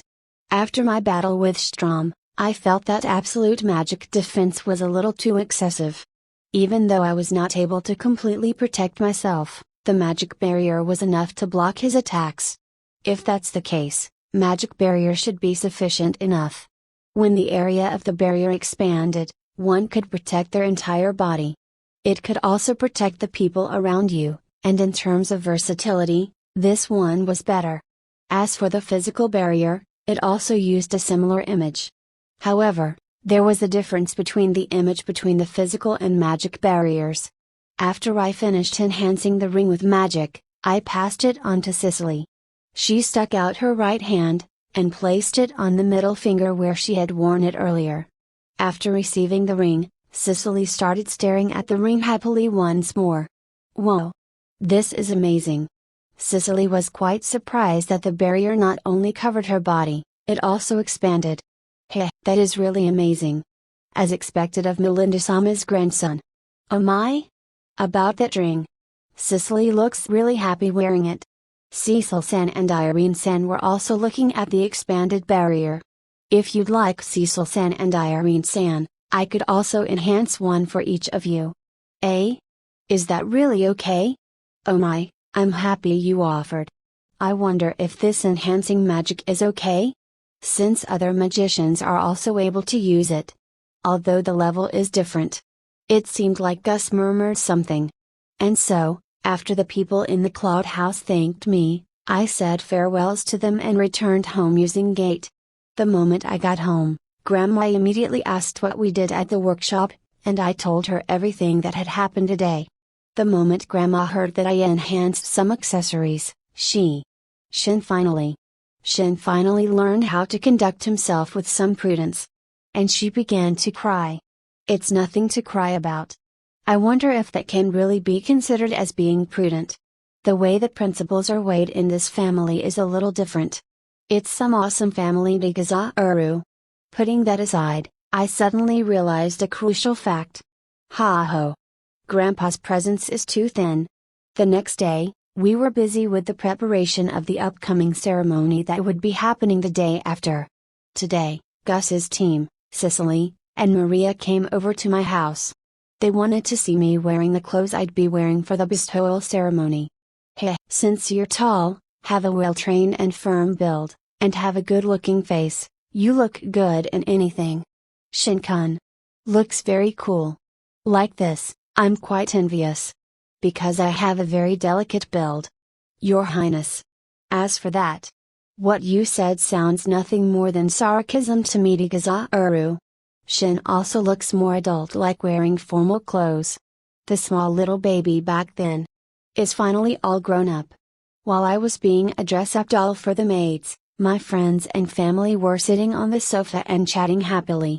Even though I'm feeling really exhausted over here. Marika-san. Isn't this one good already? What are you talking about, Shin-sama? As someone part of the House of Walford, and is going to be hailed as the new hero, it is unacceptable for you to not look your best. When Marika-san said these words, the other maids nodded their heads intensely in agreement. No, I think it would be more embarrassing to be wearing formal clothes. In the end, after changing clothes to this and that, I ended up wearing a pale blue shirt and bottom, and a scarf wrapped around my neck as a finishing touch. As for the coat, it was decorated stunningly with silver thread embroidery. The size was swiftly adjusted to fit according to my body measurements. Even when it comes to something like this, the maids are still high spec. Afterwards, I listened to what Maria and Gus's team wanted as accessories. Maria said a necklace would be nice. Gus also said a necklace would be nice. However, Maria wanted a necklace with a thin chain and a cute pendant. As for Gus, he wanted a thicker chain and a silver wax pendant, or so it seemed. As for Julius, he wanted a leather bracelet accessory with a silver charm. He said a necklace might get in the way during combat, while a ring might make it harder to wield a sword. Isn't he a student of the Advanced Magic Academy? The most surprising request was from Thor. He wanted a silver ring. In addition to wearing a ring, with Thor's small figure. I wonder if there's a gap in appearance? Actually, because I'm quite fond of silver accessories, I have a couple of them. Since a long time ago, you've always liked things exactly opposite of your appearance. If I'm not mistaken, you really wanted to be a knight when you were younger? Even now, I still admire them. However, I've given up because it's impossible for my physique. And so when it comes to accessories, you really like silver ones. Isn't it fine that way? Doesn't it look cool? Indeed, it does look kind of cool. I was also thinking of getting a silver ring. But it was kind of surprising for Thor to also want one. Why is that? Because he looked like he was sulking. I didn't tell him that it differed too much from his image. Well, since the person himself said it was fine, let's just drop the matter. Since everyone had already decided the accessories they wanted, we immediately set off to Ben's workshop using gate. At the back of the Ben's workshop, hidden from public eye, I opened the gate. When we called out to Harold-san, who mainly stayed inside the workshop, he reported that the funding from the kingdom had arrived. As for regarding the re-enhancement of the replacement sword, I had received an okay from Grandma. Also, they wanted to purchase the new idea, and the payment would be paid in a lump sum. It was decided that the price would be 10% of what the kingdom paid to the Ben's workshop. This idea came about while Mark, Tony, and I, the three of us, were having a conversation. However, because Mark was part of the workshop, he declined the payment. And so, it was decided that the payment would be split 50-50 between Tony and myself. The decision of purchasing it came about yesterday, and we immediately told Tony about it. The kingdom ordered 5% of the total amount of weapons they had to be replaced. And it was assumed that the weapons would be delivered over time. When Tony heard about the huge amount of money, his face turned blue and he fainted, or so it seemed. Well, yeah, if that amount of money was received just by having a casual conversation, it's normal to freak out. I freaked out as well. Because of the large transaction he had made, when we told Uncle that we came by today to purchase some accessories, he gave them to us free of charge. He also offered to refund the amount I paid yesterday, but I declined. It was because, it was only appropriate to use my own money to buy a present. However, I'd accept my own for free. Because as of now, I have yet to receive the money. Everyone bought the accessories they wanted, and after enchanting them with defense magic, we disbanded for today. It was finally time for the bestowal ceremony. That afternoon, after class was over, it was decided that we would not be holding any research society meeting for today, and so I went home. When I got home, there was a carriage from the palace waiting for me. It was similar to the carriage I rode in during the entrance ceremony. As usual, although the ride was good, riding it still felt uncomfortable. Grandpa and Grandma were also going with me. Incidentally, the both of them were also invited to the bestowal ceremony, so we decided to go together. Until now, I had never been to the royal palace. Even though the people who lived in the palace often came to my house. The royal palace was a steeple with a spire on top, something generally seen in dreamlike countries. It had that kind of feeling. Naturally, the scale of it was larger than those. The person in charge guided us to a waiting room, and asked us to wait there. Since the person we were waiting for was Uncle Dis, I didn't feel nervous. However, after thinking of the troublesome things that would follow, I started to feel depressed. Finally, the person in charge came back and called for us. And so, we were guided to the throne room. Then, the brave hero who rescued the kingdom. The new hero. Shin Walford-sama has arrived. Because of the way I was called, I was tempted to turn around. However, before I knew it, I had knights on both my left and right, and I was unable to run away. I honestly wouldn't try to run away though. Both knights placed their hands on the door, and solemnly opened it. And a resounding applause occurred. Because I had never thought I would be welcomed in this manner, I froze for a moment, and then I somehow began to walk. As I was taught, I halted right before the throne, and knelt. the king of Earlshire Kingdom. His Majesty, Disumvulnerable side is entering. Uncle Dis had appeared. I understood this when the people in the surroundings started to kneel. Everybody, please be at ease. Although the people around started to stand up, but I remained kneeling just as I was taught. Shen Walford. On this occasion, your achievement is indeed impressive. I am honored to receive your praise. In respect of your achievement, I hereby confer to you the Medal of the First Order. I respectfully accept it. I stood up, and await for Uncle Dis to give me the conferred medal. Eventually rising from the throne, he handed me the conferred medal. It was indeed superb. I am gladdened by your praise. Even though the opponent was Uncle Dis, it was still very difficult. I wonder if it'll end soon? While I was thinking so, Uncle Dis began to talk. Everyone present, hear ye. Shen Walford is the grandson of our bosom friend, Magi Merlin Walford. We have taken care of him since he was young, and he is someone we consider as a nephew. Because he is ignorant of the ways of the world, we have invited him to our kingdom, but it is not for the benefits of our kingdom. This was the promise we made to Magi Dono when we invited him to attend our kingdom's Advanced Magic Academy. We promise not to use him for political means or for military purposes. If this promise is broken, the family of heroes will leave this kingdom. This is something everyone must never ever forget. He really did announce it. Uncle Dis was absolutely serious. The surroundings started getting noisy, and they seemed to have approved it. Hey! With this, was it finally over? Then, with this, we announce it to be the end of the medal ceremony. It's finally over. After this, there will be a party in the large hall of the royal palace. Everyone is welcome to participate. It still has yet to end. /25 Preparation in case of an emergency. The post-ceremony party was troublesome. Because of Uncle Dis' declaration, the solicitation from the nobilities was rather excessive. They tried to get me to make me take their daughters or younger sisters as my wife. However, no sale was concluded during their sales promotion. That said, because the subjugation of a devil is a serious event in this country, many people came to greet and praise me.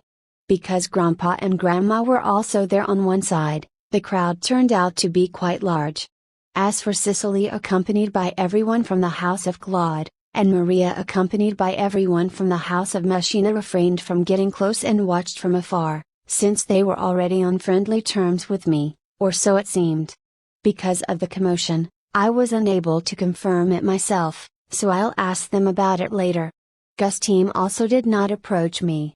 When I was surrounded by girls who wanted to hear my story, Gus grinned from ear to ear while looking at me. That much, I saw. As Gus had stated previously, being surrounded with many unfamiliar women wouldn't make me happy. Rather, it was cumbersome. I mean, their eyes appeared as though they were looking at their prey. It was so scary. Although they did not blatantly approach, every single time I said something, they went Kaya, Kaya. To be honest, it made me feel really tired. Please hurry and end already. I passed the time wishing for it to finally be over. By the time I got home, after the party had finally ended, I was dead tired. Even after considering Michelle Sen's training sessions, I'd never felt this tired before. As I thought, it was the right decision to stand with you. If you were left alone, wouldn't it feel like one of those surrounding you might just take you home? I don't think there's a chance of that happening. I wonder about that. Isn't Shin still inexperienced when it comes to running away from noble women above the marriageable age? Even Merlin, a long time ago, Can you not bring up that story? Even Grandpa did what? Grandpa diverted the topic even though I was very interested in what had happened. Shin, aren't you tired today? You still have to attend the academy tomorrow, so it's better if you rest early.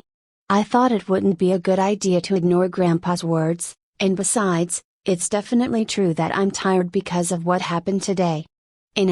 After taking a bath, I'll go straight to sleep. That would be a good idea. Grandma, about that story, please tell me some other time. That's not good at all. The fact that Grandpa is panicking over this makes me even more interested. Please allow me to listen to it next time.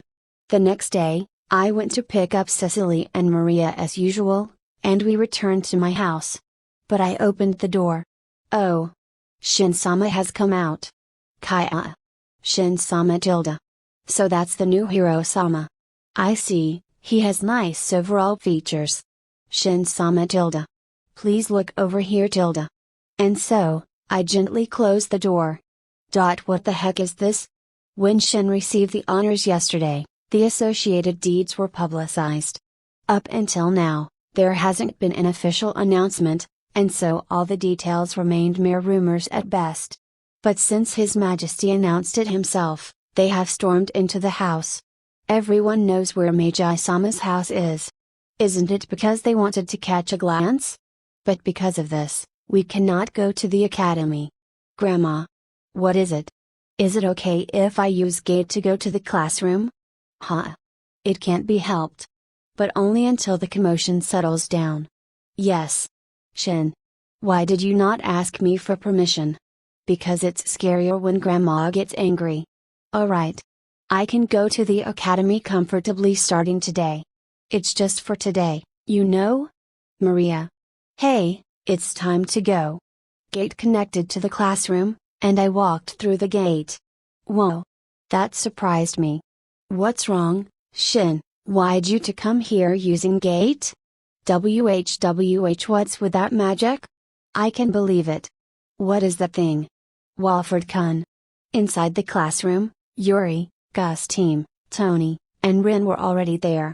Nothing really, but because there's an amazing amount of people in front of the house, I couldn't get out. Ah, and so you used gate to get here. Gate? What is that, Walford-kun? Please tell me more about it. As usual, Rin is good at asking about magic straightforwardly. Ah, this thing called gate is created by magic. Gate allows one to connect one location to another.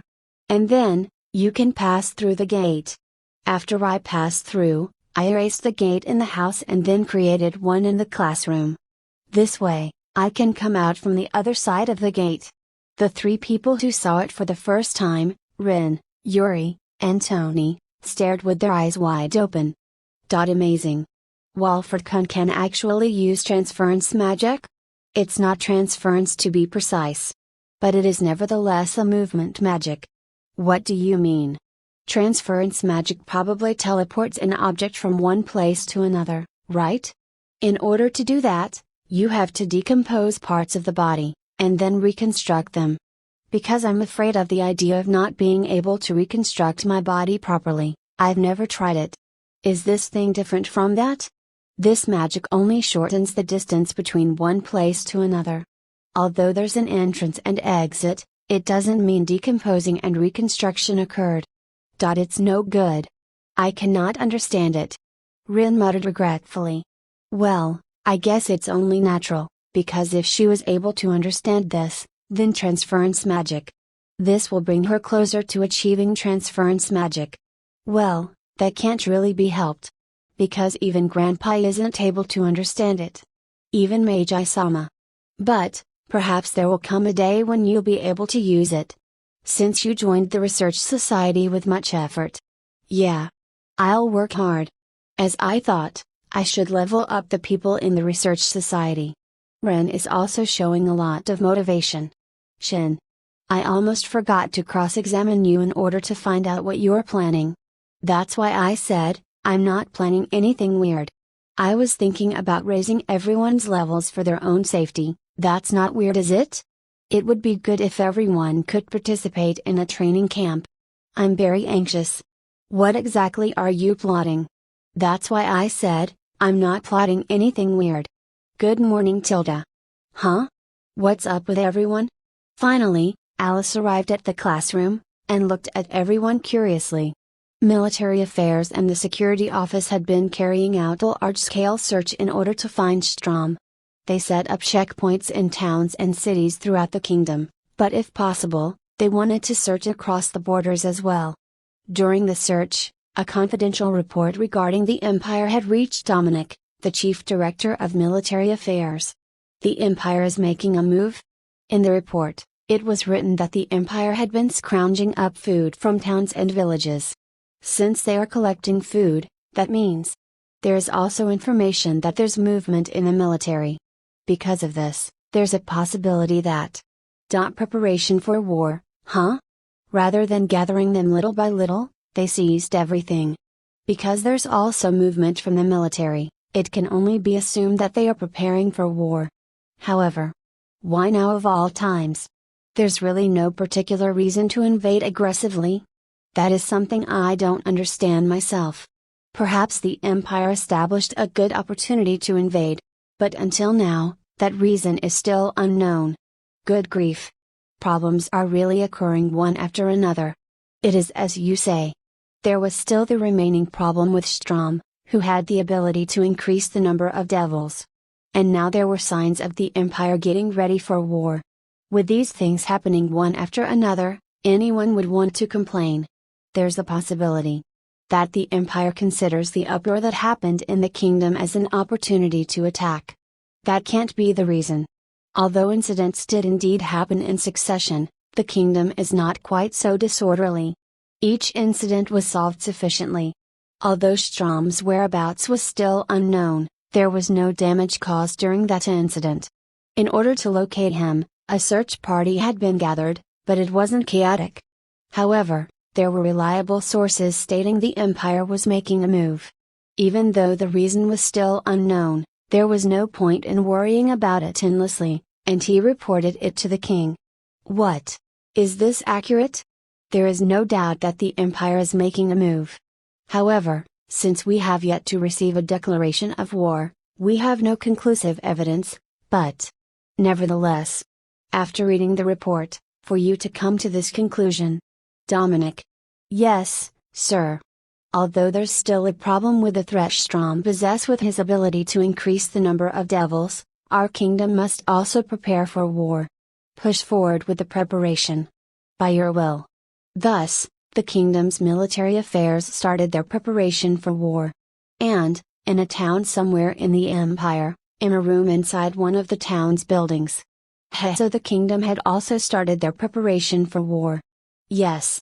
Since the empire made their movements publicly, they seem to have noticed it immediately. It looks like it went well with Zest-kun. Now then, what do you think will happen? Milia-san. Even I can't possibly begin to understand, Strom-sama. The reason why the kingdom has been having a hard time finding Strom is because of this woman, Milia. Everyone, please dance properly, okay? Foo-fa-foo, ha-ha-ha. While Strom burst into laughter, Milia just stared. Meanwhile, somewhere in Blue Sphere Empire, a conversation was happening amidst the war preparations. Zest, where in the kingdom were you able to purchase this information from? I have some collaborators in the kingdom, and they told me that because of the increase in demons around the kingdom, the place is currently in chaos. And when I went to inspect it myself, you noticed that the number of demons appearing in the kingdom has increased, while the number of demons in the empire has decreased. That's exactly how it is. To have the number of demons decrease, is it finally the right time to take over the kingdom? I am praying that is what ends up happening. HMPH, I don't need to be told by a commoner like you. That's right. Well, be relieved, the information you provided is significant to the nobles of the empire. You should feel honored. Yes. The nobleman walked away laughing, while Zest just glared at the man. After the classes had ended for today, I apologized for not having conducted it yesterday because of the bestowal ceremony, and we resumed our activities today. Now that I think about it, the atmosphere this morning was a little strange. Did something happen? Alice, who wasn't there this morning, asked. It seemed like Shen is plotting something, and I was trying to cross-examine him to determine what it is. Is it something really bad? That's why I said I'm not plotting anything strange. Then what are you plotting? Everyone's eyes focused on me. It's like this, haven't unusual incidents occurred one after another? Because of this, I came up with a solution to teach you guys basic survival. Nevertheless, this means there's a possibility that unusual occurrences will keep happening. In order to prepare for it, I thought I should get all the members in this research society to level up. Since I didn't want to have any strange misunderstanding, I immediately explained my thoughts to them. I see, so it was about everyone leveling up. That's right, it wasn't like it was a strange idea? It is as you said, there's something strange about it. But Shin, what are you planning in order to get everyone to level up? Practicing to the point where everyone is able to use healing, defense, and attack magic to a certain degree, something like that? And also, having everyone wear accessories with enhancements for defense. For now, I told everyone the rough plan. I understand. For now, I'm certain you're not planning anything strange. Didn't I tell you? After Gus has been convinced, Rin suddenly asked a question. Walford-kun, will you also teach the gate you used earlier? Rin is really determined to learn how to use gate, huh? Anan. That magic is really splendid. Being able to use that will increase the probability of survival since it'll be easier to move around. What is this gate thing? Because Alice wasn't there to see gate, I opened gate in the corner of the Research Society laboratory. Whoa, that's amazing. With this, I won't be late anymore. I will not teach you this magic if you're going to use it for impure motives. Shin, earlier you talked about strengthening everyone's abilities. How will you go about doing it? I wonder, what will be the most efficient method? When I asked, everyone stated how they had to increase their strength. Rin, Alice, and Gus wanted to learn gate. Cicely and Thor wanted to improve how they attacked. Yori, Maria, and Olivia wanted to improve their healing and defense. Tony, Julius, and Mark wanted to improve body strengthening magic. Tony, as I thought, was surprising. Although he didn't want to enter Knight Military Training Academy, he didn't dislike using body strengthening magic. Gus seemed to want to reduce the risk while on the move, even if it's just a little. Alice's motives were definitely impure. Well then, in order to decrease the possible danger everyone might face, let us all work together to level up. Said by everyone. It's a good thing since Strom might attack at any time. /26 A fundamental problem was discovered I heard from the Research Society on what everyone wanted to improve in. I asked Cicely and Thor to practice increasing magic power and their control, for now, since we couldn't go to the practice field for attack magic practice. When I asked them to do such practice, everyone was surprised and started asking questions. Why? They asked. It's because in order to cast powerful magic, it is necessary to have large amount of magic power and be able to control it. Although I thought this was a matter of course, everyone thought differently. They thought that in order to cast powerful magic, besides the chant that needs to be devised, one also need a clear imagination. So they actually had that kind of mindset. First of all, it's better if I immediately dispel their misconceptions. For the time being, in order to grasp the control everyone had on their magic power, I asked them to cast magic barrier, but the barrier is too thin. This is no good. If it's like this, you wouldn't be able to stop most magic, would you? However, magic barrier is something that doesn't really provide that much defense, does it? Are you seriously asking this? What do you mean? Just the other day, didn't you see Strom use this very same magic to block my attack? If I'm not mistaken, the attack you used was the same as the one you showed us during the first magic class. I never thought he would be able to block it. You know that very same attack was blocked by a magic barrier, right? Wait. What did you say? No way. I thought it was blocked by some other advanced defensive magic. Now you know it's actually capable of halting really strong magics. Back then, I understood that it would be blocked. That's why, after I shot it, I immediately backed away from Strom.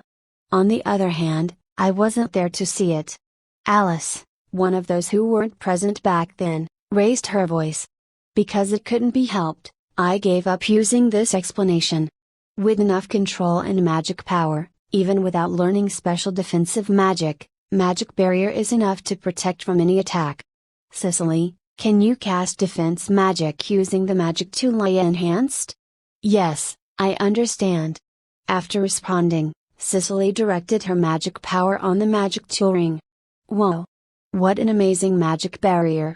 Although I didn't know barrier could be that amazing.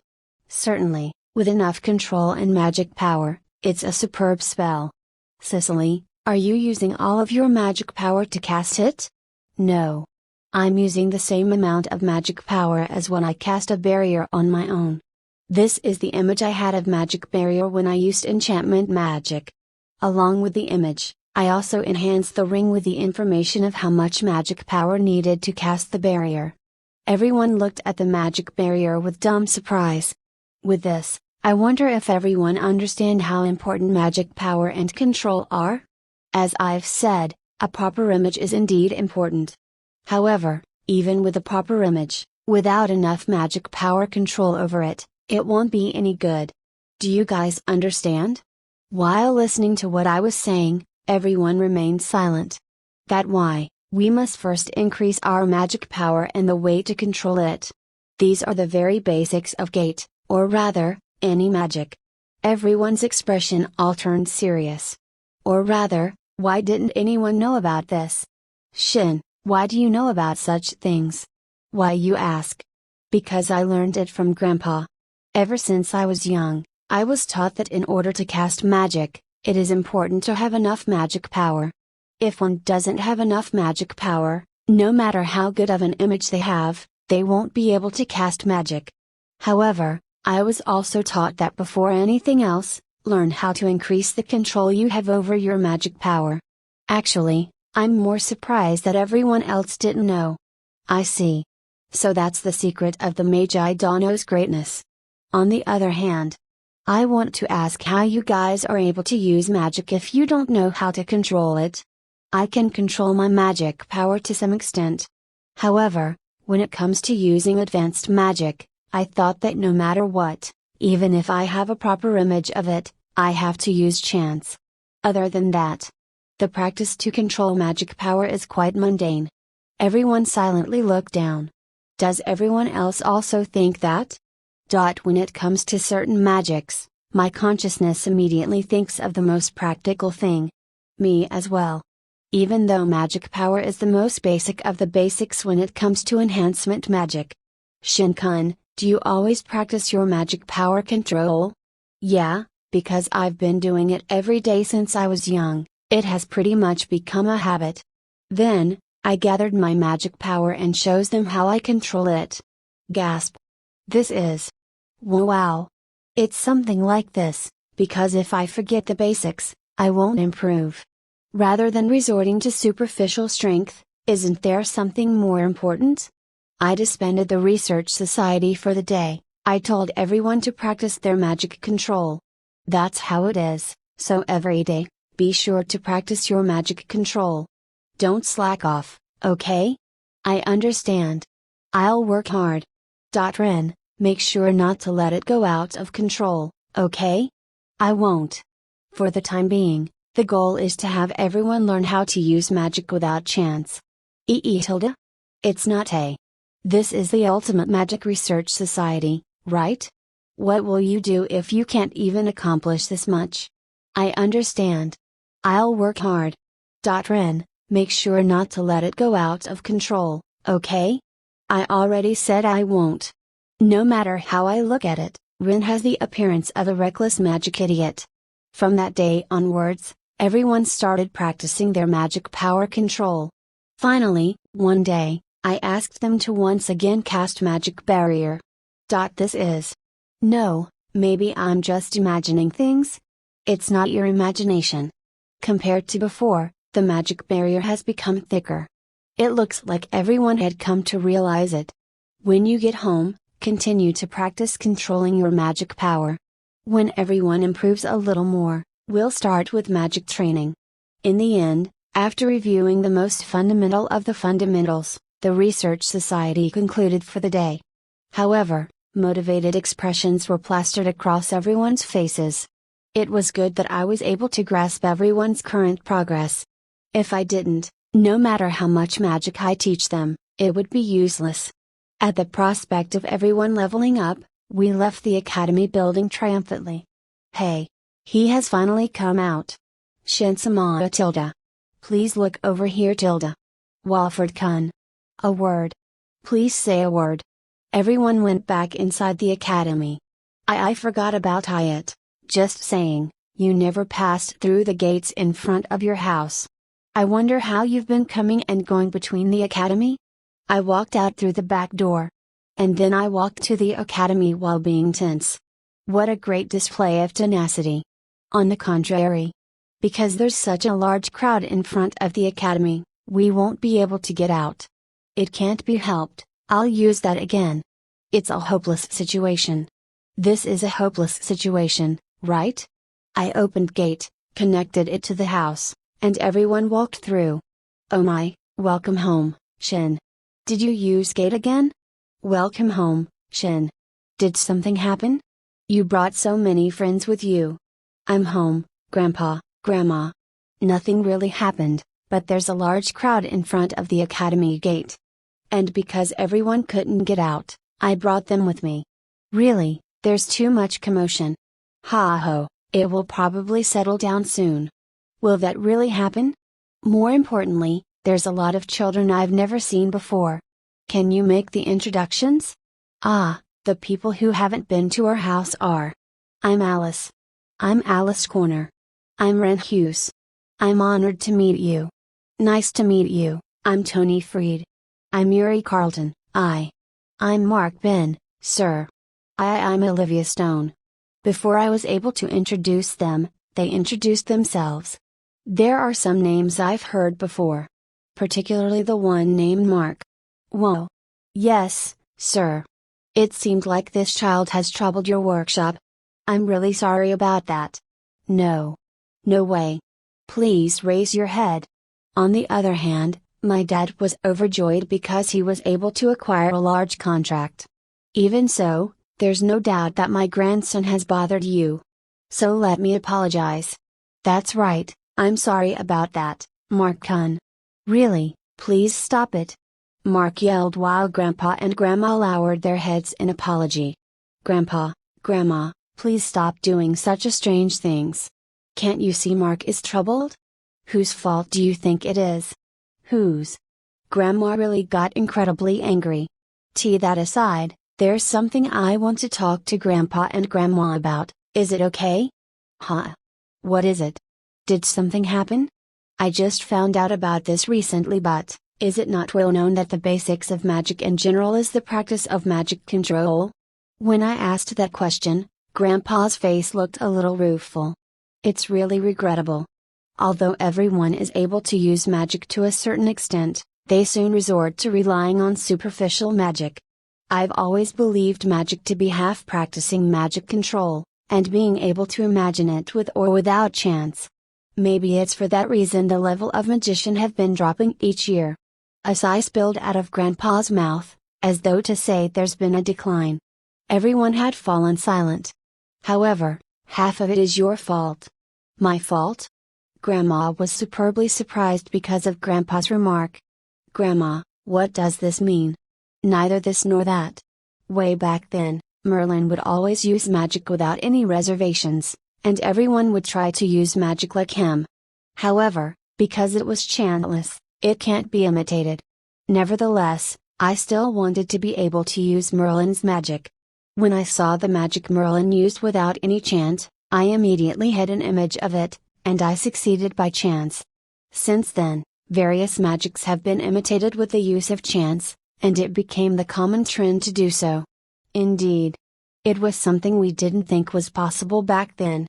That's not really my fault, is it? But you're the main culprit.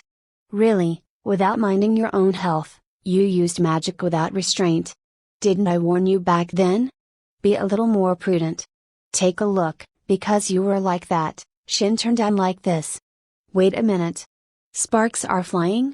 So Shin-kun's lack of prudence is something he actually inherited from his grandpa. Even Cicely? For some reason, I suddenly ended up being the target.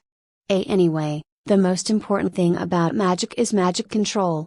Of course, proper image is also important. Nevertheless, magic didn't originally have any need for chance, do you understand? Said by everyone. Take Shin for example, has anyone ever seen him cast magic with a chant?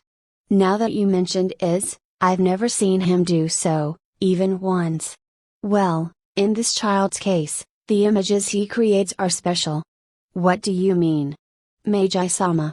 The way this child uses magic is not imagining the result, but the process. Does anyone know why fire burns? When I am asked why, I am not able to give a clear answer. I also don't have a clear understanding. Nevertheless, this child clearly knows the answer to it. What is fire? Why does it burn?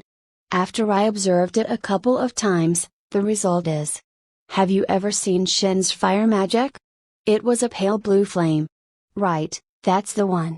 That flame has a really high temperature, and when it lands on the ground, the resulting impact resembles lava. Everyone looked towards me with interest. It looked like they wanted to compliment me, but because it felt like I cheated, I was uncomfortable. The image Shin has is special, that's why even if I try to cast it without chant, I am unable to. Also, there's no time to chant during combat, and if you chant, your opponent would easily find a way to counter it. And that's why I told you guys to learn how to cast without chanting. So I guess this means everyone has heard about magic power control from Shin? Yes. Said by everyone. That's good. First, you should increase the amount of magic power you can control. Afterwards, you'll be able to use magic that way based on the image you have. Just like this. Ah. Grandpa opened a gate. Grandpa. That is. Ha ho, it was quite a struggle. After you wrote the explanation on paper, I finally understood it. As expected of Grandpa. Even at his age, his curiosity and ambition remained undiminished. Shin's magic is not something only Shin can use. With proper magic control and enough magic power, everyone will also be able to use it. Although Shin is abnormal, it doesn't mean he's out of reach. While there is no imminent threat for now, everyone's growth will always be beneficial to mankind. That's why, do your best. Yes. Thank you very much for your guidance. Said by everyone. As I thought, it is more convincing if Grandpa said it instead of me. I wonder if it's because of the difference of our life experiences? Everyone's motivation has reached the max. It looked like everyone is itching to start practicing. Grandpa, thank you. Ha ho, it's nothing. I feel a little responsible. That is something I didn't want to hear. Merlin, even you are capable of saying good things once in a while. What do you mean once in a while? All the members of the research society were sent halfway to their houses. Shin was sending Cicely and Maria home, and after everyone had left, Merlin and Melinda were sitting in the living room. The reason you learned Gate was probably all for Shin's sake, right? What are you talking about? As you've said earlier, the way Shin uses magic is abnormal, and he is also quite reckless. Indeed, it is as you say. However, if you are able to learn the same magic Shin uses, it will prove that Shin's magic isn't something unique to him. Isn't it all good? After knowing that there's a possibility for them to be able to use the same magic as Shin, their eyes started shining. The human race is currently undergoing a crisis, and I'll be glad if they reach their goals. I'm sure they will, and it's all thanks to you.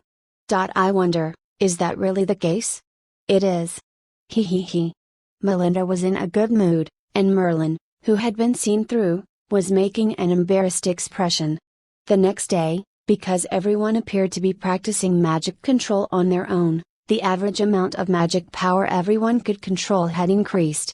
However, I became concerned with Rin. She was wearing a headband.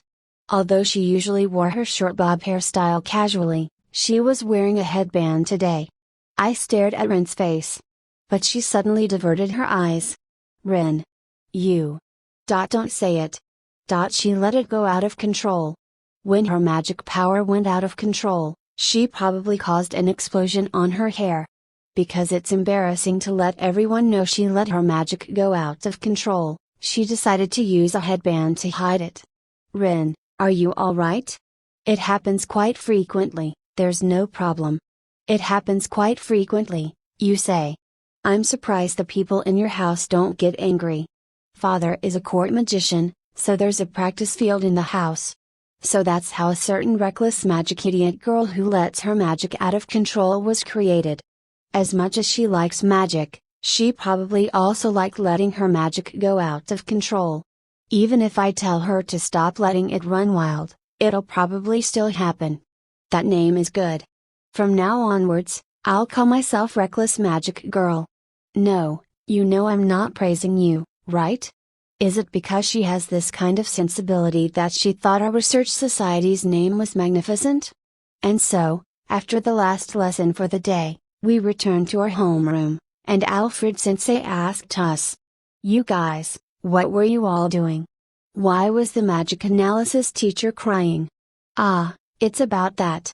"No, it's because, when we were at my house yesterday, we received a magic lecture from Grandpa. When Sensei found out about it, Sensei got jealous. Go get all teary-eyed because of jealousy. What in the world is that fellow doing?"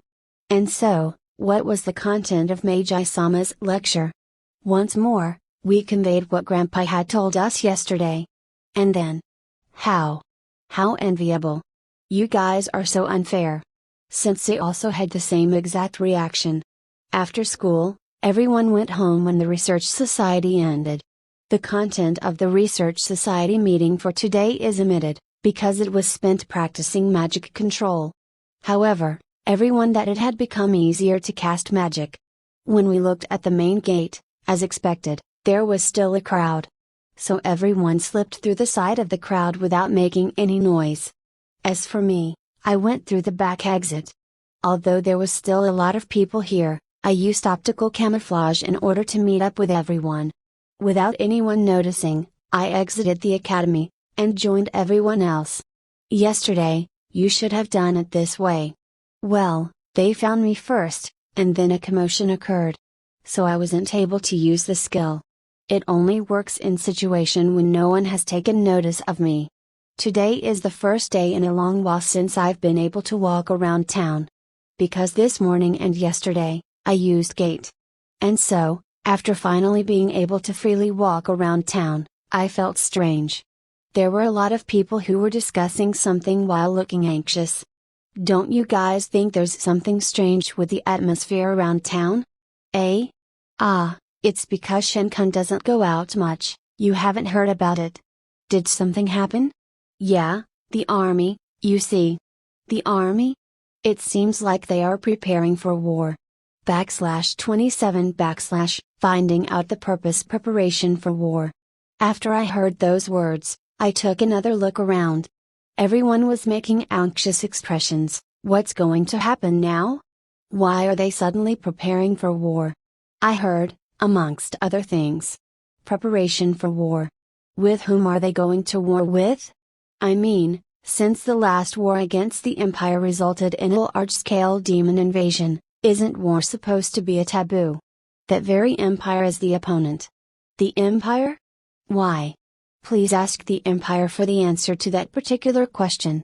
It seems that the Empire has publicly started preparing for a large-scale war. Because of the large-scale preparation they have been making, it is unlikely they will go to war against small countries, or so it seems. With that in mind, the most likely target is a large country, meaning Earlshire Kingdom. The Empire is preparing to declare war.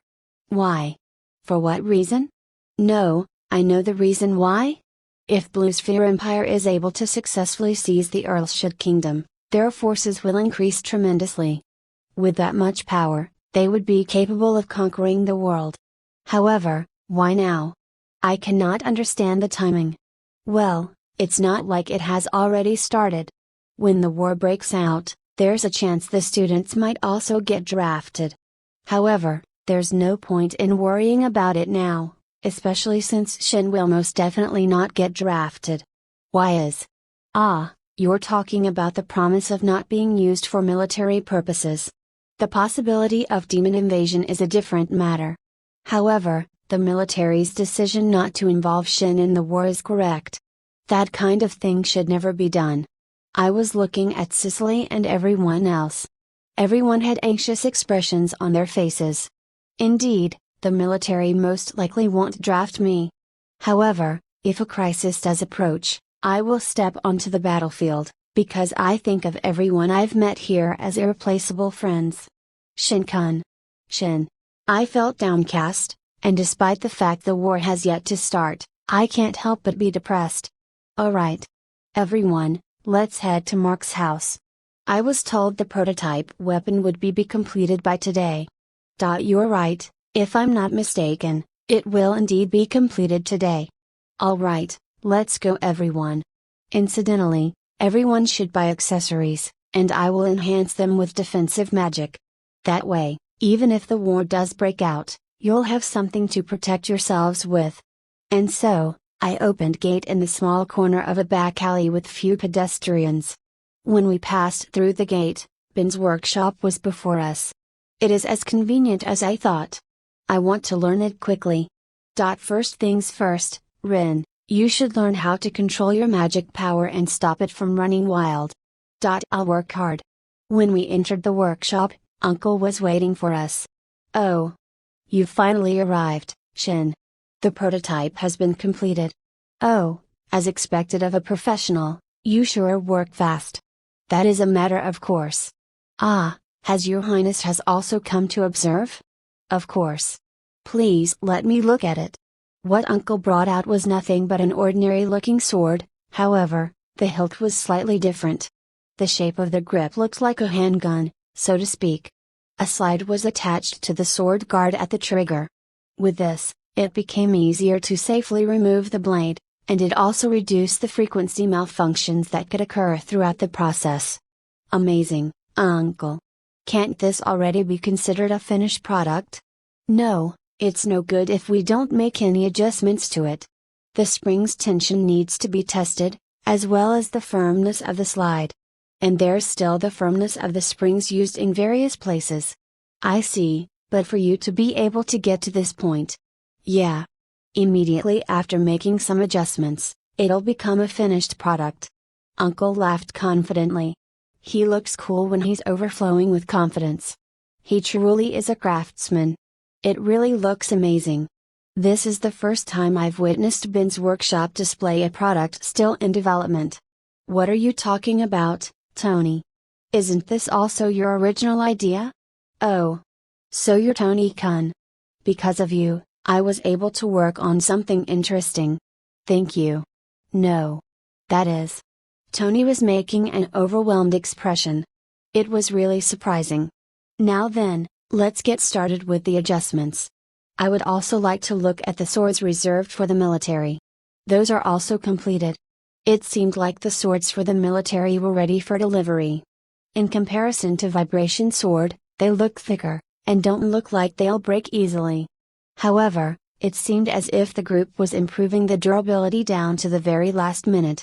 These things can probably withstand more than just practical use. Workshop Master, you've done a great job, I'm grateful for this. In no way. Please stop that, Your Highness. It's because this is my job. Then, after making some adjustments to the spring, the new weapon will finally be complete. It's enjoyable to make these kinds of tune-ups. The guy team went full force with all the adjustments. Since the female team had free time, they went to look at the accessories. Last but not least, with strength obviously in mind, it was customized for personal preference, and it was finally complete. I named mine Vibration Sword, but what about the ones used for the military? Because those are swords with replaceable blades. Exchange Sword. That name sounds good. Alright. From now onwards, these swords will be called Exchange Swords. Harold, I'm sorry but, can this order be completed immediately? Of course, Your Highness. Well then, I'll ask some people from the military to drop by here later. Please discuss the quantity with the person in charge. These will be making a debut in the upcoming war, I'm counting on you. Yes. I will definitely do my best. And so, I used enchantment magic on the new Vibration Sword, and I also got a few replacement blades. I'm really sorry about this, Uncle. In the end, you've given them all to me. No, no, this is something His Highness have asked of me to do on behalf of the kingdom. Shin doesn't need to worry about it. Gus, sorry about this. What are you saying? These are reassuring weapons to have during the time of war. Or rather, I'm happy that the development fee is only this much. I'm worried that they won't function properly when the time comes for them to make for their debut during the war, but as far as I can see, they seem alright. And so, as I expected, the accessories were still given as a present.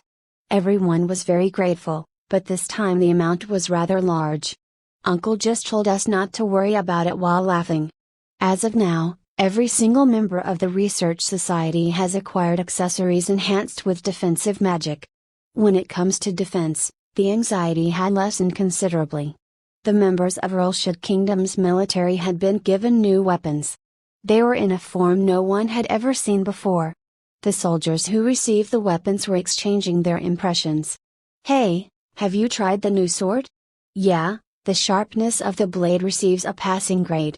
However, this weapon is completely combat-oriented. There is no decoration, it's a weapon that emphasizes practical use. A sword where one can replace the blade while in the middle of a battlefield is indeed effective. When one is provided with this kind of weapon, it gives off a feeling that the war is finally going to begin. There was no decoration whatsoever. A single sword which can slaughter enemy upon enemy. A weapon which effectively emphasizes the killing of enemies. The soldiers felt uplifted to receive such a powerful weapon, along with the complicated feelings of excitement and fear that accompany war. Thus, with the provision of new weapons, the collection of necessary supplies, the military men scattered from various places, converging into one.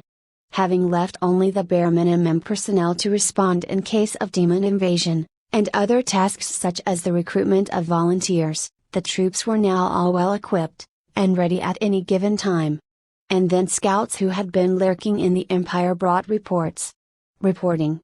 The Blueshpear Imperial Army has started to march towards our kingdom. Despite the tension among the upper echelon, there was no confusion when the report was given. Or rather, they had been expecting this, and the king immediately issued a royal command. Everyone has heard it? The Empire apparently sees an opportunity. Against such a foolish act, our kingdom has no other choice but to confront them. Let us show the Empire the strength of our Earlshire kingdom. All armies, move out. The Empire had finally made their move. Because of their movement, the kingdom responded. However, the declaration of war had yet to arrive. Because the Empire had made an act of aggression towards one of its neighboring countries one-sidedly, the country's mobilization of their army was a legitimate action. And so, Earlshire decreed that they were sending out their troops. The kingdom has finally dispatched their troops. Alice called out when I arrived at the academy that day, as she had arrived earlier. You're right. That's all everyone in town is talking about. The kingdom had already made the announcement, and it was also on the newspapers. And thus, everyone in the kingdom knew. Since the time of war had arrived, as expected, the people's commotion over me had died down, and I was able to walk around town on the way to the academy. In the end, I wonder how many troops have been deployed? Both the kingdom and the empire have a total of 80,000, each. I guess they are evenly matched. However, there's something strange about it. Strange? Ah, from what we know so far, the Empire's total troops has 80,000 people. An all-out war, the Empire is desperate. That's not the point I'm getting at. In order for our kingdom to have the same numbers, we recruited mercenaries, and volunteers from the Demon Hunter Association. As expected, the Empire really focuses on their military. Not really, even the kingdom has that many people in the military. Huh? Then why recruit volunteers and mercenaries? It's because the kingdom didn't summon all of their troops. They left a number of people behind in order to deal with demons, just in case. Because of that, we didn't have enough people and recruited more. Eh? But the Empire deployed everyone, right? What about dealing with demons? That's why I said it's strange. They have left their empire defenseless against demons and marched towards the kingdom. Why is that? Did the Empire also hire mercenaries? We have confirmed that the Empire has not recruited any mercenaries. They have summoned all of their troops from all across the Empire. Seriously, they are defenseless against demons. What is the Empire thinking? Because Gus was making a complicated expression, everyone remained silent. This is just a thought. But do you think this is what Strom wants? What do you mean? Well, you see, didn't Strom have a variety of experiments? I was wondering whether or not demon control is included in his experiments. I see, Strom is originally a citizen from the Empire. Originally, so there's a possibility that he was sent as a spy by the Empire. Is that so? Then the Empire can focus entirely on war and not have to worry about demon invasion. There's a high possibility. But if that were the case, there are also things that doesn't make sense. I thought it made a lot of sense. What about artificial devils? Ah. I see, there hasn't been any report of it made yet. If a devil joins the Imperial Army, there would be an uproar. We're back to square one. Well, no matter how much we speculate, we won't be of much help. So let's just do what we can. We might understand the Empire's real intentions that way, as well. That's right, let us just do what we are capable of doing.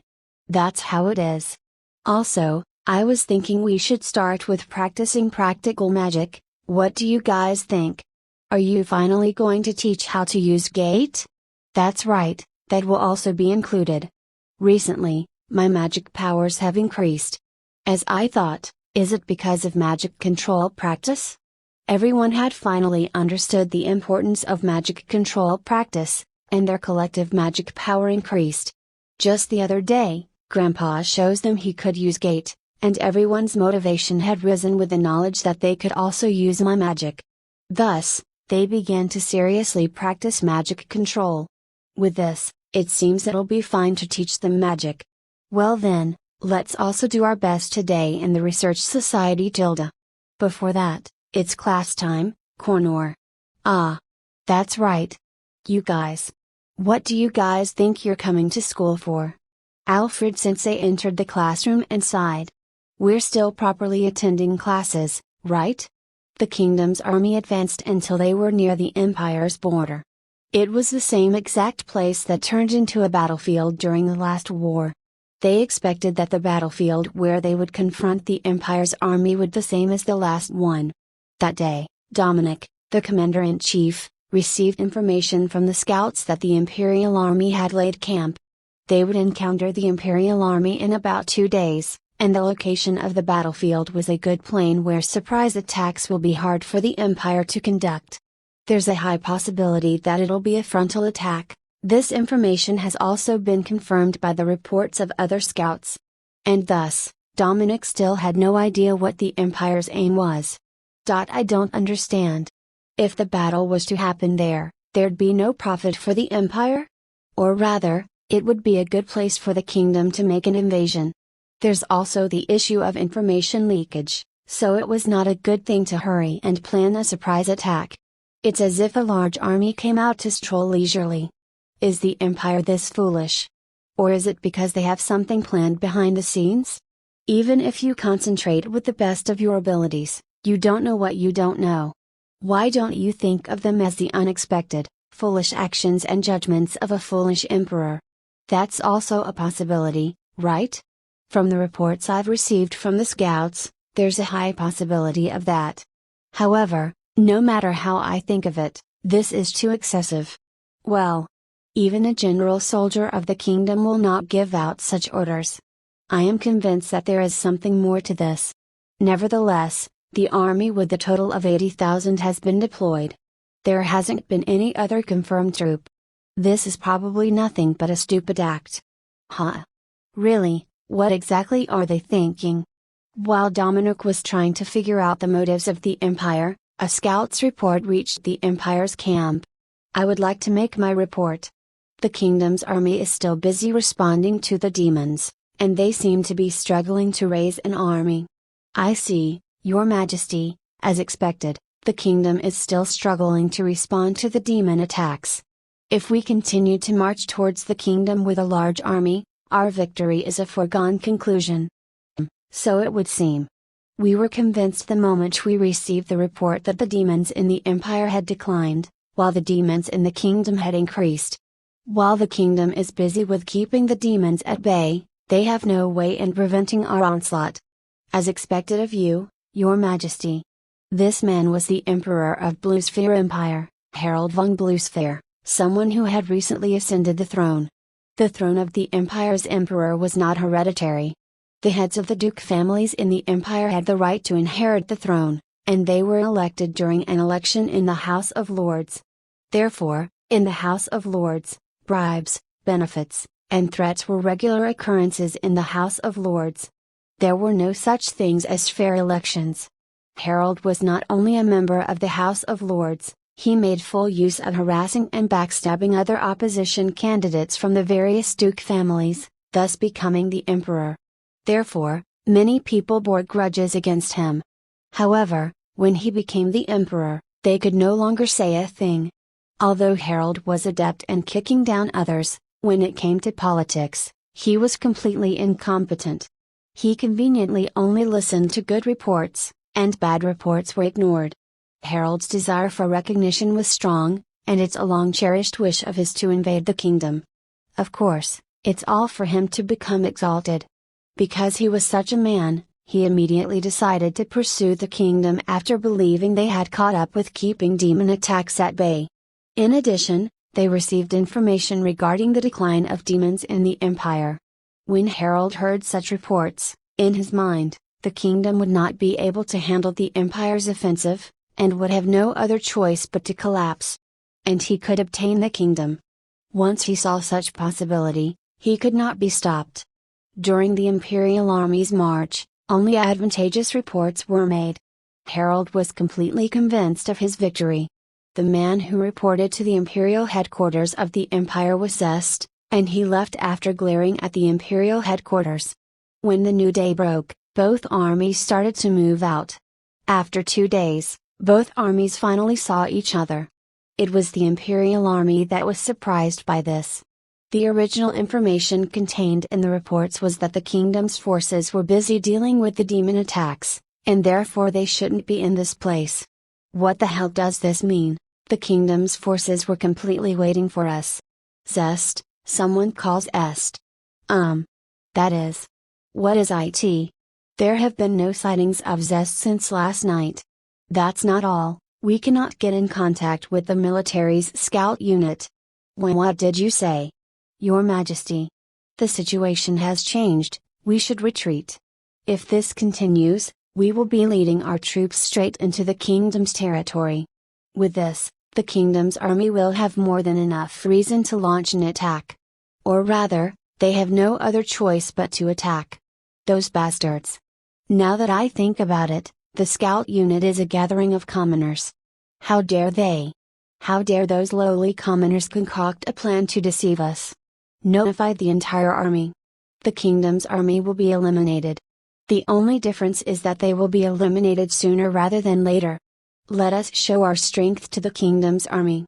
All troops, advance. The Imperial Army began their assault. In contrast, the kingdom's army. They really did come charging in. What in the world is he thinking? That guy. The chief of the magic division, Ripper, said with a loud voice. All right, as planned, magic division, launch the first attack. The magic division of the kingdom's army launched a large-scale magic attack. One after another, the large-scale magic attacks landed on the Imperial Army's front line and caused a lot of damage. Usually, at the start of a battle, a shootout between the magic divisions on both sides would occur. Only after things have settled down, would the knights and soldiers start their assault.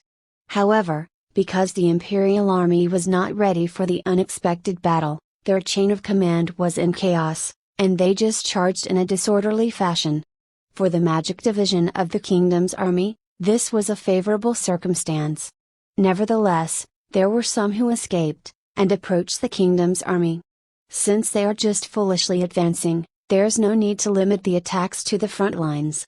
Also attack the right and left wings of the Imperial Army. We'll deal with the Imperial Army's front lines. Oh, said by the kingdom's army. Unlike the Imperial Army, which was unprepared for the unexpected attack, the kingdom's forces were ready to perfection. And thus, the kingdom was able to expand their formation to a concave arc and encircle the Imperial Army. Finally, both armies clashed with each other. The Imperial Army, which had already received damage from the magic attacks, was no match for Kingdom's army's breakthrough.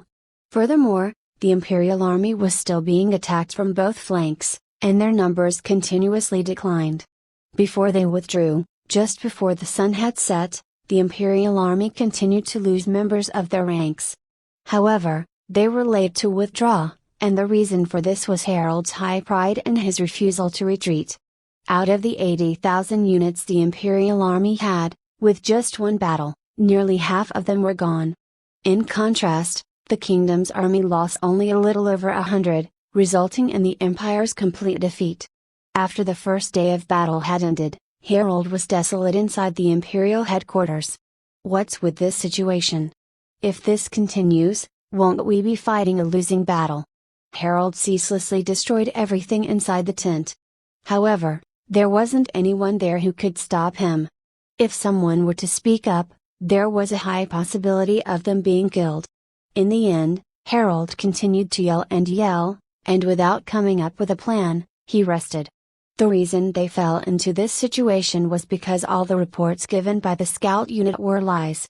Although some felt that this was intentional in order to harm the Empire, no one did anything. The person who decided on the strategy was the Emperor. No one else would propose a strategy or offer any advice because they did not want to get on the wrong side of the highly confident Emperor. The aides were also feeling despair, and couldn't sleep at night. And in the Kingdom's army, they were discussing the battle that happened during the day. It was as Rubber had said. Foolish Emperor, foolishly advancing, and fighting a foolish battle.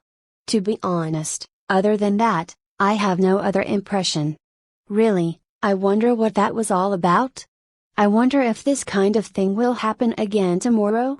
I think there's a high chance of it happening. The commanders of the Kingdom's army also sighed, but it held different meaning compared to the commanders of Imperial Army. Going back in time slightly, when the Imperial Army and the Kingdom Army began fighting, the scouts saw things they could not believe. And they immediately rushed to make the report. That is impossible.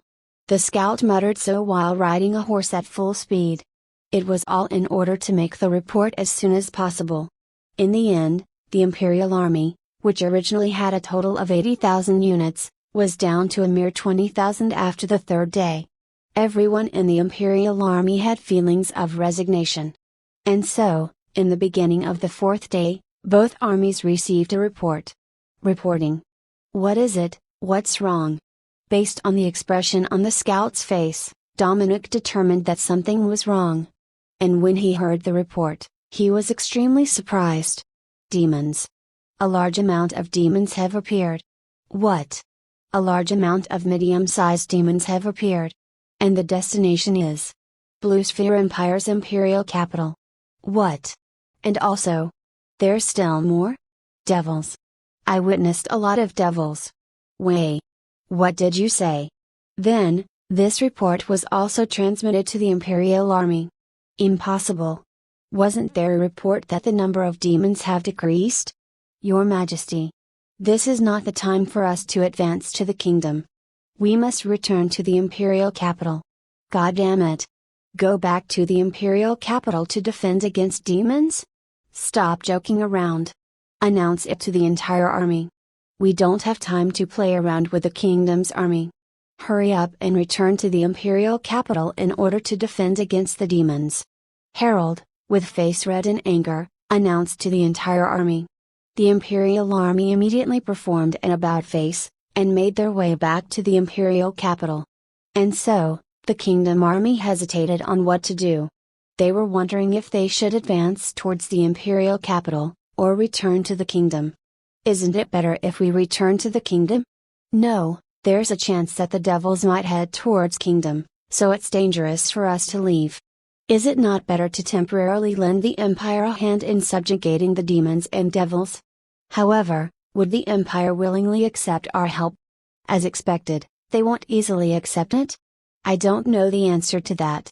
After they have subdued the demons, there's a chance that they'll return. There's also the possibility. Although they hurriedly conducted a meeting, they were unable to make any progress. And so, the decision was left for Dominic to make. It is dangerous to neglect devils. It is absolutely necessary to subdue them now. But there's also a possibility that the Empire will not accept our help. Also, we are at the rear of the Imperial Army. We first need to ascertain the status of the war. If the Imperial Army is able to subdue the demons and devils as soon as possible, we will not help, but if they are having problems, we will help. I think this is the limit under the present situation. What do you guys think? Isn't it fine like that? Even I wouldn't want to put more effort than needed. Well then, let's head towards the Imperial capital. There's trouble. There's a large amount of demons heading this way. What did you say? Devils? Are there any devils? And not yet. We have not confirmed any sightings of devils. However, the quantity is enormous. What is the current breakdown? The majority of the demons are medium-sized and small-sized. There haven't been any sightings of large-sized demons. Then we can deal with it somehow. Notify the entire army. Immediately annihilate the demons. Once we have annihilated every single one, march towards the Imperial City. Yes. Thus, the kingdom's army started fighting against the demons in order to protect their citizens. Because most of the demons were medium-sized and small-sized, it took a considerable amount of time to annihilate them all. However, they hardly took any damage. Some soldiers suffered major injuries such as fractures and lacerations, but most of them only received minor injuries. However, after fighting against the Empire for 3 days and then battling against the demons, the battlefield was left impoverished. Everyone was also suffering from fatigue. By the time they had annihilated all the demons, the day had already fallen. Damn it! With this, we won't be able to march until dawn. That's about right. It'll be too severe to lead the army during nighttime. In addition, we just finished fighting against that legion of demons. Fatigue is also substantial. What's with this situation? It is as if we're being confined here. Actually, it might be exactly as you say. Thus, the kingdom's arm was stuck fighting against demons, and they had to wait for daybreak in order to depart. On the other hand, the imperial capital, which was attacked by hordes of demons, was quickly overrun. The army that was originally supposed to be defending against such attacks was absent. In addition, the majority of the demons that attacked were medium-sized. There were also some disaster-class demons, such as tigers and lions. Even if a devil was not amongst the horde's demons, the imperial capital had no means of fighting them off. What occurred in that place was the exact picture of the pandemonium of hell. The citizens of the imperial city were killed and eaten by demons, while the devils burned the place down with magic. Although there were some demon hunters who remained in the imperial city, because there were a lot of demons in addition to a few devils, they were killed easily. However, there were still some people who walked through that hell leisurely. What do you think? Milia-san, what is your impression of someone who turned into a devil? Yes, Strom-sama, I can feel an overflowing magic power I've never felt before. Also, it feels like I am able to use any magic I want. Foo, I'm glad. Nevertheless, after killing people from your own country, you still have a carefree expression. That's because, the people living in the imperial capital looks down upon other citizens of the empire, and thinks of themselves as chosen humans. In truth, even I, myself, have experienced being ridiculed for being a commoner, countless times. Because of that, I don't feel much guilt for killing people living in the same country as me. Foo, ha ha ha ha. Is that so? I see. It was splendid, Milia-san. In truth, these guys are nothing but a collection of trash. Thank you very much for your compliment. Now then, the Imperial Army will probably return in 2 to 3 days. By that time, we will have already completed our purpose here in the Imperial capital. In the meantime, Zest-kun will also be returning, Do you want to prepare to ambush the Imperial army? Yes, Strom-sama. Well then, I'll wonder to what extent the kingdom reduced their numbers. It'll be a sight to see. In that manner, the two people walked towards the Imperial Palace. Behind them were the death throes of citizens living in the Imperial capital. 3 days after Strom attacked the Imperial capital, the Imperial army finally arrived. And what they saw was, the Imperial capital had been destroyed by demons, and there were still hordes of demons there. These goddamn demons. Make sure to subdue all of them, do not let a single one escape. And with Harold's command, the Imperial army began their assault once more. In the beginning, they were able to subjugate the demons easily, but when a devil appeared, the situation changed drastically. The Imperial army was trampled by the devil's magic. Amongst the devils, Zest, the person from the scout unit who had provided false information to the Imperial army, was there. Zest. It's because of you. This is all because of you. Harold kept roaring like crazy towards Zest. However, Zest continued slaughtering the Imperial army, without paying him the slightest heed. And then, without knowing who killed the Emperor, the Imperial army was literally wiped out. Afterwards, the kingdom's army, having been held back by hordes of demons, had arrived. What they saw was the completely annihilation of the Imperial army, along with many dried corpses. Suddenly a voice called out to the people of the kingdom's army who were looking at the scene absent-mindedly. Oh my, aren't the people over there the ones from the kingdom I was under the care of? It was the voice of Strom, who had once been surrounded in the practice ground of the security office. No matter where they looked, they could not find Strom anywhere in their immediate surroundings. It looked like he was using magic to enhance his voice. MG2_050, oh my, would you even be able to defeat us? How about asking for other countries to cooperate? All they heard was nothing but ridicule.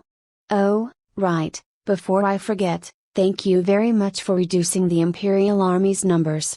Thanks to you, it was easy enough to annihilate the Imperial army. When he found out that they had been used by Strom, Dominic almost broke into a furious rage, but he was able to restrain himself.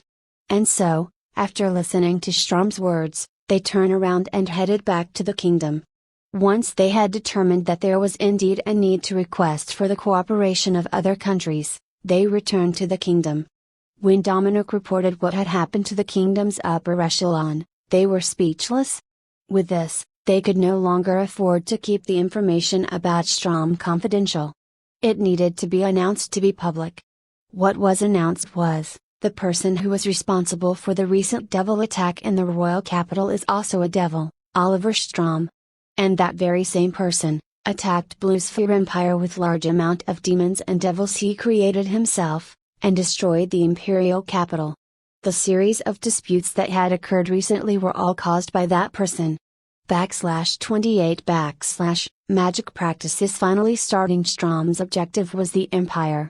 It seemed he conducted his experiment in the kingdom because of that. I heard from Gus that before the commotion of the devil occurred, the increase of demons had already been a problem. This is also probably one of the results of Strom's experiments. Because Strom had already left the kingdom, they thought that the number of demons will decrease, but it kept increasing instead. Previously, the increase of demons went unnoticed for an entire year. But this time, the increase had been visible to the eye. It might be because the demons in the Empire had increased tremendously. However, it was something the kingdom had already expected. And the Empire? No, it should be called the Old Empire. Not a word has been heard there. Although there has been no movement, didn't it mean that nothing bad is going to happen? There were a lot of people who thought optimistically. However, Strom is an existence who could care less about the human population. No one can imagine when he would suddenly take action. Because of that, he might go around killing humans like insects. Although it was just a possibility, nevertheless, the possibility was quite high. Therefore, it seemed like other countries had agreed to cooperate and monitor the old empire. Us, on the other hand, we decided to raise our fighting power as much as possible. And because of this, The magic practice for the research society must proceed as planned. Alright. Right now, before anything else, I want to confirm how much magic power everyone can control. According to your own limit, collect as much magic power as you can. And then, everyone began to gather magic power. Although magic power is invisible to the eye, one can sense it when it begins to gather at one place, because one can feel the magic in the air.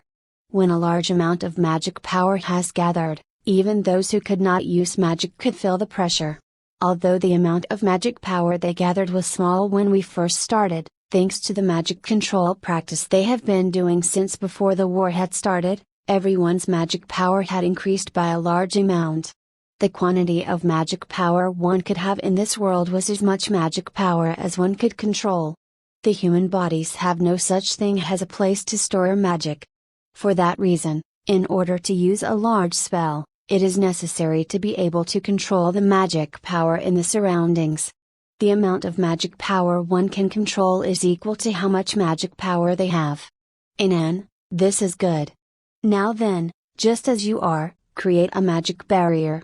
With my command, everyone created a magic barrier. The magic barriers they have created are thicker than before. I wonder if this much is enough? Alright, everyone can release your barrier. This is good. With this much magic power, you'll have enough to use most magic. Then, will you finally teach us how to use gate? Well, that will be included. If you rely on gate alone, your attack and defense magic will only be half-hearted. That's fine as well. I'll learn all of them.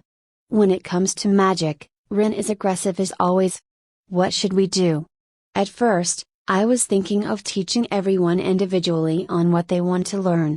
However, with the current situation, attack magic, defense magic, or body enhancement magic, I thought maybe it would be better if everyone learns all of them?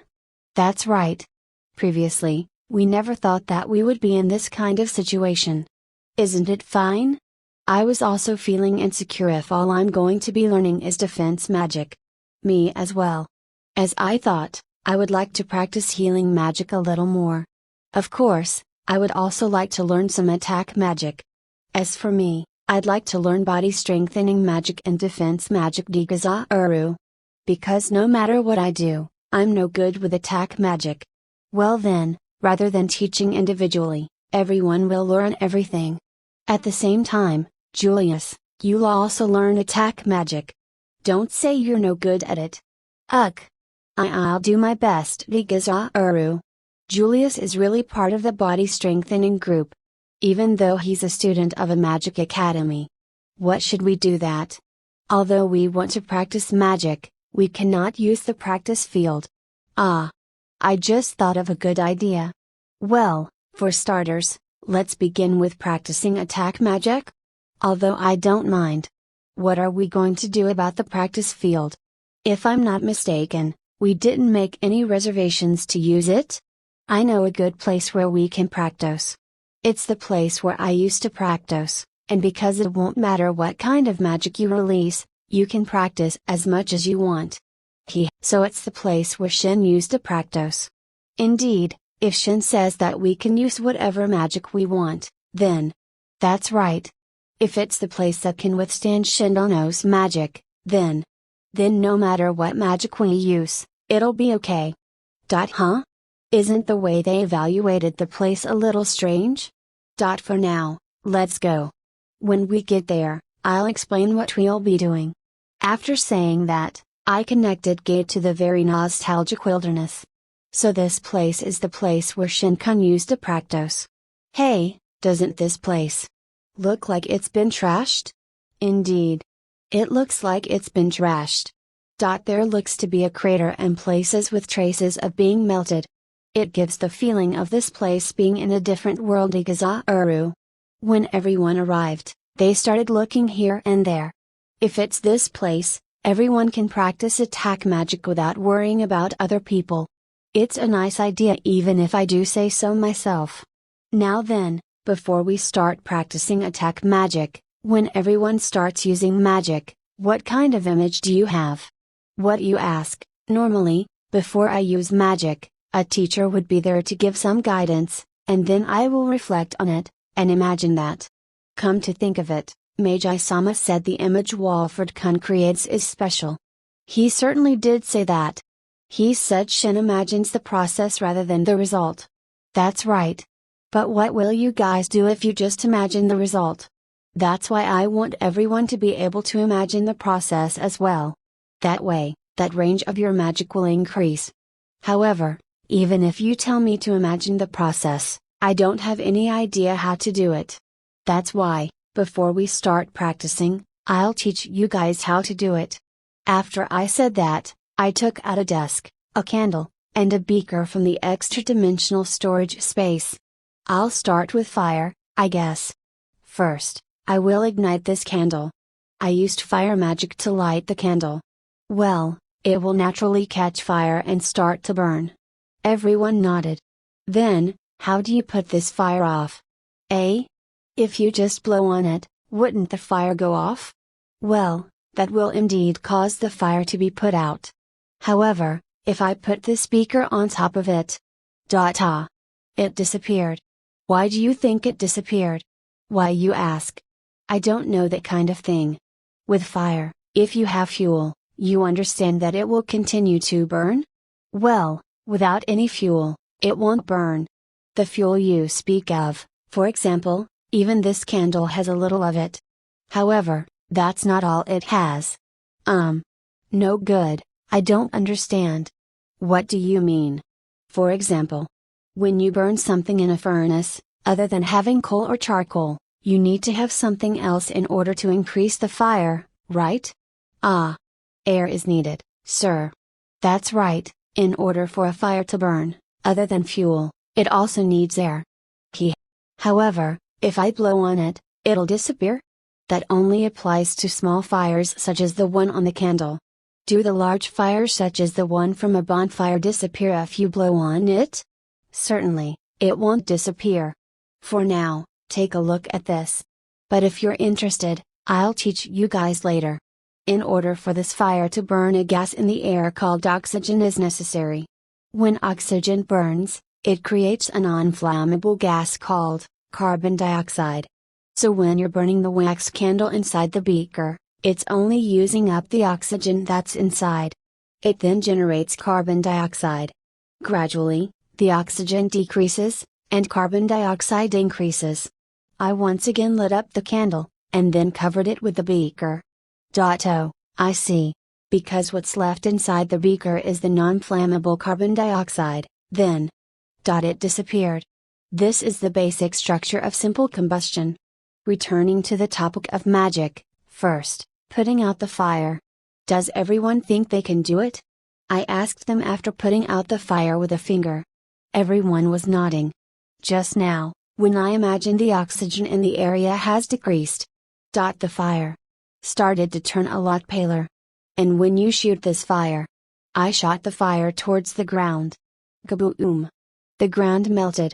And so, it will become this kind of magic.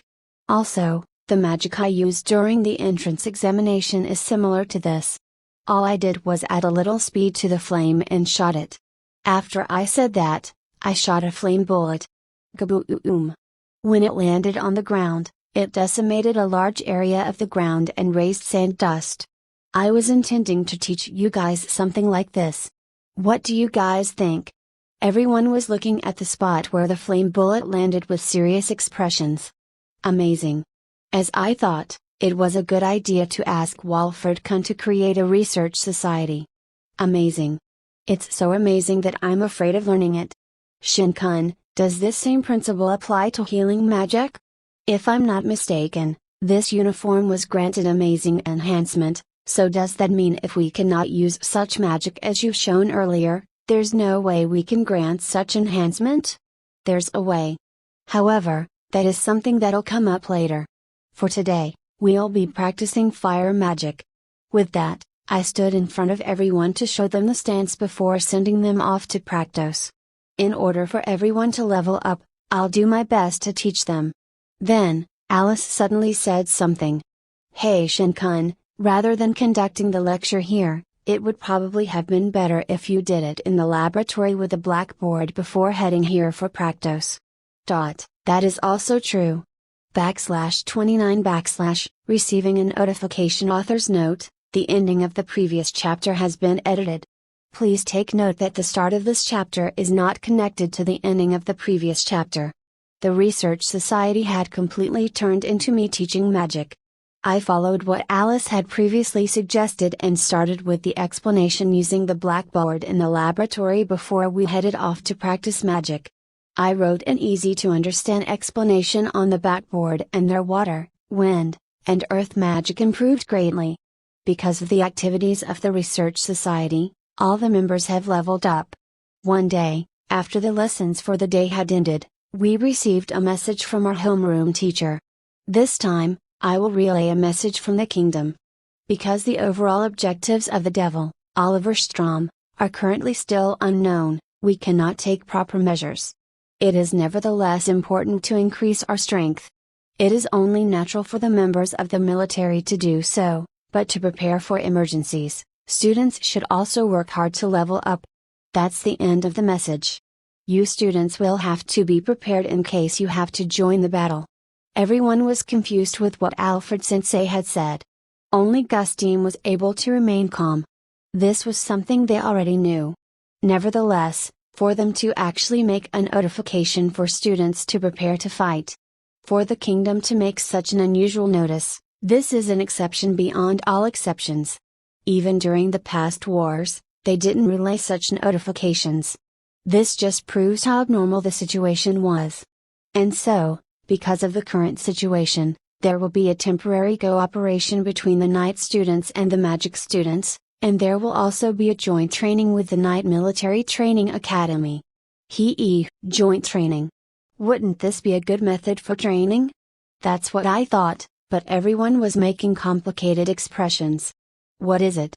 Well, I understand why you guys are making such expressions, however, it will necessary for you guys to cooperate with knights and swordsmen in the future. It will surely be a good experience. After that, the classes for the day had ended. What's wrong, everyone? You guys are making strange faces. I see, Shin doesn't know anything about it. Know what? Well, you see, Shin. Because in Advanced Magic Academy, we can use body strengthening magic, and so we don't train our bodies much, right? It is as you've said. But in contrast, Night Military Training Academy train their bodies, so they don't need to use magic to strengthen their bodies. It's the complete opposite of us. And because of that, the students from the Night Academy calls the students from the Magic Academy bean sprouts as an insult. Whereas the students from the Magic Academy calls the students from the Night Academy muscle brains as an insult. So what you're trying to say is that the relationship between the two academies is not good? It's exactly like that. What's up with that? Hey. What are you guys saying, especially during this kind of emergency? Although I understand that we're in a state of an emergency, but I can't endure it when those people start calling me bean sprout. That's right, it definitely gets really annoying. Since we're on the topic of bean sprouts, I have yet to see one. I, on the other hand, am fine with it. I was actually in that situation not too long ago. I haven't really been called names or anything because in Julia's case, it's probably only natural. As for Tony, since he comes from the family of knights, he doesn't particularly mind it. Wait a minute, what exactly is so bad about it? That's because, when it comes down to war potential, isn't it obvious that magic is more powerful? And yet, those guys have display attitudes as if they are the strongest of all. Knights and magicians both have their own weak and strong points. Nevertheless, all the heroes use magic. Magi-sama, Guru-sama, and even Walford-kun uses magic. That just happened by chance. Now that I think about it, doesn't Shin also use a sword? Did one of the knights teach you by chance? That's right, why do you ask? Because you're adept in magic, I don't think you'll need a knight to protect you. So it's because of this that Signachan and Krasnichan's relationship is bad. No, It's a different matter. They just fundamentally not suitable with each other. Michelle-san taught me a variety of things. Thanks to that, I've seen hell multiple times. While I was remembering Michelle-san's training from hell, I had a distant look in my eyes. And before I knew it, everyone was staring at me. What's wrong? No. The Michelle-san that you spoke of, is he Michelle Collins-sama? If I remember it correctly, that was his name. Eh? The previous general of the Night Order? That's what he said. I see, with your display of swordsmanship, I am convinced Vigazauru. With Magi-sama to teach you how to use magic, and the Sword Saint-sama to teach you swordsmanship. What an enviable environment. Sword Saint-sama? Did Shenkan not know about it? Speaking of Michelle Collins-sama, he's someone who has reached the pinnacle of swordsmanship, and he's been titled Sword Saint-sama. To me, he's nothing but a hellish instructor. Sword Saint. That's actually what he's called? I guess it's expected that his training was severe. But since Sword Saint-sama was the one who taught Shenkan swordsmanship, then the Night Academy students will probably not say anything. I don't know about that. Even though Sword Saint-sama taught him how to use the sword, he could also use magic. They'll probably target him out of jealousy. What's with that? How troublesome. Well, no matter what, it is necessary to participate in the joint training. Since it has a decent purpose, no matter what they say, I'll just not let it bother me. That's impossible. Tilda. Somehow, I feel like something downright troublesome is about to happen. A few days later, the Night Academy had arrived for the joint training. 4 students from the Magic Academy and 4 students from the Knights Academy. A total of 8 people makes a party, which will go outside the royal capital to train. For practical training, they will subjugate a number of the currently increasing amount of demons. We, the magic students, gathered in front of the royal capital's gate where I met the students from the Night Military Training Academy. I'll just shorten it to Night Academy, for the first time. As expected of people who train with swords daily, their bodies look more robust compared to the magic students. This time, the group was arranged according to the rankings of our entrance exam. The Night Academy also used the same method to divide into groups. This situation, since everyone is a part of advanced academies, there shouldn't be a large difference between abilities, thanks to how the groups were formed. This is probably done on purpose with the intent of bringing about the best results, turning students into elites. Since it's our first time meeting students from the Night Academy, the first thing to do is to introduce ourselves. Night Military Training Academy top student, Chris Lloyd. Second seat, Miranda Wallace. Noin Curtis. I'm Ken McGregor. What's with that? The students from the Night Academy greeted with ill humor. Chris is a good-looking man with blonde hair and blue eyes. His arms were really muscular. He gives off the feeling of a royal knight. Miranda has short black hair, and how do I explain this? She looks firm overall. Her arm looks really sinewy. Noin has brown hair and brown eyes, but compared to the other two, he looks rather slim, and his eyes were slightly narrowed while glaring. Since he's slender, I wonder if he's skilled in tactics? As for Kent, he's a macho man with blonde shaved hair. He was also carrying a large sword. I'm Advanced Magic Academy top freshman student, Shen Walford. Second seat, I'm Augusta von Erlschud. Maria von Messina.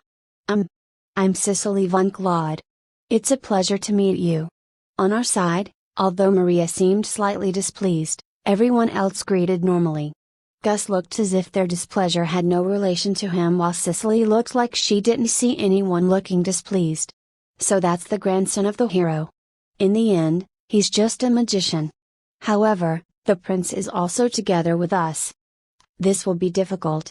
The students from the Night Academy, Grease, and the others were talking with subdued voices. It looked like they wanted to talk to us as though we're inferior to them, but because Gus was with us, they couldn't do it. What the hell is that? Hey, before we start the training practice, is it okay if I ask something? What is it? The representative, Grease, replied. Have you and the other ever fought with a demon before? TSK. Just because you were able to take down a devil, you're acting like you're all that. No, we haven't, but so what? Are you displeased? Huh? Why would I want to boast about that? That's not what I'm trying to say. In a few moments, we will be subjugating demons. It's better if you guys stop saying foolish things like the difference between knights and magicians. We are saying is, so what are you doing to do about it? You'll die, you know? I tried to threaten them a little. With this, I wonder if they'll become slightly cooperative? Shut up. The work of subjugating demons is originally done by the Knight Academy alone. And then suddenly magicians wants to come and obstruct our work. It's fine as long as you guys don't get in our way. Rather than being cooperative, they rebelled. Movie over. Do they not understand the real meaning of this joint training? You guys. Are you participating in this training with those kinds of thoughts? No. It's not like we're saying your highness will get in the way or anything. That's not what I'm trying to point out. This training is devised so that during actual combat, we can smoothly cooperate with each other. This is not a competition between Knight Academy and Magic Academy on who can subjugate more demons. That is. Although you understand it, you're not convinced. If that's the case, then it can't be helped. Shin. What? During this training, there's no need for you to subjugate any demons. Because you don't need any training. I guess you'll only need to practice cooperating. That's right. I originally planned on not interfering as much as possible. What about it? The students from the Knight Academy said they can subjugate a demon without our help. In that case, that's what we'll do. Your Highness, what do you mean by that? Just once, try subjugating a demon without the backup of magicians. If you do that, you'll understand the meaning of this training. If your Highness said so. With Gus' proposal, the students from the Knight Academy will first subjugate a demon by themselves. Even though we've explained up to this point, they still don't understand it? As of now, although there is uneasiness, the joint training has started. We decided to head deep inside the forest in order to subjugate a demon.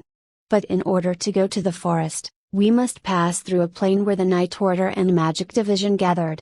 And there, a member from the Knight Order and Magic Division will send a knight and a magician to serve as instructors. Yo, Shin. I look forward to working with you today, Shin. Of all people, it was Signichin and Krisnichin. For the two of you to serve as instructors. I'm begging you, please don't quarrel, okay? As long as this person doesn't pick a fight, quarrel. That's why I said stop doing that kind of thing. Tilda. This training, will it really be alright?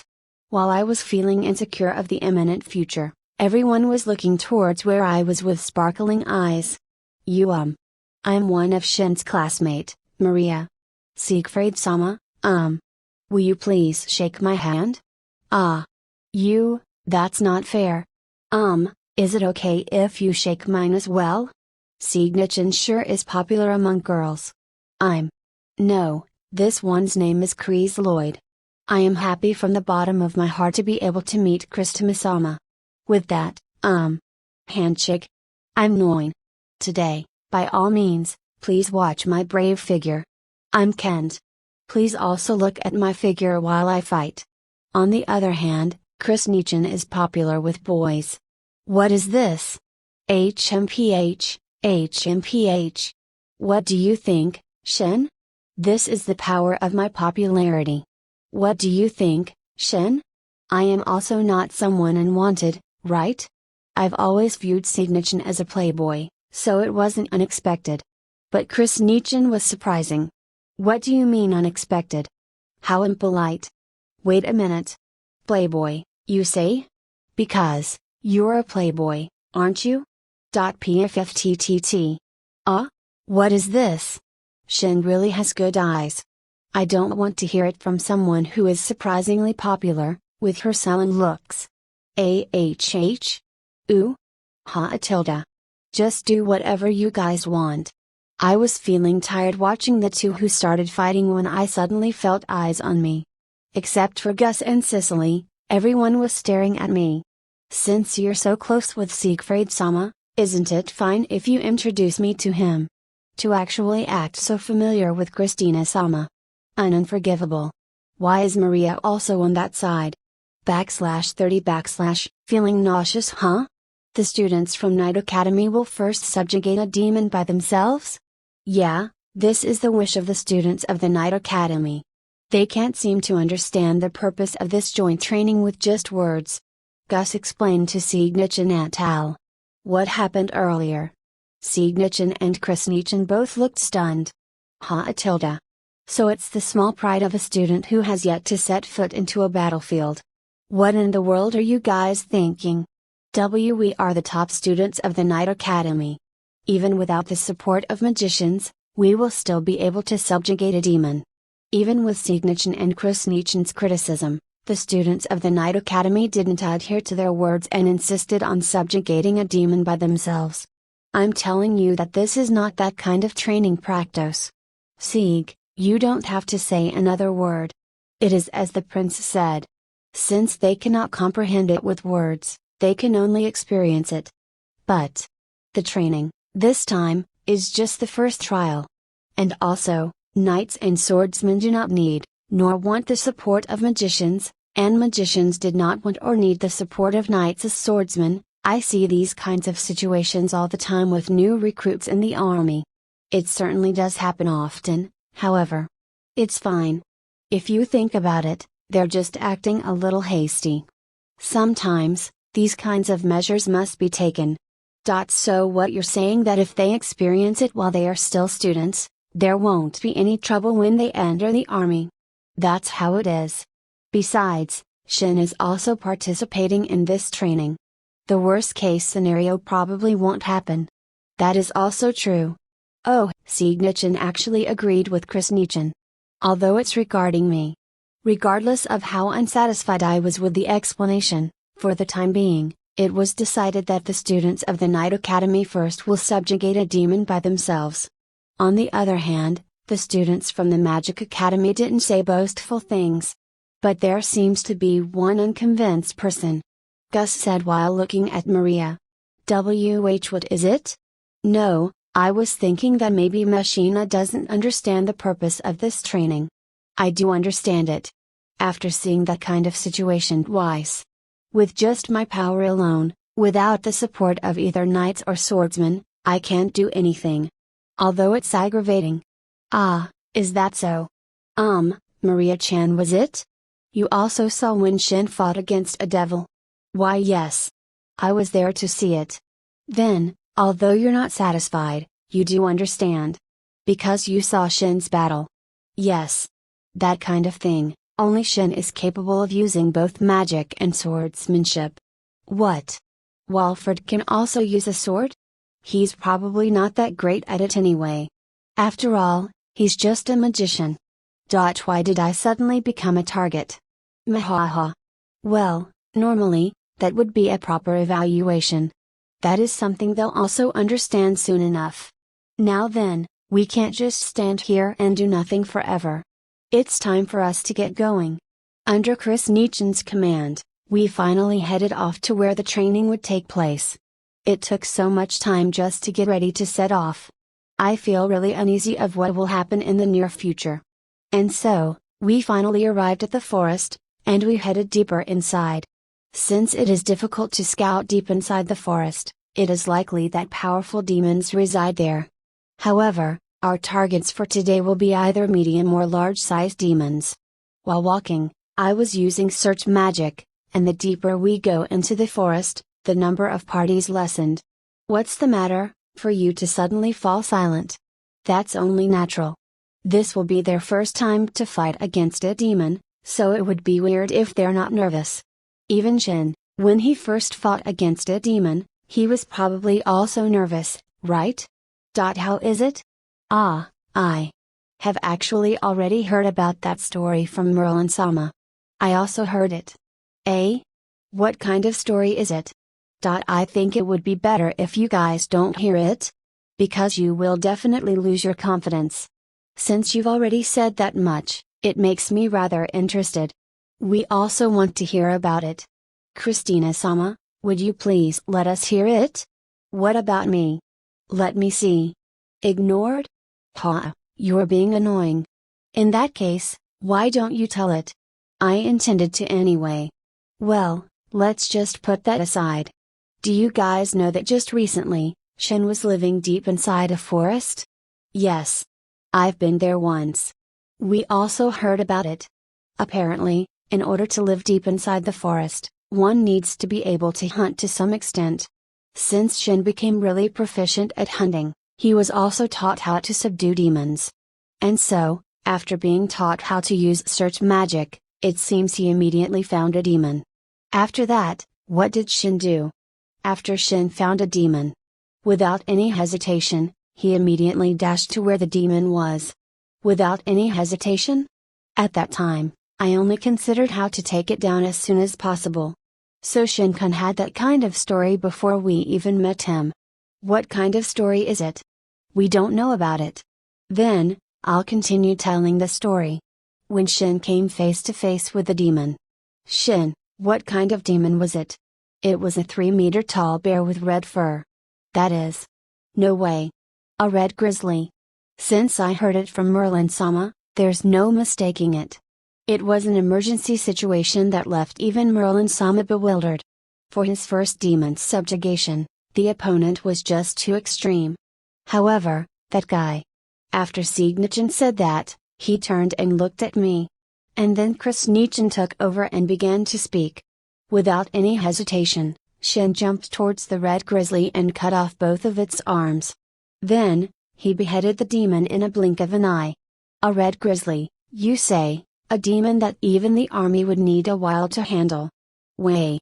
It was cut and its head flew off? And also, it was subdued not by magic, but with a sword. Although you're the top student of the Magic Academy, you can also use a sword? Furthermore, is there something else? When that happened, Shin was apparently just 10 years old. 10 years old? Because Gus and the others have already heard of it before, they were not that surprised. But the students from the Night Academy were stunned speechless. As I thought, killing a bear at 10 years old was too excessive? That's how it is, and because of that, I guess you could say he's never been nervous when it comes to subjugating demons? Well, certainly.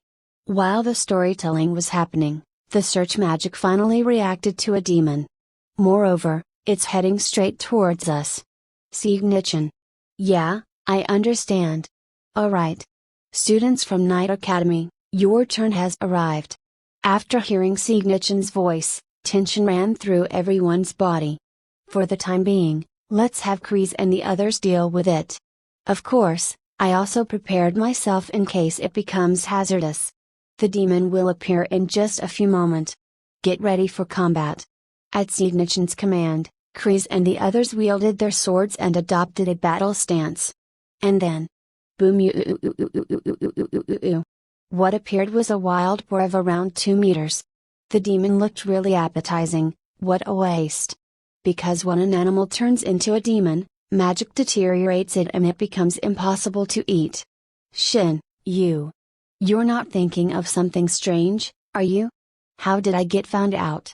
Recently, Gus' intuition has been really sharp, it's scary. And then, Kreese and the rest of the Night Academy students shook off their fear and became motivated. Don't freak out. Let's show them the abilities to the top students of the Night Academy. Let's go. Oh. And then, Kreese and the others rushed towards the charging wild boar. Although they tried to slip by to deal it a blow, the wild boar was quicker. Boom! None of them were able to avoid it, and they were all blown away. They looked like they've been hit by a car, or rather, it was better described as having a head-on collision with one.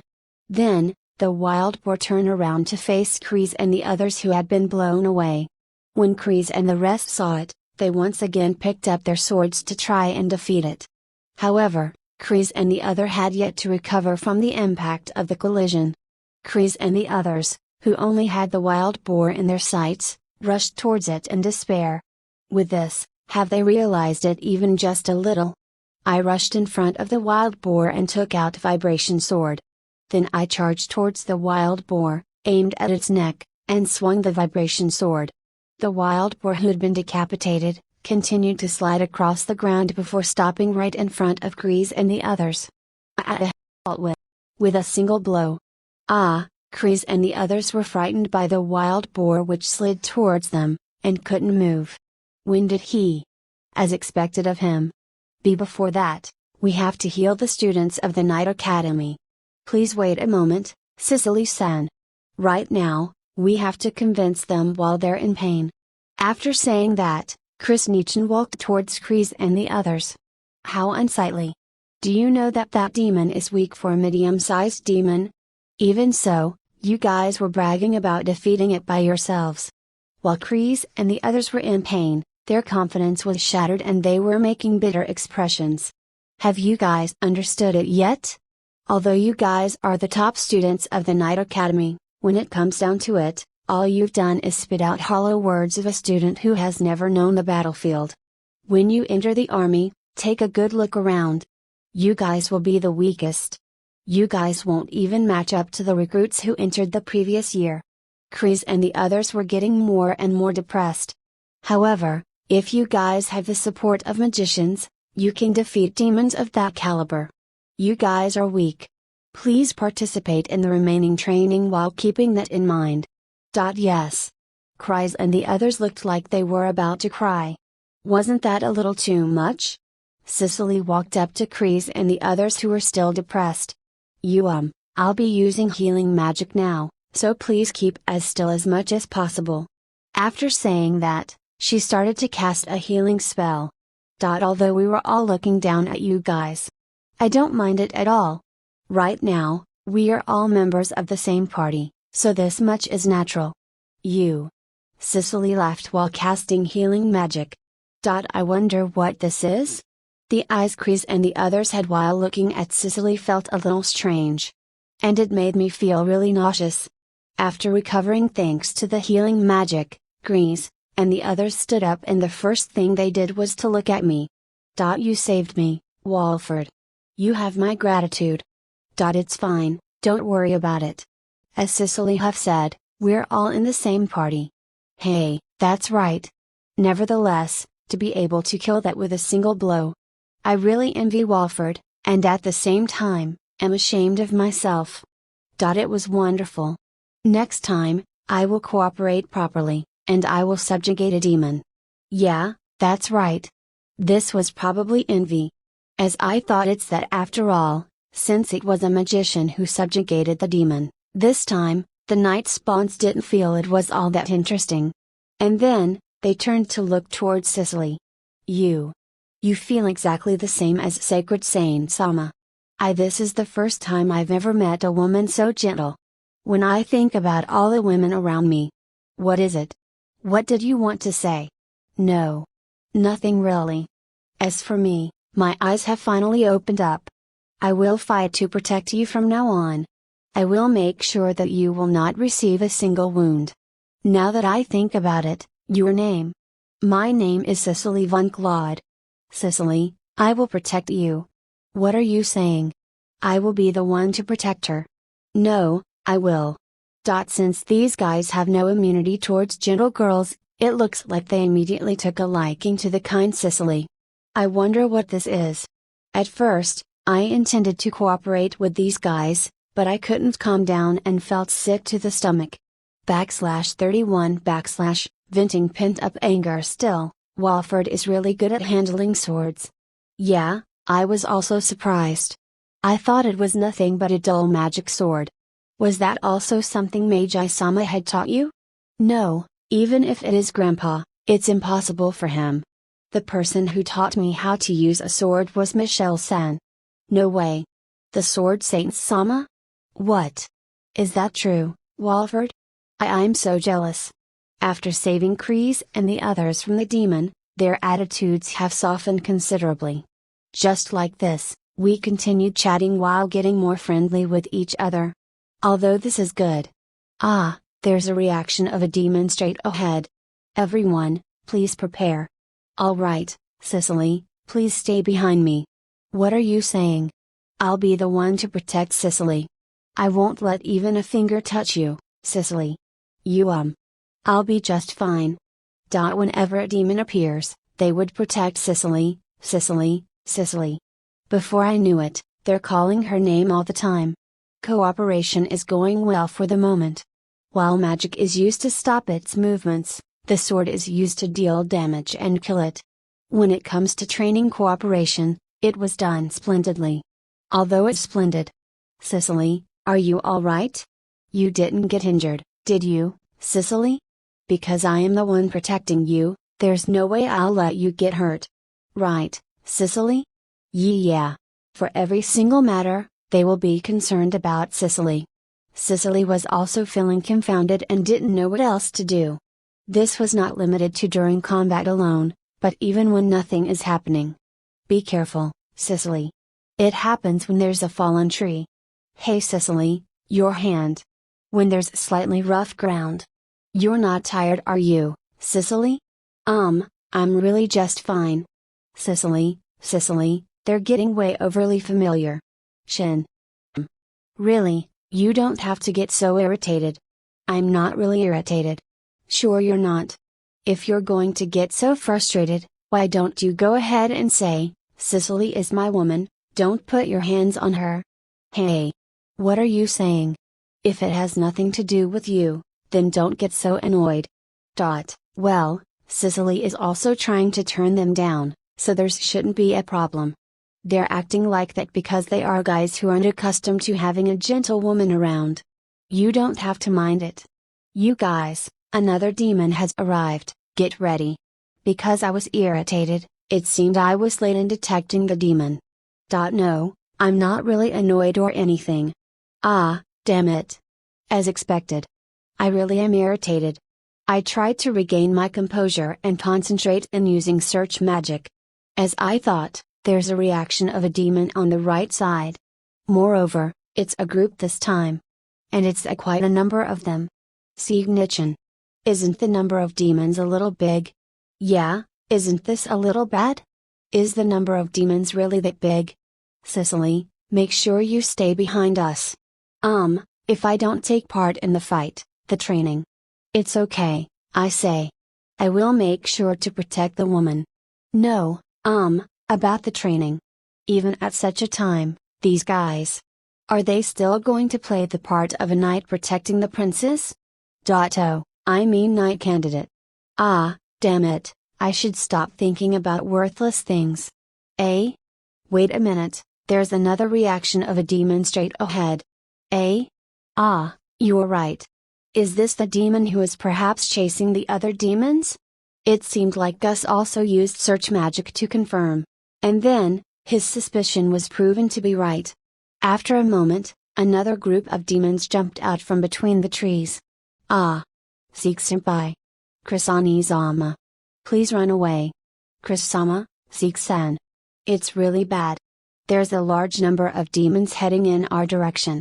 2 of the instructors of another party came to our instructors to report. Both instructors from different academies were gasping for breath. What's the scale of it? At the very least, 100. 100? That many? It seems like there's a good herd of demons. Signichen. What is it, Shin? Those demons, do you mind if I take care of them? That's right, can I leave it to you? That sort of thing, Siegfried-sama. For Shin-kun to take down all 100 of them by himself. It'll be fine if we just leave it all to Shin, Cicely-chan. To be honest, he's stronger than all of us here. To begin with, was there really a point for him to take part in this training? Hey, you guys. You people who are sitting down over there. Move behind and don't get in Shin's way. Signichen and Chris Nichin told everyone to move behind and take refuge. And then, from the depths of the forest, the horde of demons finally appeared. Since I'm feeling really frustrated, I'm going to be using you guys to release my pent-up anger. As for what had appeared, there was a wild boar, a wolf, and a bear was there in the mix as well. This many demons. Shin-kun. Although the demons were fast approaching, I had already completed the preparation for my spell. I'm sorry about this, but all of you please get blown away. Then, I unleashed the magic spell I had prepared and it caused an explosion. MG2_004. This is bad. I made a calculation mistake because I was too irritated. I hastily cast a double layer magic barrier. When the explosion magic spell detonated, it caused a large blaring sound. When the dust from the explosion cleared up, I saw that all the demons in front had vanished. The front had really opened up. Just in case, I used search magic in order to confirm that there weren't any more demons. Yup, they were all exterminated. Shin-kun. As always, Cicely ran up to me and patted my body here and there to check for any injuries. Did you see? I didn't get injured or anything at all. Is that true? You used such an amazing magic spell. Are you sure you were able to properly prevent the blast from reaching you? Didn't the blast not reach this place? All of us were standing quite a distance away. We're not like Shin-kun who was standing at the front. Such a thing. Such a thing. Cicely looked at the scenery beyond me. A large-scale magic spell was used to blow away the other side. As I thought, I overdid a little. As far as the eye can reach, the trees on the other side had been mowed down, and only the trees that were covered by the barrier remained. I had done such terrible deforestation. Everyone taking refuge were all stunned, their mouths wide open. Are you really not hurt anywhere? Yeah, I'm really alright. Sorry for worrying you. Really. It's because Shin-kun always acts recklessly. Please put yourself in the shoes of those who worries about you. I'm really very sorry. While Cicely was still angry, everyone who had been struck dumb headed towards us, and finally opened their mouths to speak. Wait. What at the hell? Is this? Signichin's underclassman from the magic division cried out. This is the power of the hero of the present age. What is this? The landscape looks different compared to earlier? Why is this kind of fellow participating in the training? Other than Gus, Maria, Signichin, and Krisnichin who has seen my magic before, everyone else was murmuring. That spell. Isn't it more powerful than the one I saw before? At that time, it was probably considerably suppressed. You're as reckless as always that I don't know what else to say. Well, it is Shin after all. The opinions of the people who knew about my magic are heartless.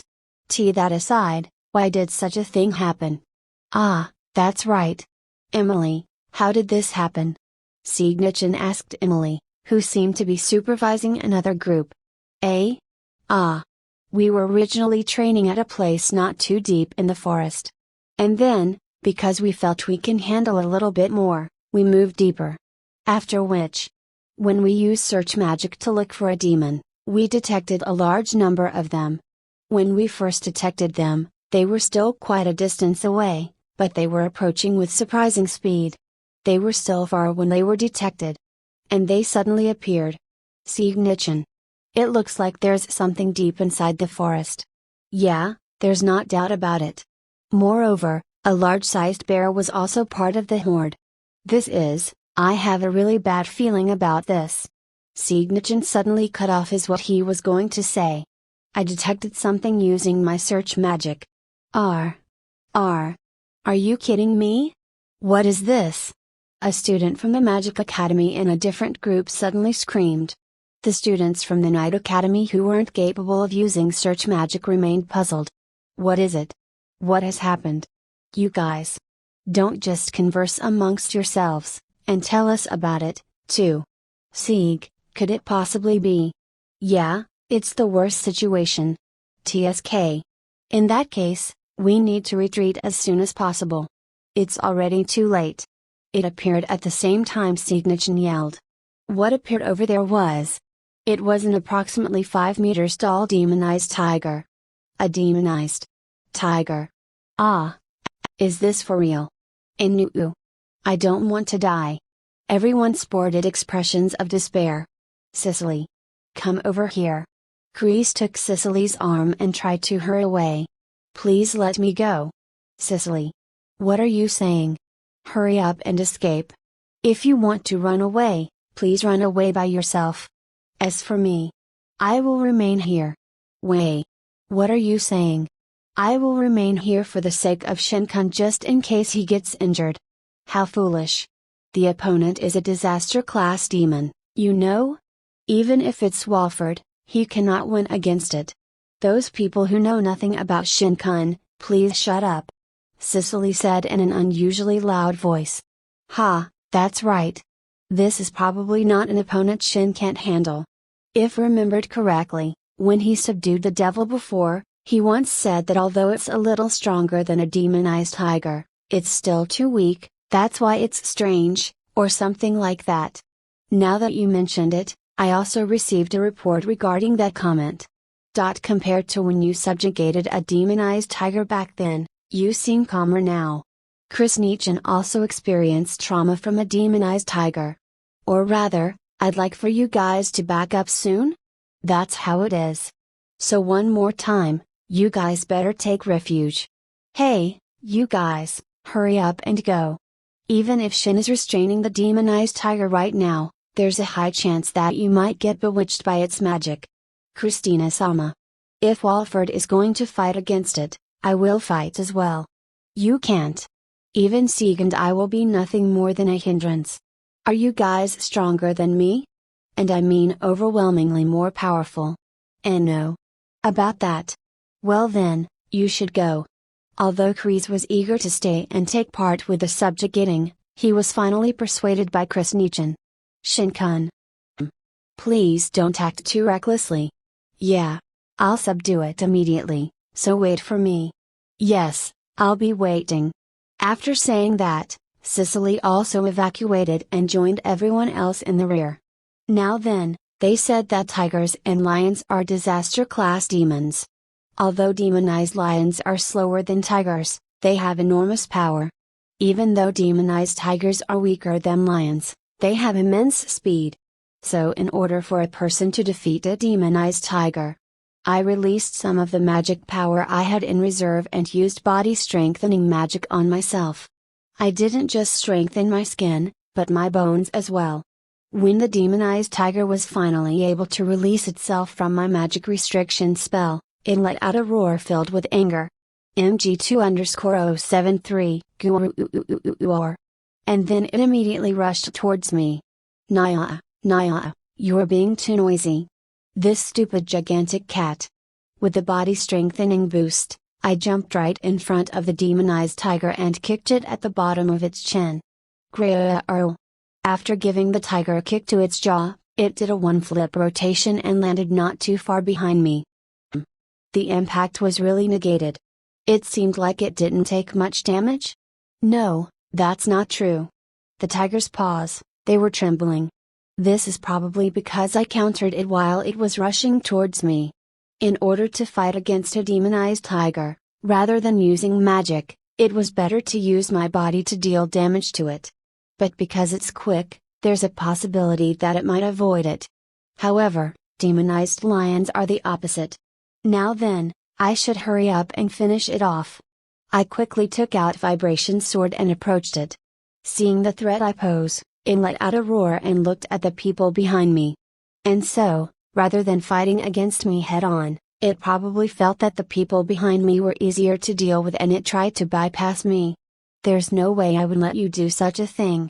Thanks to the tiger's gaze, I understood its aim and immediately caught up to it, swinging the vibration sword down on its neck. I guess this distance is the halfway mark between me and everyone else. Although it was moving towards everyone else, with this, everyone probably won't be at any risk. Maybe it's because I didn't act recklessly, I feel good after subduing it. While I was thinking that I did really well, I headed back to everyone, and as I expected, they all looked stunned. Why is that? Shin-kun. Can I ask you something? Yeah.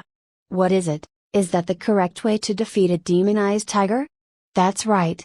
Because tigers are quick, it is more efficient to use body strengthening boost and physical attacks to defeat it. Is that so? With a knee kick? After hearing Cicely ask questions, everyone also began to talk. A knee kick, you say? There's no way it's like that. For that really large demonized tiger to make one full rotation because of it. What should I say about this?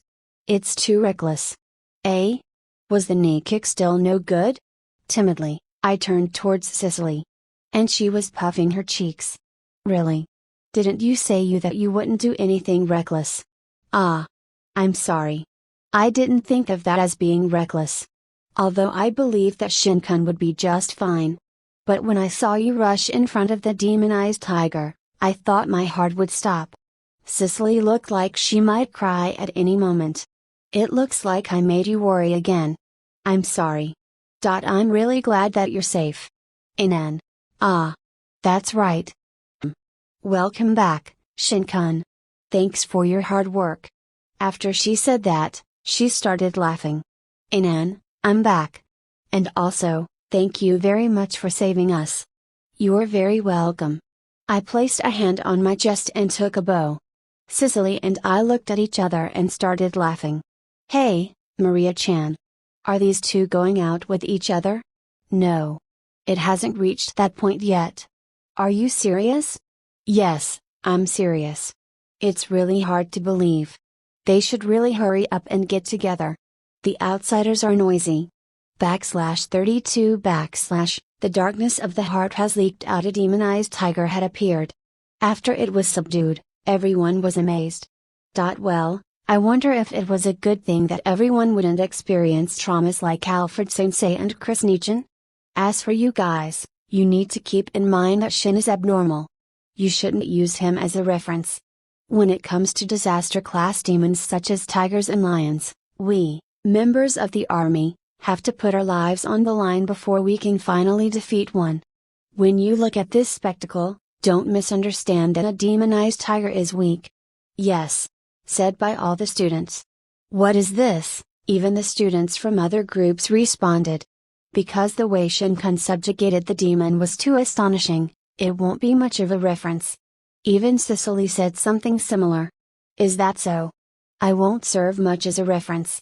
But because Shin-kun is participating in the training, I can feel relieved. If anything happens, Shin-kun will be here. I think it's because of this, everyone can put in their best effort and train hard? Isn't that part of Signichin and Chris Nichin's work?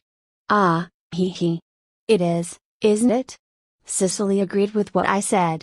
As I thought, she is very gentle. If possible, I want her to only be gentle towards me. But since Cicely is kind, it's probably impossible. Alright, although there was a slight incident, there's still some time before the scheduled hour. We'll raise your skills even if there's only a little time left. Signichin declared after parting from the other groups. Although a disaster class demon did appear, everyone else just watched as it got defeated, so it seemed they could still continue. Because they didn't take part in the fight, they had no time to be depressed. See, Cicely? Stay right by our side. That's right. Because we will protect you. No, you've already done plenty. And also, since we're on the topic of safety, it would be safer to stay right beside Shin-kun. Cicely responded, turned towards me, and smiled. She splendidly cut them with a single strike. Kreese and the others seem to have gotten really depressed. Although I'm glad that you guys are willing to protect me. It wouldn't be a form of training if there is no cooperation between us. We all came here to train. Also, I don't want to keep being protected all the time. She's probably referring to what had happened before. She was probably really worried about it and thought she was a nuisance to me. She probably wants to be able to protect herself. Alright. Cicely probably wants to become stronger, right? Yes. I want to be able to protect myself when the time calls for it. Is that so? If that's the case, I will train you to the point where you'll be able to defeat a demonized tiger by yourself. Eh? Nuu. I don't mean it to that extent. Cicely said in a fluster. When I started laughing, Cicely finally realized that she was being teased. Ah. Really?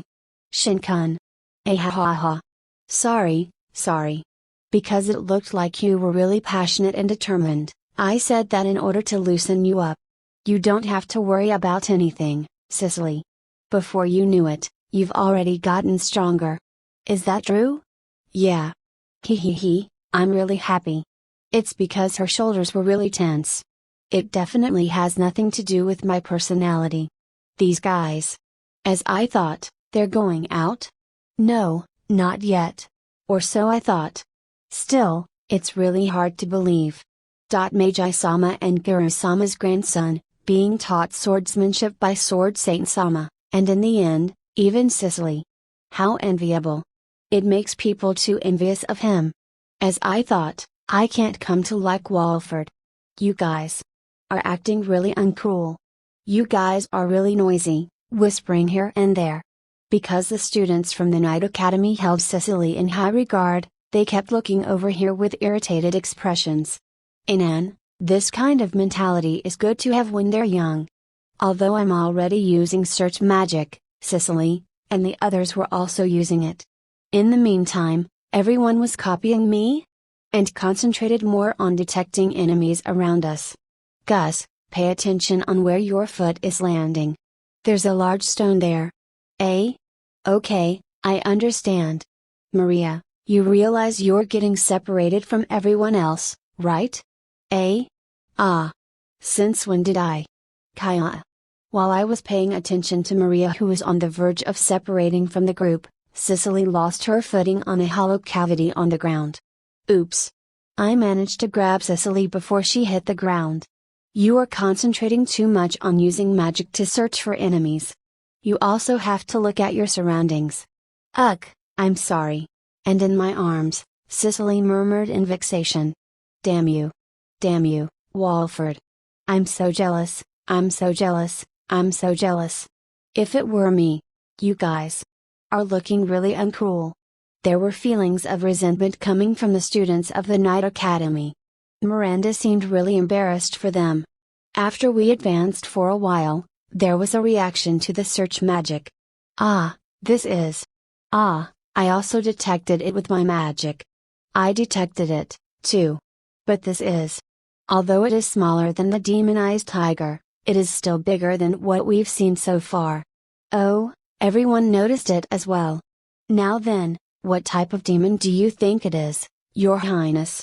Now you mentioned it. Is it a bear? Oh. You got it right, Your Highness.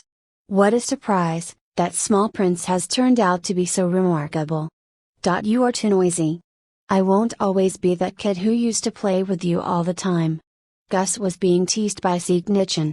This kind of scene is very rare. Siegnichin. What is it? Later, tell me stories about Gus when he was young. Oh, alright. What? Hey. Don't do that. Gus was literally panicking. I'm looking forward to the end of this training. Kukaku. Even though there's a demonized bear not too away, why are you people more interested in that kind of story? It's because it's just a bear, right? It's something Shin subdued when he was 10 years old. Even though Shin is here to assist us. You guys should feel a little more apprehensive about this. Siegnichin got angry again. I'm also referring to you, Shin. Me too? He has already participated enough. An assist from Cicely? Everyone's eyes were focused on both myself and Siegnichin. Ahem. It's like this, I'm just trying to ease everyone's tension. That's right. I'll be here in case you guys need assistance. So let's take it easy. Although it is certain that Shin can subjugate a large-sized demon all by himself and can assist the group if anything happens. But still, please do it seriously. Yes. HMPH.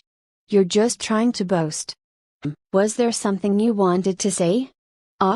I'm saying you're being too noisy. Krasnichin is noisy as well.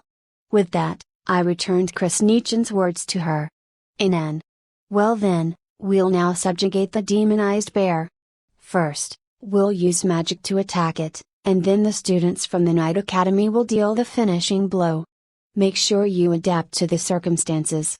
Especially the students from the Night Academy. Since you fight in close range, magic cannot be used freely, so make sure you survey your surroundings while fighting. Yes. Krasnichin forcefully changed the topic of the conversation. She then conveyed the instructions before the subjugation commenced. Everyone advanced a little more, heading towards the bear. After a period of time, we discovered the demonized bear targeting an ordinary deer between some trees. Are you guys prepared? Now then, magic. Shoot it. Under Chris Nichen's order, 3 people shot magic in unison.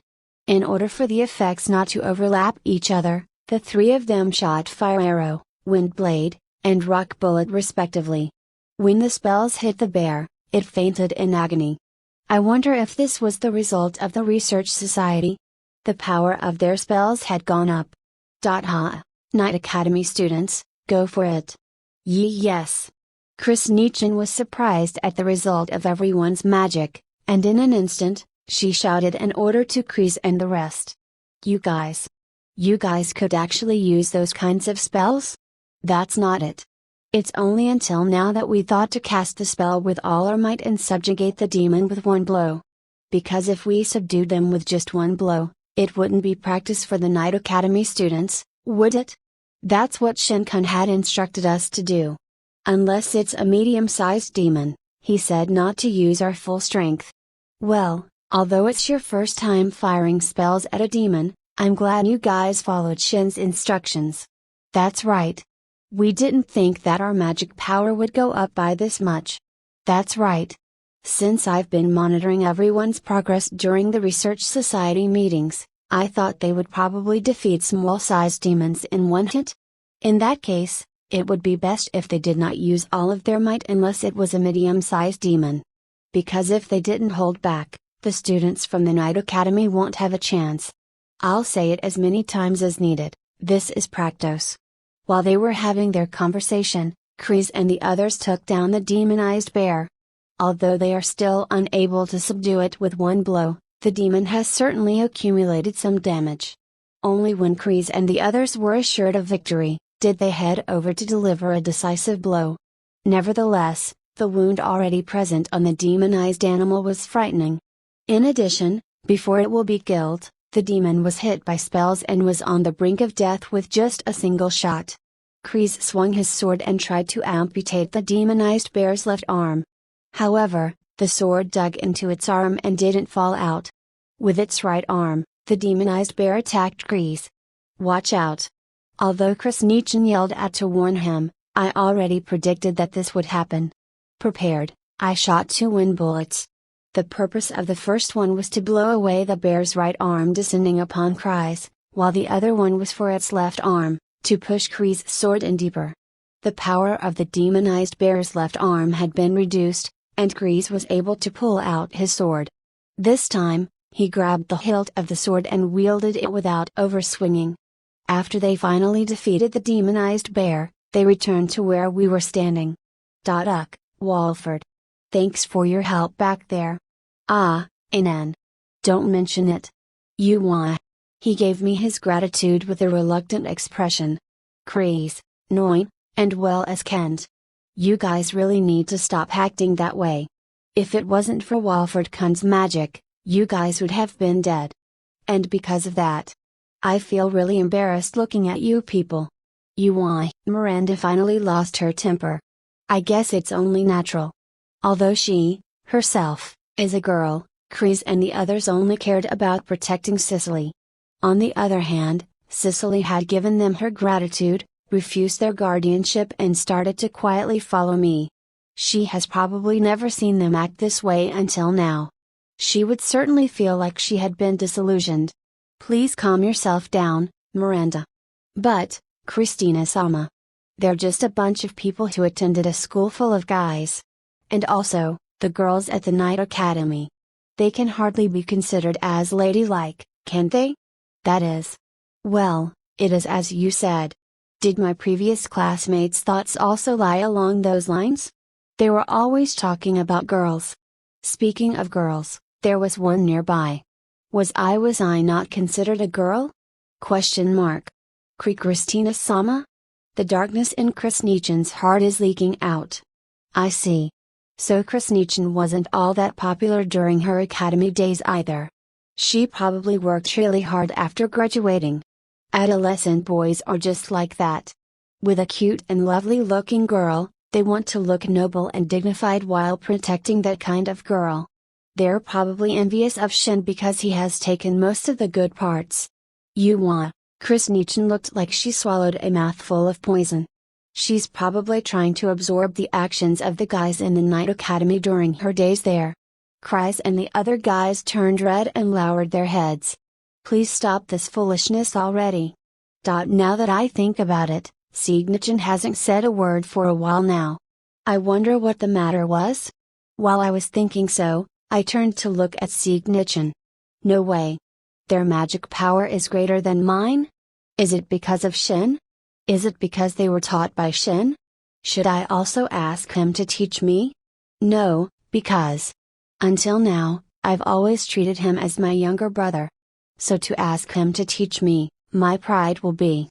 Wait a minute, he is the grandson of Merlin-sama, so if I think about it, it's indirectly receiving guidance from Merlin-sama. No, but this one, on the other hand, was battling against his pride. /32 It unexpectedly became a big problem. Alright, with this, today's training has ended. Let's go back to the royal capital. Good work, everyone. After witnessing the trio's magic power, Siegnichin somehow managed to gather himself together and announce the end of today's training. Although I backed them up a little, everyone almost had enough strength to subjugate a large-sized demon on their own, however. The male team of the Night Academy students, Kreis and the others had gotten depressed while Miranda was shocked at what had been revealed. And because of this atmosphere, I think the Night Academy students didn't believe they would be able to take down a large-sized demon.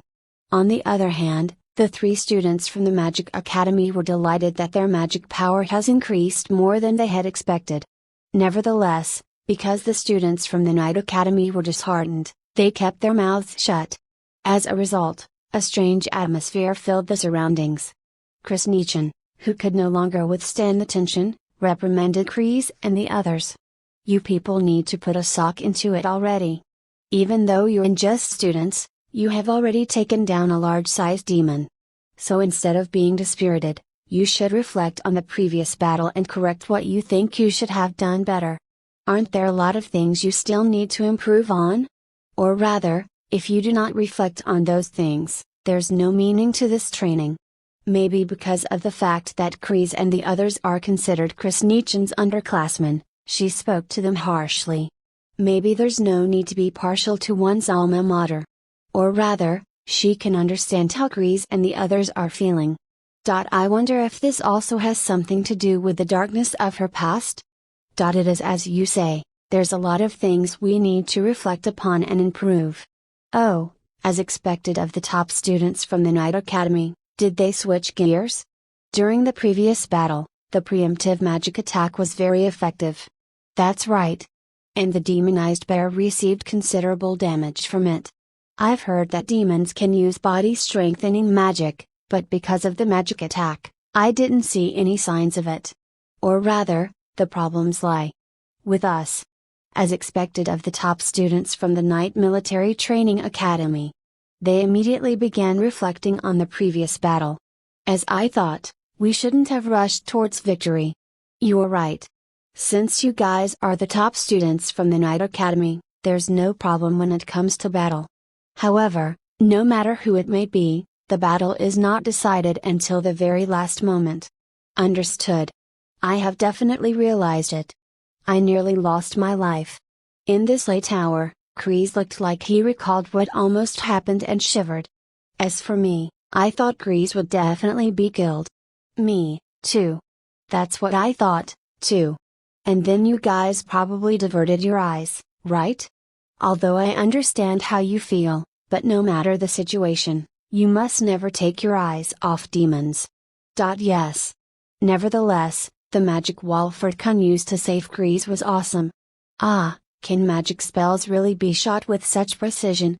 No, I don't know a single person who is capable of pinpoint magic accuracy. The majority of the magicians aim at larger targets. I didn't think it was possible for a guy who's right next to me to be able to do so, but to be able to manage it that well. You're right, I have never seen it done before either. Shin. How wide of a distance can you shoot magic with such pinpoint accuracy? Signichin turned to me and asked a question. Since you asked. Didn't you once visit the vast plain where I practiced magic? Yeah, that place with the strange topography. Yeah, that place. That's right, when I was practicing there, I could pinpoint magic from about 500 meters away. 500 meters? Yeah, while using visual strengthening magic. Any further than that, it's impossible for me to pinpoint. I didn't think it was that much of a big deal because in the other world, people are able to shoot with precision at a greater distance.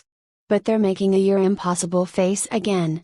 What you're trying to say is that that distance is a no-brainer. Yeah, because I was seeing it as though it was right in front of my eyes. And then I placed my hand on where I want the shot to be fired. Hand, you say? You were really able to pinpoint your shot. The left arm as well, I aimed at the spot where its power was at its weakest. Alright. We shall continue to regard Shin as someone abnormal. Signichin summarized everything with a brief sentence. What the hell is that? While I was about to voice my complaints to Signichin, I heard voices coming from the Magic Academy students, Gus and the rest. So you mean there wasn't any problem with us? The spells Your Highness and the others pulled out were wonderful. To be honest, because the power of the spell was so great, it stopped moving. It is as you say, the power was so great. I wonder if this can still be considered training. Even I was momentarily late in following instructions. But then again, what in the world is that? Is the current standard of the students in the Magic Academy that high? To be honest, they are about equal to the members of the Magic Division. Or rather, they give an impression that they have already surpassed them. Shin, what did you do? It was concluded that it was my doing? But it was indeed my doing. What, you say? It's because I belong to the same research society with these three people. I only taught them the same method Grandpa taught me to practice magic? Anan. I didn't lie about it. I only taught them how to imagine magic spells differently. Exactly how many people are part of that same research society? Everyone from the freshman S class and 2 people from A class. So 12 people. So what you're saying is, in 3 groups. The students from the Night Academy will become very depressed. Yeah. We'll probably have to check up on them later. What's this? We have been grouped together with Shin? That kind of reaction is a little. It is quite the unexpected. What do you mean grouped with me? And why are you guys puzzled over this? Sicily as well. Anyway, let us hurry towards the gate of the royal capital. Since our group went deeper into the forest than any other group, we'll probably be the last to return. Signichin let the comment about being grouped together with me through and conveyed that we need to hurry up and return. Has being grouped together with me become a derogatory term? While I was walking depressedly and stricken with shock, Signichin asked me a question. Hey, Shin. What is it, Signichin? What kind of research society did you guys join? Research on attack spells? No, because of what Gus and Sensei recommended, and what my classmates concurred with, I started my own research society. You made your own. Then? What kind of research society is it? Even if you ask me what it is. It's a group where everyone will master magic together. That kind of research society. It really has no distinction whatsoever. I think so as well. So as of now, they are using the practice method taught to us by Grandpa, and I am teaching them the way I imagine magic spells. The way Shin imagines magic spells. That's it. What is? Nothing really. Even if they use the practice method taught by Merlin-sama. The capabilities they displayed is nothing a first year can accomplish. Since Shin is teaching them the way you imagine magic spells, doesn't that mean you're teaching them your magic spells as well? I wonder if it is like that? I mean, a person's imagination differs from one person to another. However, when they cast the spell, it would closely resemble my own.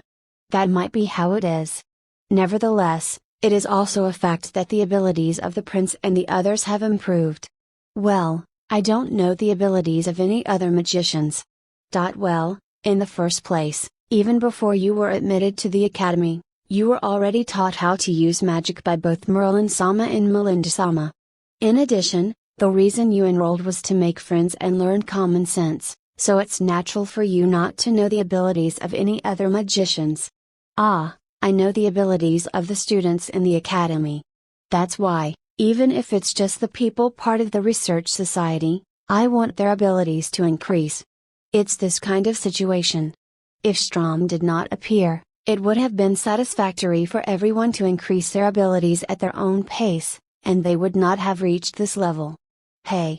I want to ask something of you. What is it? That. The practice method the research society is doing. Is it okay if you teach me as well? Inan, it's fine. Hold up a bit before you answer, Shin. When I was about to answer that it was alright, Gus cut me off and asked me to wait. Why? Siegfried, I'm guessing that you were part of the military forces. Yeah, well. About Merlin-Dano's practice method, it's fine if you learn it since it seemed to have been the mainstream in the past. As for the part about learning what Shin teaches students as part of the research society, his way of imagining magic spells. The worst case scenario would come about if it were taken from military usage. That is. Merlin-Dano lamented the decrease in magic power of current magicians compared to the past. And as Melinda-Dano had said, not everyone should be capable of using the same magic as Shin. With that said, there's a high possibility that the neighboring countries might remark upon it. You're saying it might become a diplomatic dispute? Diplomatic dispute? The magic spells that I'm teaching? Even right now, it's considered as borderline because Shin voluntarily taught the friends he made in the academy for their own safety, in which Merlin-Dano and Melinda-Dano has accepted Shin's intention. Certainly. If a person from the military forces learns it, there will be other people from our country who would want to learn it as well. Because of the current circumstances, it might also be good to learn it. I held my breath while Siegnichin gasped. Do you think Merlin-Dano and Melinda-Dano will agree to something like that? To use their grandson for military purposes? That is. To be honest, Shin's magic is dangerous. I had no intention of letting his magic be known to the public, nor am I going to teach anyone about it. This is something that should not be spread about. Because if it becomes known, not just devils, there's a possibility that human beings will also face extinction. That's sort of a massive problem? Huh. As I thought, you didn't notice it at all. Eh? Then you mean what I'm doing now is. So you mean what I'm doing right now will cause a big problem. Inan. But I cannot guarantee that is exactly what's going to happen. What do you mean? To be honest, we are currently facing an unprecedented emergency. A mass appearance of devils. Well, yeah. We have no knowledge on what Strom is planning, but if they decide to go on the offensive, Shin's magic will be effective. As for the problem, it will come afterwards. When the other countries tries to obtain that power. For their own. That's why I said that it shouldn't be widely known. Fortunately, it has been limited to the people part of the research society, so it can still be somewhat contained. I also warned Ben and Stone. Do not teach any of your classmates of what you learned during the research society meeting. For you to actually give that kind of warning. I don't really care about concealing the information or monopolizing it. As for me, I don't have any intention of spreading or abusing Shin's magic.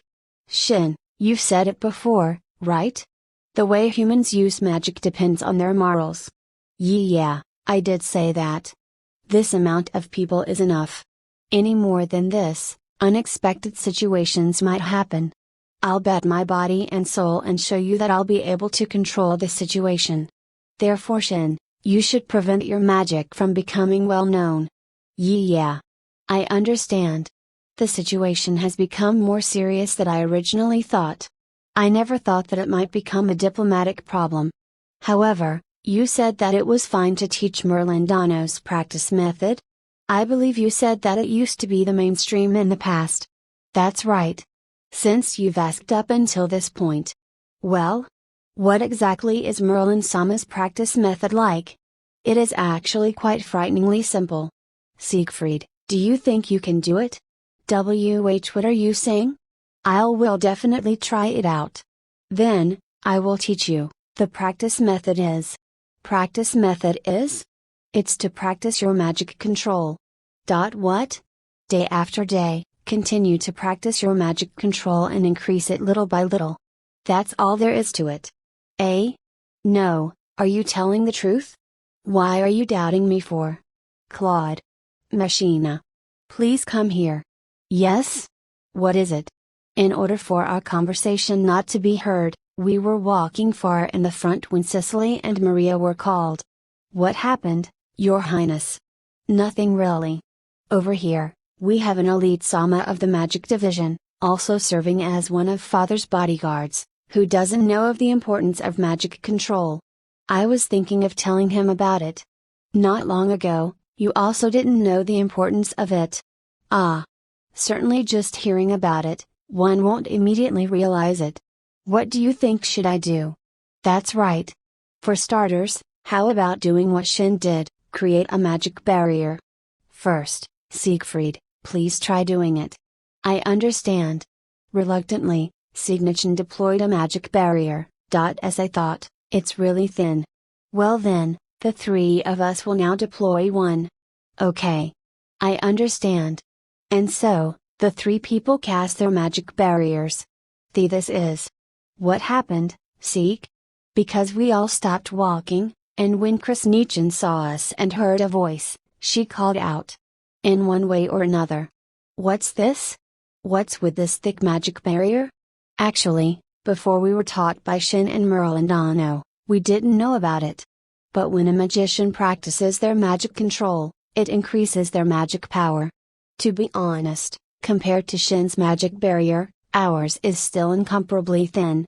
Even this is still thin, you say. Shinkun's magic barrier is more amazing. Siegnichin looked my way and exhaled a defeated sigh. Certainly, with this amount of magic power, it's not that strange for our strength to not have that much of a difference. However, in terms of technicality, we have ways to go.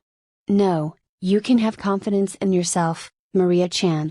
You have enormous magic power. This is. I'll also practice my magic control. Well, to be honest, because this method is plain and troublesome.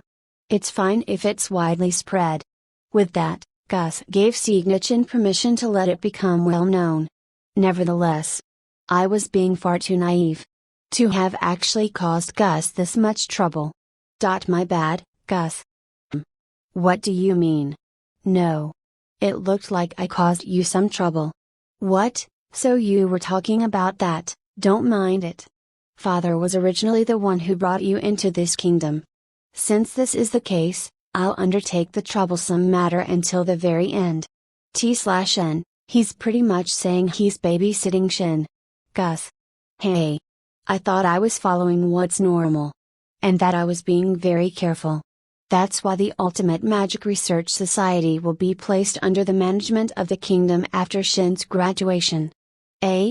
Said by everyone. Isn't that only natural? Because if it's placed in the military, it will be impossible to control Shin's magic from being spread.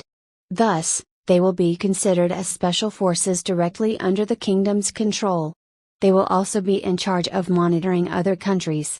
T/N, I'm not sure if I translated this clear enough. It means that after Shin's graduation, the members part of the research society will join a unit called Special Forces, and they aren't given any other choice. Isn't that a little too strict? If we continue along this path, we will probably be known as the world's strongest military unit. Unless it's an extreme case, we will not make any moves. Otherwise, we will not be able to avoid suspicion. So what he's trying to say is that Earlshire Kingdom does not want other countries thinking they have any intention of world domination, nor do they want it. Again and again, I'm sorry. That's why I've already said not to mind it. If it's not misused, it can be a bright ray of hope that can save the human race. Ray of hope. He said. That's right. The misuse of those magic must be prevented. I think Shinkun will do just fine. Cicely? Because The reason he taught us those magic spell is so that we are able to protect ourselves, right? A person who is kind and thinks of the well-being of other wouldn't misuse it. Cicely. Shinkun will definitely become the hope of the world. That's why, please don't worry about it. Anan, I understand. Thank you, Cicely. Or rather, the people who needs to worry are us. No, it's just me. That's right.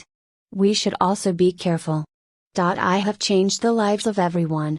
/34 bittersweet feelings. The lives of the Research Society members have been altered. While I was hysterically feeling responsible for that, we finally arrived at the gate of the royal capital. The students from both the Magic and Night Academies were waiting there. Before the training started, the students from the Magic Academy and the Night Academy were hostile to each other. But now one can see that they were talking to each other here and there. The fact that I can occasionally hear laughter means they have mutually accepted each other. Although I think this is one of the most important aspects of the training session. There are about 2 groups of 4 Night Academy students looking awfully depressed. And close to those students, there were students from the Magic Academy looking puzzled at the sight. Or rather, they were all members of the Research Society. Ah! Your Highness, Shinkun, Cicely, Maria. Thanks for your hard work. Thanks for the hard work, Alice. What happened? Well, you see. Because we found out how much our magic power has increased, we got carried away using it. And then the students from the Night Academy started feeling depressed. MG2_088. That's why I said not to get too carried away. I just got a little carried away. I am reflecting upon it now. The people in Alice's group didn't look like they acted with prudence. I wonder if they only used magic to subjugate demons? And then the Night Academy students who didn't get a turn became depressed. In the beginning, we followed Shindano's instructions and controlled our use of magic. Even so, we were able to subdue small-sized demons with one blow. But, because I thought this wouldn't do, in the latter half of the training, we suppressed our magic power considerably. And by doing that, it looks like you guys hurt their pride even more. That became more evident halfway through the training. Students from the Night Academy, just like Kreese and the rest, looked like they also had a high sense of pride. Because of the circumstances, I wonder if the students felt like they were not at all necessary. Nevertheless, it's a little satisfying, because those fellows were all looking at us really hatefully. Well, it certainly did feel quite good. It's good to show them our usefulness once in a while. That's why we didn't prevent our groups from doing so. I am now reflecting on it. I, on the other hand, did not receive any hateful glances directed towards me. The students from the Night Academy. Are they really that starved for attention of girls? I wonder about the situation of Tony, Julius, and the others. As for us, I was acquainted with people from our group. I, Sesha, am also acquainted with some of the people Digazauru. I didn't know anyone from their side, sir. Me, too. Oh, right. Tony's family was originally a family of knights. He probably got acquainted with them when he was learning swordsmanship in the past.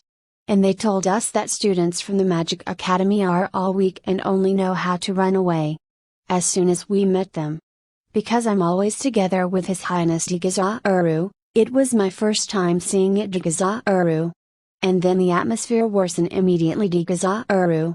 Then, when the time came to subdue demons, we got all serious about it, sir. And then, someone who looked like Friedsan's rival was there. And because of the rivalry with Friedsan, who is now able to use magic, he got fired up. T/N, in case you guys have forgotten, Fried is Tony's last name. Nevertheless, it was unreasonable for us to use it repeatedly Digazauru. Because it broke down the cooperation, the instructor got angry many times, sir. Although I wanted to use support magic, I was unable to get the right timing to cast it. Even though there were several dangerous situations. In those situations, excitement occurred again, and then got us reprimanded. That kind of cycle kept happening Digazauru. That person was a little persistent in regards to Fried-kun, sir. I see, a person who was Tony's old rival. And because Tony is now also able to use magic, he got really fired up. How hot-blooded. Inan. He has always been like that since we were young. Before I got a chance to respond, he was already charging. Because he considered you as his rival, I guess it couldn't be helped? Although we got along really well when we were still young. Eh? Is that so? I wonder if it's because of that? In the past, the person he really liked confessed her feelings to me. That's definitely the reason why? What a cruel thing to do to an adolescent boy. And so, in the end, we continued to subjugate demons using our magic. The students from the Night Academy didn't get any chance at all, sir. That really was a little bit dangerous. I wonder if they deemed it dangerous to let the students from the Night Academy join in on the subjugation. That's humiliating. What about Shin-kun's group? As for our group, we had Shin and Cicely who kept flirting with each other. WH. What are you saying, Maria? TH, that's right. What do you mean by kept flirting with each other? No, you guys did flirt. Gus? You really aren't very self-conscious, are you? Self-conscious about what? If that is not considered as flirting, I wonder how lovey-dovey you guys would look like when you are actually flirting. How it will look like, you ask. Ah. How would I know that kind of thing? Huh. How easygoing, sir. Well, since we were just following Shin during the training, there was some kind of cooperation going on. Shindano probably had it all under control. This time, however, Shin usually placed a brake on himself. Since he usually takes the initiative and act recklessly. Taking initiative and acting recklessly. That's probably how it is. Walford-kun is looking quite depressed. It's true. What happened? Ah, it's because Shin did various things, so he's feeling responsible for us. Responsible? Why is that, Dagazaru? Since they asked why I was depressed, I told them about what Gus had said earlier. About the course of their lives being dictated the moment they graduate. Ah, you're talking about that. Julius and I already knew about it. We heard it from His Highness Dagazaru.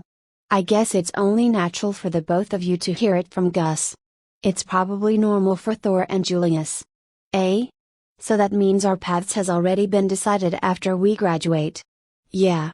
I'm sorry about that, but that seems to be the case. I did it. My future is now secured. Alice? An unexpected response came from Alice. I mean, even though you get admitted to the Advanced Magic Academy, it doesn't mean that your future is set, right? However, the students from the Night Military Training Academy can immediately get enlisted right after graduation. Since that academy is specifically for training up and coming officers and soldiers. It is a special advanced academy. However, the students from the Magic, Economic and Law academies have to choose their careers after graduation. That's why I said I'm sorry. Because I have selfishly took away everyone's chances to choose. Sorry about what? Isn't the unit directly under His Highness? Furthermore, it's different from the army.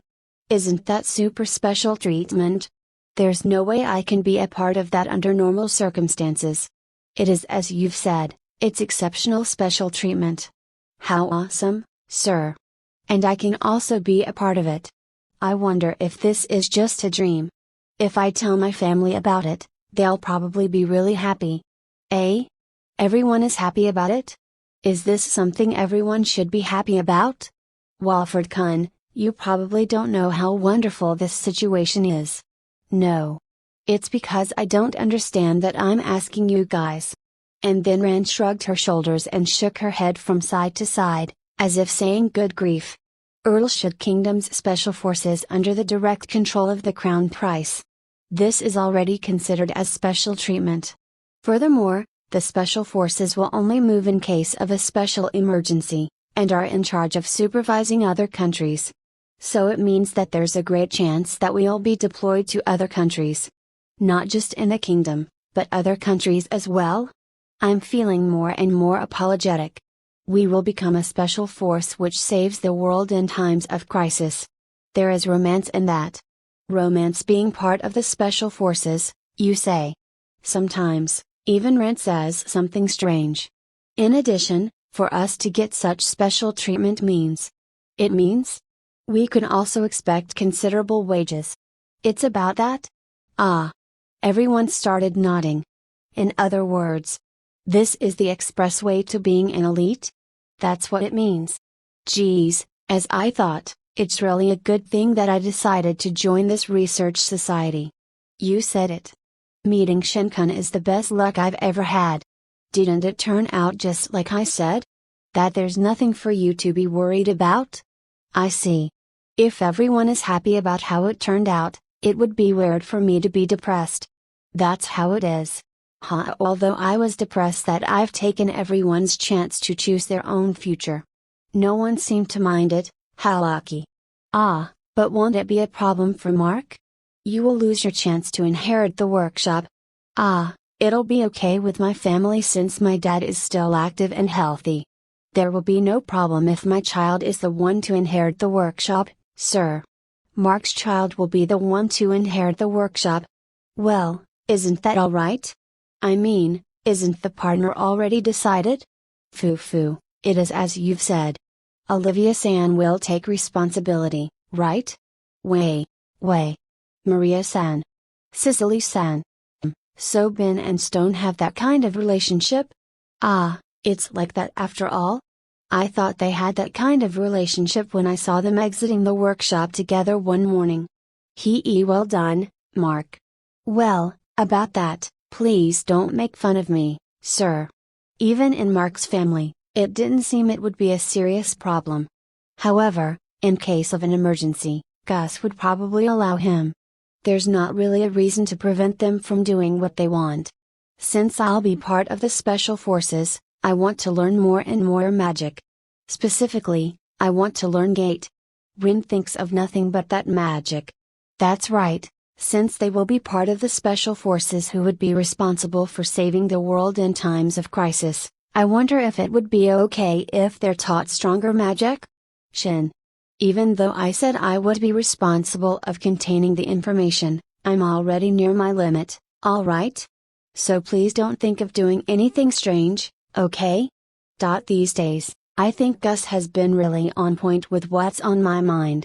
No, in the case of Shinkun. It's really easy to tell because it's written plainly on your face. Did you not realize it before? You were wearing an expression as if you were in the midst of plotting something, you know? What did they say? I was also found out by everyone else. That said, I wasn't making any strange expressions. Then, what is it? No, I was thinking that it wouldn't do if the special forces in charge of saving the world from crisis weren't strong enough. And then. That's why I'm saying that there are limits to certain things. Unexpectedly, Gus cried out. While Shin and the others were talking about the future of the research society, Kreese and the other members of Shin's party approached the two groups of depressed knights. Aren't you guys a little too depressed? Isn't it only natural? I mean, what the hell was that? I felt like I wasn't needed at all. A person, who was in the same group as Alice and the others, lamented. Since this fellow is impatient and likes to rush into things, the other members treated me like I was useless as well. Don't say something like that. I just didn't want to lose to that fellow. Isn't it just because of a personal grudge regarding a woman? Furthermore, the woman also suffered an unrequited love. But you see, a person who was in the same group as Tony's old rival, burst into tears. Because it was a rare chance for me see girls, I wanted to show her my good side. And also because I wanted to get closer to her. The reason you're depressed is too pathetic. It's not as if you're the one to talk. When Kreese commented on what was said, Miranda reprimanded him. What's that about? Did something also happen to you guys, Kreese? Walford-kun was also part of our group. Shin Walford, you say. You must have had a hard time. Nothing like that happened, or rather, it was us who were being taken care of. On top of that, in the end Walford-kun showed his cool side and got the girl. And because of that, apart from me, the other 3 other people got depressed. Miranda, do don't say strange things. The students from the Night Academy who has never seen Kreese act that way looked on, wide-eyed. And because of that, they got curious about what happened with Kreese group. Then? What happened afterwards? In the middle of the training, a demonized tiger appeared. Tiger? Isn't that a disaster class demon? And then, Walford-kun immediately took care of it, with a sword to boot. With Miranda's remark, the students from the Night Academy started to murmur. Hey, isn't that guy the top student of the Magic Academy? What is he doing defeating a demonized tiger with a sword? Walford-kun's swordsmanship master seems to have been Michelle Collins-sama. Sword Saint-sama? Are you serious? In addition, there was a really cute girl from the Magic Academy who was part of our group, and the three guys fell madly in love with that girl. Apparently, that girl is Walford-kun's girlfriend. And because the two of them kept being lovey-dovey with each other, the three guys were jealous all throughout the training. I wasn't jealous or anything. Knights, it is the duty of knights to protect women. Speaking of girls, there was another one from the Magic Academy. About that. Also, in the end, the students were tasked to subjugate a demonized bear. Bear? Exactly how deep did you guys go? Well, in the last fight, when I was about to be struck by the bear. At that time, I was saved by Walford-kun. Kreese was remembering what happened then, and his face turned blue. When the students from the Night Academy heard about it, they looked at Kreese with sympathetic eyes. Couldn't do anything about the demonized tiger, the girl was stolen, and was rescued. When I compare myself to that, we had it easier compared to him. Even though I had no intention of encouraging these guys. This time, Kreese's status had fallen to the extreme. /35 under supervision the day after the joint training session, another joint training session was held, but the combination was different this time. The reason being, we were to blame. Both academies judged that if the same people from the Night Academy get grouped with us again, they would lose more confidence, and it would not be considered training. That day, the students from the Night Academy who were grouped together with us, looked at us with complex expressions. About this, aren't we receiving the same treatment Shin-kun usually gets? Well, that's what I've been feeling since yesterday. Receiving the same treatment as Shindano. It feels complicated. Aren't you guys being too cruel? While the students from the Night Academy who were grouped with us were wearing complicated expressions, the students from the Magic Academy also had complex expressions due to being treated the same as me. Is it really that unpleasant to be treated like me? After such an exchange, the joint training between the Night Academy and the Magic Academy was underway. Because the members of the Research Society were more prudent in using their magic compared to yesterday, the Night Academy students no longer felt oppressed. Although the training is indeed advancing, I wonder what is happening with Strom? I have yet to hear of devils appearing or making a move. Although the kingdom sent scouting units to the old empire, because there are a large number of demons around, they have yet to determine the situation. In the meantime, other countries have not begun their invasion. However, it is still unclear on what is to be done with the old empire. Because nobody has any details about it, the anxiety is building. Although it's fine for us to spend time on joint training, but without knowing the full extent of the situation, there's also an uneasiness of what might happen. Even though there's joint training session, it's not like it's being conducted on a daily basis. There's also breaks in between. Because today was a rest day, everyone had gathered in the laboratory. About that, there seems to be a little progress in information gathering. Is that so? However, it's not been released to the general public. Information that's not been released to the public? Then, why did you bring up that sort of topic? Of course, it's to tell you about it. As I thought. However, I'd like you to please not blurt out things that might be considered national secrets. Your Highness? Besides Shin, you also want us to hear this information. Maria spoke up while being confused. Well, I guess it's only natural. What Gus was about to say is something along the lines of being a national secret, and is not accessible to just anyone. That's right. I mean to let everyone hear it.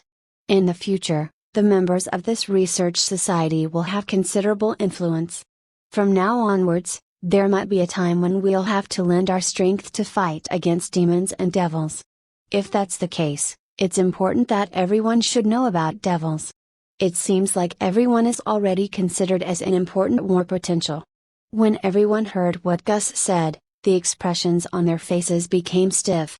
Somehow, just hearing that makes it finally sink in, that we will become a part of the special forces. You're right, it's really starting to feel like I'm a part of the special forces. As I thought, I should ask Walford-kun to teach me more and more magic. Alice was making an unusually earnest face, Maria looked like she was feeling the pressure, and then there's Rin who's still the same as always. There was a variety of expressions. And so, continuing on with the conversation. New information has been gathered? Yeah, a scout who snuck into the territory of the old empire returned just the other day, to report the movements of the devils. The movements of the devils. Devils, this word that brought tension to every single person in the kingdom who had heard it, ever since Grandpa was young and before he was dubbed a hero. According to the information Gus received, the devils attack towns and villages that were once under the jurisdiction of the old empire. Because of that, there's an immediate threat that they will start to attack other countries. However, the state of the attacked towns and villages looked to be the definition of the word tragic. All the nobles in those areas were killed without exception. The majority of the commoners seem to have been killed as well. Because the opponents were devils, we cannot fight against them carelessly. In addition, we can hardly conduct a joint attack consisting of several countries when we have yet to make a proper alliance. Therefore, we can only observe while the devils conduct their attacks.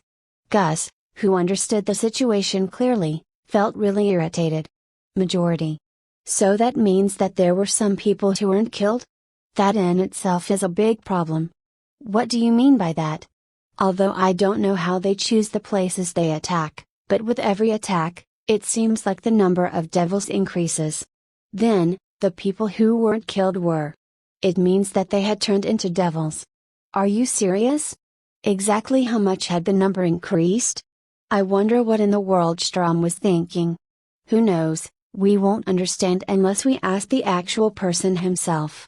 With the number of devils increasing, this by itself is a tremendous threat. When I looked at everyone, it seems like there's still a sense of fear towards devils and they fell silent. This is, as I thought, everyone still needs to further improve their magic power so that they will no longer fear them. Hey, I have a few proposals, is it okay if you listen to them? Although I have a really bad feeling about this. What are they? I'm not thinking of anything strange, but isn't it almost time for the long vacation? You're right. Why don't we use that long vacation to conduct a training camp? With that suggestion, Alice was the first to respond. Training camp. Sounds good. As I thought, when entering a research society, everyone will be having a training camp together. It seems like even in this world, it's a classic event to go on a training camp. That's right. Since we might have to fight against devils sometime in the future, we should increase our strength. Practicing magic from morning till evening. I'm looking forward to it. Imagining being absorbed in magic practice all day, a joyful voice came out of Rin. Although everyone turned pale upon hearing the information of devils attacking the old empire, just a while ago, color gradually returned to their faces with the topic of a summer training camp. It seems they still don't know how Strom mass produces devils and how much strength they have. Because the information was gathered using magic to enhance one's eyes, they remained at a distance and weren't fully able to grasp the devil's strength. In order to protect the kingdom from demon and devil rampant attacks, people have risked their lives to gather information. Because there's no information on the full strength of the devils, I don't know how much improvement everyone should make. Thus, I can only make sure that we do not waste the information gathered by the scouting units. By the way, regarding the training camp, where will we do it? After Alice asked the question, everyone turned their heads to look at me. Well, since we'll be practicing magic, It's better to conduct it in the wilderness. Also, because it's a training camp, we need a place that can accommodate everyone. Does anyone know such a place? What's this, you haven't decided the place? I mean, I'm just a human being who, until recently had been living in the middle of a forest. So I don't know any good places. If that's the case, wouldn't it be fine to conduct the training camp in someone's territory? Ah, that would be nice. Well then. Cicely, Maria, Thor, and Julius. Is that okay? If that's the case, it would be either Cicely or Julius' territory. In my family's territory, there isn't a place for us to relax after the training is over. You're right. Because my family's territory is a town of craftsmen, it's not a place where we'd be able to relax. If I'm not mistaken, Cicely's territory is a hot spring town, while Julius' territory is a resort. The resort of a samurai. If that's the case, it's better if we don't go to the territory of Julius' family. Eh? Why is that? Why don't you try going to a resort at this point of time? You'll understand what I'm trying to say. My brain hurts thinking about it. Gazauru. Because a lot of people cancelled their reservation for this year to Gazauru. Ah, the management people in Julia's house sure is having a hard time. Our house doesn't seem to be having that problem. Although there seems to be less people going this year. As I thought, because there's an impending war, the tourism industry has taken a hit. I think it would be unscrupulous to go to a resort at this time. But it looks like it'll be the same everywhere. Then, before we conduct the training camp, Cicely, would it be alright if you ask for permission? Yes, I'd be happy to be of some help. What about funds? If we pull all our money together, how much do you think we'll have? Eh? There's no need for that. It's fine if we use the house in the territory. Well, it won't be okay if we used it for free. It's not just one or two people, it's everyone here. No, as I've said, there's no need for that. If we use our residence, lodging expenses are not needed. Furthermore, I can't accept money from friends. Cicely. In addition, Shinkun gave us some really wonderful equipment for free. The lodging fee is a cheap thing compared to that. Also, this training camp is being conducted in order to save the world from crisis. That's right. Well then, this time, we'll owe Cicely a favor. However, how about we go to some other places next time?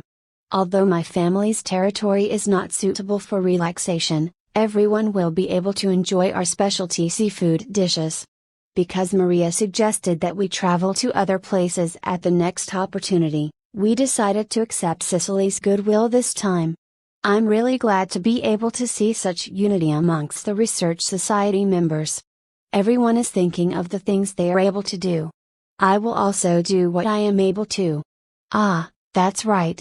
There's something I'd like to ask of Shin, is it okay? What is it? To tell you the truth, my birthday is during the summer vacation. Oh, is that so? The ceremony of the official investiture for me to become the crown prince will probably be held in the middle of the training camp. So I was thinking of having Shin send me there. Ah, it's fine. So I'm to pick up and send Gus off. That can't be. There must be something else I can do. I'm not just good for taxiing people. Speaking of which, he did say that the official investiture to become the crown prince is soon. Because we've been quite involved with the happenings in the kingdom, I forgot about it. His Highness will finally become the crown prince. To be honest, I don't know how that'd change anything. Well, since you have always been the person who would become the next king, it's probably just to formally acknowledge your status. Nothing would really change. Only the title will change? There's no way that's the case. From then onwards, as the future king, you will also be presented to the kings of other countries. Additionally, I don't care what you say, but I am confident that Shindano's Research Society is a burden that you might have to carry, so please pull yourself together. Thor. A burden, you say? Ah, I'm really sorry. However, the truth is that foreign countries will definitely investigate it to make sure that there is no hostility. Thus, it will be necessary to prove that it is a group beneficial to the world. so there's no mistake that it's troublesome. As for Gus, he is undeniably involved in this research society, so explaining it would be really difficult. You know what, even though I knew it would become troublesome, I still encouraged Shin to make this research society. This much trouble is nothing at all. Occasionally, he produces prince-like expressions. In addition, since I, myself, belong to this research society, I'm holding all the bargaining chips. It will not take long to convince other countries. Also, don't reveal your occasionally prince-like evil face. Rather than thinking of that, everyone should just focus on improving their abilities. Naturally, it should be within the range of common sense. Yes. Everyone looked at me and then answered. What the hell was that? While feeling satisfied with the planning we've made for the training camp, I headed home and informed Grandpa and Grandma. I see, training camp. Ha ho, isn't that nice? With the current situation, it would be a good opportunity to increase everyone's abilities. Grandpa and Grandma also gave their approval. In that case, they will not get angry. By the way, what will you guys be doing in terms of guardians? Guardians? Isn't that only natural? Since girls and boys will be sleeping together under the same roof, and there's also nobilities and a member of royalty attending. There's no way the adults will let you students go on your own. Now that I think about it, it is only natural. Especially for Gus, who already has a fiancée. It might cause him unnecessary trouble if he has a training camp with girls and sleeps under the same roof as them. Since the parents of the students part of the research society are probably busy, I will be your guardian. I am also going. Eh? Is that okay? To be honest, it's because I'm quite free. If I remain like this, I'll end up growing senile. Grandpa and Grandma, who happened to have free time, became part of the training camp. Afterwards, I will make sure that I won't let you out of my sight. Recently, I've been really prudent. I wonder if that's true? Grandma quietly watched me.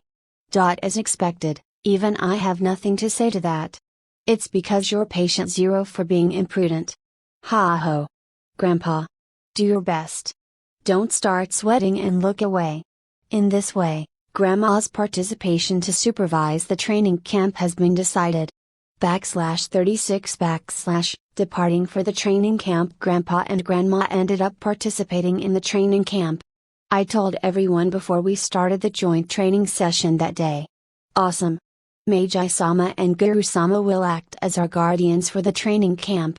Come to think of it, we didn't consider any guardians. As for me, I was busy thinking of someone else and that idea didn't come to mind. Thor shot Gus an unpleasant glance and complained. Or rather, I didn't think to consider it either.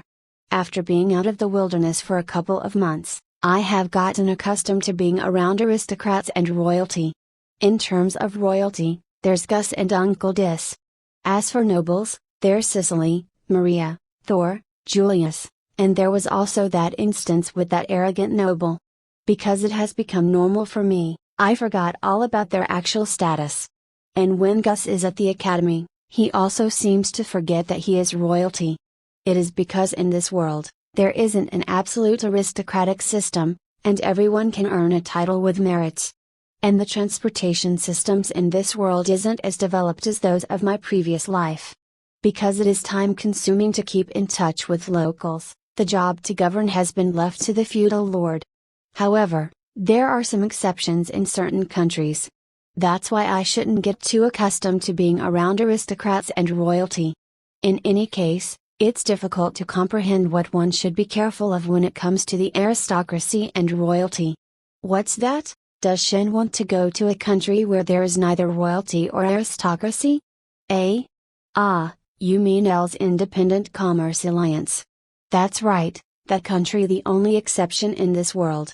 L's Independent Commerce Alliance has a republican form of government. Instead of an aristocrat acting as a feudal lord, a governor is elected amongst the tradesmen during an election. In addition, the president will be elected from amongst the chosen governors. Therefore nobles and royalties doesn't exist there. Only commoners. Although the country is a republic, The situation of having an elected governor act as a feudal lord isn't that much different from monarchy. Their circumstances with transportation and communication are the same. However, because the elected governors and presidents were originally merchants, it is very difficult to negotiate with this country, was what I learned in class. Shinkun. Do you want to go to Els? That's not it. I didn't have such intentions. Cicely started become teary-eyed as she asked that. Is that so? I really thought that you were thinking of abandoning us and heading off to Els. Hey, I didn't say a single word to that effect. This fellow. He's definitely doing this on purpose. Gus is really showing off his occasional evil face. Everyone can have a peace of mind. I definitely won't abandon you guys, alright Cicely? Is that so? I was really surprised. We can't continue this foolish talk. We need to head on out. Everyone from the Night Academy has already gathered. Yeah. That's right. Foolish talk. Gus also partook in that foolish talk, himself. Recently, Thor has been less reserved. Yesterday, during the Research Society meeting, he said it was a burden. Is he only like that when it comes to me? While I was still feeling gloomy, I participated in the joint training with the Night Academy. As usual, I acted as everyone's support. The Night Academy students acted as shields for the Magic Academy students while they fired off their magic. Then the Night Academy students finished the demon off. Because we've been doing it repeatedly, the cooperation has become considerably smooth. Nevertheless, is there really a need for someone to shield you guys? What do you mean, Signichin? It's neither here nor there. The members of your research society are all able to fire their magic with ease. Originally, the knights would act as shields in order to buy time for magicians to cast their spells. You're right. Because you guys can use magic without any chance, rather than the knights acting as shields to buy time, I thought it would be more productive for them to just attack the demon. Take a look at the Night Academy students. When I look at the students from the Night Academy. They were murmuring, "Are we really necessary?" Under their breaths. Yeah. Because this is joint training, the other group should also take part. Really, you? No, is there even a need for you to participate in this training? You have already established that you just by yourself are a force to reckon with. Even if you tell me that kind of thing. It was a direct order from above that everyone must participate. Somehow, the treatment we're receiving has really become identical to Shin's. Even though I'm extremely unwilling. Even so, you shouldn't say that kind of thing. Even Cicely didn't hesitate to say it. Somehow, the exchanges we've been having recently has become uniform, and today's joint training ended without any incidents. Even so, the number of demons hasn't decreased at all. Considering the current situation, I wonder what has become on the old empire. In truth, the information we received from the scouting unit yesterday comes to mind. After the training ended, we headed back to the meeting point at gate of the royal capital. The students from the Night Academy are depressed just like on the first day. Hey, what happened to them? Oh, Shinkun. It's because, after hearing that Meiji-sama and Guru-sama would be participating at the training camp, I got too excited. Alice Stano obliterated all the demons before the students from the Night Academy even got a chance to act as shields. We also didn't get our chance. I'm really sorry. She got even more fired up compared to the first day, It looks like Tony's group didn't have any problems. Of course, since this is training, we also understand the role of the knights. That's right, Dikazaru. In conclusion, it's only Alice this time. I'm really very sorry. With the feeling of the joint training being a success with some failure from time to time, the Academy has entered its summer vacation. The summer holidays has a duration of 2 months, and there will be no joint training during this period. Meanwhile, the students' only job is to show their growth before and after the summer holidays, and were not given any homework.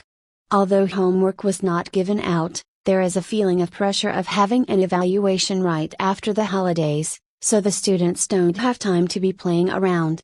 We, the members of the Ultimate Magic Research Society, will be heading off to training camp to further improve our abilities.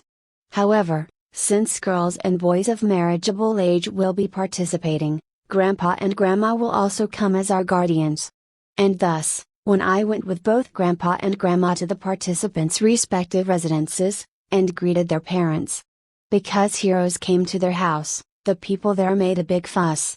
The parents who didn't make any fuss were the ones I'm acquainted with, such as Uncle Dis, Cicely's parents, and Maria's parents. The parents of Thor and Julius were also moved to tears.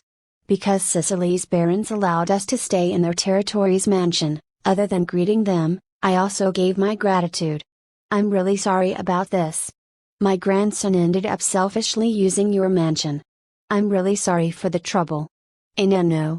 Please raise your heads, Meiji-sama. Guru-sama. I am really very pleased to be of some help to your grandchild.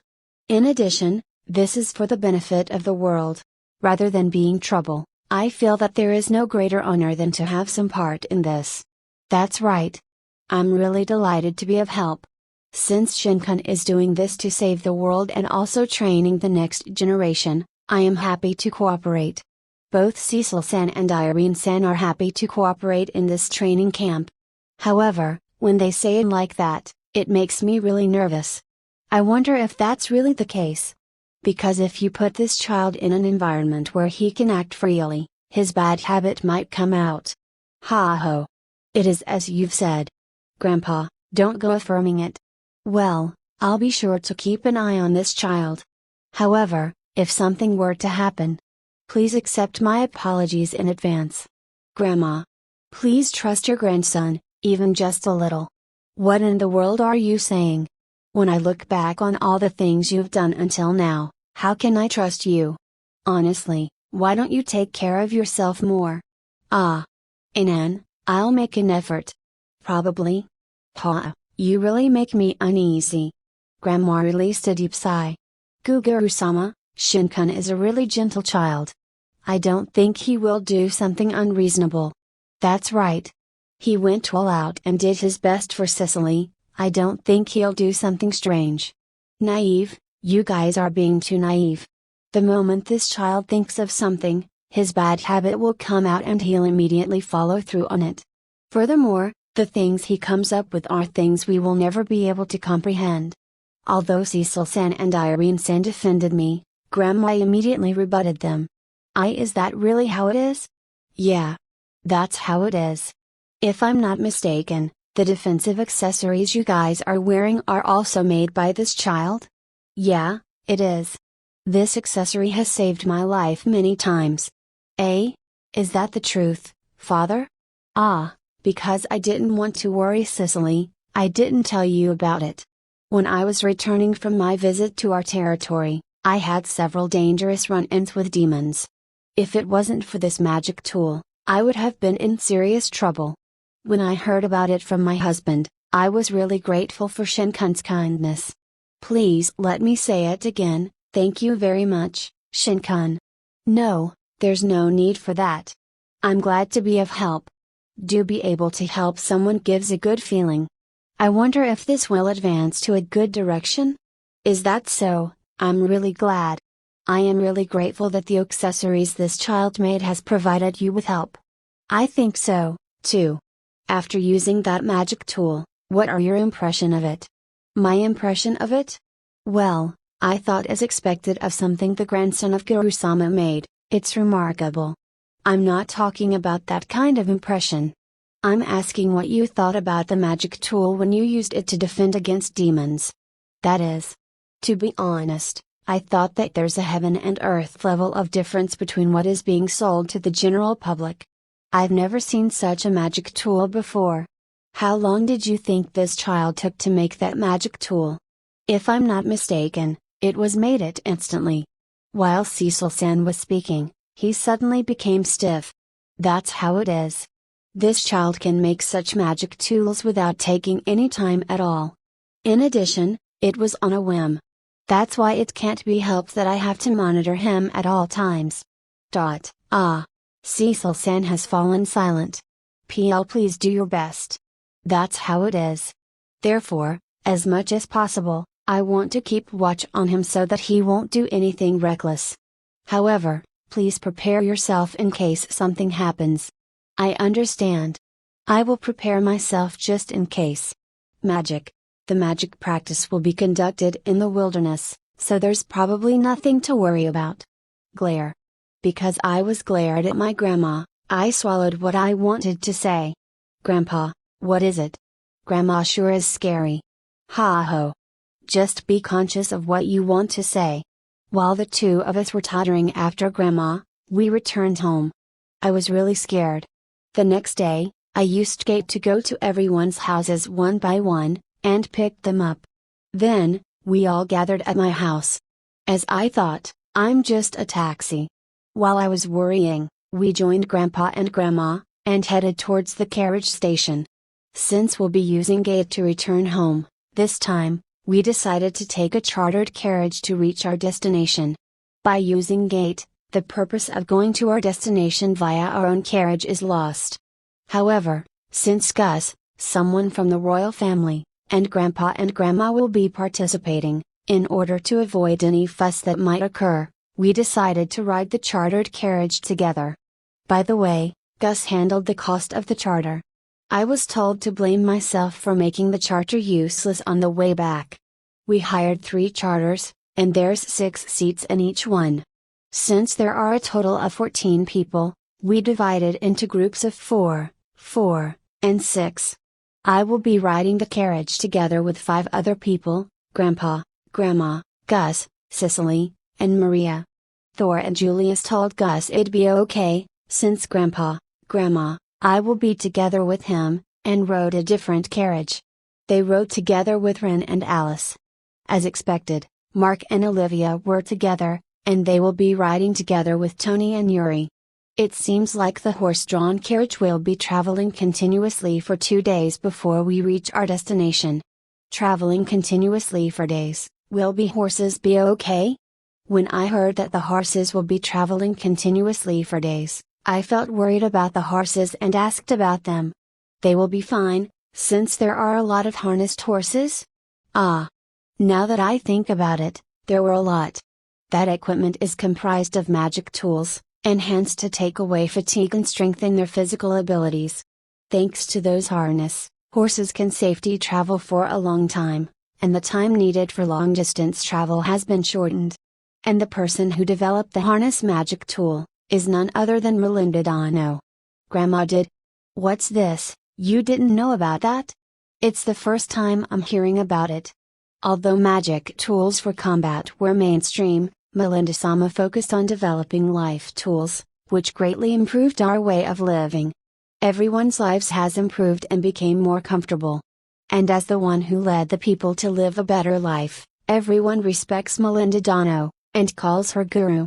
Although we were born into this way of life and are familiar with it, our grandparents and parents has always talked about how the world has become more convenient. Oh, so that's how it is. I've always found it mysterious why everyone has been calling Grandma a guru. Because to me, I only know of Grandma being scary. I haven't seen her gentle side. What is it, Shin? Why are you looking at me like that? Nothing really. I was just thinking that Grandma has done something great. What are you saying? The past, it's just something of the past. Grandma started blushing and turned to look the other way. It's okay if you get embarrassed. Ha ho, even in the past, she always gets really flustered when someone praises her. I can somehow image it. You guys. You better stop it now. With those kinds of feelings, the carriage progressed smoothly. Over there. After we've traveled for quite a distance with the horse-drawn carriage, as I expected, my search magic has detected the presence of demons. There are some demons. Judging from the size, they should be medium-sized? Yeah. There's about 5 of them. I contacted the people in the other carriages, and they stopped at once. Everyone came out of the carriage. Demons have appeared, huh? Alice said while getting off the carriage. What should we do? If it's just to this extent, one person would be enough to take care of them. Who will be doing it? At Thor's question, everyone looked at each other. Me. I want to do it. No, I will do it. I also want to do it. Everyone who wanted to take care of it raised their hands. Well, then. Everyone looked at me and waited for my suggestion. Let's decide by lottery. While saying that, I pulled out the lots from my extra-dimensional storage space. Why did you have lottery ready at hand? I couldn't answer Thor's question. Why did I have it ready again? Well, before anything else, hurry up and draw a lot. Everyone drew a lot. Meanwhile, the demons that were approaching us came to view. I wonder if that's a demonized mountain dog? I did it. I got a hit. I didn't get it. The person who drew the right lot was Rin. Well then, Rin, please do it. I understand, please leave it to me. After she said that, she turned to face the demons. She started to collect magic power and prepare a wind spell. Strong magic power gathered around hers and wind blades were produced. In no time at all, she chopped up the demonized mountain dogs. The startup of your magic spells has really increased. HMPH, easy victory. However, aren't you overdoing it a little? I think it would have been fine even if you used less magic power. If you did that, you'd be able to cast your spell faster. I see, I will try it next time. Next time will be me. No can do. Next time, we'll also decide by lottery. Excluding Ren, that is. How cruel. I also want to do it. You just took care of them. While we were having our conversation, the coachmen also started talking amongst themselves. That demon earlier was a medium-sized demon, right? In addition, its body. It was instantly killed. By lottery. Huh. As I expect, it's become something outrageous. Ha ho, it's fine since their abilities has gone up. When everyone heard the impressions of the coachman, their voices sounded as though they had given up. As I thought, we got that kind of reaction. There's no helping it. Even during the joint training session, they reacted this way. I've already gotten used to it. From this point onwards, we'll probably be getting more of these kinds of reactions. There's nothing I want more. I wonder if this is a good situation? Everyone looked like they have begun to accept it. Sorry for ruining the fun, but I want to continue our travels. I'll be relying on you again. Yes. Said by everyone. With Gus' instructions, everyone boarded the carriages again and it started to advance. When I got into the carriage, Grandma asked, Shin, how are the abilities of the members of the research society? Is that girl an especially strong child? No? Everyone can probably accomplish the same thing. Yes, it's possible. As for me, I can probably also do it. I can probably do it as well. Even that situation is a small thing. You didn't do something unreasonable, did you? And for you to say it's just something small. Ha ho, I got a good feeling while looking at that. It's not about getting a good feeling. Huh. Really, special forces, huh? Grandma looked really tired and released a sigh. For children to grow up undergoing such magic remodeling. I wonder if this is really fine. When everyone heard Grandma's muttered, they smiled wryly. Magic remodeling. Can it really be used on people? /37 / Naked Socialization Author's Note, this is the first chapter of a two-part episode. After staying overnight at one of the towns along the way, we finally reached the Cloud territory. When we stayed over at the town, we encountered some trouble. A family of heroes and a royal will be staying there. Because a commotion will occur if we stay at a normal hotel, we were forced to stay in a first-rate hotel. Although the magistrate in charge of the town offered to let us stay at his mansion, but since it was a personal itinerary and not an official royal visit, we declined. Although we tried to keep the information as tight-lipped as possible, there were a lot of people in front of the inn. I wondered where they heard about it. Thanks to that, even though we have arrived in another town, we couldn't get out of the inn at all. Well, it wasn't as though the unrelated parties or other inn guests were able to approach us, as expected of the town's #1 inn. Since we have rented the entire top floor of the inn, there were security guards guarding the stairways leading to our floor from other guests. As expected, we really did receive celebrity treatment while staying at the inn. Although I'm happy receiving the special treatment, but having no freedom is a little. After staying there for one night, we reached the territory where Sicily's father acts as the fief lord, Cloud City. Fundamentally, the cities and towns governed by the aristocrats are named after them, which is easy to understand. It was done so that aristocrats will bear the pride of governing over those places, and take responsibilities. Because the town of Claude is a hot spring resort, hot streams will spring up in random places. When travelers enter the gate leading to the town, they will immediately line up for the public bath, while the local people will wait before lining up. The fief lord's mansion is located in the depths of the town next to a mountain, making it a difficult place to invade. When we entered the gate, although the local people spread the word that the procession of the royal family of heroes, and the fief lord's daughter was arriving, they were not at all surprised. Or rather, there was an atmosphere of being relieved that we arrived safely. It's only natural since it will be a major incident if something happened. Well, with this combination of people, it's difficult to think that something will happen. A messenger was immediately sent to the Lord's mansion. Although the carriage stopped at the carriage terminal, the Lord's mansion sent a service to pick us up. Welcome home, young Mistress Cicely. All the servants who knew of our arrival ahead of time lined up and greeted. Young Mistress Cicely, welcome home. Prince Augusto, welcome to the place. Also, Meiji-sama, Guru-sama, it is my honor to meet you.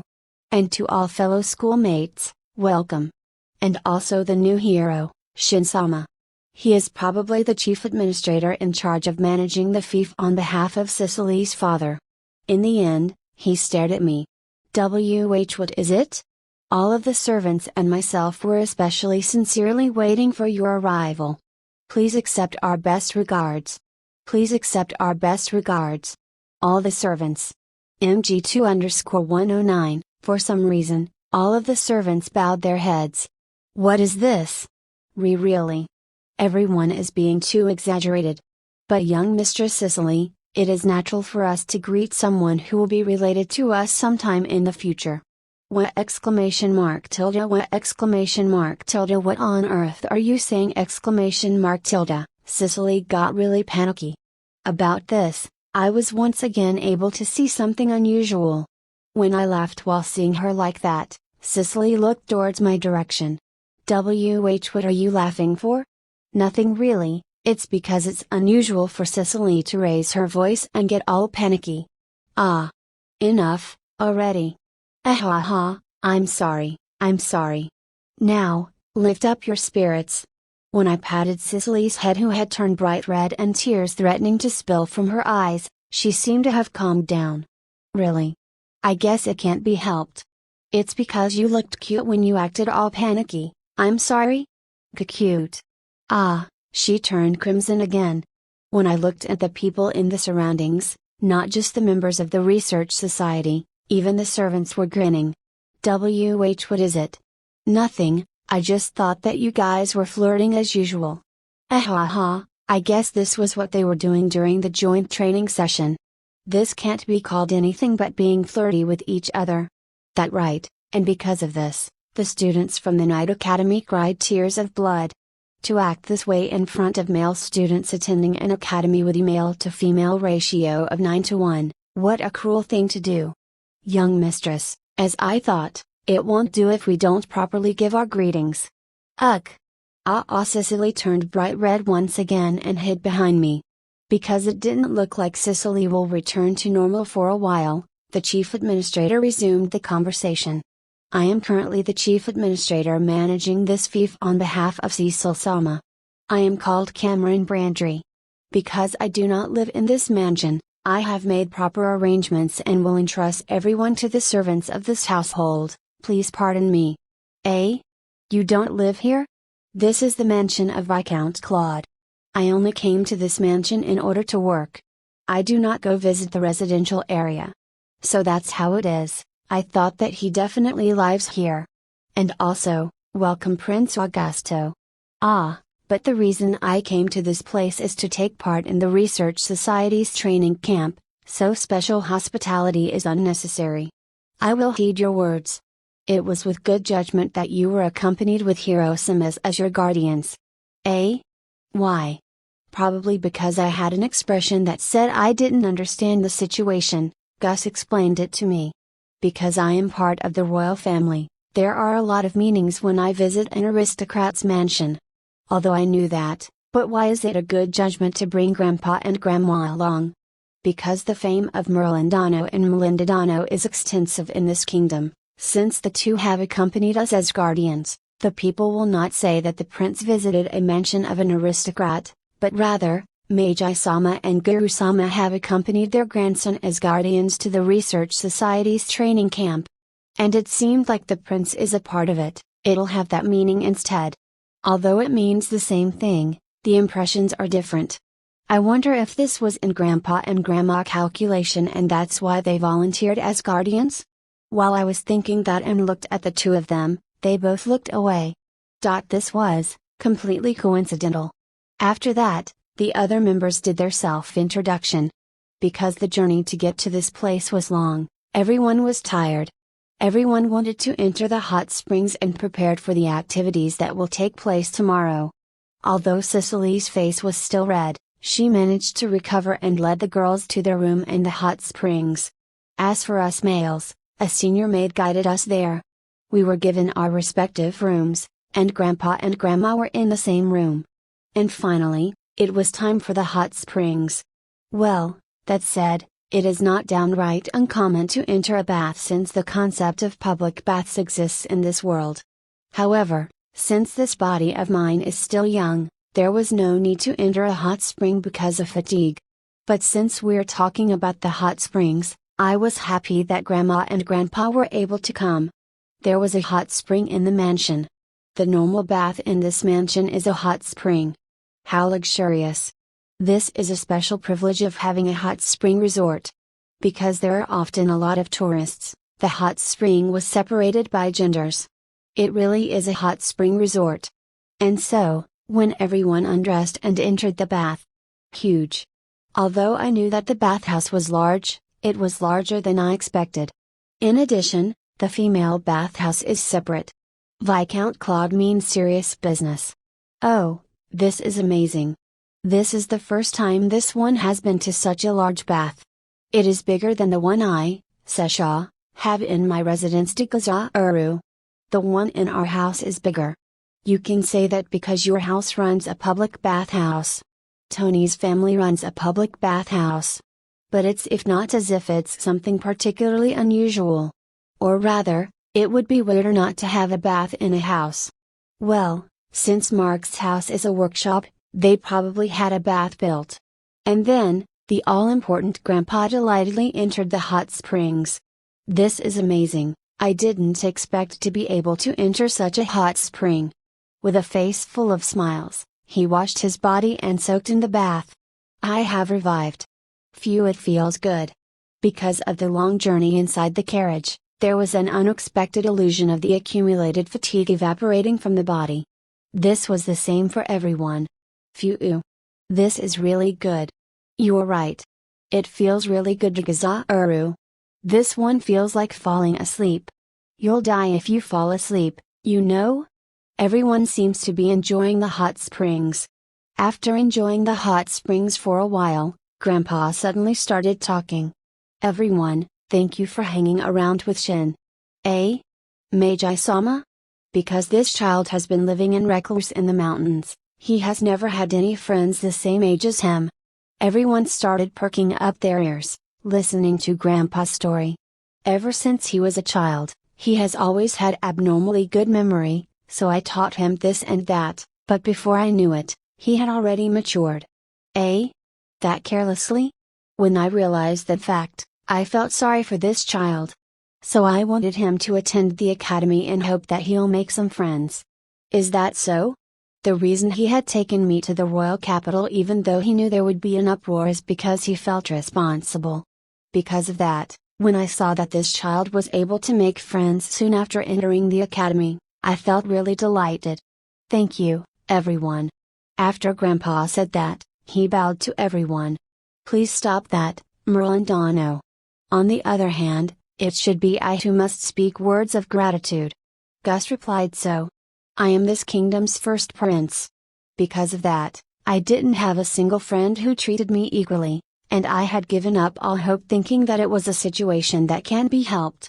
However, when Shin told me that I was like his cousin, I felt really pleased.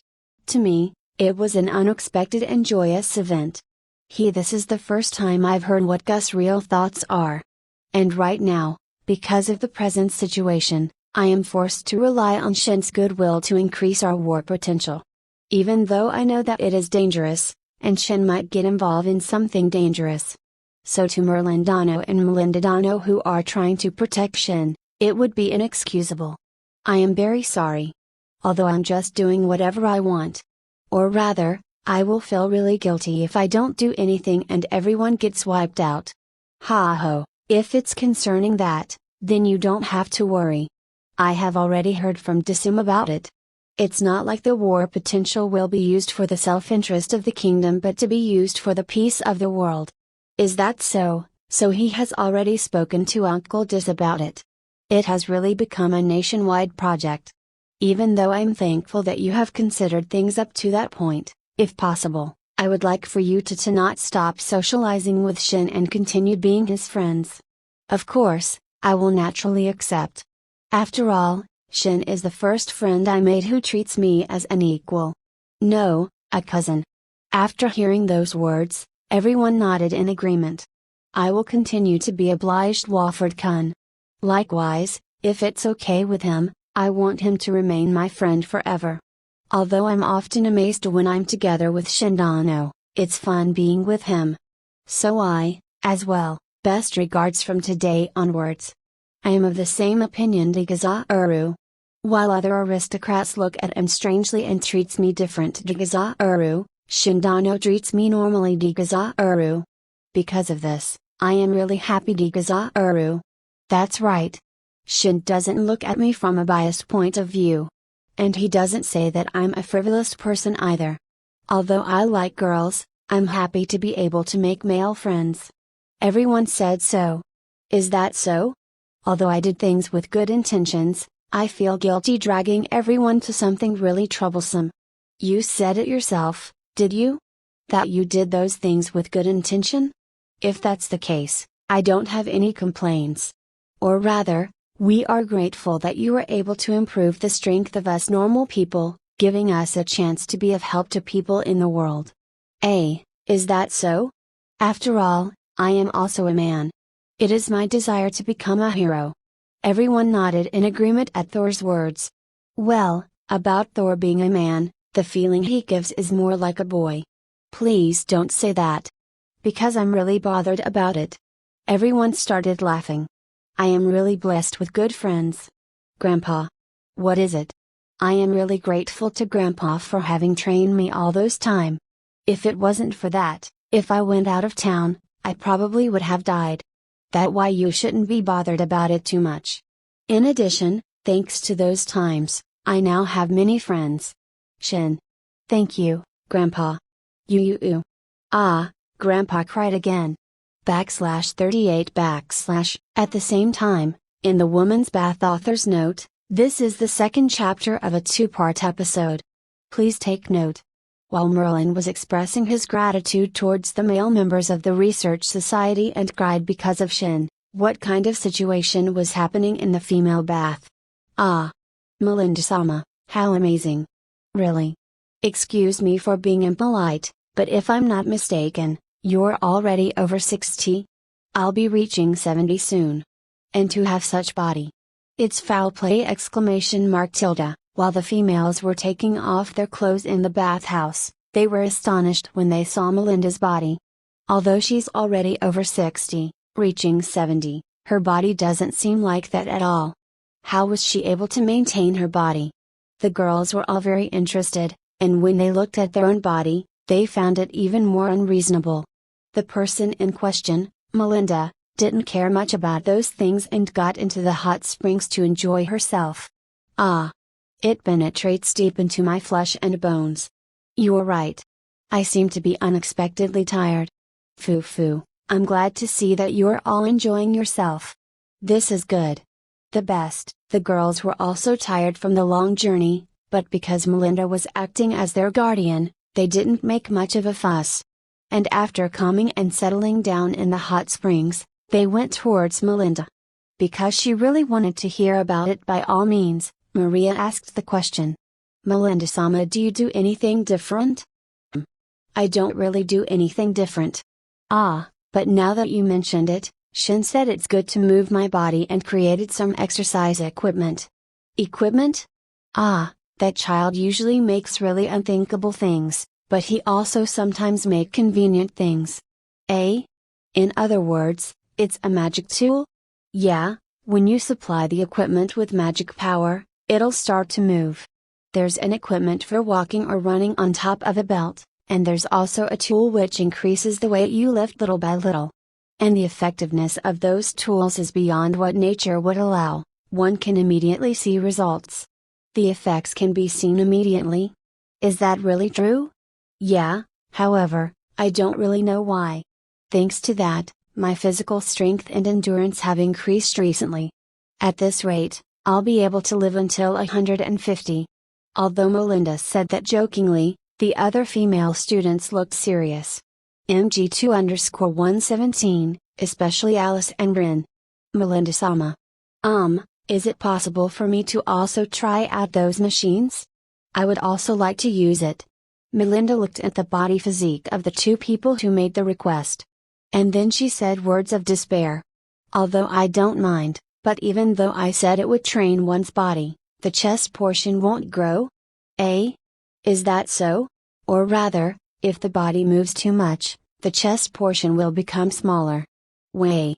So something like that? Melinda's words brought despair for two people. With those words, those who were still interested asked questions. What do you mean by when one moves the body too much, one's chest would become smaller? Ah, I only heard it from Shin. He said that when you exercise too much, your body fat will decrease? Yes. That's right. Meaning the meat over here will. It suddenly changed to a different topic. And so, because the chest is made up of body fat, so when one exercises their whole body, it seems to burn body fat. Is that so? In other words, if one exercise their body like Melinda-sama, we'll end up having a great body like her. It seems like for women, removing body fat is an everlasting project. All things considered. I wonder why Shin would know of such things? That's right. Although I noticed this when we were learning how to imagine casting magic, but he really does know a lot of things. Maria and Cicely found something strange and asked Melinda. That's right. Merlin also said that he's the type of child who is curious about everything. Why does fire burn? Why does the wind blow? How is water made? Why does water turn into ice? What is the body made out of? In what way does it move? Those are the examples of the things he wanted to find out. Melinda began to talk about the nostalgic past. That child, ever since he was about the age of 5, he has been running and hunting around the forest. By 5 years old? That is really unbelievable. Give it up, because it is the truth. I was also really surprised. One day when Shin was nowhere to be found, I asked Merlin about it and he said, "Isn't he out hunting inside the forest?" I immediately strangled Merlin because of that event. Way, ha, ha. And those who could easily imagine the situation happening had a bitter smile on their faces. Although that child had abnormally good memory ever since he was young, I still got worried about him. While I was thinking of whether or not I should go look for him, he had already returned. Melinda looked at everyone and said, "He brought back what he had hunted, a forest rabbit and a deer." A deer? Hunting a deer at 5 years old? Whoa! Shin-kun is amazing. No way. How awesome. As expected of Walford-kun. At that moment, Melinda felt a little proud to hear her grandson being praised. I was also very surprised. In addition, because he took those out from his extra-dimensional storage space, I was even more astonished. When everyone heard that a 5-year-old child was able to use extra-dimensional storage space, Their voice wouldn't come out. While the girls continued being like that, Melinda continued her story. It was still fine if he just hunted those creatures since they only appeared during daytime. It was after that, when he started experimenting various things inside the forest. Before I was aware of it, he has already turned into this state. Melinda blew out a sigh, and she seemed to be regretting giving Shin the freedom to do anything he wanted inside the forest. Even though giving Shin the freedom was all for the purpose of giving him some experience. Everyone understood that the birth of Shin's various unusual magic occurred because he was given the freedom to play around inside the forest alone. Because he had no one to compare himself with, he didn't notice that what he was doing was abnormal. Did Merlin-sama not notice anything at all? The guy who was the originator of acting rashly? Not only was he far from noticing, because Shin can immediately learn magic, he taught Shin magic one after another. There is no mistake, the ringleader of all this is that grandfather. For everyone to learn something so unexpected of the Magi-sama who is respected all over the world, all they could do was smile bitterly. However, since that situation led to us being able to cope with the current circumstances, I think that it is a good thing. You are right. Even in my wildest dreams, I never thought that people would do something like this. Therefore, Melinda-sama, please do not mind it too much. Shin-kun will surely become a hero that will save the world.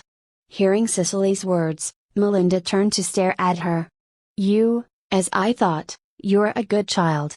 I ask you to take care of Shin from now on. Make sure you prevent him from making a mistake and going the wrong way. Yes. Please leave it to me. Cicely responded to Melinda's request. Now that I think about it, Shin-kun can use an amazing healing magic. Was that also self-taught? Ah, it's because he dismantled all the animals he hunted by himself. And then he studied and examined the structure of the bodies of those creatures.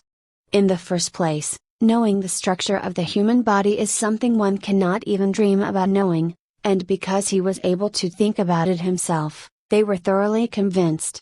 At any rate, it seems like I finally understood the reason why Shin-kun's magic is so abnormal. He was left to play by himself, although the reason is a little forlorn. That's why I was worried about him not making any friends. Because he never had any friends. Everyone understood that the reason Shin's magic was so peculiar was because he didn't have any friends or companions. And because of that, I'm really grateful to you all. Melinda-sama? That child never had any friends his age. He has always been surrounded by adults. Even though that child has always said that he was never lonely because he had us, but when I look at how Shin is when he's together with all of you. As I thought, he needed to have friends. Everyone kept quiet and listened to Melinda's confession about her regrets on leaving Shin alone to play by himself inside the forest. Therefore, knowing that everyone here is willing to be friends with Shin, I am really pleased. Really, thank you very much. When she said that, she bowed to everyone. Melinda-sama, please raise your head. On the other hand, I very am happy knowing that I was able to meet Shin-kun. That's right, or rather, it is us who should be pleased that Shin-kun was willing to be friends with us. Super lucky. Rin-san, lucky is a little.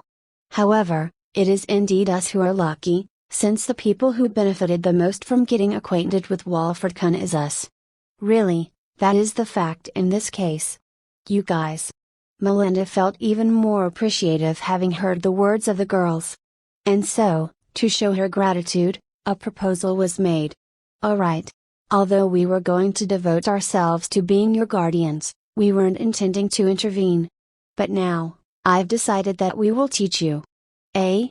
Melinda-sama and Merlin-sama will? Is that the truth? Yeah, but in exchange, I will be really strict, so prepare yourselves? Yes, all the female. It's exactly what I wanted. Foo, it looks like things are going to get interesting. Melinda laughed while saying, and although the girls were anxious, there was also expectations.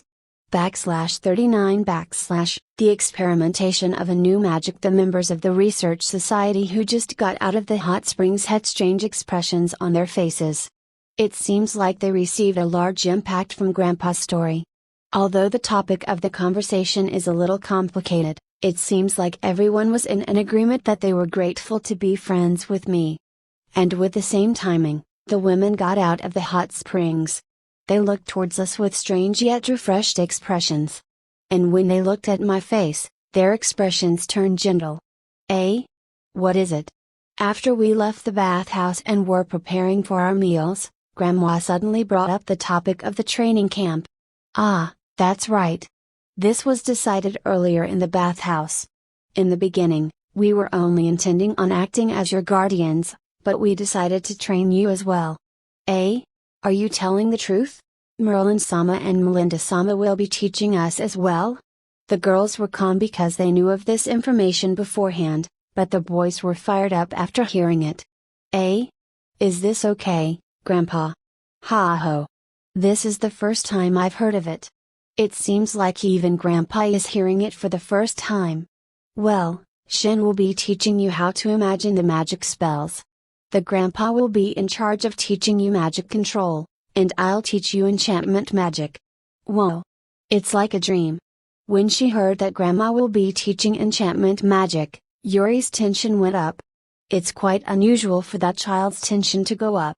She's usually very quiet. In other words, when I have some free time, I'll be able to experiment with new magic. When I spoke, everyone's movements suddenly froze into place. Wait a minute there, Shin. What is it? Grandma? It's not what is it? There's no way I can let what you've just said slide. A new kind of magic, he says. Experimenting, he says. When that time comes, please let us know. Because we want to evacuate. Olivia unusually stepped forward and said. While looking somewhat frightened. What's with this reaction? When you said new kind of magic, what were you intending of doing? Gus continued to interrogate. About that. In order to defeat Strom, I thought that a new magic is necessary. If I remember correctly, when you faced Strom, you said that you weren't using your full power. Thor remembered what happened in the security force training ground. Well, although I did indeed say that, but when I think about that event, something suddenly came to my mind and I wanted to test it out. What is this? Is it only me who feels that it will be a dangerous situation right after hearing it? No, Your Highness, I feel the same way. I feel the same way as well.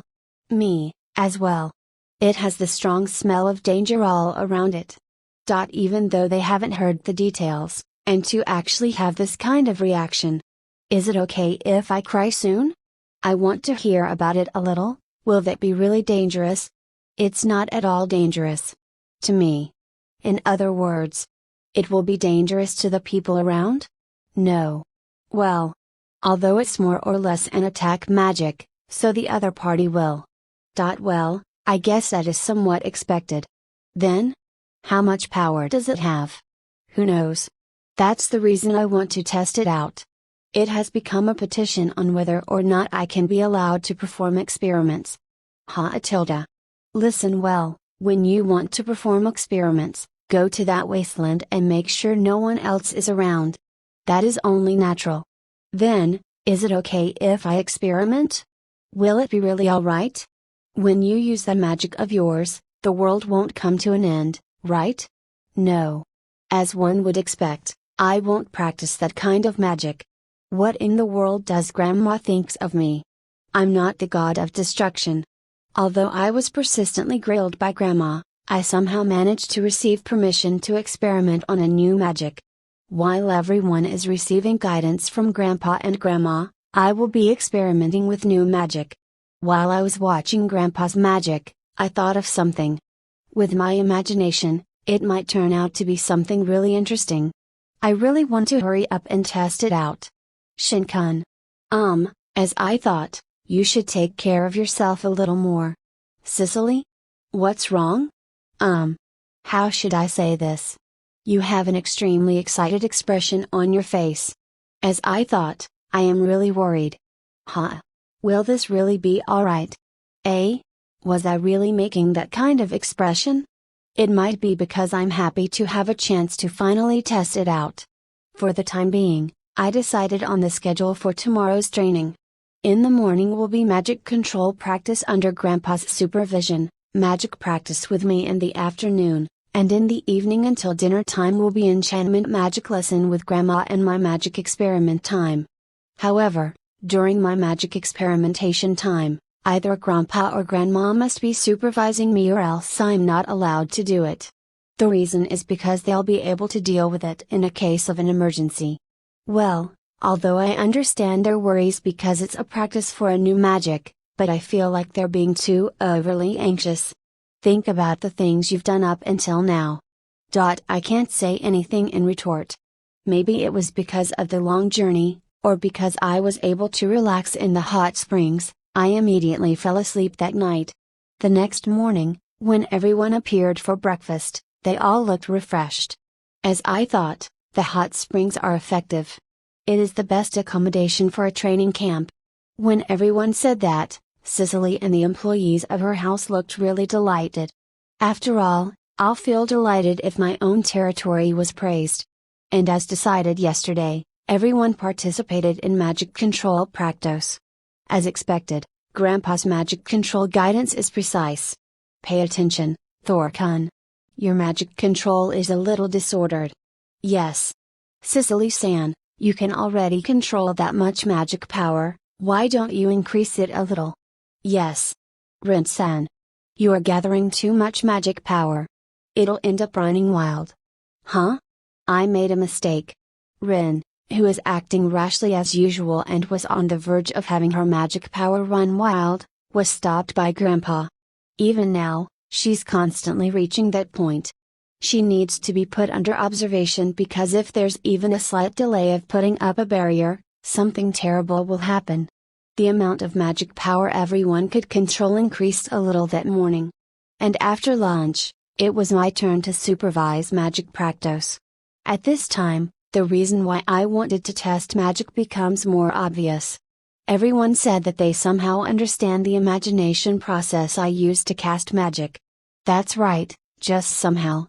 It was strictly the substance and such, the reaction and such, the results and such, but it doesn't mean that they were able to imagine it clearly. Which means, even if the image is more ambiguous, even if it is physically unreasonable, as long as there is a feasible imagination, it would be possible. That's what I thought. For example, such as flammable gas, the image of it is too vague. Even so, will magic still activate? To begin with, when I was a student, I wasn't good with sciences. However, magic still activated with the proper image.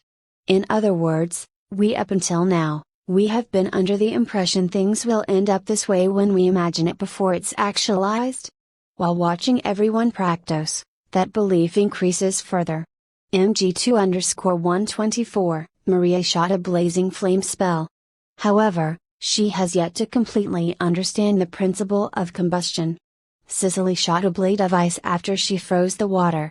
Cicely has yet to understand the molecular structure of water and the molecular structure of when water turns into ice.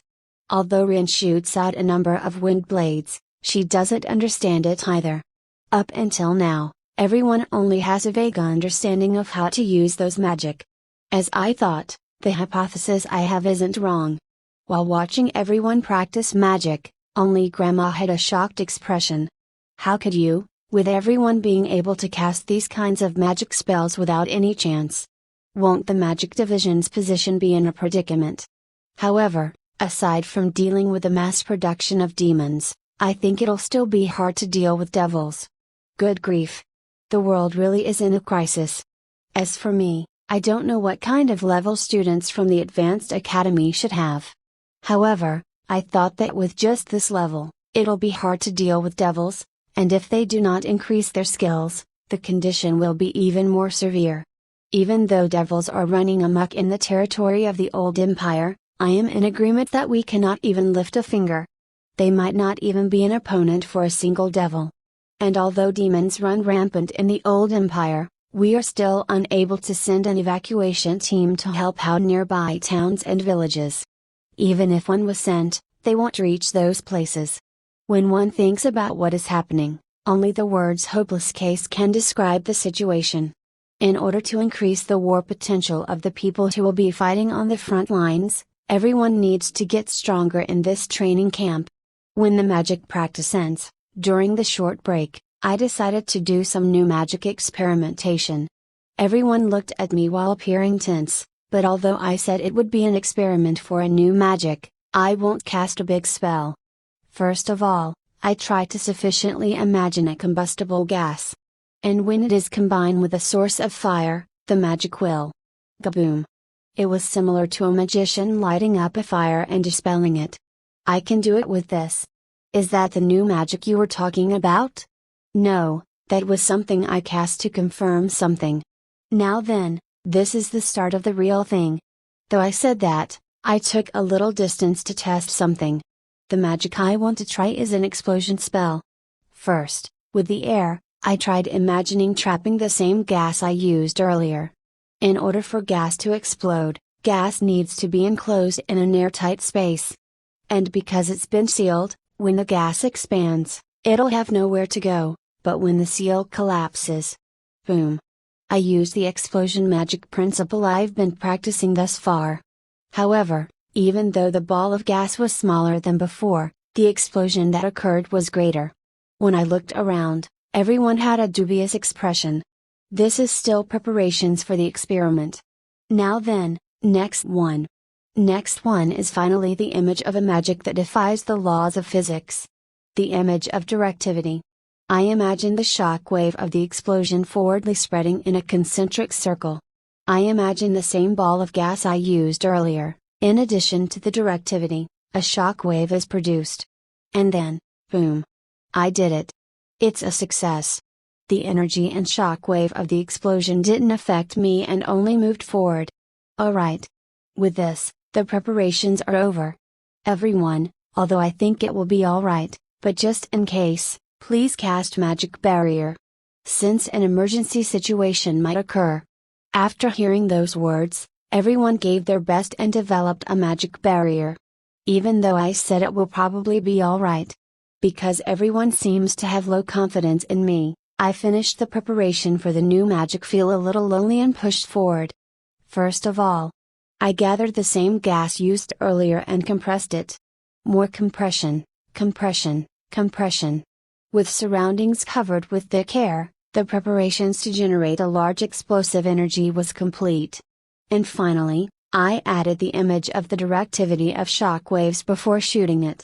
With the impact along with the ignition source, the gas quickly caught ablaze. And then, kaboom! The magic spell caused an unbelievably large explosion. By adding directivity, the shock wave coming from the center of the explosion didn't come near me at all. And then, as for the center of the explosion, Shin. What kind of magic did you produce? About this. The topography. Ah. Ah ha ha ha. Am I looking at this inside my dream? You're not dreaming, it's reality. It's unbelievable. The scenery earlier compared to this is completely different. I can't believe this. The earlier scenery of the wasteland has changed completely, it has turned into a beautiful scenery of endless leveled earth. I went too far. /40 misunderstanding the new explosion magic was a success. Did I maybe compress it a little too much? It caused a greater explosion than I expected. It's a good thing it's just an experiment. Shin, what did you do earlier? Certainly, the way it exploded was a little strange. From the center of the explosion and the ground on the other side was flattened, nothing happened on this side. How did this happen? Everyone asked questions regarding the magic I was used earlier. The hint is the explosion magic I used during the first day of joint training to blow away a herd of demons. That magic, huh? I was really worried that time. Because it was such a huge explosion, magic barriers had to be up at all times. However, it was still inferior to this. That's right. Because I also had to use a barrier myself, I thought that it was still an unfinished magic. And so, I wondered if there was something I could do about it. I took the opportunity to explain more about this magic. The reason why I had to use magic barrier to protect myself was because the shock wave of the explosion expands in a circle, and it reaches me, right? Well, it's because the shock waves of explosions are like that. The shock wave earlier didn't expand in a circle, it only went in one direction, thus a magic barrier isn't needed. That concept doesn't exist. I had that kind of image. But I cannot picture that kind of image at all. Well, although I understand the purpose of the magic, but what's with this kind of power? No. How should I say this? The power of the spell was more than I expected or something like that. Well, I guess it's a good thing you experimented with it first. That's right, I mean, I didn't think that that kind of magic spell would have so much power. This foolish idiot. Listen well, from now onwards, when you come up with a new magic, you are not allowed to immediately put it to use. You have to come here and experiment with it first. I understand. Although Grandma got angry, without experimenting, I won't know how dangerous the new magic will be. Even so, you said that the amount of power it had was more than you expected. Does that have something to do with the direction of the blast? Ah, that might be so. Originally, the shock wave of the explosion should also come this way, but it just disappeared. Thor nodded unintentionally while thinking about it. Is that so? Such a thing did happen. Tilda. As usual, whenever I see your magic, I feel my lifespan decreasing. Because I cannot comprehend what you'll do. Certainly, with that new magic barrier will not be needed. Ah, that's right. You said it was probably safe, but with that new magic, there's really no need to have magic barrier up. Even though I said it will probably be safe, you still did put up a magic barrier in a hurry. That's because when I think about that kind of magic coming this way, that does make one worry. Is that so? Because the earlier experiments succeeded, they probably didn't have to cast magic barrier. Now then, Shin's magic experiment has ended, after this will be Melinda Dano's enchantment magic lesson. Shin. What is it? Sorry about this, but can you send me to the royal castle? To get a periodic report. Because we left the royal capital and it's hard for information to reach this place. And so, we decided that we will return to the royal castle once in a while to ascertain the situation. As for everyone else, please attend Melinda Dano's lesson. Yes, the other students. Then, let's go, Shin. And so, we left the place to receive a periodic report. Some soldiers were guarding the place where gate was opened within the royal castle. Because of the gate's sudden appearance, the soldiers on guard were surprised and then rang the bell. It was a sign to tell everyone that someone was coming. And after they rang the bell, when the gate opened, the soldiers on guard were waiting for us. However, compared to when we came the day before yesterday, the expressions on the soldiers were strange. What to do? The current atmosphere is similar to back then. Gus also felt that the atmosphere was strange and went to ask a guard. What is it? Did something happen? No. I can or cannot say whether or not something did or did not happen. You're not being clear. What's wrong? Did the devils make any movements? No. It has nothing to do with that at all. Then, what is wrong? Gus seemed a little irritated with the current atmosphere. Nothing happened at all. Augusto-sama. A woman appeared from within the guardroom. Who is it? Elizabeth. Elizabeth? I told you about her a while ago. She is my fiancée. So it's her. The fiancée that Gus mentioned a while back is currently standing in front of me. What are you guys whispering to each other? No, nothing in particular, really. Is that the truth? The girl who is called Elizabeth closely questioned Gus. This kind of scene is quite rare. What is it? What are you grinning about? I didn't do such a thing? You're doing it now. Tilda? Is that so?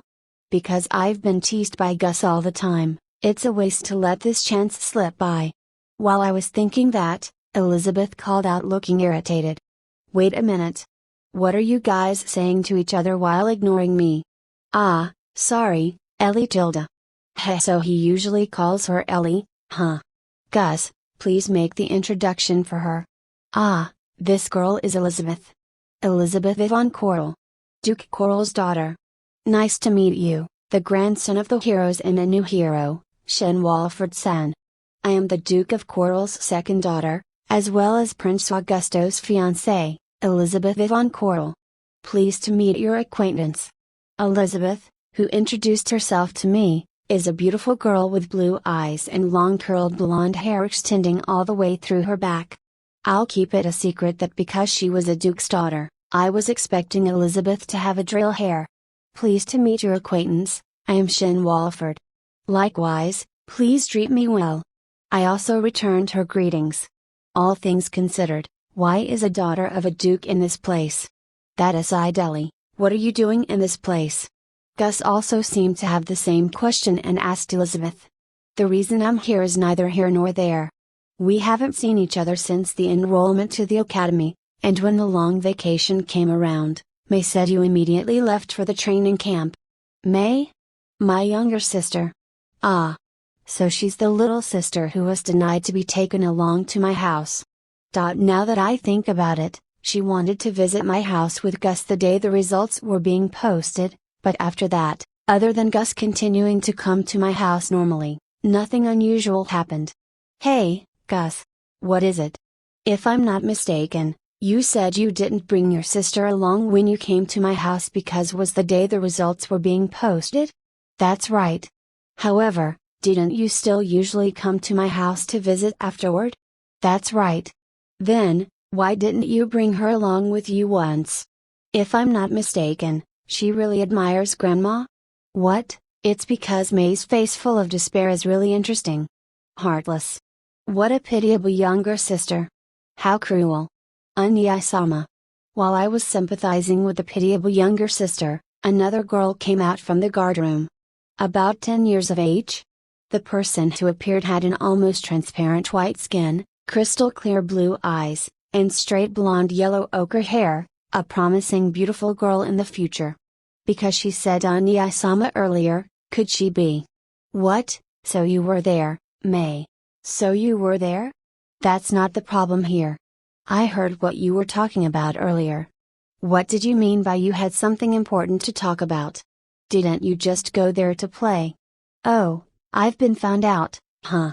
Ugh. How cruel. How mean. I also wanted to meet Melinda-sama. While she was complaining to Gus, she finally remembered my presence, and hurriedly gave her greetings. I sincerely apologize. I am called May von Earlshot. Augusto Anya-sama's younger sister. I'm a big fan of Melinda-sama. Please calm down? Ugh, I'm so sorry. I'm Shin Walford. Merlin and Melinda's grandchild. Best regards, May-chan. Yes. Speaking of Gus, he considers me as his cousin? Or something like that, so I'd be really glad if May also starts treating me the same way. Then. Would it be alright if I called you Shin Anya-sama? Calling me Anya-chan is fine. Unlike Gus, I'm not part of the royal family. Shin Anya-chan.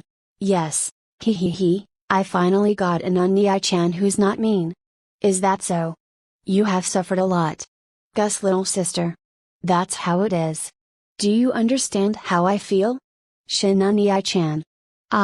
It's because Gus tries to make fun of me whenever he has the opportunity. It happens to me as well. I'm always getting deceived by Anya-sama. And then, we looked at each other's eyes for a while, we clasp our hands together with a mutual understanding of each other's troubles. You guys. What in the world are you doing? I heard Gus' voice saying those words filled with anger. You wah. What, you ask? It's a bonding moment of two people who are troubled by being unkindly treated by you? Is that so? You were treated unkindly? That is a matter of course. You take every opportunity to make fun of me each and every time. Even I want to retaliate a little. Shin Anya-chan is amazing.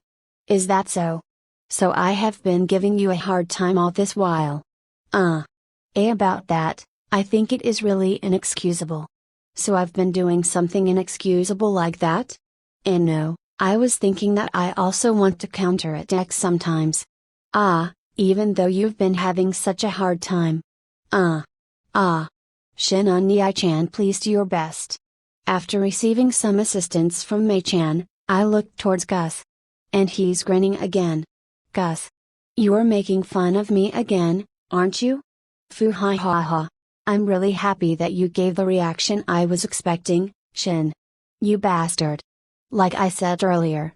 Stop talking amongst yourselves and ignoring me. Elizabeth inserted herself into the conversation and said angrily. Ellie-sama, your face is looking distorted. Why? Me, of all people. That aside, Ellie, May, what are you guys doing in this place? That's right. A while ago, I wanted to say that you should stop neglecting May and me. We also want to go to the training camp. This training camp is for the students who are attending the Advanced Magic Academy and members of the Research Society, you know? So why should we take outsiders with us? About that. It's not fair. Even though you said it's a training camp, it's in Cloud Town, a hot spring resort. There's no way you guys are practicing magic. We are practicing, you know? Is that the truth? In another place, that is. As I thought, you are going to the hot springs. I also want to go. That's right. We want to go. When I looked at them closely, they already have their travel bags prepared. Because they knew that Gus will be coming to receive the periodic report, they chose to act at this time. It really is the truth when I said we didn't go there to play around. We will not be a bother during practice. I thought that I would finally have a chance to spend some time with Augusto-sama. But you've been spending all your time with the Research Society. That's right, Gus is often busy with the Research Society. And he is always coming to my house to visit, so it might not give her a good image. In addition, I have to keep Augusto-sama company and prevent bad insects from coming near you. Elizabeth suddenly said something like that. Coming near Gus? There's none. Although I said that with the intention of relieving Elizabeth, the person herself just kept staring at me. What is it? MG3_048, I wonder if that's the truth. Why am I being doubted so much? Hey, Gus. What is it? That girl, she seems to have some doubt? Phew. I wonder if she's misunderstanding something.